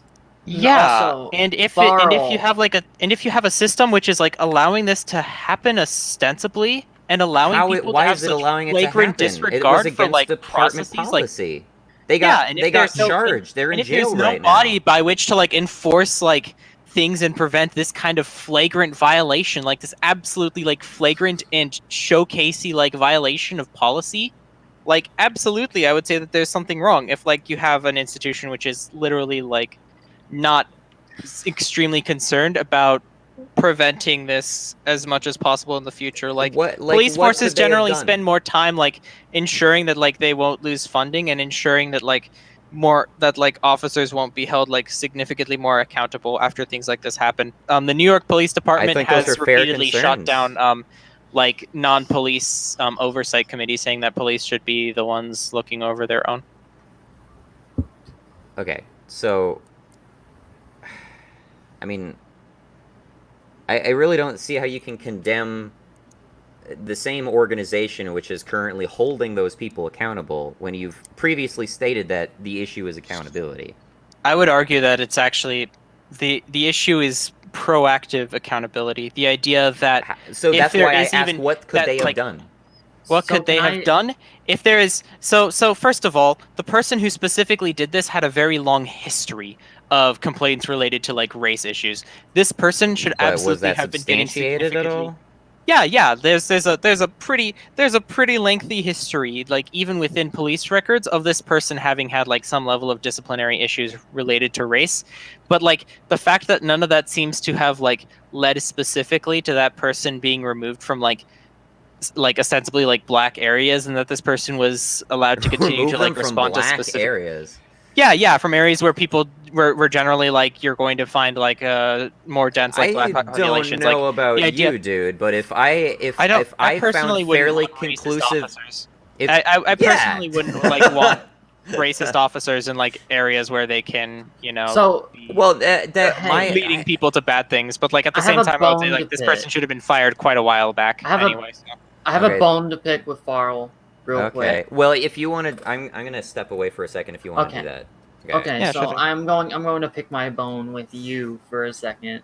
Even though this is a 1v all against Omni, I'm going to go against you for a second. Even though we held similar views, I would say that I wouldn't say that it's the main fault of the people from the police force. It would be the judiciary system and the state that causes this, easily, not the police force. We focus all of our attention on the police force and how we police, but the thing is that's not all that we need to worry about. We need to worry about the judiciary system and the state system. Let me make real quick a semantic distinction here. When I say police force, I actually do mean the institutions surrounding like the judiciary, not like the specific officers, but rather actually the judiciary and the all of the policy surrounding it. I actually mean the institutions when I say police force, rather than any specific individual like police officers. Okay, well, that helps. I have it always kind of like, I don't know, like for me it's like the whole bad apples argument kind of like suggests that like you're okay with the system that ostensibly allows bad apples to operate in bad ways, or that you Look, seem I'm to not believe that saying like that it's I impossible don't- to like oh no, I know that's not your view, but like I'm just saying that in general. But Like I'm saying that yeah. the people that hired him, right? The police that hired him, if he had got like all those reports of him being ostensibly more harsh to people in the clubs that he had worked at previously, only got reported to the clubs. It did not get reported to the police. How is that supposed to go to the police? How are they supposed to know? Right? They like, were also obviously you can go in the police repeatedly. People repeatedly like filed complaints with yes, police over but this. file complaints, as Omni said, always go to the police officers. There's always file complaints. You can't always look through. Yeah, First off, so- you so, can't like- look through so all then of that them. means- And when violence does occur, it occurs for a reason. Yes, I think that it should have been on the state and the police force, obviously, to look Yeah, more into personally, then, like, his wait, if racist these- tendencies, but it is not the complete and total fault of the police force. It would be the complete and total fault of not having sufficient background checks on the people that we have. Yeah, insufficient background hired checks, into and I would them. also say that complaints about police probably shouldn't be going to police offices. They should probably be going to like independent oversight boards, who then would investigate like Which police. is I don't. what I don't. we're yeah, trying like, to get. sim- It's yeah, Can not- yeah. do you not realize the that you're seem gonna to run into conflict with that ostensibly though? not exist. Oh yeah, absolutely. Yeah, you're always going to be in conflict with police because they generally like don't like when you have independent oversight boards like Then looking that's over their not stuff. what I mean. I mean, like, if you information based on a complaint, you're going to need to double check that with the officers involved. No. Yeah, you'll have to collect information from officers as well, and then you're going to be able to collect evidence You're regarding. not going to get their side of the story. Yeah, well, you can. You can absolutely get your side. It's like, hey, we're investigating an Yeah, you can incident absolutely that get their you were side of the involved story, in, but I would want that investigation not to be actually run by the police themselves, but rather by independent boards who would review the case entirely separate from any influence from police or like or non-police. The idea is that you have like an independent body that would review the details of a given complaint, and instead of having like the police be the ones who specifically are having to regulate themselves, they are instead regulated by an elected or like delegated board of individuals whose primary goal is to like look over different complaints and evaluate like their truth or falsehood based on the information that is available to them. I can appreciate like a third party, system of checks and balances. I can appreciate that. And again, I would honestly advocate direct democracy in all areas of government. Yeah, absolutely, for sure. But what you're describing to me doesn't seem to be something which would operate in any fundamentally different way than what we currently already have. With the main exception being that one of your end goals entails having an equitable outcome of charges or convictions of different demographics of people, which don't even offend in equal amounts. So that's going to be a problem. I don't know if we can ostensibly say that like crime happens or does not happen in equal amounts. All we have is information on convictions. So I don't think but you can make the same. You can make the same degree of certitude of inferences based on the same shit. So I don't think that fuck it, it's gone now. Yeah. Sorry. But like to my understanding, like the issue is that it would still be quite different. I don't know how you can't see how like ostensibly like independent review boards don't really exist, nor are they like required for police forces currently. So, okay, no, I understand that. I understand that. So I remembered what I was gonna say. Like, if Okay. you had the community oversight boards with the police, it would work well, and if that was required, it would work well. You could have two different sides Yeah, of the that would- story. Of that course, would going help. into judiciary systems, you have the person, the board that looks into it themselves, and the police office that also Yeah, and then looks like you into would it approach themselves. like the judiciary incredibly differently would- as well. I would say that like there's a lot of once you get into like the criminal justice system, you get into like some very, very disgustingly like legalese laden discussions of like how courts operate and how ostensibly that can lead to specific outcomes. The way in which like prosecutors and attorneys may end up specifically trying to like get certain kinds of juries in place, which may be more or less white, in order to be able to have certain like sentiments within like the jury when they have like a given like a defendant of a given race, or a given like plaintiff of a given race, in order to have specific like outcomes as a result of like having X or Y amount of like white or black people. So there's it. So ostensibly, like, but that does admittedly start to like get into sort of more the criminal justice system than policing itself. Policing itself, it seems, mostly the issue is lack of like actual connection between police officers and the communities that they are supposed to serve, and other like degrees of alienation which are like present. These can be overcome to extents by introducing more community-driven boards, but I would still claim that like you're probably going to not be able to like fully address like these issues without really fundamentally overhauling the way that like policing is also performed, because proactive policing as well like is going to end up causing significant harm to basically everyone.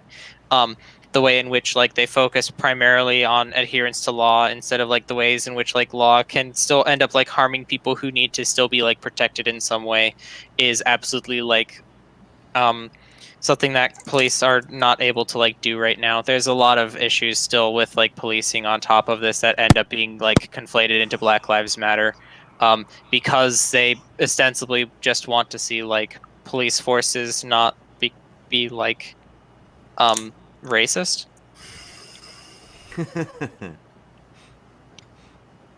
Yeah, it's really complicated.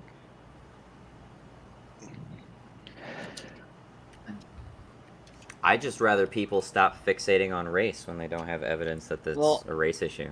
I would also say I mean, that there is plenty of evidence that like race plays a significant role in the ways in which like people are treated by police. So I don't necessarily know whether or not like there's a hyperfixation on race right now. It seems more ostensibly. Well, by Black Lives Matter, obviously there is. No, okay. they're to only insofar as like they're making evident that like black people are disproportionately affected by actions of police. I would say all minorities are disproportionately affected by police. But the Of reason why course. we bring it up as like a singular minority, like just a black thing, is because that they're the most active, most loud minority. Also, we know that it's not. I'm almost certain that they know that it's not. If they don't, they're fucking weird. But it's just a thing that happens, and yeah. And I had another point, but I got lost trying to talk too far. I'm skeptical of concluding that this is a just disproportionality. That it is an unjust disproportionality. Also, I wanted to state that I don't think under any system that we have, at least with racism being a thing, because I believe it's taught, it's not learned, it's taught, right? Through people, through schooling, through all that, through parents, passed down through the generations. I don't think no matter. Probably disagree with you on that one. Well, dark eye is dark eye. But I don't think we could ever, no matter what policing system we have, we could ever get rid of the disproportion between minorities and the majority within a place and within a country. I think we could decrease it, but we couldn't get rid of the whole disproportionate stuff. It would still be disproportionate, just hopefully it would be less disproportionate is what we're hoping for. And I know that's probably going to piss off a few of the leftists who are probably hanging out in the comments. Oh wait, what was? I'm sorry. Could you like repeat that? I don't think that no matter what policing system we have, as long as racism is still a thing, that we will ever get rid of the disproportionate systems between the majority and minority groups within Oh yeah, our absolutely. country. Yeah, that's there. pretty easy to agree with. I would say even without racism, you can't get rid of the disproportionality. Well, I would say mean, without racism, you would could. you?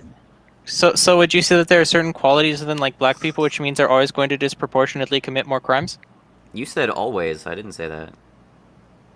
So Okay, there's would you some say? qualities within them. Okay, so would you say that there are some qualities within black people ostensibly that like make them more prone to like committing crime than I would say white that there's people? definitely would say? qualities among different cultural demographics. Okay, but then is there something specific to like blackness that like makes them Blackness? more like Not inherently. crime? Yeah, I would agree with Shodite. Not inherently, no. Okay, just wanted to make sure. No, Shodite wins the You're entire not fucking- arguing with that kind of person. Yeah, okay, yeah. I always just want to make sure that I know whether or not like we're going to get into like naturalistic fallacy and biological arguments. I've Shodite covered the naturalistic fallacy many times. Yeah, that's good. Shodite's gonna win this debate just by barely saying anything. I need to take a second. I'll be back. All right. You can also turn off your camera if you need to. But yeah, like I don't know. That's my thoughts on it. I think people have done super chats for you, Omni. I don't know where or when. Yeah, I think Umbreon is super chatted a couple more times. Thank you again, Umbreon. Even though they sounds said like they they're cleared still out at work their right wallet. now. Well, Yeah, somehow, yeah. They said I look cute though. Also, Umbreon, that's a pretty cool picture. Just wanted to say that. Nice. But yeah. So, what was I gonna say? Yeah, no. I don't think it's at all unreasonable, and I think it's pretty easy to infer with very little concern for like much in the way of confounding factors that some cultures are more disproportionately will disproportionately create or provoke more crime than other cultures. And I would say this is especially true when you have culture normalized in one location and you transpose it into another location, which is predisposed to a different cultural norms. So I would say that the cultures that cause the disproportionality would come from socioeconomic reasons. Socioeconomic reasons Well, can definitely contribute to that too. Definitely. Yeah, but like ostensibly we would say that like socioeconomics generally will like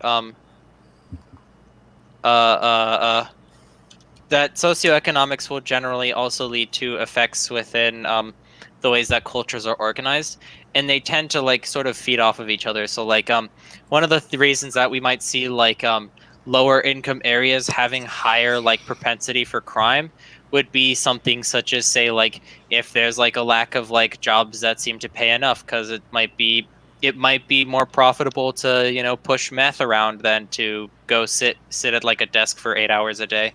It might be more profitable to like go do clandestine things in that can't be like said in YouTube and end up with than to go throw boxes around at like a shipping facility for 2 or 3 hours every night. Couldn't that So be the then, case for basically anyone yeah, this could working in middle class?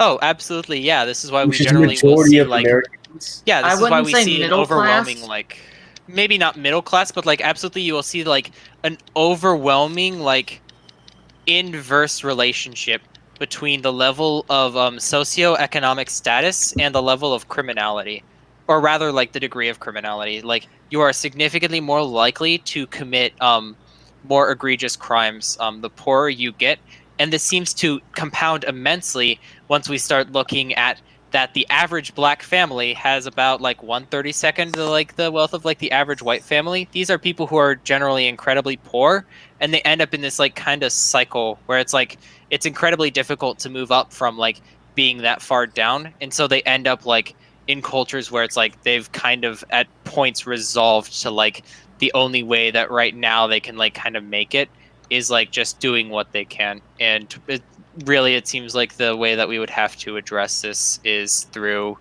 probably something more along the lines of social programs to improve like or to like fight poverty. And this would like probably also like contribute to the reduction of the need for like heavy policing. Of course, we could also discuss over policing in the way that that might like also lead to greater contempt towards police due to them not necessarily like representing the interests of like people as good as like they could. Okay, so I would I would on one point I would favor economic reforms, which do not necessarily entail imposing new social programs, but changing existing economic structures, which cause these inequalities to begin with. Yeah, However, if we could expand like programs to sort of like enfranchise like black people, given like the centuries of like economic disenfranchisement they face. What you just conceded, though, is that crime rate can be influenced by socioeconomic areas. Oh, that would actually be like that would absolutely be like something that I agree. That can lead to racism when people conflate the socioeconomic area and the race of the people who commit the crime. That's where the racism generally lies, because ostensibly what's going to happen is like what I'm saying, man. Fine. I'm saying you're making a leap from the socioeconomic conditions under which people are logically compelled to favor a life of crime over legitimate low-paying work where they have shit opportunities, and then you're making inferences about racial injustice based off of that. See, I wouldn't. Insofar as like that might be the way that like you're saying that like sometimes cultures can like lead people to crime. I was more trying to steelman that while addressing that like still this doesn't necessarily change that like even when you control for like socioeconomic status, you find that like black people are disproportionately like treated more aggressively by police. So okay, I think that's a separate issue, though. I mean, if we're just talking about like general crime rates, because I think we moved on to that point. I do about think like demographics, cultural demographics, committing more crime. May I? And this is explicable by socioeconomic conditions. Then I would say if there's a systemic favoritism of one class of people over another, you can say, and I will agree with you, that the society is much harder and much less equal to people who are more economically disadvantaged, as opposed to them being racially disadvantaged. And there, you can point to specific policies that do that. You know? Which I'm like agree with you on that. That yes, I do think the majority of like of a racism thing, like Farlotta was saying, does come from a sort of, or I don't even know if Farlotta was saying this, if I'm just conflating my own points with. It's kind of a cycle, because like you're going to find that these things will compound each other, sort of in a feedback loop.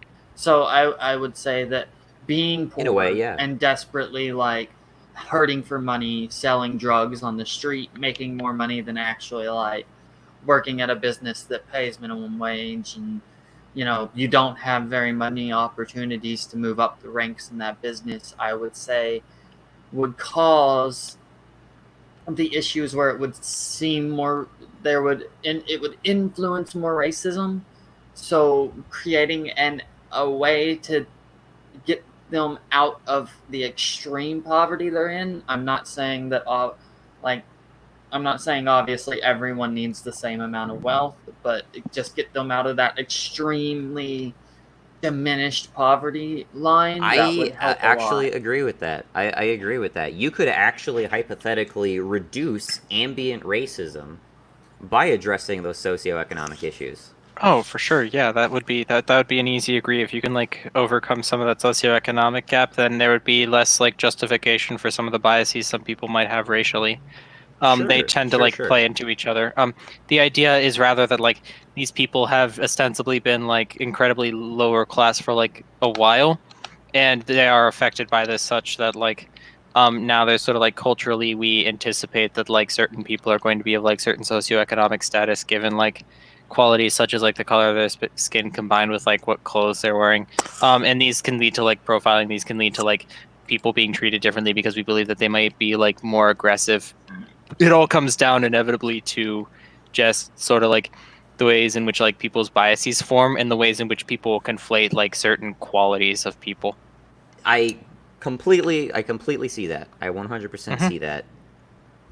But again, this seems to confound your claims that crime rates by crime rates found by certain demographics of people being overrepresented in stats are as a result of systemic racism, as opposed to a systemic as opposed to a systemic favoritism towards richer people. Now, I've already made a video talking about how this actually exists within the justice system, where if you want, like, if you are in court, suddenly if you want justice, there is an upfront cost to get justice. Whether it's a good attorney, whether it's like they've made the legal, so you talked about like insufferable legalese. They've made the legal system so fucking arcane to the extent that we've invented entire industry of people whose job it is explicitly to interpret the disgusting legalese we have to sit through in order to get through like technical justice as prescribed by the system under which we operate. And yet, in order to achieve that in the most consistent rate and at the best way possible, and not have to settle for, say, public defenders who are understaffed and aren't able to handle the vast majority of cases we deal with a lot of the time, you have to shell out money. Suddenly you've put a price tag on justice. That's not fair to people who can't afford it. And it's not fair in general because you're not going to get equal treatment under that system. And in that respect, you're also going to get people who are more likely to accept like guilty plea verdicts and get convictions disproportionately because they come from that weaker socioeconomic status.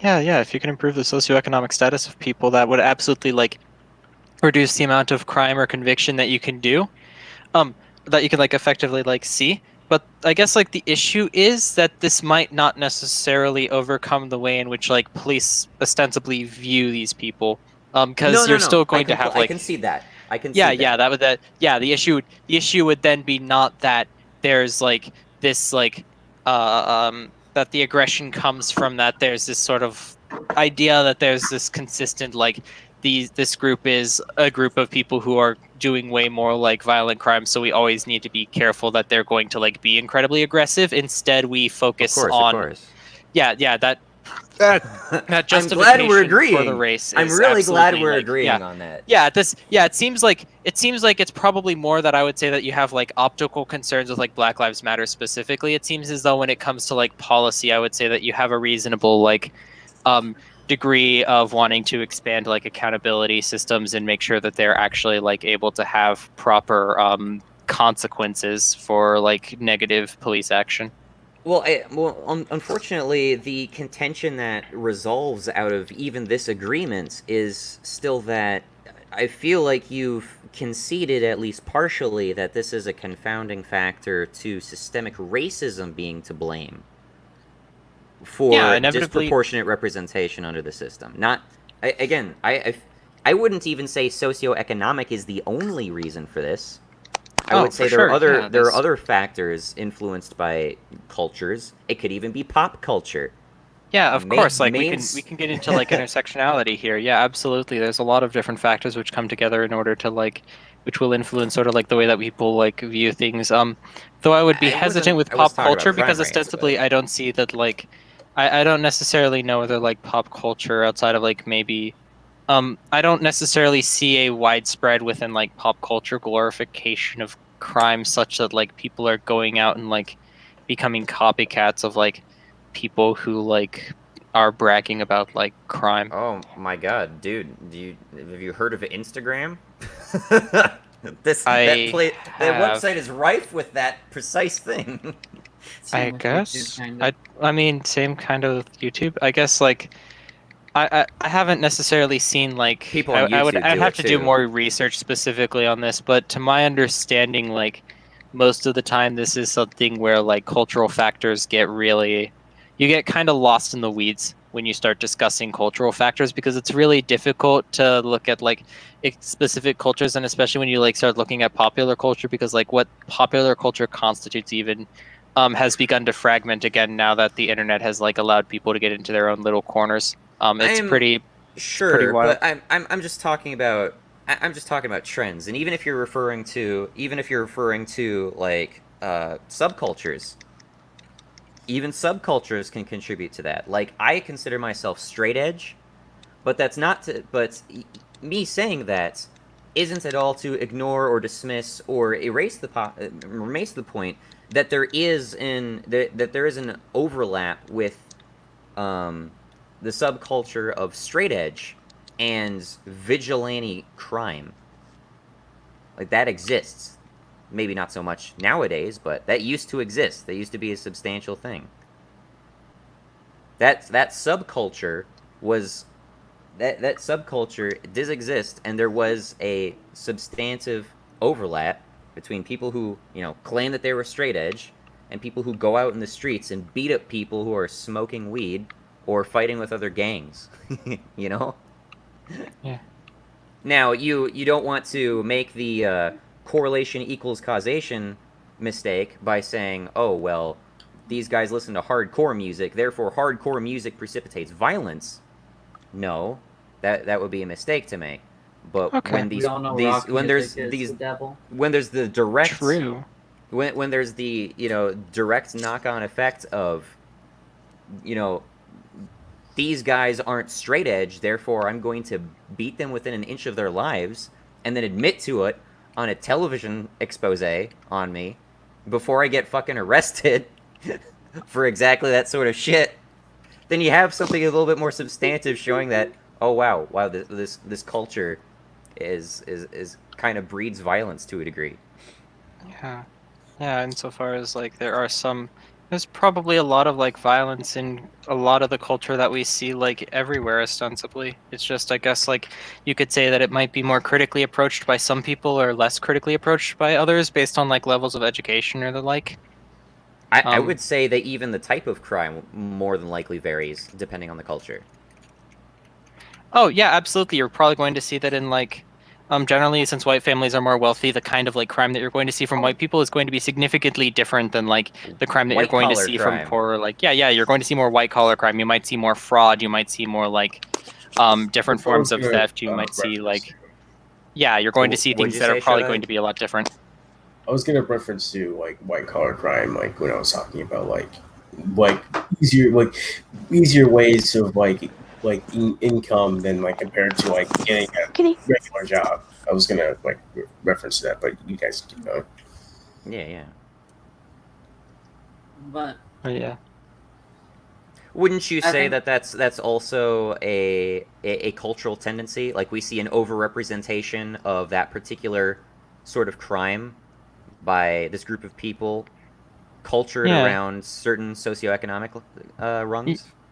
Yeah, we could argue that, but I think it seems like we see there's a lot of stuff that like probably some other cultures would find like incredibly fucked up about like the way that like we talk about like certain kinds of violence, and yet we ostensibly seem to like not commit it. It seems like, to my understanding, it might be sort of like poor like critical like thinking about sort of like the media one like consumes. Like maybe that could be part of it as well. And that would get us like into more sort of like the way that like poor education can lead people into criminality, and that would be a discussion that I could talk like for hours about the ways in which specifically like institutions are designed to like disenfranchise poor like minorities. I could probably outpace you and talk for much longer about just the public educational system being shitty in general. Oh my god, yeah. I come from a family of educators, so I have a lot to say about charter schools. Okay. But yeah. Anyway, I need to sleep. I've been up like 27 hours, so. All right. Well, Yeah, wow, that's I'm a probably lot. also gonna go because I got school stuff tomorrow. So Thanks for being here, Shodite. And Farrell, before you head out, you mind just what is your impression of me and my stance at the beginning of the stream versus now? I think a lot of it. I would say you seem to be. I would say you're quite reasonable. You seem to support ostensibly like what I would say would be like better policing practices. I think a lot of it I would say would probably amount to mostly like either optics or just like maybe not necessarily like engaging like actively with like certain people and like certain groups. And I would think that like probably just interacting more with like I would probably say like you might just like need to interact like with more people within like Black Lives Matter or within like movements and just like see the ways in which like they approach like their beliefs and just kind of how they live their lives. Understanding like kind of generally will lead people to like I would say views that are more nuanced and more like qualified and probably better. Both Cy and Tovarka here have been to protests, so that's a step in the right direction. I would say. Yeah. I haven't because I have not really had like the time to do it, unfortunately. But yeah, I would have gone to make sure that they didn't burn down the pharmacy because I'm still mad about that. Yeah. Yeah, that's just. Yeah, we maybe shouldn't burn down pharmacies because now What about Big now I have Pharma? to. Also, Oh you're all gonna God, get I could your talk. I could talk prescription- for You know, hours about pharmaceutical I patent want to policy. say that pharmacies are the devil, and we shouldn't even have drugs because drugs are bad. All drugs. If you have an illness or something, we should do as you did in the primal days and just fall over and die. Thank you. That's my take. Bye. Farrell, I think the pharmaceutical patent thing is actually something we would probably agree with across the board. Oh yeah, easily. Like, God, I can't understand people who would like actually defend the current state of like pharmaceutical patents. The fact that you could like cheese things so hard, all you have to do is like make tiny modifications to continue to like extend patents so that you can never get like generics. Buying up the rights to produce generics as the company that creates the name brand version of it as well. There's so much wrong with it that we allow like people to get away with just because like they're going to make money off it. Yeah, it's scummy shit. Oh yeah. Fuck patents. Dude, Well, that was I a bet stint. Patents I have bet value, that but is at the same some- time, like they also cause a lot of harm. that is some stale ginger ale right there. That ginger ale is watered down. Oh yeah, probably. I don't care though. It's still very yummy, but I need to sleep. So yeah, peace. All It was right. a good talk. Bye, Farrell. Have a good one, Peace. guys. All right, peace out, guys. See ya, Shodite. See ya. I'm going to go away from my cam now because I look weird. Okay. Yeah, when it's big That- I screen just- like that, I can understand. I don't like the camera whenever it's big screen, 3 people. Oof, odd. But Well, I think Farrell kind of skeeved me out right away, and I think I really wouldn't agree with his fundamental views on the matter generally, still. But I am glad that we were able to have at least, it seem to be like a fairly measured degree of agreement on a few points. I think you guys agreed a little bit on some things. It's just where it comes into certain parts of it that they seem to choose to be a bit different on. But yeah. You know, you guys earlier were talking about like in black communities, kind of like almost a violence, and I can agree to some sort. Like fighting's like it's kind of in the culture a bit there. Not gonna lie, and You said fighting? yeah, we're like, and I will admit, black people tend to run their mouths a lot.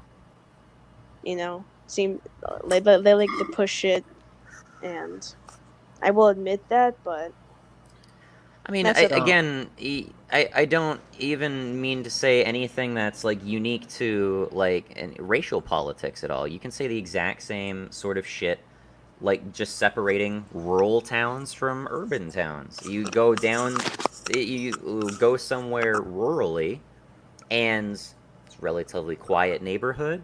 Most people really know each other, and there's kind of a degree of we're living in we're living in proximity to each other, but you respect my space, I respect yours. But then you go to the city, suddenly everyone's in each other's way.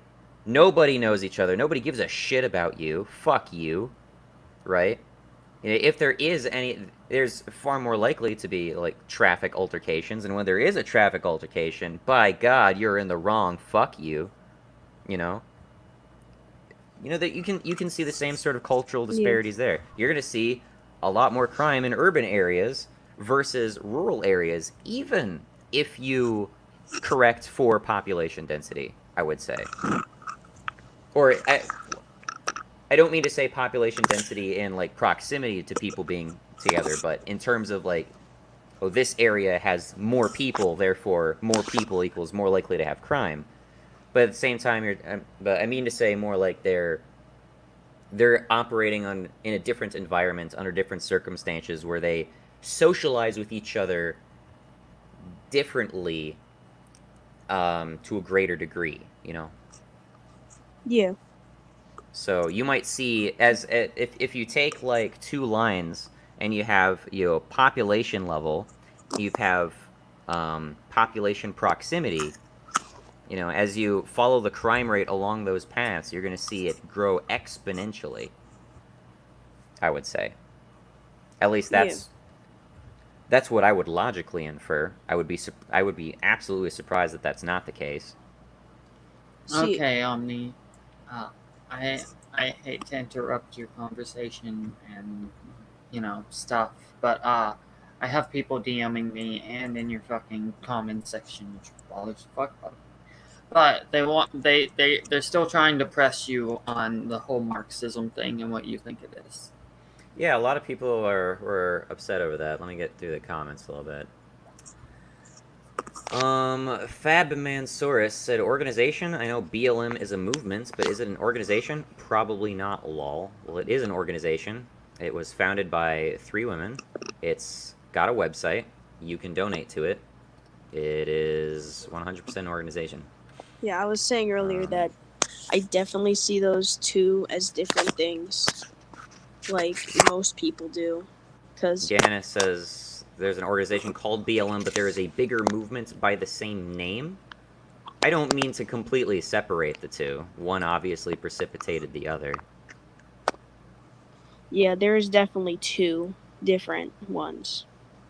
Obviously, yeah, like they would come from each other, but they ended up taking on their own roles as 2 separate things. They definitely mix those ones a lot. Soapy said, Omni getting BTFO'd is a fun watch. Hold him to the Marxism point. He's a slippery bastard. He has no idea what Marxism is. It seems to me Marxists can't even agree what Marxism is, to be honest.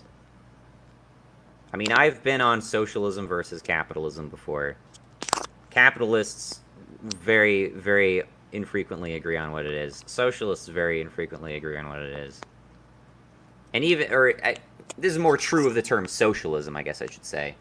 But even Marxism, I agree with Tavarka. I agree with Tavarka that you can augment the idea of Marxism to mean different things.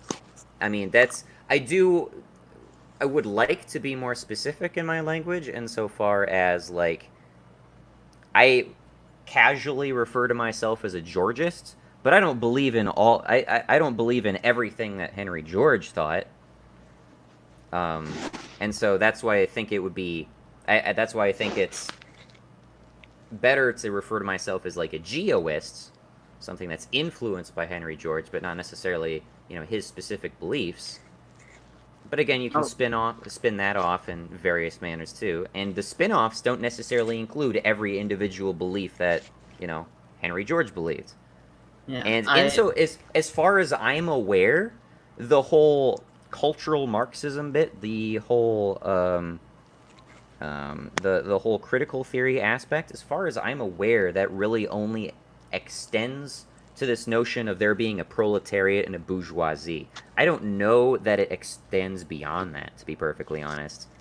And much of what Marxism is known for can't really be applied to social strata like these sorts of identities. I don't think it could be. So, I partly agree with you. First off, I'll be honest. Even after Farlotto explained critical theory, I'd have to have it explained to me multiple times for it to stick in my head. That's just how it works. But I do think that, yes, you have a point about the Marxist thing, because of course we have in leftist, we have the distinct things. You can be communist and not a Marxist, but you can't be a Marxist and not be at least a socialist. But like we have like sock Dems who are traditional sock Dems who are capitalist, are Marxist, which is fucking weird. Please don't ask me how. But you said they're capitalists and Marxists? Yes, they're capitalist and Marxist. That's a little confusing. I don't know how to explain it. I don't understand certain things. I think it's because of how their political theory is, but also they want certain economic truths, but they don't want to get rid of capitalism. They think you can make a perfect society within capitalism. But I think what some people were asking about Marxism is what ideas would you hold as Marxist ideas, right? Because, like, I know that you're a Georgist, but I don't know what Georgist ideas are, or Geoist, but I don't know what the Geoist or Georgist ideas are, right? Like the big overarching ideas, right? I think that's what they basically wanted. They didn't want like me being like a collectivist and a collectivist Trotskyist or anarchist or whatever you want to call me. I feel like I could expand on that question quite a bit, but there's not much point in doing so, because I really, like, referring to Black Lives Matter as Marxist really wasn't super important to any of the things I was saying. The most important takeaway from the whole Black Lives Matter Marxism bits is that they are advocates, or at least they are proponents of critical race theory. And critical race theory is downstream of a brand of Marxism. Okay, so yeah, I think that's what they were wanting to know, why you were... Okay, that helps. Okay. Does it? Okay. That actually helped me a lot to figure out what you were saying as well, so I'm pretty sure that helped them. I wasn't sure that I was being really that confusing about it, but I don't know. I don't know. Someone just tagged me, one sec. Sai, did you just message me?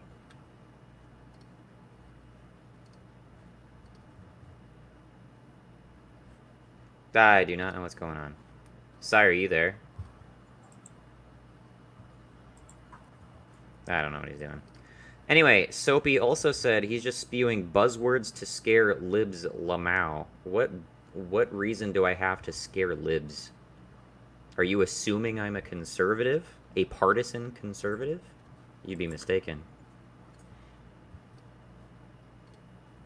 Katie Raker said, Farrell just needs to stop and let someone else talk. He did go pretty hard and fast right out of the gate.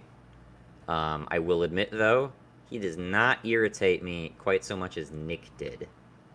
And I would say Nick and I probably agree more on the core topics I'm aware of than I and Farrell did, which is interesting.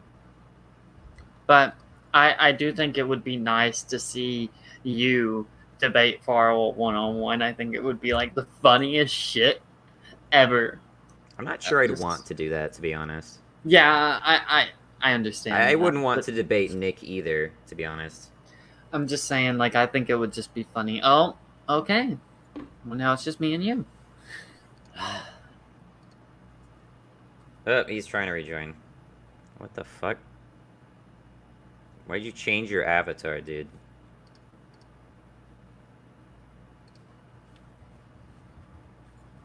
Hold on.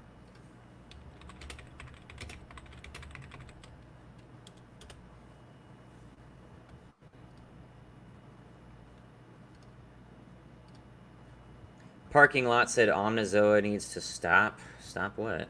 Fabman. I imagine these people joined in with Farrell all around the same point. Omni just keeps pivoting about every position whenever Farrell challenges these asinine claims.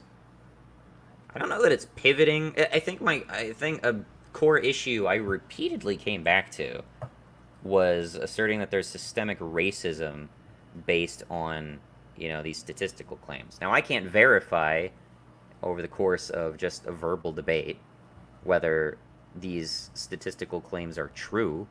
I can take them to be true for the sake of arguments and argue from that point, and I did do that a couple times, but I fairly consistently took issue with that these statistical claims necessarily entail systemic racism. And even near the end of, our arguments, it seemed like he was conceding that there's at least some sort of confounding factor in the fact that socioeconomic positions can create cultures which also result in disproportionate, rate of crimes among very different cultures of people. Which, again, is something I'm super, super skeptical of is actually accounted for in these statistical analyses. I've never seen that personally. Again, if you or anyone else wants to cite a study which somehow accounts for all of these confounding factors, and there's lots of them, I mean, I'd A, be impressed, and B, that would be something I would save and show to other people, because I've never seen it before, and that's pretty significant. So, I don't have, let's see, I don't have the, what's the word, super, I don't have, a true statistic. It's just something I did, one day whenever I was doing it, but I have what I'm about to send in the private chat if I can grab it real quick, which was just the thing I was saying earlier, 5% more, but obviously that in private chat, yeah, no punctuation. It came straight from the Facebook post I was talking about earlier, but Oh, was it Facebook? Population was 32.82 million in the USA as of 2019. 72.4% of the U.S. population are white. 12.6% of the U.S. population are black. Therefore, there are approximately a little over 237.6 million people who are white. Approximately a little over 41.3 million people who are black. 1 second here. And the post had said that there were 235 black deaths and 370 white deaths caused in 2018 by police officers through what exactly did it say? Number of people shot to death by the police in the United States from 2017 to 2020 by race. And I picked out 2019 because 2019 was last year. I was pretty sure I could get the numbers for the people back then. It wasn't that I didn't want to pull out anymore. It's just that it was already long enough whenever I was doing the 2019 to pull out the other ones, if you get what I mean. Well, do you understand why I would be very skeptical that any sort of study like this or study which tries to account for this would actually manage to eliminate all these very significant possible confounding factors like socioeconomic status, like criminal history, like all this obviously stuff. None of these account for criminal history. They don't account for the socioeconomic status of the people, which, by the way, I've talked to other people about that. They think that would be a really good statistic to have, the amount of people who have been arrested or, jail, and see their, at least their socioeconomic state, That would be a really nice thing to see the proportions of, is it the majority of poor people that are being put in jail, or is it not? Can we eliminate that from the factors, or is that a contributing factor? Well, I would definitely say, at least insofar as my experience with local law enforcement is concerned, there's definitely an overrepresentation. I'm tempted to say overrepresentation. Overrepresentation implies that there's some sort of falsity to it. I would definitely say that there's a disproportionate representation of poorer or even homeless people who get arrested for various crimes. But again, that's honestly not at all surprising. Really isn't. When people are poor or they're homeless, they will resort to a lot of stuff to get by. Yeah, because you kind of need money in order to survive. It's one of the leading aspects of our life. I'm not going to critique money or the monetary society. I'm just saying we need money to live. So, yeah, that's fun. Let's see.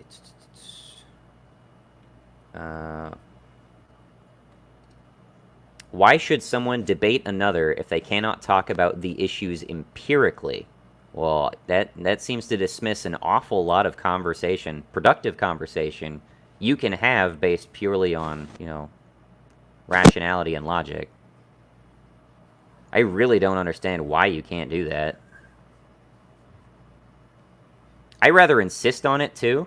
I rather insist on it too, because people like to, I guess I shouldn't say like to, but people have a very strong tendency to undervalue, logic and deconstruction and, propositional calculus. You can discover a lot of mistakes people make just by thinking through their arguments logically and then posing them back to them and, assessing your own views based on that as well. You can reach conclusions that you would not have to practice empirically or show with physical evidence follows through, because you can infer you can infer the results logically or deduct conclusions. As Henry George said, it's like conducting a science experiment in your head. Take away certain variables, apply different variables, see what changes hypothetically. But I do think, with the socioeconomic things, we both have a different, or most of us all have a different view on how we can fix society through reforming. I think it would fix a lot of the issues that, we're debating right now, just by reforming the economic issues, which you as a geoist or Georgist would. Sure, I obviously have very different views of you views than you on solutions when it comes to that sort of thing. Yeah. I have to disagree though in saying that would necessarily solve our disagreements, because if our disagreements implies like having, an equal representation of different demographics of people committing and being convicted of or being shot for I don't think certain that could crimes ever happen. So I agree with you. I believe that there will always be issues, or at least not always, but of course, again, I think that if we didn't have racism, it would go away, and we can't have racism. But I do think that if we lessen the impact of economics in people's lives, that we could decrease at least the amount of percentage. Farlotto said what, fucking 8 to 50, 8 to 35, something like that percent. Some crazy, yeah. Some fucking high ass number, and I'm like, bruh. But yeah. But I would very much like to know. I would very much like to see the study that apparently accounts for all those all the confounding factors that go into that. Oh, shit. I would be personally surprised to see that, and I'd have a lot more. I'd have a lot more sympathy for his position if he could actually provide what he says, that this actually exists. Well, it's but again, mainly for me, mainly when it comes down to citations and empirical proof and stuff like that. Over the course of a debate, I don't like killing the pace of a conversation when you can have a productive conversation still operating on hypotheticals, because it could simply be, it's like, well, I have. Okay, Sai, you're really gonna need to reel in what you're doing. It's getting loud and annoying. It can simply be that you say, oh, well, did you know that, exposure to this results in people dying at a much, much higher rate, and it, accounting for all known confounding factors, there is no other cause other than this. And I would say, and I might say something like, oh, well, I never heard of that before, but if that's true, I mean, that makes perfect sense. I mean, you don't need to stop the conversation in the moment for you. Oh, hold on, let me go on to NCIB. So let me pull that study up for you real quick. And then post it, and everyone pauses while I, scroll through it for however long it takes me to absorb all the pertinent information. And then say, when I can look at it after the fact and go, I agree with it or disagree with it. Or this isn't quite what you said it was, or hey, he was right. Totally fucking got me. Of course, I understand why people would be skeptical of that being on stream, because it's like, oh, well, you're not getting the satisfaction of me agreeing with you on stream. So I can sympathize with that, if that's people's concerns. I'm not overly concerned with your concern, them, in that respect, though. I'd much rather just have a consistent, productive, well-paced and engaging conversation. And I don't really like to, especially when it gets to the point it's like, well, I have citations to counter your citations, Then it just goes off the rails. So I think I might drop out of the stream. It was fun, but you were here a long time. Yeah, I need to talk to girlfriend. I said that like I hate myself, but I need to talk to girlfriend and get ready for bed, so I'll see y'all. All right, have a good one, Tavarka. Thanks for talking very much. Ciao. See ya. I saw you there. Yeah. Okay. I forgot my mic was still muted. Yeah. Okay. Let's see. Yeah, what's up with chat? What do you mean? Is there anything? Is anyone saying anything? Oh, I don't know. I'm still a ways back. I'm over an hour back in the chat still. Oh, wow. So Pervumbrian says Penn and Teller did a great episode of the TV show Penn and Teller Bullshit about statistics and number manipulation to propagate agendas or deceive others. That's something you don't even need to jump into. I feel like that's something that people should just take for granted. But over the course of arguments like this, even if we're saying, even if we're saying we're not accepting empirical evidence in the middle of a debate, it would be wrong for me to say that your empirical evidence is necessarily wrong, or I should assume that it's incorrect. If you say you have evidence that supports what you claim, the charitable thing to do would be to believe you. Or, at the very least, to say, oh, well, I'm skeptical of that, but if you can prove it to me, I'll look at it. Something like that, right? It's entirely possible that, Farrell says that this thing exists, and then I look at it, and it's like, oh, yeah, well, they turned the graph upside down, so the line that goes down is actually going up just to, serve their narrative. So, shit like that, right? Yeah. That's entirely possible. That happens all the time. But I'm not going to... But it would be uncharitable for me to assume that that's what's taking place. So, yeah. Totally. And that you even guys were agreeing a bit that there should be some sort of reform in some capacity. Oh, definitely. I think there's a lot of reform that needs to take place. That reform overwhelmingly has nothing to do with systemic racism, though. Gotta be honest. I would more or less agree with that, to be honest. That's I don't know. I think people should have equal opportunities. Yeah. And I don't think we should try to overcorrect the problem with shit like affirmative action. Because, again, that comes down to, I think, what we discussed. I think you were here for it when we discussed earlier, which is that, you're not getting the position based on your merit. You're getting the position based on your race. Yeah. Yeah. It feels one of the public speakers was saying that her college, like it really hurt her because her college only let her in because they needed that token black person, and she didn't go to that college. She dropped out, and she's doing pretty good, public Oh, that's speaking. good. Yeah. Okay. Thaddeus says, I was once told that there are 3 types of lies, damn lies, and statistics.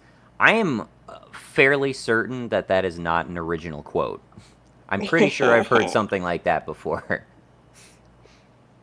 I think it's like there's 3 sides of the story. That one, it kind of stems from that. It seems like.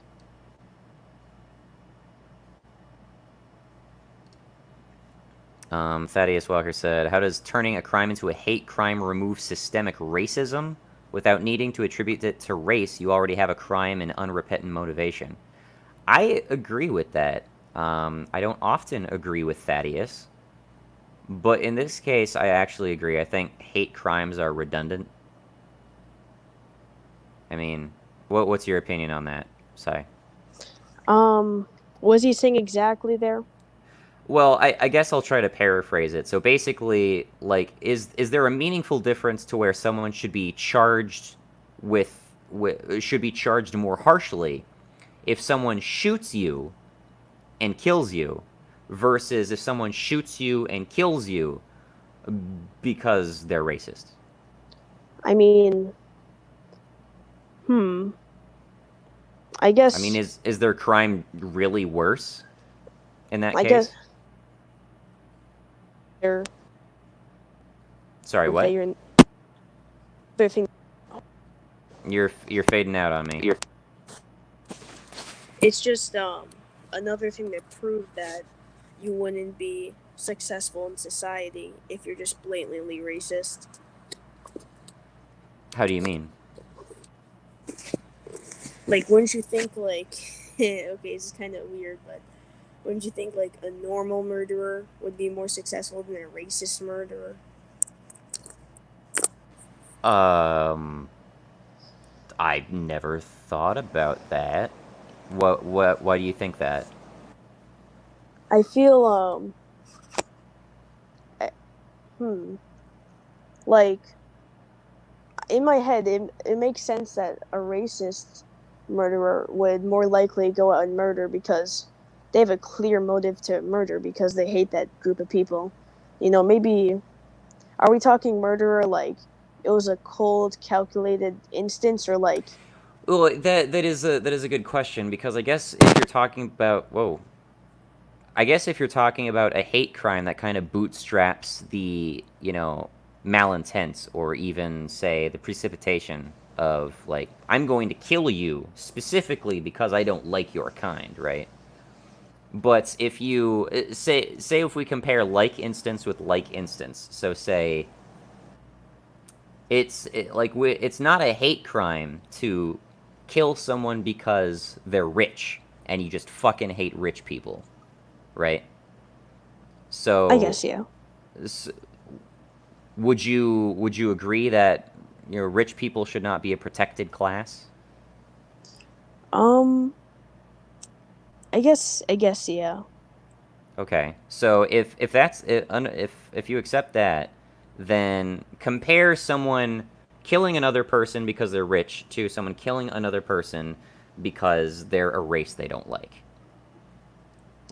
Should the racist person be charged with a more severe crime versus the person who hates financial success? Now that I think about it, like, if there's a particular reason you're going after anybody, I think you should get a longer time. Well, I mean, we were talking about, like, first degree versus second degree and whatnot. Yeah. I mean, it kind of comes down to that. But the whole idea of a hate crime charge is that it exacerbates that pre-existing crime. So you might get first degree murder in both cases, but because your premeditated murder of somebody was motivated by racism, then you get a hate crime charge. What do you think about that? I think, yeah, if it was like clearly motivated by that, then you should get a hate crime charge. Like, Hmm. do you think that the person that shut up the black church, you remember that? Do you think they should have Yeah. got a lesser sentence because the court didn't declare it as a hate crime? I mean, I don't see the point in calling it a hate crime, to be honest. Alien, if you want to join, you have to jump in the Discord server and tag me. And for the person that said me disconnecting, if I disconnect for more than 10 minutes, I'm probably gone because Gotcha. You know. You've been in here for a long time, so I appreciate it. yeah, I'm a night dweller. Same. No, I mean I feel like hate crimes are redundant. I mean, if you kill someone out of hatred for that person, I don't see any reason why you should be charged less severely than someone who kills them out of hatred specifically because of their race. You still killed someone out of hatred. Like, I don't see why it Actually, should make any difference in that case. yeah, Really. I get it. So do you think it should be rounded to the up or rounded to the down? How do you mean? I just Like- don't. I think we should just drop the hate crime thing. Okay. Yeah, Or, I think or you're asking whether we should apply hate crime in more cases? no, I mean, like, if we're gonna get rid of hate crime, do you think we should Ooh. bump up murder to the level that the hate crime would get? If you see what I'm saying? I mean, I've not really thought about that. I'm inclined to say no, just because I can't think of too many reasons to say yes. Okay, yeah, I can see Alien. that though. Hey, what's up? Yeah, hello. So I guess I'm- see. I'm sorry, but I noticed you got the little shit, whatever it's called, little thing in your username. Oh yeah. The little Georgism thing. Yeah, I'm a Georgist. Yeah. Nice. Yeah, you actually talked to me a couple weeks back. I Did did an interview with. I think you talked to me about the one with Dan Berman.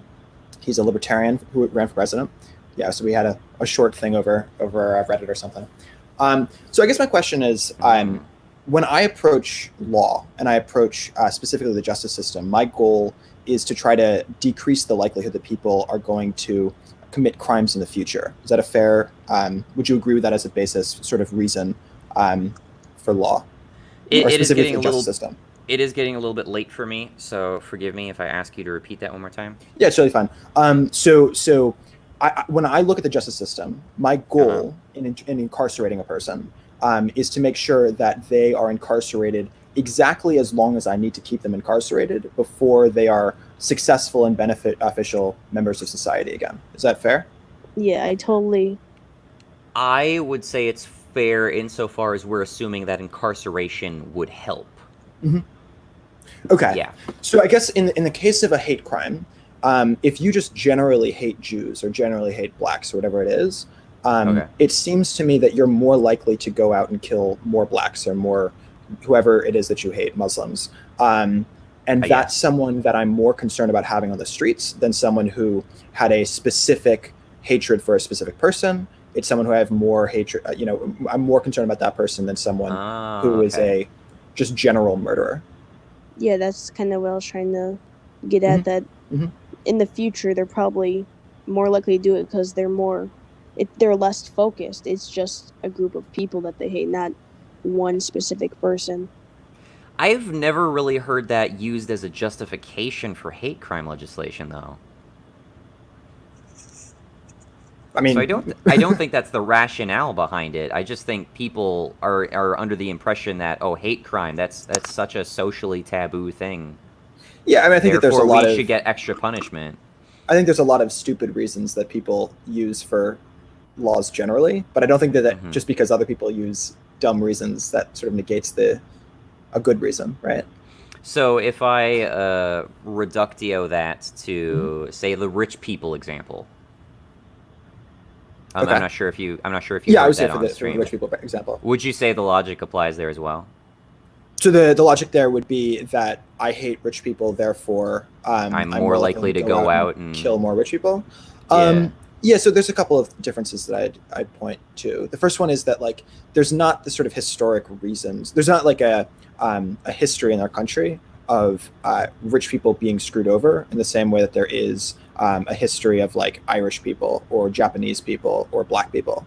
Would you agree with that? I guess so. I guess I'm just not really sure how like people getting screwed over generally relates to like an individual's likelihood to go out and kill this group of people. Yeah, so I think that so the likelihood of someone to kill someone else is sort of two things. It's both the level of motive and it's also the level of ability to do so. Generally speaking, rich people are pretty well protected. And then the other thing is that I don't think that the motive to kill rich people is sort of as strong of a motive as the motive to kill blacks or Jews, right? Historically speaking. I don't know. I mean, if you look at if you want to compare kind of like for like, and you look at like communist revolutions, you got a pretty good precedent there. Do you think that there's a okay? So I could point quite easily to like slavery in the United States. I could point quite easily to like Jim Crow or to the Japanese internment camps, or a variety of different things for racial groups. What would you point to in the United States that was a sort of a mass scale? Well, it's not really a United States thing, but would you say then would you say that this makes more sense if I was arguing this from like a Russian perspective? I mean, we're not in Russia, right? So like I think that when no, we're I talking get that, about but I'm asking that hypothetically. I'm just seeing that's fair. where you're drawing the lines here. Yeah, that's fair. I think that in the context of Russia, it might be potentially a little bit different. The way that I would draw lines. I haven't given that much thought to Russia because I'm not Russian. But I think that in the United States that it's pretty fair to say that there's a very real history that we have with respect to blacks, with respect to whichever racial group you might want to point to. Okay, can I ask for some clarification where I would be inclined to I would be more inclined to agree with you if you were presenting this in terms of, well, from a judicial perspective, there does not seem to be much reason to be overly concerned, like taking like taking past instances of this group's violence versus this group's violence as much prominence for this person to go out and do this particular thing again. Although, to be honest, I think in this case I would prefer to judge it on a case-by-case basis, as opposed to you presenting this as, well, this class of people gets dunked on all the time, so I gotta put an extra charge on you just to make sure you don't hurt these particular people, as opposed to it really being kind of like an individually judged, like, so I think that reform-focused thing, or not reform, but what did you say? Non-recidivistic, non-recidivistic thing. Sure. Yeah, I think that's probably fair. But the reality, sort of boots on the ground level, is I think that when we're building law, we have to build law at a sort of majority at a group level, right? Like if you're speeding, say, and you're the only person on the road, you're the only person on the road. There's not really anything wrong with that. However, we have to make speeding laws a thing, just generally speaking, because generally it's a bad thing for you to speed. I think similarly that you could point to an individual case where, like, yeah, this person should really be going to jail for an extremely long time for their hatred for rich people or whatever it is, or whites, whoever it might be. But I think that that's a different thing than the overarching hatred for blacks that is true of a larger number of people in this country, or Jews. I'm just using Jews just because of the recent shootings in that context. But like, recent shooting? Not that recent, but the one in Pittsburgh is what I'm thinking of, the Tree of Life. But like, I think I might be unaware of that. That's totally fine. There was a shooting. 2018. It was late 2018. I think it was 2018. 2018. Okay. Yeah. And so that was the worst mass shooting of Jews in the history of the United States. And so Okay. there's some real underlying tensions against really all racial groups, and I think that that's something that's a pretty different than and that sort of goes beyond distaste for rich people in this country. Okay. Sorry, did you want to say something? Yeah, like. Hello? You dropped out. You might actually drop out Did again. that? I can't hear you, man. We can. We good? You're kind of You know echoing, what? but Repeat what you said. Yeah, but I'll agree. I have seen that like general distaste for rich people. would you say that that's a physically violent thing at mass scales in the same way that like lynching was, or in the same way that the Japanese internment camps were, or Well, let's be fair. We're not talking about that. We're talking about one person going out and targeting, Right, another but we're trying person to- from this group of people. But we're trying to build law for that works for the majority, that works for the aggregate of society, right? I get that. Yeah. So when we're building those laws, like we have to build that with the presumption that, like, okay, I mean, without sort of bringing in specific statistics, like let's presume that it's like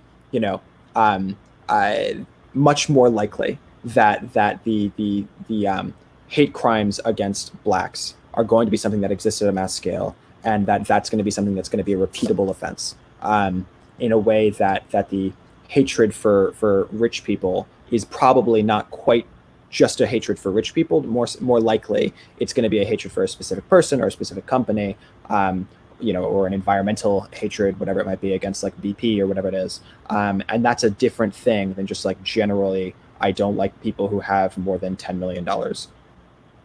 Okay. Are you arguing from a position of devil's advocate, or are you actually defending hate crime laws? Yeah, I'm actually defending them. Yeah. So accepting that, I'm still inclined to say that it makes more sense to just judge the individual crimes on a case-by-case basis. If someone seems likely to repeat offend, and again, this is all assuming that increased incarceration will actually reduce likelihood of recidivism.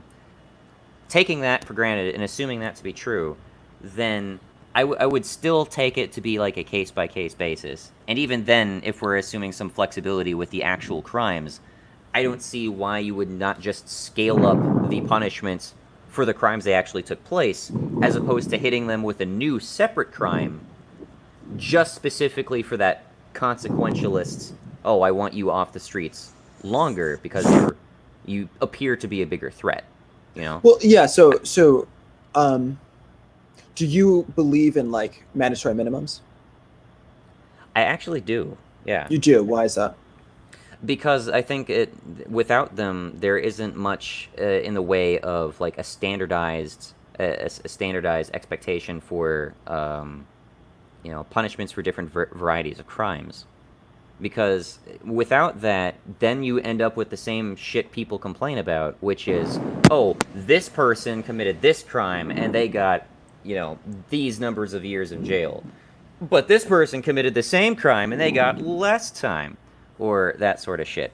With at least mandatory minimums, you've at least set a lower threshold for the bare minimum of what that person is going to do, and you can scale upwards of that based on severity. Or personally, I would prefer it not be relative. Idealistically, I would prefer there to be like a fixed punishment for the specific crime. I just don't like the vagary of it being, oh, it could be anything. We just don't want it to be. I do understand the concern with mandatory minimums, though. People mainly bring it up with the drug war, and that makes zero fucking sense, because I mean, you're punishing someone for smoking weed with like 10 years in prison. Sure. It's just retarded on its face. Like, I completely disagree with that, but I don't think that impugns the idea of mandatory minimums themselves so much as you're punishing people disproportionately for a crime that seems pretty trivial. So the reason that I bring up mandatory minimums is that's not about recidivism. That's about punishment, right? Like it is possible that there's this one-off crime that someone commits, and that you can be very confident, hypothetically, that they're not going to commit that or similar crime in the future, right? And yet they're going to go to Such jail as, regardless. like, you want to give me an example? I'm just proposing a hypothetical. Let's go with Okay. like All right. let's go with one of like, okay, you had an abusive father, and you kill your father, but it's pretty abundantly clear that you're not gonna Okay, go that's around killing good. people That's a again, good example. right? That's Yeah, a sure. good No, that's example. fair. Yeah. And so that's I a couldn't person. think of an example, but that's a good No, one. that's totally fine. That's totally fine. Not going to kill your father a second time. Yeah, exactly. So I think that is a person who, obviously murdering someone, you go to jail for a while. But I don't think that person necessarily, while they should go to jail, needs to go to jail for nearly as long a period of time as the presumable mandatory minimum for murder.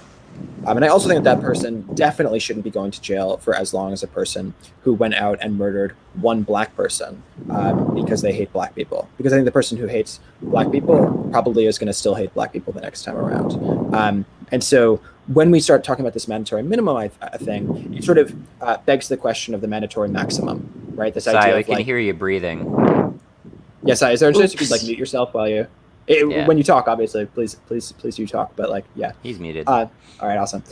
So yeah, when we talk about mandatory minimums, it sort of begs the question of the mandatory maximum and this idea of like, should you not go to jail for more than X amount of years for a particular crime? And that's something. Wouldn't people find mandatory minimums more agreeable if there was a maximum? Well, that's the problem with the maximum, though. I'm very opposed to maximum. I'm opposed to minimums, but I'm more opposed to maximums because I think that when we're talking about because when we talk about this person who murdered the one black person, or I shouldn't even say murder because that person could potentially go to jail for life. Someone who assaulted one black person, but it was very clearly racially motivated, and they very clearly have a underlying hatred for black people. Mm-hmm. That person should go to jail. Potentially for the rest of their lives, because I don't trust that they will not do something similar in the future, in a way that I do trust that the person who murdered their father will not do something similar in the future. I don't want to gear the conversation away from into like philosophy or anything, but do you consider yourself kind of consequentialist? Yeah, that's fair. Okay, so do you then see, from my perspective, why I might agree with you under hypothetical circumstances where someone who's likely to repeat offend should go to jail longer. Again, this is under the hypothetical. I actually have big objections to the prison system. But if I agree with this person going to jail longer, are you at least sympathetic to my perspective that they shouldn't get an additional charge, but that they should just have an increased punishment with the charge they've already received? They would. I think that, under the hypotheticals, they're both going to jail for an equal amount of time. Just in one case, it's for first-degree murder and a hate crime charge, whereas in the first case, it's just first-degree murder. But yeah, it's a fair question. We believe they're likely to reoffend again, so we want to keep them off the streets longer. Yeah, so I think that there's some degree of value in terms of I don't want to say propaganda. I guess I do want to say propaganda with relation to Nazis. When we have people who are white supremacist groups and they're able to point to, here are these two people who did the exact same crime, and this one person is going to jail for 2 years and this other person is going to jail for 20. We're ceding ground to Nazis that I don't think it's fair to cede to them. Again, it might just be how long I've been doing this lagging on me. Could you repeat that again? Yeah. So okay. Two people assault someone, right? Okay. One person is some white guy who assaults another white guy. The other is some white guy who assaults a black guy. The white guy who assaults the black guy, it's also a hate crime in my world because that person was screaming the N-word, was doing vile, awful things, had a history, whatever it is. That was a clear hate crime in my sort of worldview. If that person who did the exact same crime is going to jail for 20 years, but you don't have that hate crime component to point to, I think very quickly that Nazis get some ground from that that they're able to say, oh, they did the exact same thing, and here's this giant difference. And so by having this term and having this sort of ethos of the hate crime, we gain value from that, and it protects us from that sort of dog whistling value and advantage that we're giving to white supremacists. I thought you were going to go in a different direction with that. I'm kind of inclined to think that it might actually give those sorts of people ammo to actually retain this concept of the hate crime, because they can point to that and say, hey, look at this. This is clear legislation supporting, bias in favor of who they think are protected classes. Suddenly, if a white guy kills a white guy, not such a bad guy, not such a bad deal. But if a white guy kills a black guy, look at the bias in the system. Clearly, this is white genocide at its finest. Right, but that's why. I mean, like it's not like every single time a white person kills a black person, it's a hate crime, right? Like you can there's I guess. Well, yeah, sure, I get that, but I guess if we're talking about like hypothetical ideological ammo we're handing to white supremacists or what have you, that's just what comes to mind. Right, but my point is that like when the white supremacist points to those that example that I've just sort of designed, I can easily say, well, here's another example of a white person killing a black person, and that wasn't a hate crime, and that he got 2 years, right? Or whatever. Obviously, murdering is probably more than 2 years, but like assaulting a black person, they got 2 years because they were fighting over a girl in the bar, whatever it is, and that would be separate, and so I'm able to say there is a distinction between a racist attack and simply an attack. I would agree with that. I guess I'm also just a little bit skeptical of this concept of the hate crime, just as I'm skeptical of this concept of hate speech. Oh yeah, hate speech is stupid. Yeah, fuck hate speech. That's dumb. Well, I'm glad you feel that way, but I guess I'm concerned because this concept of hate is often just kind of considered to be a little amorphous, and people can be very liberal with what they apply it to. Insofar as not to say that you couldn't hypothetically have this concept of the hate crime under a system that enforces it under only very rigorous and strict conditions, as I'm sure you would prefer. We do. Right.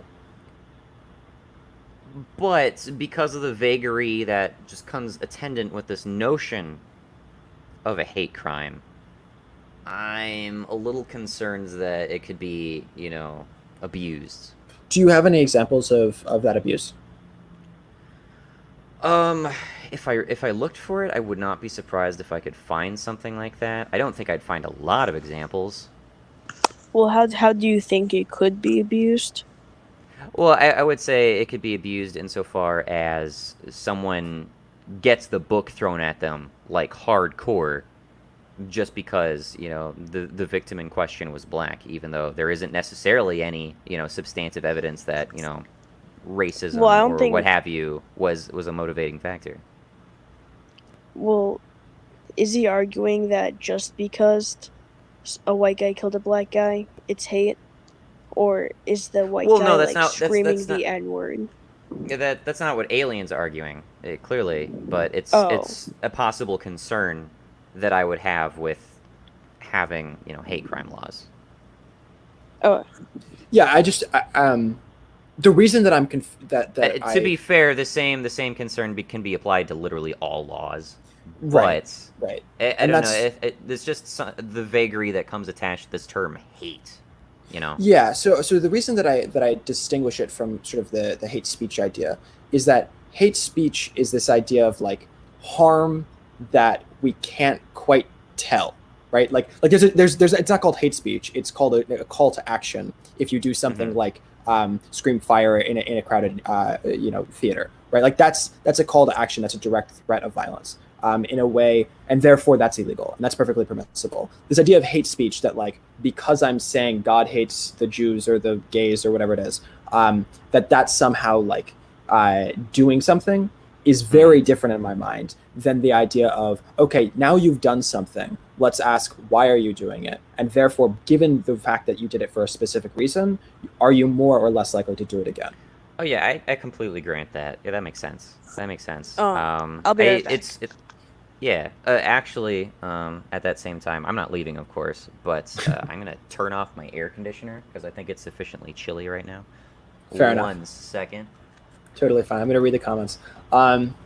George Floyd was on fent and meth. Okay, Francis, like, okay, what does that mean? Like, why does that defend anything that was done? Like, this is a very frustrating idea. This is something that I think happens very frequently in cases like this, where we sort of go through the history of the person and we say, okay, they've done something wrong. Okay, they've done something bad in their past. And like, let's keep it real. Most of us have done things bad in our past. Okay, I'm not sure if all of you have been on fent or meth. I've been on LSD. I've certainly been on pot multiple times. I don't think that someone being on drugs makes their murder like a permissible act. And so I think it's very frustrating when we bring things like, even if they're true, things like that up when we're talking about the murder of someone.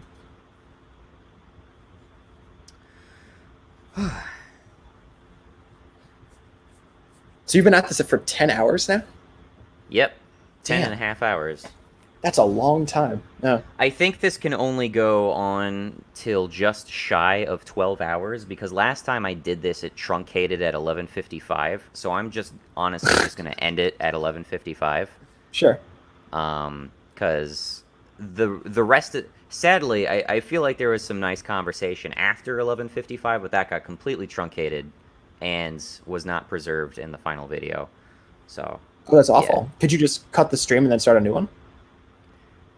I really don't want to do that after so long. That's fair. Yeah. I think 12 hours is pretty solid. That's valid. Yeah, that's probably fair. I so would what say, kind of conversations have you been having? Oh, sorry, go for it. Oh no, yeah, I was just about to say I think we've had mainly like 3 people who've core objected to the statements I've made, and that was Limitless Len, who I think we got some agreement out of. It was Tavarka, which I honestly was pretty nice conversation. And Tavarka jumped into the stream like, oh, now I'm going to be banned. Because very much disagree with Tavarka's politics and view of things. And before this, we had Farrell. Farrell was easily the most aggressive. But I think that ended off nice. That's good. Not quite as I'd prefer, but yeah. So okay, you say on the top of the screen that Black Lives Matter protesters are ignorant racists. How are they racist?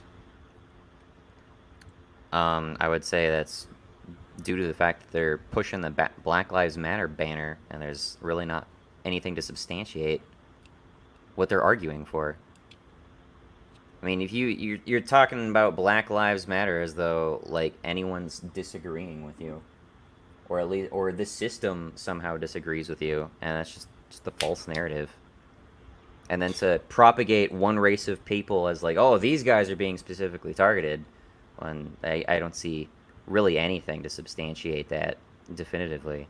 Yeah. So I mean, I wasn't here for the entire conversation that you had about statistics, but to pull up some statistics. Black people are pulled over more frequently.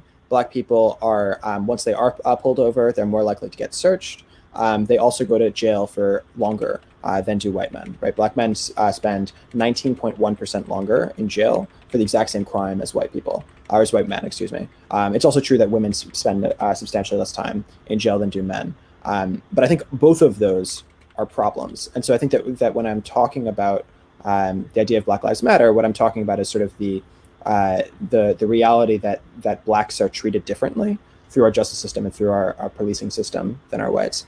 I think it's intensely dishonest to launch into this whole Black Lives Matter protest thing following the George Floyd incident, because that totally implies that George Floyd was treated differently because of his race, and there's no evidence of that. What would evidence for that look like? I mean, you could start with the cop, like, screaming nigger at him or something, But there's nothing like that. Do you think that racism only exists when people are screaming the N-word? No, of course not. But again, shy of evidence for it, what's your case? Well, so the case would be the statistical case, right? Like, well, I can't the prove... statistical case doesn't really hold any water for me, because you got, I mean, I'm not persuaded by that. I guess the confusion for me is when I'm thinking about racial injustice, it's not something I'm concerned about, like, this one-off dude said the N-word, right? Like, that's bad, I guess, but, like, that's a very easily fixable problem. When we're talking about something that's like a... Yeah, exactly. When we're talking about something that's like a statistical fact that black people are pulled over more, that black people, once they are pulled over, are more likely to get searched, that black people are more likely to get their property seized, that black people go to jail for longer. That seems like something that's a sort of an institutional problem, and it seems to suggest that there's an overarching problem of underlying racial bias that's different than just the dude saying the N-word. In my experience, though, that overwhelmingly comes with just a complete neglect. That overwhelmingly comes with just a complete neglect or deliberate refusal to accept that different demographics of people represent different crime rates. And so, naturally, you're going to have some people represented more and some people represented less in, convictions and crime statistics. And that doesn't surprise me, and I don't think that should surprise anybody. I'm not eager to throw, racism into the mix. Racism can explain it in part, most definitely. But if you're going to go so far as to say Black Lives Matter, you're very strongly implying that the system somehow disagrees with that, or is organized in such a way that it has a position against this notion. Do you think and I don't see evidence of that. Do you think that it's even fair? if they're even with the statistics accounting for the statistics. Do you think that it's fair to say that Black Lives Matter, but that Black Lives Matter less through our justice system? I don't think so. No. What would be evidence in your mind that Black Lives Matter less? I would say a pretty good sign of that would be if there was like some sort of policies in place that specifically disadvantage people explicitly because of their race. And do you think that? But I see the opposite of that, as a matter of fact. Do you think we could point to like stop and frisk for that? Do you think we could point to the differences in education levels and the amount of money that's being poured into black schools in comparison to white schools? Well, I don't think you could, because those aren't specifically just black schools or just white schools, and stop and frisk isn't specifically relegated to a certain race of people. But they're disproportionately affecting black people, right? Maybe so, but you can't use that as a grounds to say, oh well, this is clearly racially motivated. Okay, so let's frame it this way. This is obviously not about voting, but I'm gonna use a voting example just to make it really simplistic. Let's say that there are 100 white people and there are 20 black people in my city, and I do I do something in terms of voting that cuts out 10 white people and 10 black people. The amount of white people that I've affected there is the exact same amount of people of black people I've affected, but it's disproportionately hitting black people, right? So as a percentage of blacks. Just to clarify, you said if you do something. Yeah. So I let's say I say that people from a particular zip code can't vote, or I say that you have to have a 6th grade education, and it turns out that black people have a lower level of education completion. And so the effect of what I'm doing is that I'm taking out 50% of the black people, but only 10 of them, because there's only 20 of them in total. And I'm taking away 10% of the white people, but only 10 of them, because there's so many more white people. I think there's a term for that. Which I really enjoy, that describes this sort of perceived injustice, and that's what and that is called collateral racism. Whereas racism isn't the motivating factor there at all, at least not explicitly. And so, but the consequences is that, there's now a different representation of people at the end of the day. Oh, boom, suddenly it's racism. this whole notion is kind of obnoxious to me. So you wouldn't describe that as being racist? That I'm taking away absolutely half the black not. people? Unless I had some reason to believe that what you did was racially motivated, like, oh, I want blacks to be less represented in this. So what if unless I have something like that, I'm not going to call you racist over it. What it if could I simply knew- be that, oh, there's like certain zoning laws that I need to follow, Sure. or like if you needed to remove a zip code from the voting thing, it could be, oh, there's some sort of political pre-establishment that I can only extend like the voting ranges so far, or wow, if I include the zip code, suddenly it's included in another voting block, and then that overlapping voting block could have some weird effects on the election, and I want to So avoid sticking that. with the election thing, let's say that I know that black people vote 90% Democrat, and I'm a Republican, and I'm the mayor of this town, and I'm a Republican, and I know that by taking out 10 white people, I'm taking away 60% of those. 6 out of those 10 are likely to be my voters. But by taking away 10 black people, 9 out of 10 of those people are going to be my opponent's voters. So the effect of the total effect of that is that I've flipped the voting demographic 3 plus in my favor. Right? There's 3 more. There's now 3 more people in terms of like the difference that are on my team. That would you describe that as being racist? That the intention there being to increase my voter base, or not increase, but decrease mine less than I'm decreasing the other teams. I'm sorry. What is your stated intention? My stated intention is to decrease the other team, the Democrats' voter base by 9 and decrease mine by 6. Oh, would you assert the same thing would be true of sex, assuming there was some sort of gender disparity as well? Okay. Sure. So I would say, regardless of whether you're talking about race or sex, I would still disagree with that, because the intention has nothing to do with race whatsoever. Race is just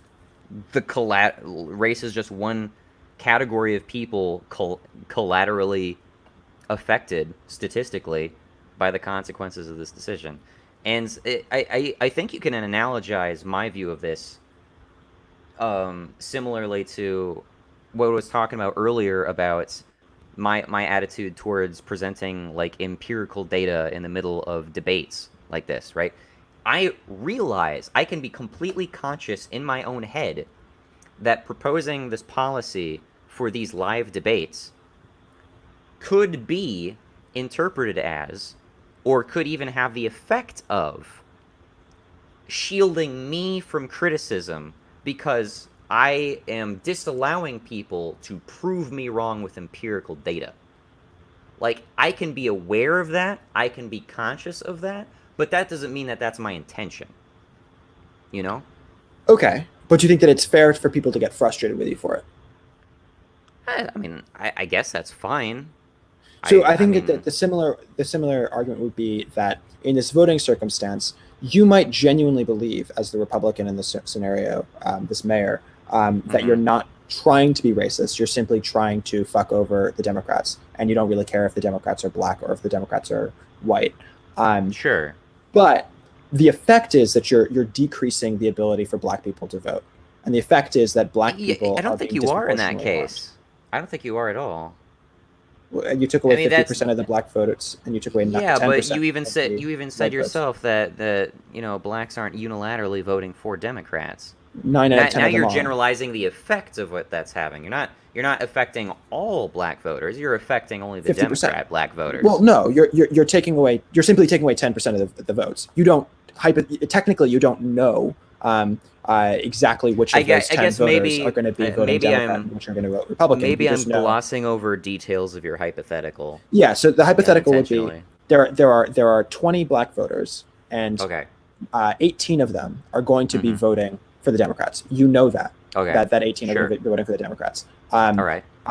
And then you take away 10 of those votes, 10 of the black votes. Now you know, statistically speaking, that almost certainly you're going to be taking away 9 from the Democrats and 1 from the Republicans. So the effect of that is that you're increasing the number of, or you're decreasing rather, the number of Democrat votes by 9 and decreasing the Republicans by 1, which means that you're helping the Republicans by 8, right? Hypothetically, yeah.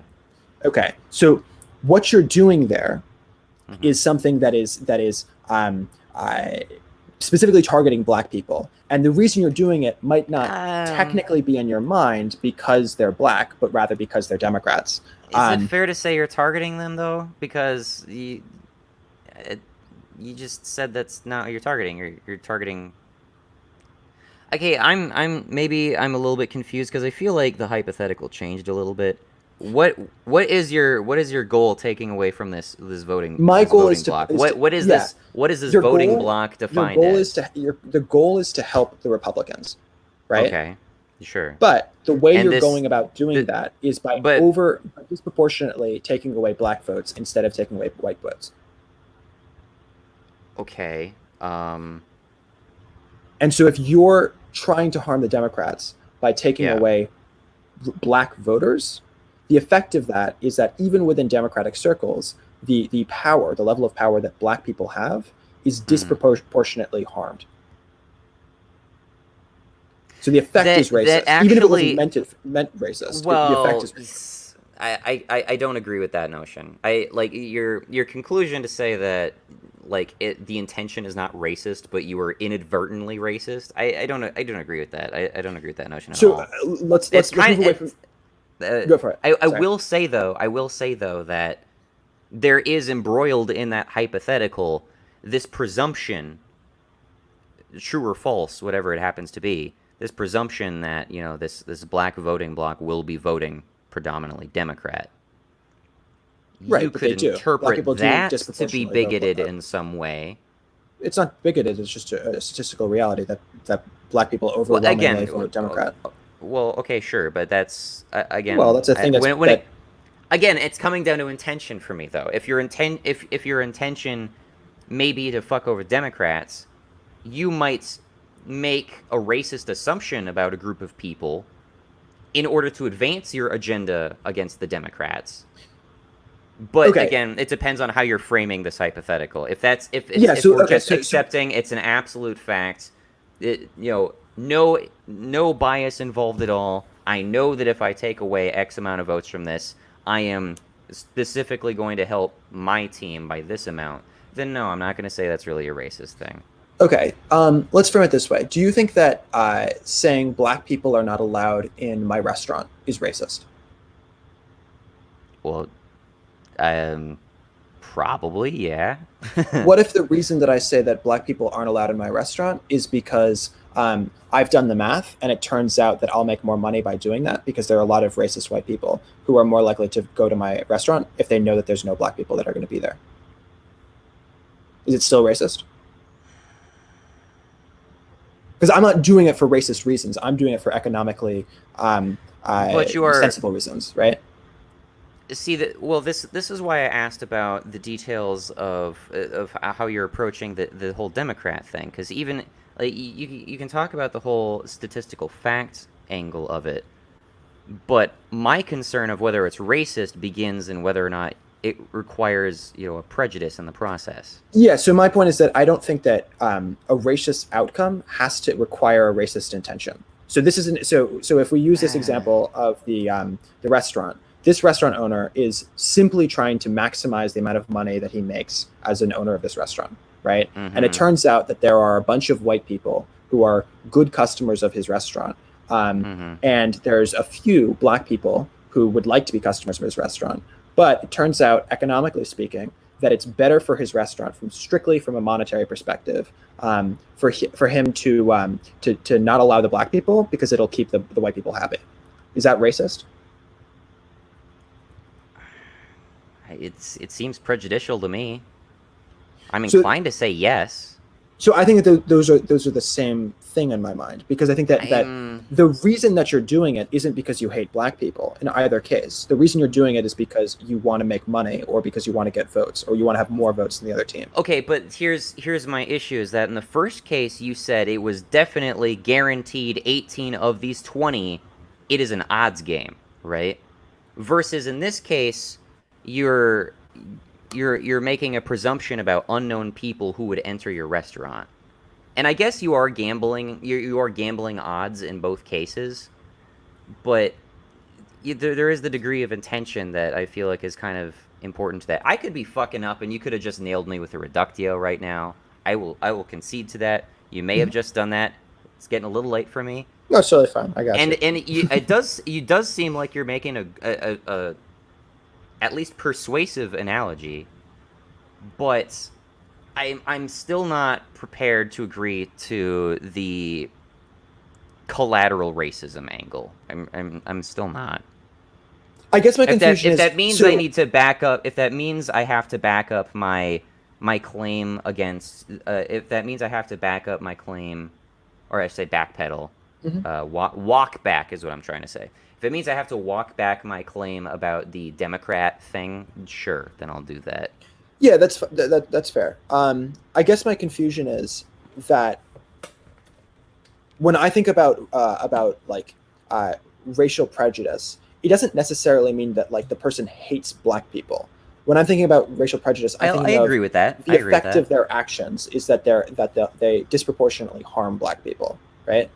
I would not go to that far. What would you define as I would say prejudice. Like you're just racism is a prejudice. You're discriminating people based on discriminating between people based on their skin color, as opposed to the content of their character, right? So I guess the discrimination component is the important piece of that in my mind. It's not like I just don't care what's in people's minds. I care what they do. And so if the reason that they're doing something is to make the Republicans win, or they're doing it because they hate black people, I don't really care about the difference between that. The result is in both cases, I would say you're an asshole. Okay, fine. But my point is that the result is the same, regardless of which one of those reasons it is. Okay, so the thing is that when you define racism in terms of hate, and I'm not saying you're doing this because it sounded like you weren't, but when you define racism in terms of hate, you end up, when you define racism in terms of hate, you end up precluding this. You end up precluding ambience or casual or other forms of bigotry or stereotypes that don't necessarily manifest in the hate. And so you would answer that with a more consequentialist approach, where, well, maybe not more consequentialist approach, but like consequential approach, to where you're more concerned with the knock-on effects of someone's bigotry, even if that's not necessarily manifesting in the form of hatred. If your prejudice towards a person has this negative effect on them, then you'd have to take issue with that. I would say racism could also have positive effects in the short term, insofar as benevolent racism is concerned. So I would also say that you can also be racist in a benevolent manner, to where, oh, you know what, every black person that enters my restaurant gets a free $10 coupon, right?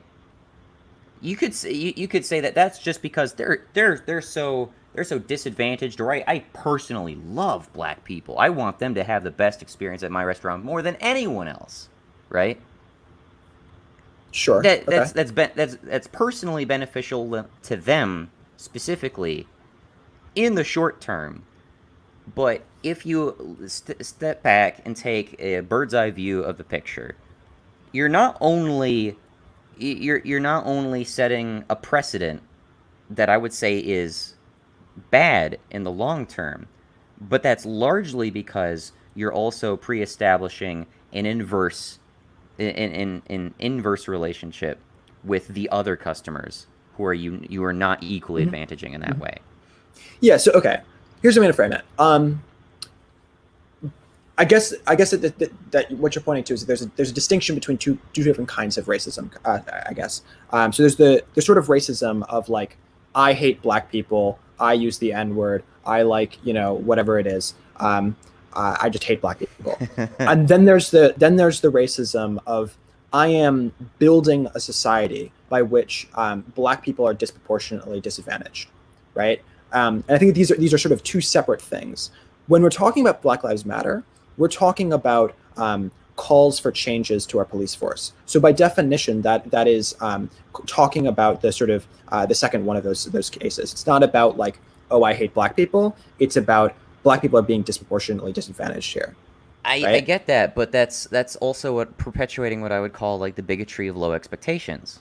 You're really just reinforcing my point a is narrative simply, that treats black people as inferior. My So point I is would simply call which one of that those two, racism. My point is simply which one of those two camps it falls into. It's falling into this is something that's disproportionately harming black people, rather than this is someone who's walking around saying the N-word and talking about how he hates. I wouldn't say it's blacks. either of those, but that's not the dichotomy I'm making when I'm talking about, Well, that's why I wanted to point racism to versus the benevolent restaurant racism. example. That's why I wanted to point it to the restaurant example. The restaurant example being an example of someone who, this is a white person who's completely ambivalent about black people, doesn't like them or doesn't dislike them, just cares about making money. And it turns out that they think that they'll make more money if they don't let black people into their store. That is someone who is having an institutional effect that harms black people, even though on a personal level, they don't care about black people. Okay, I will say, if we're analogizing this to like the institution, then unlike what Farrell and the other guy, or Tavarka, unlike what Farrell and Tavarka could not and or would not points to a policy which outlines explicitly biased treatment against one group of people delineated versus another group of people. Whereas if you're talking about, say, a restaurant policy can be very explicit in saying that, oh, black people aren't allowed in. So okay. I could at least point to that and say, look at that. That is an institutional favoritism of one group of people over another. Sure. So you ceded reductio that that the voting thing is the same thing as the restaurant thing. Is that correct? Maybe, I guess. That's a yes? Sure, I guess. Okay, cool. So if we're going to talk about the voting example, I want to point specifically to the one of anyone who votes. This is a real thing that happened throughout the Jim Crow South. You have to pay $10, right? It's a poll tax, right? Okay. And the effect of a poll tax is that it disproportionately hurts poor people, and black people, particularly in the Deep South, particularly right after slavery, were obviously disproportionately poor. So the effect is that you're going to, by having a poll tax, disproportionately take off black people from the registrars instead of white people. So my point, though, is that that's not something that's like explicitly about race. But it is having an explicitly racist effect. I still take issue with that, and I think part of my issue is also that when you're making, I think my issue in the both of these voting examples is that the intention of the person is still specifically to discriminate and favor one group of people over another. It's just not a racial thing.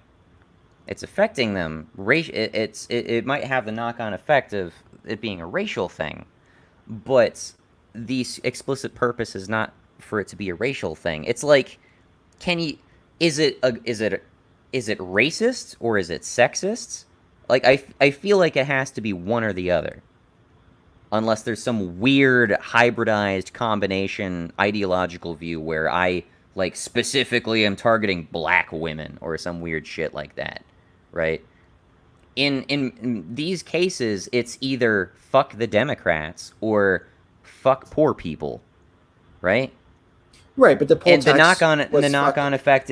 knock-on effect happens to affect one category of people, not more than one category of people. In fact, the knock-on effect could be, oh well, you're also disproportionately affecting people who have brown hair, and you could even know that the majority of people who are poor and can't afford this poll tax are brunettes.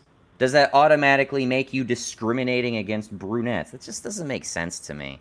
Like, that's just kind of a nonsensical claim to make. But the point is that the goal of the legislation of the poll tax was to harm black people, right? Like the way that it was if framed. that was the intent. I shouldn't even say it that in that context. The goal was to harm the voting constituents that the black people supported, right? So the goal was to harm candidates that black people liked. I don't have a whole lot of informational context on that exact scenario, since you're talking about like an actual thing that took place in history. I'm not super informed on that. But if the intent, if the intent, openly expressed or otherwise, was to fuck over black people, then I'd call it racist. But what if my it was issue is the content, not the results. But what if it wasn't about fucking over black people, but rather fucking over the candidates that the black people supported? Is it still? You're still fucking over black people. And that's my point. You're still fucking over black people, even if your goal isn't to fuck over black people. If the result, but it is your goal to fuck over black people. You're trying to fuck over black candidates, black supported candidates, which is different. Specifically because they're black supported candidates, though. You're still prejudiced because of their race, or maybe because they support particular policies that you don't agree with.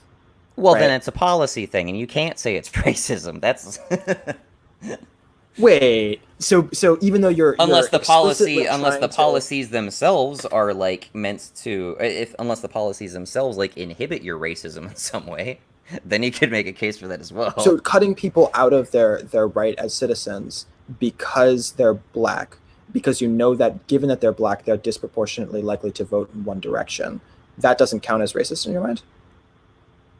It's not how you framed it originally. You're cutting black people out of the voting booth, right? Okay. Ostensibly because they can't pay the $10, but realistically because they are black and therefore disproportionately likely to vote for a policy that you don't approve of. You don't think that's racist?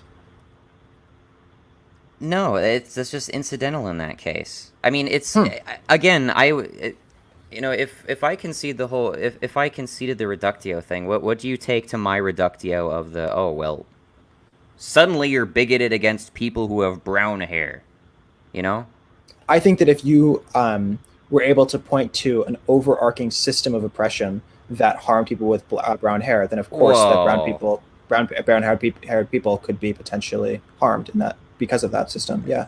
Whoa! Now suddenly you're talking about like an overarching, collaborative system as opposed to just one guy making a judgment call about his restaurant. Well, the one guy making the choice about the restaurant is because of an overarching system. The reason that more white people want to, of course, the reason that more white people want to be with other white people in that restaurant is because of an overarching system of white supremacy, of course. Whoa, you just bootstrapped a bunch of stuff into that hypothetical that was not there before. Wait. No way. Do you not believe that there was a point in which there was radical hatred for black people in this country, and therefore that white people didn't want... That's a completely different question than what you were posing originally. You were talking about a hypothetical restaurant in which one person was making a judgment call about his finances. That's not a hypothetical restaurant. That's not a hypothetical restaurant. That's a restaurant that existed throughout the country as recently as the 60s. As recently as the 60s? Yeah. This is a hyper-specific example you're now suddenly pulling from. And again, I'm imagining, and again, you're asking me to imagine hypothetical intents behind the decision. Right, which, economic. Honestly, I'm not... Well, you say economic, but again, You're trying to read this into a point in history, and at the same time, this isn't a super profitable thing to do in reality. No, but it was. At the time, it was.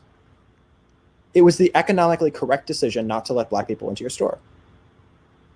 From a strictly capitalistic, you don't give a crap about moral justification or anything. Your goal is only to maximize profit.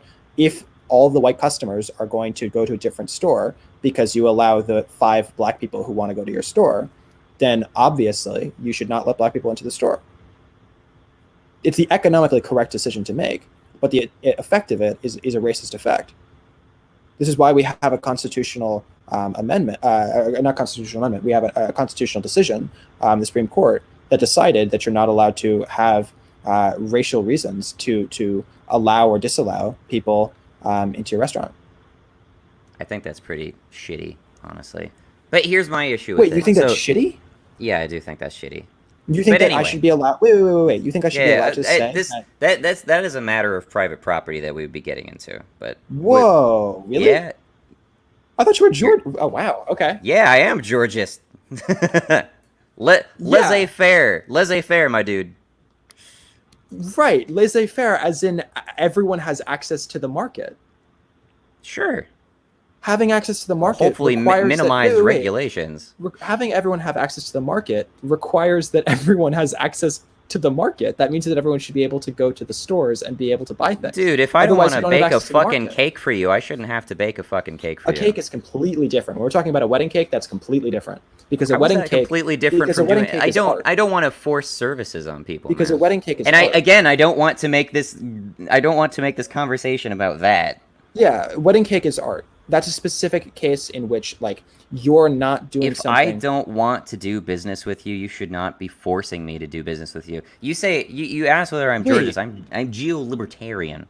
You should have the freedom not to have to do business with somebody you don't want to do business with, even if your reasons is that you're a fucking racist. So if the you effect should be of able that- to do that, and your company should be able to fucking fail on the merits that you're a fucking racist and nobody fucking But likes that's you. the point. In a racist society where the majority of people are racist, or I shouldn't say people, the majority of capital rather is racist.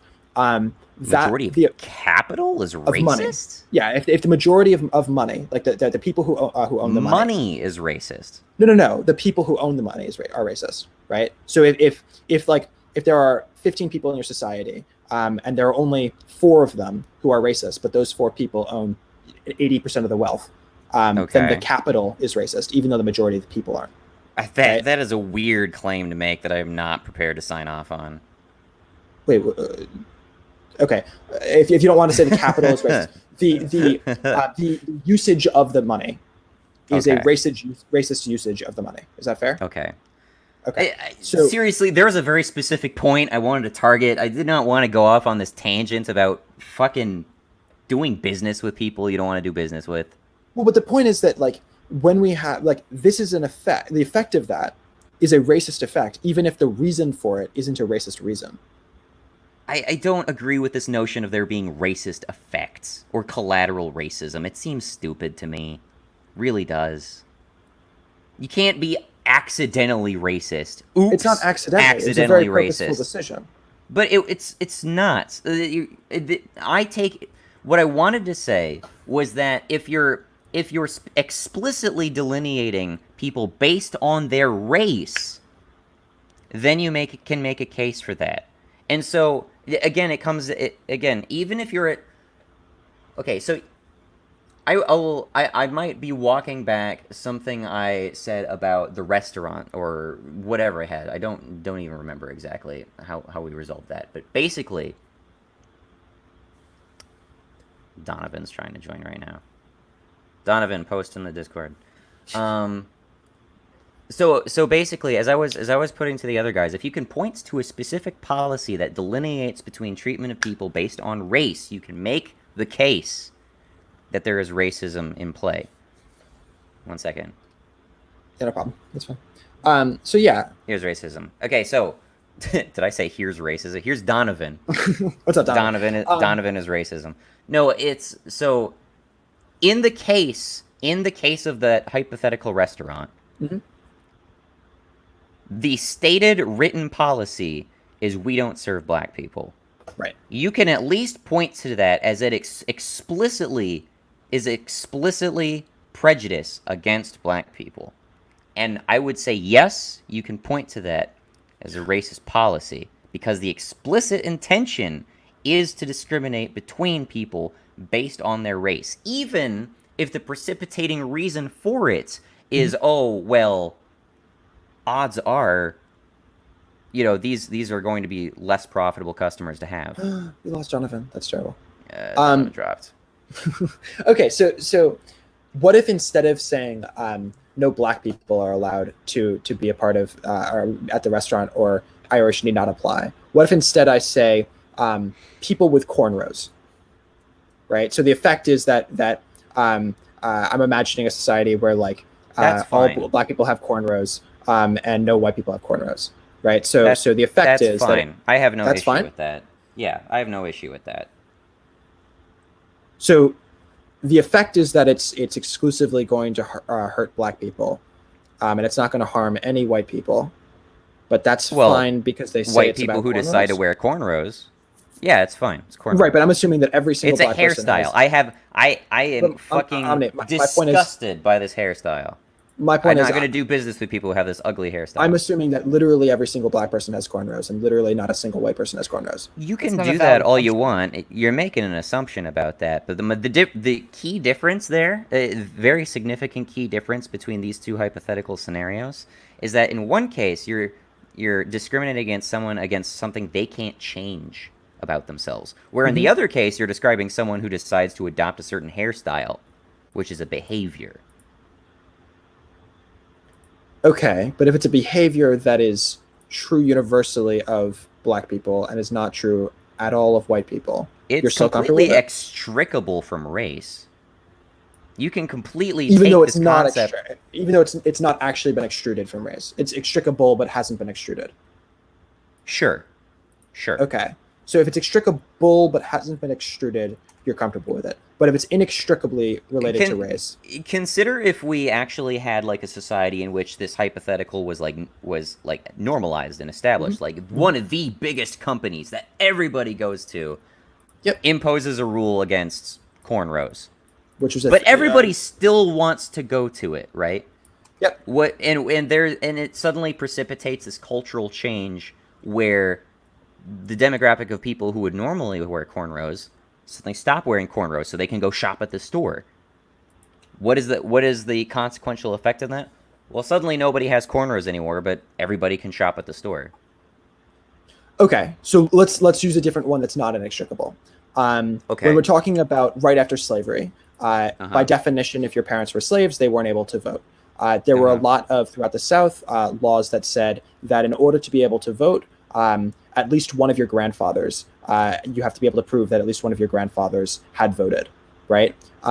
Is it fair, therefore, to say that because every single black person, or every single slave or descendant of slaves would not be able to vote, and even though there are admittedly like 6% of the black population that is not the direct son or daughter of slaves, so hypothetically they might be able to vote. And even though hypothetically there might be some number of white immigrants, the effect is that 90 some odd percent of black people aren't able to vote, and 90 some odd percent of white people are allowed to vote. Can you fairly call that racist? I wouldn't strictly say that's racist, because that comes down to a question of citizenship. And even if there is a wild, like, not misrepresentation. I keep fucking up the representation thing. But even if there is, like, a wild disproportionate representation of one demographic of people not having access to that, and it comes down to you being just straight up unfair to people who can't say the same thing about their ancestry, then at most I would say that you might be just prejudiced towards people of a certain ancestry, which could verge on racism, but not necessarily. Even if the goal is to take black people off of the registration. Well, then it's just racist. But that's my point. The goal was to have that effect, right? Okay, well, you keep jumping between goals and effects. My issue is with the goals, not the effects. Why? Because it's about intent. Why? Racism is an intent. Racism Why? is a mindset. It's mentality. Why? Yeah. Because it's defined as a prejudice. Okay. What's a word you're comfortable for effect? What? I want to talk about rate. Effect. Right. I want to talk about effect that disproportionately affects black people. What word should I use if not racist?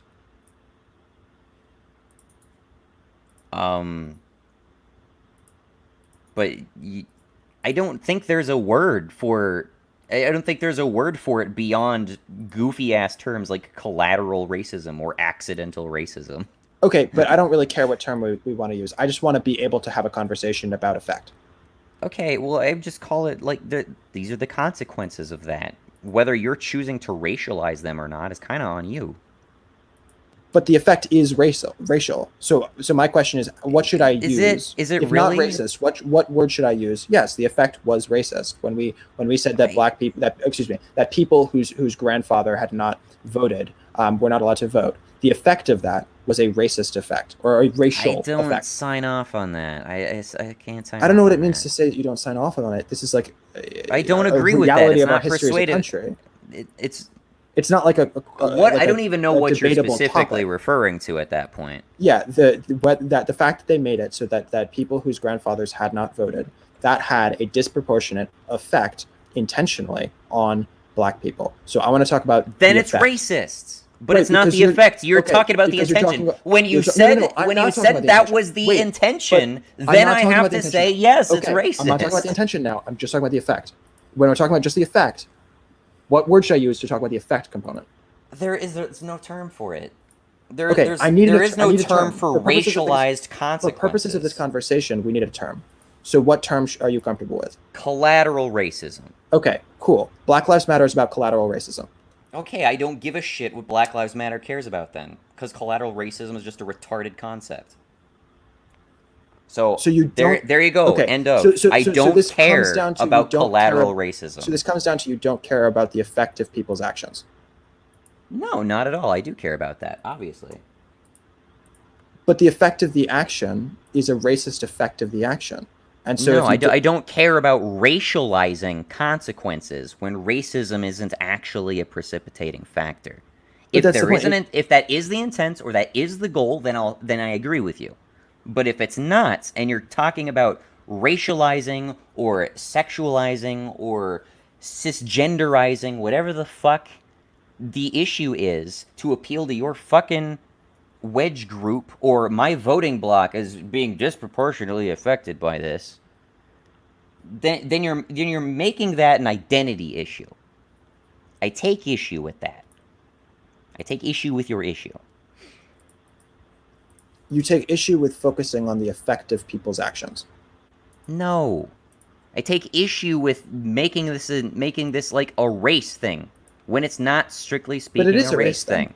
But it's not. It's only a race thing because you're looking, hey, look, it's but you can't be simultaneously that and literally every other possible interpretation of that. It doesn't make any sense. I'm losing. I'm going to cut out this. I'm going to cut out this zip code, okay? I'm going to cut out this zip code. Well, apparently, according to this logic, cutting out this zip code from this election cycle automatically makes me racist, it automatically makes me sexist, it automatically makes me homophobic, it automatically makes me XYZ, I'm bigoted against this sort of hair color, I'm heightist, I'm ableist, because just incidentally, pure incidentally, this zip code happened to contain a school for the blind. It included fucking mental health care centers where a bunch of trans people were living. It included a ghetto where a bunch of black people were living in. Just incidentally, it includes all this people. Boom, all of a sudden I'm all these different bigoted things. It could even go so far as to be extended to classifications people don't talk about because they don't give a shit about. So but logically, it includes my bigotry towards people of certain heights or bigotry towards people with certain hair colors. And I can't know. You don't have... I have a bigotry towards people who have freckles. Fuck freckled people. So rather than voting, redlining was something that literally was about, where you live, right? Are you comfortable saying that redlining and thereby making it so that white people are able, or I shouldn't say, yes, white people who live in white neighborhoods are able to get access to grants and advantages in terms of buying homes. Obviously, we're both Georgia, so that's complicated. But the effect is that people are able to have generational wealth because they're living in white neighborhoods, that black people who were already ghettoized into these places were not able to gain access to. And the effect is that the generational wealth that is created is disproportionately going to help white people and not going to help black people. Do you think it's fair to call that racist? Is the intent to privilege or disadvantage one race over another? Why are we focusing on intent? Why are we focusing on Because it's a prejudice. But my point is, I don't care. Racism is not been defined in terms of consequences up until we decided to make this ubiquitous, muddied concept where we basically trivialize racism. You can be the point at which you can be accidentally racist is the point at which you just fucking trivialize the concept. I can't read your mind. So even if you're walking around saying the N-word, I can't know for sure that you hate black people. You could very well be saying it because you think it's funny and you just don't have a good sense of humor, right? Sure. Sure. Okay. So I can never know the reason that you're doing something, but I can know the effect of what you're doing. That's why I'm focusing on the effect. Okay, but that's not strictly true now, is it? Because people have very public opinions about these things.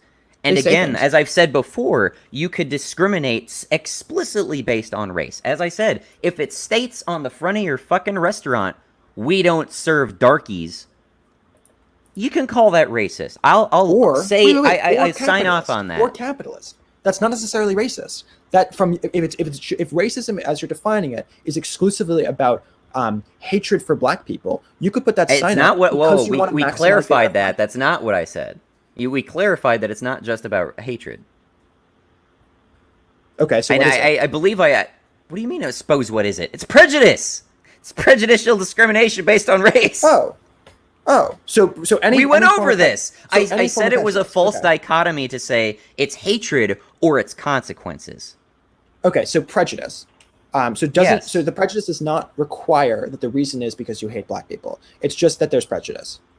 Yes, that prejudice can also be benevolence prejudice. Okay, but there is prejudice. In terms of the justice system, there is prejudice. There's statistical prejudice, 19.1% longer sentencing for the exact same crime for black people. That's prejudice. You cannot prove that that's a systemic intent of it. Wait, but you just said that it's not about intent. The capitalist. I said it was prejudice. You can't. Prejudice isn't. I think we're jumping back and forth between points, my dude. Prejudice isn't about intent. You said prejudice. So in the case of this guy who owns. Whoa! You just said prejudice is not about intent. I thought that's what you said. I said that. No, I did not say that. Okay, so the restaurant owner. You can't be accidentally prejudiced. So I want to clarify. This restaurant owner who is not serving black people because he wants to maximize his profit, not because he dislikes black people, because he doesn't care about black people and he wants to maximize his profit, right? Sure. Yeah. Okay.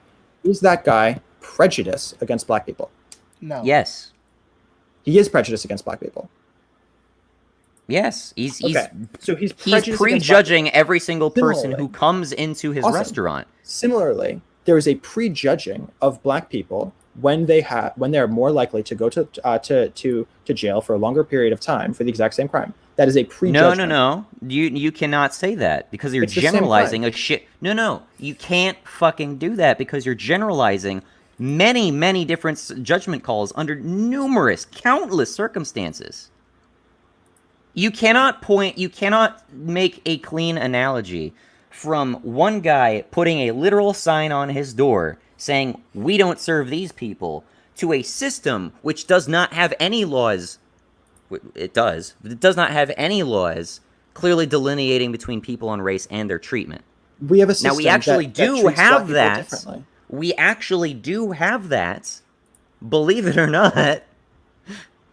But it's not it does not manifest itself in the way that you're describing. Our system treats black people and white people differently because black people go to jail for longer for the same crime. You cannot point to a law that says if you're black, you get 2 extra years. The restaurant example wasn't a law either. If you could do that, I'd sign off on it. The restaurant example wasn't a law either. There's no law that says that he's not allowed to. It's just my property. It's the explicit policy. Yes, but it's the explicit policy of the business. The explicit policy of our justice system is that black people go to jail for longer periods of time for the same crime. No, it's not, and you cannot prove otherwise.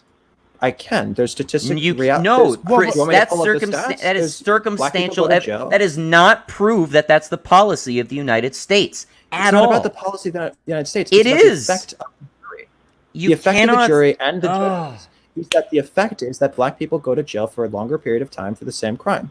But that's you not cannot say that's racism. Then how is it racist when the person says that you're not allowed to go to my restaurant because I want to maximize my profit? Because that's the direct policy. He's delineating between people based on race. He is prejudging people that enter his restaurant based on their race. Yes, there's an explicitly declared delineation you can point to, and the restaurant owner will tell you to his face, "We don't fucking serve your kind here." And you can point to that and you say, evidence, racism, in terms of, right there. There's a delineation in terms of the number of people, the length of sentences between black people and white people. You can't fucking say that that's racism because you don't know that that's the intent. But you already said that it's not about intent. You already said that it's about the effect. Why do you keep saying no? I've never said that. You are completely misquoting me. I've never said that, my dude. Example, it's not about the intent. There is not to hurt black people. It's the prejudice. That's not his intent. No. The owner doesn't. Stated. The owner. No, but the owner isn't doing it because he hates black people. The owner is doing it because he wants to maximize his profit. you keep presenting this false dichotomy between. He's not doing No. You're making a false dichotomy. The guy doesn't care about black people or white people. I swear, I did not get this riled up by fucking Farrell. You've I think repeatedly come back to this false dichotomy between if it's not about hatred, then it's about consequences. It's not. It's about prejudice, benevolence, or malevolence. Either way, and if the prejudice is that the prejudice of our justice system. If you can point to the explicit policy that says and delineates prejudicially between black people and white people, then you have proof fucking positive that system, be it a private business or the fucking legal justice system, discriminates between people based on their race. Then I will agree with you. Sign off 100%. That's a racist system. Should I do it? It should be repealed. It should I'm be ready. abolished. Should I do it? Go for it. Blow my mind, man. Okay. When we're talking about this restaurant example, this is not a law that is written by the government. It is rather a law that, or I shouldn't say law, a rule that is being created by the individual owner of thousands of restaurants across the country. Similarly, when we're talking about the judges who are making these decisions across the board to disproportionately harm black people, and the jury system, the jury members themselves who are disproportionately harming black people, the effect of that is just as in the case of the individual restaurant owners to make a ruling that harms them, even though it's not a law. It is a ruling that harms black people disproportionately. Okay. In both cases. The effect in both cases may be equitable, but it doesn't make any fucking difference to me, because in the one case, the intent is to discriminate based on race, and the other, all you have is that, it's incidentally affecting people based on their race. It's incidentally affecting one race as opposed to another. That's not true. The intent of you can't the restaurant prove example, otherwise. The restaurant example is not, the intent of that is not to be racist. The intent of that is to maximize profit. That doesn't make sense, man. How does that not make sense? It sounds so, it's circular. The intent is to maximize profit. Dude, I was literally saying earlier, that you can judge racism based on whether the intent was there, and now you curl that back around to, well, the intent wasn't to be racist. That's totally circular. The restaurant example, you can have a racist effect even though your intent is simply to maximize profit. I don't sign off on that. At all. The issue with the restaurant example is that even if your intent is to maximize profit, you are actively choosing to do so via racist means, whereas the system is not actively choosing to be racist. It is coincidentally having a racial bias outcome. Now, I will go so far as to say there could be racism involved. I concede that's a possibility. But unless you can point to evidence that that is actually the case. What would evidence look like? Evidence would look like a fucking law written on our books that says Wait, so we that's get not what I'm put asking. two extra years on black people That's if not what I'm they asking. commit the same crime. I would be persuaded by that 100%. And we do have laws like that. But it's not putting people in jail for longer. It's not having police officers pull the trigger more when they're faced with a black guy. It's, oh wow, this person is Native American, therefore we're going to give you a bigger tax break on your tax return.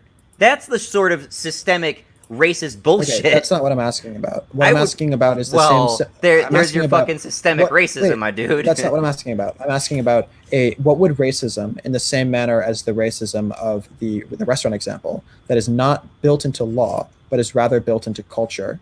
What would that look like in the context of the justice system? Built into culture in the Right. context So of the the justice individual restaurant owners are across the board banning black people from their stores because they recognize a racist culture, and therefore they believe that they are going to maximize profit, even if it's not their own personal racism that is driving this, by not having black people in their store. What would be an equivalent? What would be an equivalent? Again, I feel like the analogy was already explained. For the restaurant owners, the policy is explicitly delineated by race. But on an individual level, not at the law level, right? It's not like there was a national law that said black people can't be served. It was the individual restaurant owners that were making it. No, I'm not even saying that. I'm saying that the individual, this is what happened in this country, that there was never any laws that said that black people couldn't be served. It rather was permitted that individual restaurant owners could choose not to serve black people. Okay.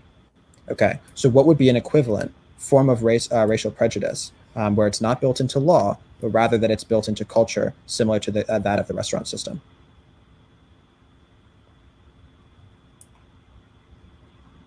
I'm struggling to see how exactly you're analogizing these things, honestly. You were asking, okay, so here's an example in which both of them are law. I could make a law that said that no black people are allowed to go to restaurants, right? Across the board in the entire country. That could be a law. Sure. Similarly, I could make a law that says that black people must go to jail for the exact same crimes for 19.1% longer than do white people. Now, in the case of the restaurant example, that is not what happened. Rather, what happened is that a bunch of individual restaurant owners made the conscious decision not to serve black people. What would be the equivalent in the context of the justice system? Man, this analogy really does not work for me, my dude. Because, again, in both cases, you're talking about explicitly delineating along racial lines. Like, I can understand if you were trying to make a case where, even if it's not explicitly in the law, there could be a cultural pretense under which judges would be more harsh towards people of a certain demographic in their sentencing. And you could argue that that exists, and there's, you know, a preponderance of evidence for it. And I would be open to that possibility, but I'm not really seeing anything like that in this analogy. And I'm kind of just thrown off, because... Wait, Jellyfish, I'm curious if... I also I forget your name, I'm sorry. But the Jellyfish logo. Donathan? Yeah. What's your view here? What would be an equivalent? I honestly can't follow your logic. You're asking what the equivalent would be for the justice system to be purposefully prejudiced without having any explicit prejudice. Without having any law prejudice, yes. But the justice system is a system that exists to enforce laws. But the justice system is also done by individual people, right? Yes. So similar to the case of the restaurants, you can make a law that says across the board as dictum that you must not serve black people, or you could have the individual people who are within the restaurant industry make the decision as individuals not to serve black people, and that individual decision could be done at a macro scale. The effect would be that it has an effect at an institutional level, right? Okay, I can follow that. Okay, so what would be the equivalent if you could make the law that says that restaurants can't serve black people? You could make the law that black people must go to jail for 19.1% longer than white people for the same crime. What would be the equivalent to just the restaurant owners do it as individual people rather than it's a law that restaurant owners must do it? It would be if individual judges decided to take it upon themselves to punish black people more. Yep, I agree with that. That's what's happening. Okay, but that's not an effect of the system, that's an effect of the individuals within it. Right, but the problem is that the individuals are doing something. You also across the have to board. prove that there's actually racial intent behind that. You have to improve that that's intentional. Otherwise, you're just being massively uncharitable. Right, you would have to wait. So to that point, Anazoa, how would I prove someone's intent? You would get a You often confession. can't, my yeah, dude. you would have to get them to admit it. So that's kind of the problem, right? I could never be able You're to get assuming anyone that's a problem. How would I be able to do that in any case? That I'd be able to prove that someone is Well, racially that's just prejudiced? that's kind of the thing. There are some. I mean, we're not strictly speaking about crimes, but there are like certain wrongs that people can commit that are harder to prove than others. And unfortunately, when it comes to intent, that's one of those things that's kind of hard to do. It's harder to show someone's guilty of it's harder to show someone's guilty of first-degree murder than it is to show that someone's guilty of manslaughter. And criminal Right, but- intent and premeditation is kind of a part of that. Okay, but I guess my confusion is like we can't prove intent like ever, right? Like That's not true. That's not true. Well, you could Again, get a confession. I can't know what's Sure, in your you- mind. I can know No, what I you've get- done. I get that. Much of the time, you can't do that. But when it's written in policy and it's the law, or But you that's why I'm have going to fucking the restaurant badge example. cam video of someone literally targeting someone based on their fucking race. Even mean, in that case, I can't I've- prove that it was because of race. You can. No, I can't. You can. He might just be a crazy psychopath, and he might very well do that to white people as well. I can't prove that he did it just for black people. Well, if he did it to white people, then it would be proof that it wasn't racial based. Right. So do I how? So that's why I'm looking to the statistics here. That's why I'm saying, okay, there's a disproportionate number that this happens to black people. Therefore, presumably it would happen to white people and black people at the same rate. But it's not happening to black people and white people at the same rate. It's happening to black people more frequently. Therefore, I presume that the difference between black people and white people is a racial difference. You have presumed that difference, not proven it. And there's Sure. countless Donovan, possible wait. confounding factors. So to that point, Donovan, I agree that it's possible that a portion of it is correlation, not causation. But do you think that it's fair to presume that a portion of it is also causation? I will grant you that. No, I will grant you that that's possible. Okay, from my perspective, correlation does not equal causation. Yeah, I agree with that. That's why I'm saying that a correlation is a component of it, and a causation is potentially a But component. you as haven't well. proven any correlation. But any causation. Wait, I have proven you've proven correlation, but you haven't proven any causation. correlation. Yeah, that's the point. I couldn't. It's not possible for me to prove causation.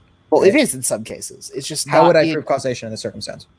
Okay, could can I? get I an was actual, going like- I was sorry. going to pull a specific example. There is actually body cam video of two female police officers who were actually recorded in the process of giving someone a traffic ticket, and they gave that person a traffic ticket based on a coin flip that they conducted on camera. So they were recorded favoring giving someone a ticket purely based on the whims of luck. Okay. Like, that's a case in which you're treating someone unfairly, and that was recorded is that on unfair? camera. Huh? Why is that unfair? I might do that for every single person that I give a ticket to. 50-50 chance. Everyone has a 50-50 chance. Why is that unfair? But that's not treating everyone equally now, Of is course it? it is. Statistically, it is. No, Yeah, it's but not. Everyone has a chance. Actually, it's not. Everyone has a chance. But Wait, roughly the 50% of the effect- people are going to get one verdict versus another, and they didn't even do the same thing. Right, but the point is that is fairness. That is direct, so long as it's not a loaded coin, that's direct fairness, right? No, I What do you mean, no? disagree to that. There's I mean, I kind of see what you're trying to get at, but I still disagree with that being fair. You're Why is it not fair? You don't honestly believe that if I did that to you, you would think that would be fair, right? I'd be upset with you, but if you do that to every single person, it would still. I'd be upset with you because I don't like that that form of fairness. I prefer a form of You don't like fairness. that form of fairness. Correct. Why? Is it because Okay, it's less it would be fair? fair. It would be fair. It would be fair if you decided to beat every single person that you came across, right? Physically beat every single person you came across, right? Because it's not like you're doing it to me and not to Donovan, right? But it would also be something that I'm not okay with, even though it's fair. Well, I guess you could say it'd be less just. Right. I don't think it's just to do with that coin flipped, but it is fair. Okay. Nah. I wouldn't say that. I wouldn't say that. I think in that case I would put fair and just as synonyms. You put fair and just aren't synonyms. What does that mean? I would treat them in that case. Yeah. But they literally aren't. I don't see any reason not to, honestly. In the context of like politics and the justice system, I think fairness is absolutely integral to it. So much so that you might as well treat justice in terms of fairness. Just as I would say, would it be fair for me just to as say, I would say on another subject, Yeah. that you might as well just treat morality in terms of societal well-being, even though they're not definitionally identical. One should functionally serve as the other. morality is societal well-being? That's a That's whole different that's a whole debate. can of worms Yeah, that I don't want to that's get a whole into. different debate. But I mean, yeah. that's my. I mean, I do want to get into it. I like you, so I'd love to have a conversation about it later. But Well, that's I'm my- glad I didn't piss you off entirely. No, Although not at all. you did push back against me pretty hard. I have to admit, though, we're like 15 minutes towards the truncation point. Shoot, that's awful.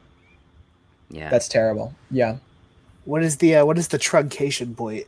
As far as I'm aware, 12 last time we did this, it was 11 hours and 55 minutes. So Ah. I'm going Just- to assume that it dies at 55 minutes.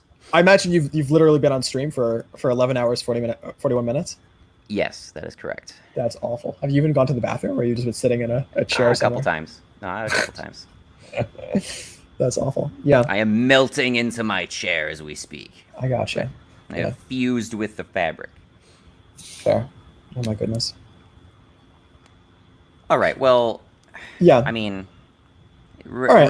really, when it comes when I try to summarize the issue, the thing is that I would say you're the fourth person who really pushed back hard against what I had to say so far in this stream, or took like a solid stance against what I've said.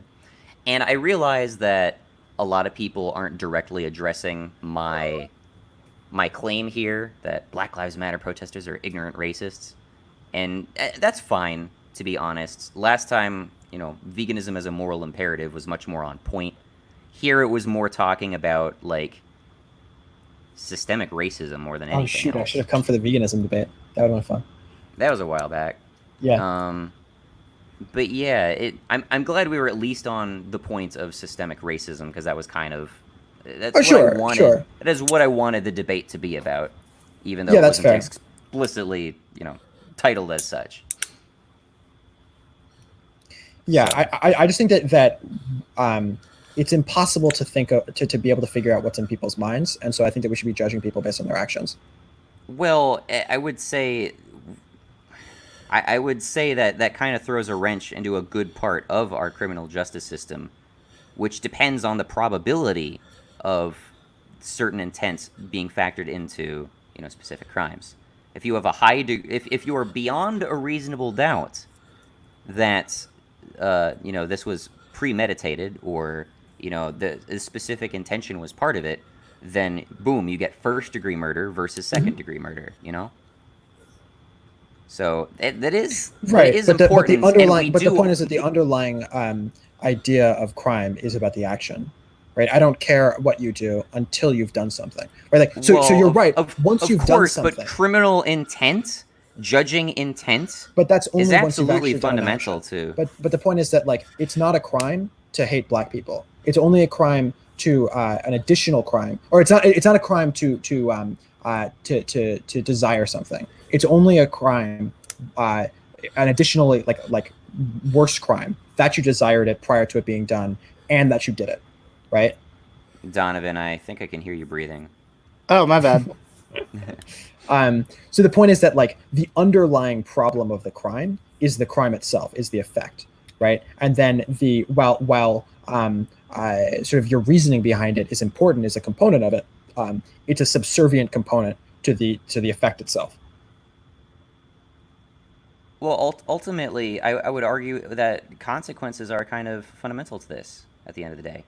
So right. So the consequences are racist. No, I don't sign off on that. I don't sign off on that. Partly, you know why I don't sign off on that? Because the consequentialist precedent of you suggesting that someone can be inadvertently racist has a more negative effect than simply establishing racism as a malevolent intent in and of itself. What do you see as being downstream? Well, not even malevolent intent, but a prejudice. What do you think is downstream of me saying that people can be unintentionally have effects that are racial effects, even if they didn't mean to be racist? Well, I don't disagree that that's a thing. I don't disagree that that's a so thing what's at the all. effect of me saying that? Well, the effect of that is to trivialize racism, insofar as it's a prejudice, at least. Wait, so trivialize among people, other things. Trivialize people's like personal distaste for other people around them? It's kind of like it. Like, I really want to get to comments before we wrap this up. I got 10 minutes. Oh yeah, that's fair. I'm sorry. Yeah, go for it. I really like. It's sort of like when people say, if you like, what's the precedence of saying it's rape when it's consensual sex, but she has doubts afterwards and can say she takes it back. Wait, she takes back consent. I don't understand. How are those similar? Well, it's another instance in which people are using this term, this I would say substantial and accusatory term, rape or racism, and you're broadening it. But the effect is that you're broadening its definition to the point where it's not as significant as it was before, because now you're using it to describe something that's way less important and way less meaningful. That's why I was perfectly willing to cede the ground of whether or not we want to call it racist. My component, the thing that matters to me is that we fix it, regardless of whether we want to call it racialized effect or racism. Well, that's something that just doesn't matter to me at all. I'm not going to like argue over the words. What matters is the effect, right? I guess my issue at the end of the day is still racializing it, because it's not necessarily. But it is racial. It's only racial because you're categorizing it that way. It could be a hair thing. But it's not a hair thing. We have a culture. But it could be a hair thing. It could equally it could equally be you're bigoted towards people. Right, but Occam's razor would suggest that it's race based, not hair based. Right. The simplest reason that we would presume for this would be racial, not hair. In modern society, it's a cultural norm to fixate on race as opposed to hairstyle or hair color. And the reason for that is because of hundreds of years of institutional racism. Just racism, period. Racism, period. I will say. Okay, sure. Racism, period. And so, because we've had generations of racism leading up to this point, the effect of that is that obviously we're going to be thinking about race more than we're thinking about hair color when we're trying to question what's going on in our society. I conceded this in my own video talking about race realists. Like I brought this up. Mm-hmm. I brought this up. Yeah, I haven't seen it. I'm sorry. Just as race realists do, I have an issue with racializing things that are not necessarily race related.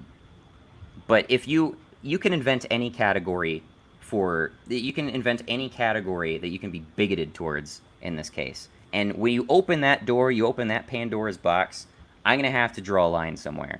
And I prefer to draw a line either considering either all things are okay or none of the things are okay. I don't like drawing an arbitrary line where, it's okay if we extrapolate this to only socially acceptable categories like race, when the same logic can equally be applied to shit like hair color. But the point is that like I can make an argument as to the reason why it would be based on race. Whereas if there was a slight, first off, there's definitely not a 19.1% discrepancy between blue-eyed and green-eyed people. But if there was a 2% discrepancy, I would be able to account for that by saying like, okay, turns out Those are the blue-eyed people circumstances, though. Those are the circumstances of modern society, and I don't dispute that. Right. I don't dispute that. But So, the thing like- is that logically, it can Mhm. imply all manner of hypothetical things that aren't But only if currently there's be the- observed. only by- if there's the like that's context not of our the society. Overton window. Yeah. But that's only if there's the context of our society, right? Yeah, but the context, but societal context is completely indifferent to the logic.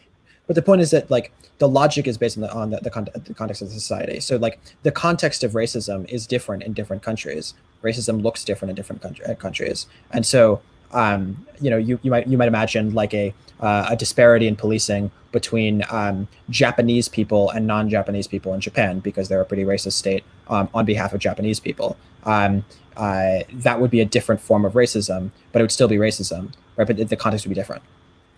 Okay, I'm just Like context can be different from place to place. I'm just gonna give you the final word on that. No, that's fair. 'Cause That I can be my really final want to word. get to. I Yeah, really please just get your want to get. super chats. I'm sorry. Yeah, I just. Perv is great. He's giving you like what is it, $14? He's giving me Good for more Perv. than that today. Thank you very much, Perv. Perv is a great dude. I didn't see what your chat was. I'll try to get to it before the end of this. So let's. Said weird. try My to- last super chat just now didn't show up.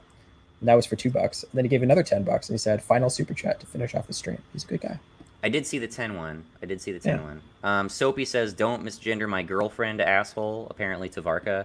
I misgender Tavarka kind of off and on. I actually say she a lot. Who's Savarka? I don't even know who that is. Tavarka was the Trotskyist earlier in the stream. And she Was it very- Trotskyist? Fuck! I should have got here earlier. Tavarka is actually in the Discord server. She's a regular. Sweet.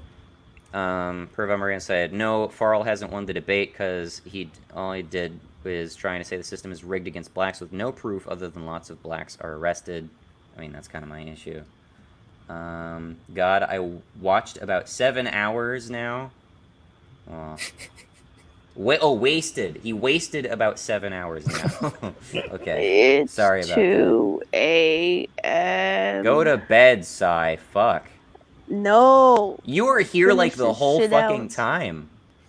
You were Yeah. here Yeah. almost the entirety of the 12 hours. Man, sorry, I kind of zoned out the last, like, when it hit 11 hours. Katie Raker seemed to be really upset with Farrell. Farrell was very aggressive. Who Really is this out. Farrell? I want to meet Farrell now. I guess you can. I'm not sure when the timestamp would be, but you can see Yeah. kind of his attitude rolling into it. He came in guns blazing right away. You'll always love those personalities when it comes to an open debate table, don't you? True debate is where everyone gets a turn without being cut off by someone else. There was a fair amount of talking over people. Mostly involving Farrell, admittedly. I think most of the even with you, Alien, I very much appreciate that the conversation was pleasant. Oh yeah, It was. No, I had a good time. It wasn't like at each other's throats and stuff, and I'm glad for that. A lot of people. Absolutely. A fair reason to do this is just to dissolve this myth that debates are implicitly antagonistic, Yeah, I or agree with that. it's just yelling over each other all the time. Speaking I'm of sick which, you need that. to make peace with the Reddit community. The Reddit Georgists are not mad at you anymore.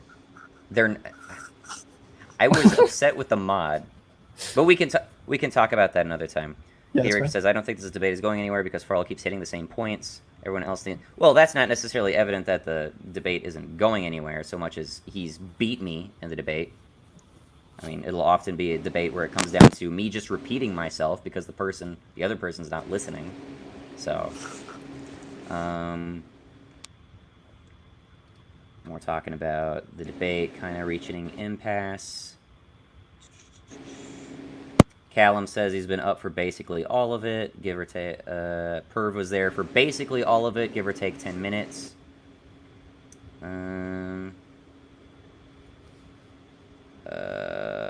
Callum left like 2 hours ago. And then, Callum yeah. left like 2 hours ago. I remember him. He must have came back because I remember him saying that he was done. Perv says sleep is for the weak. Absolutely.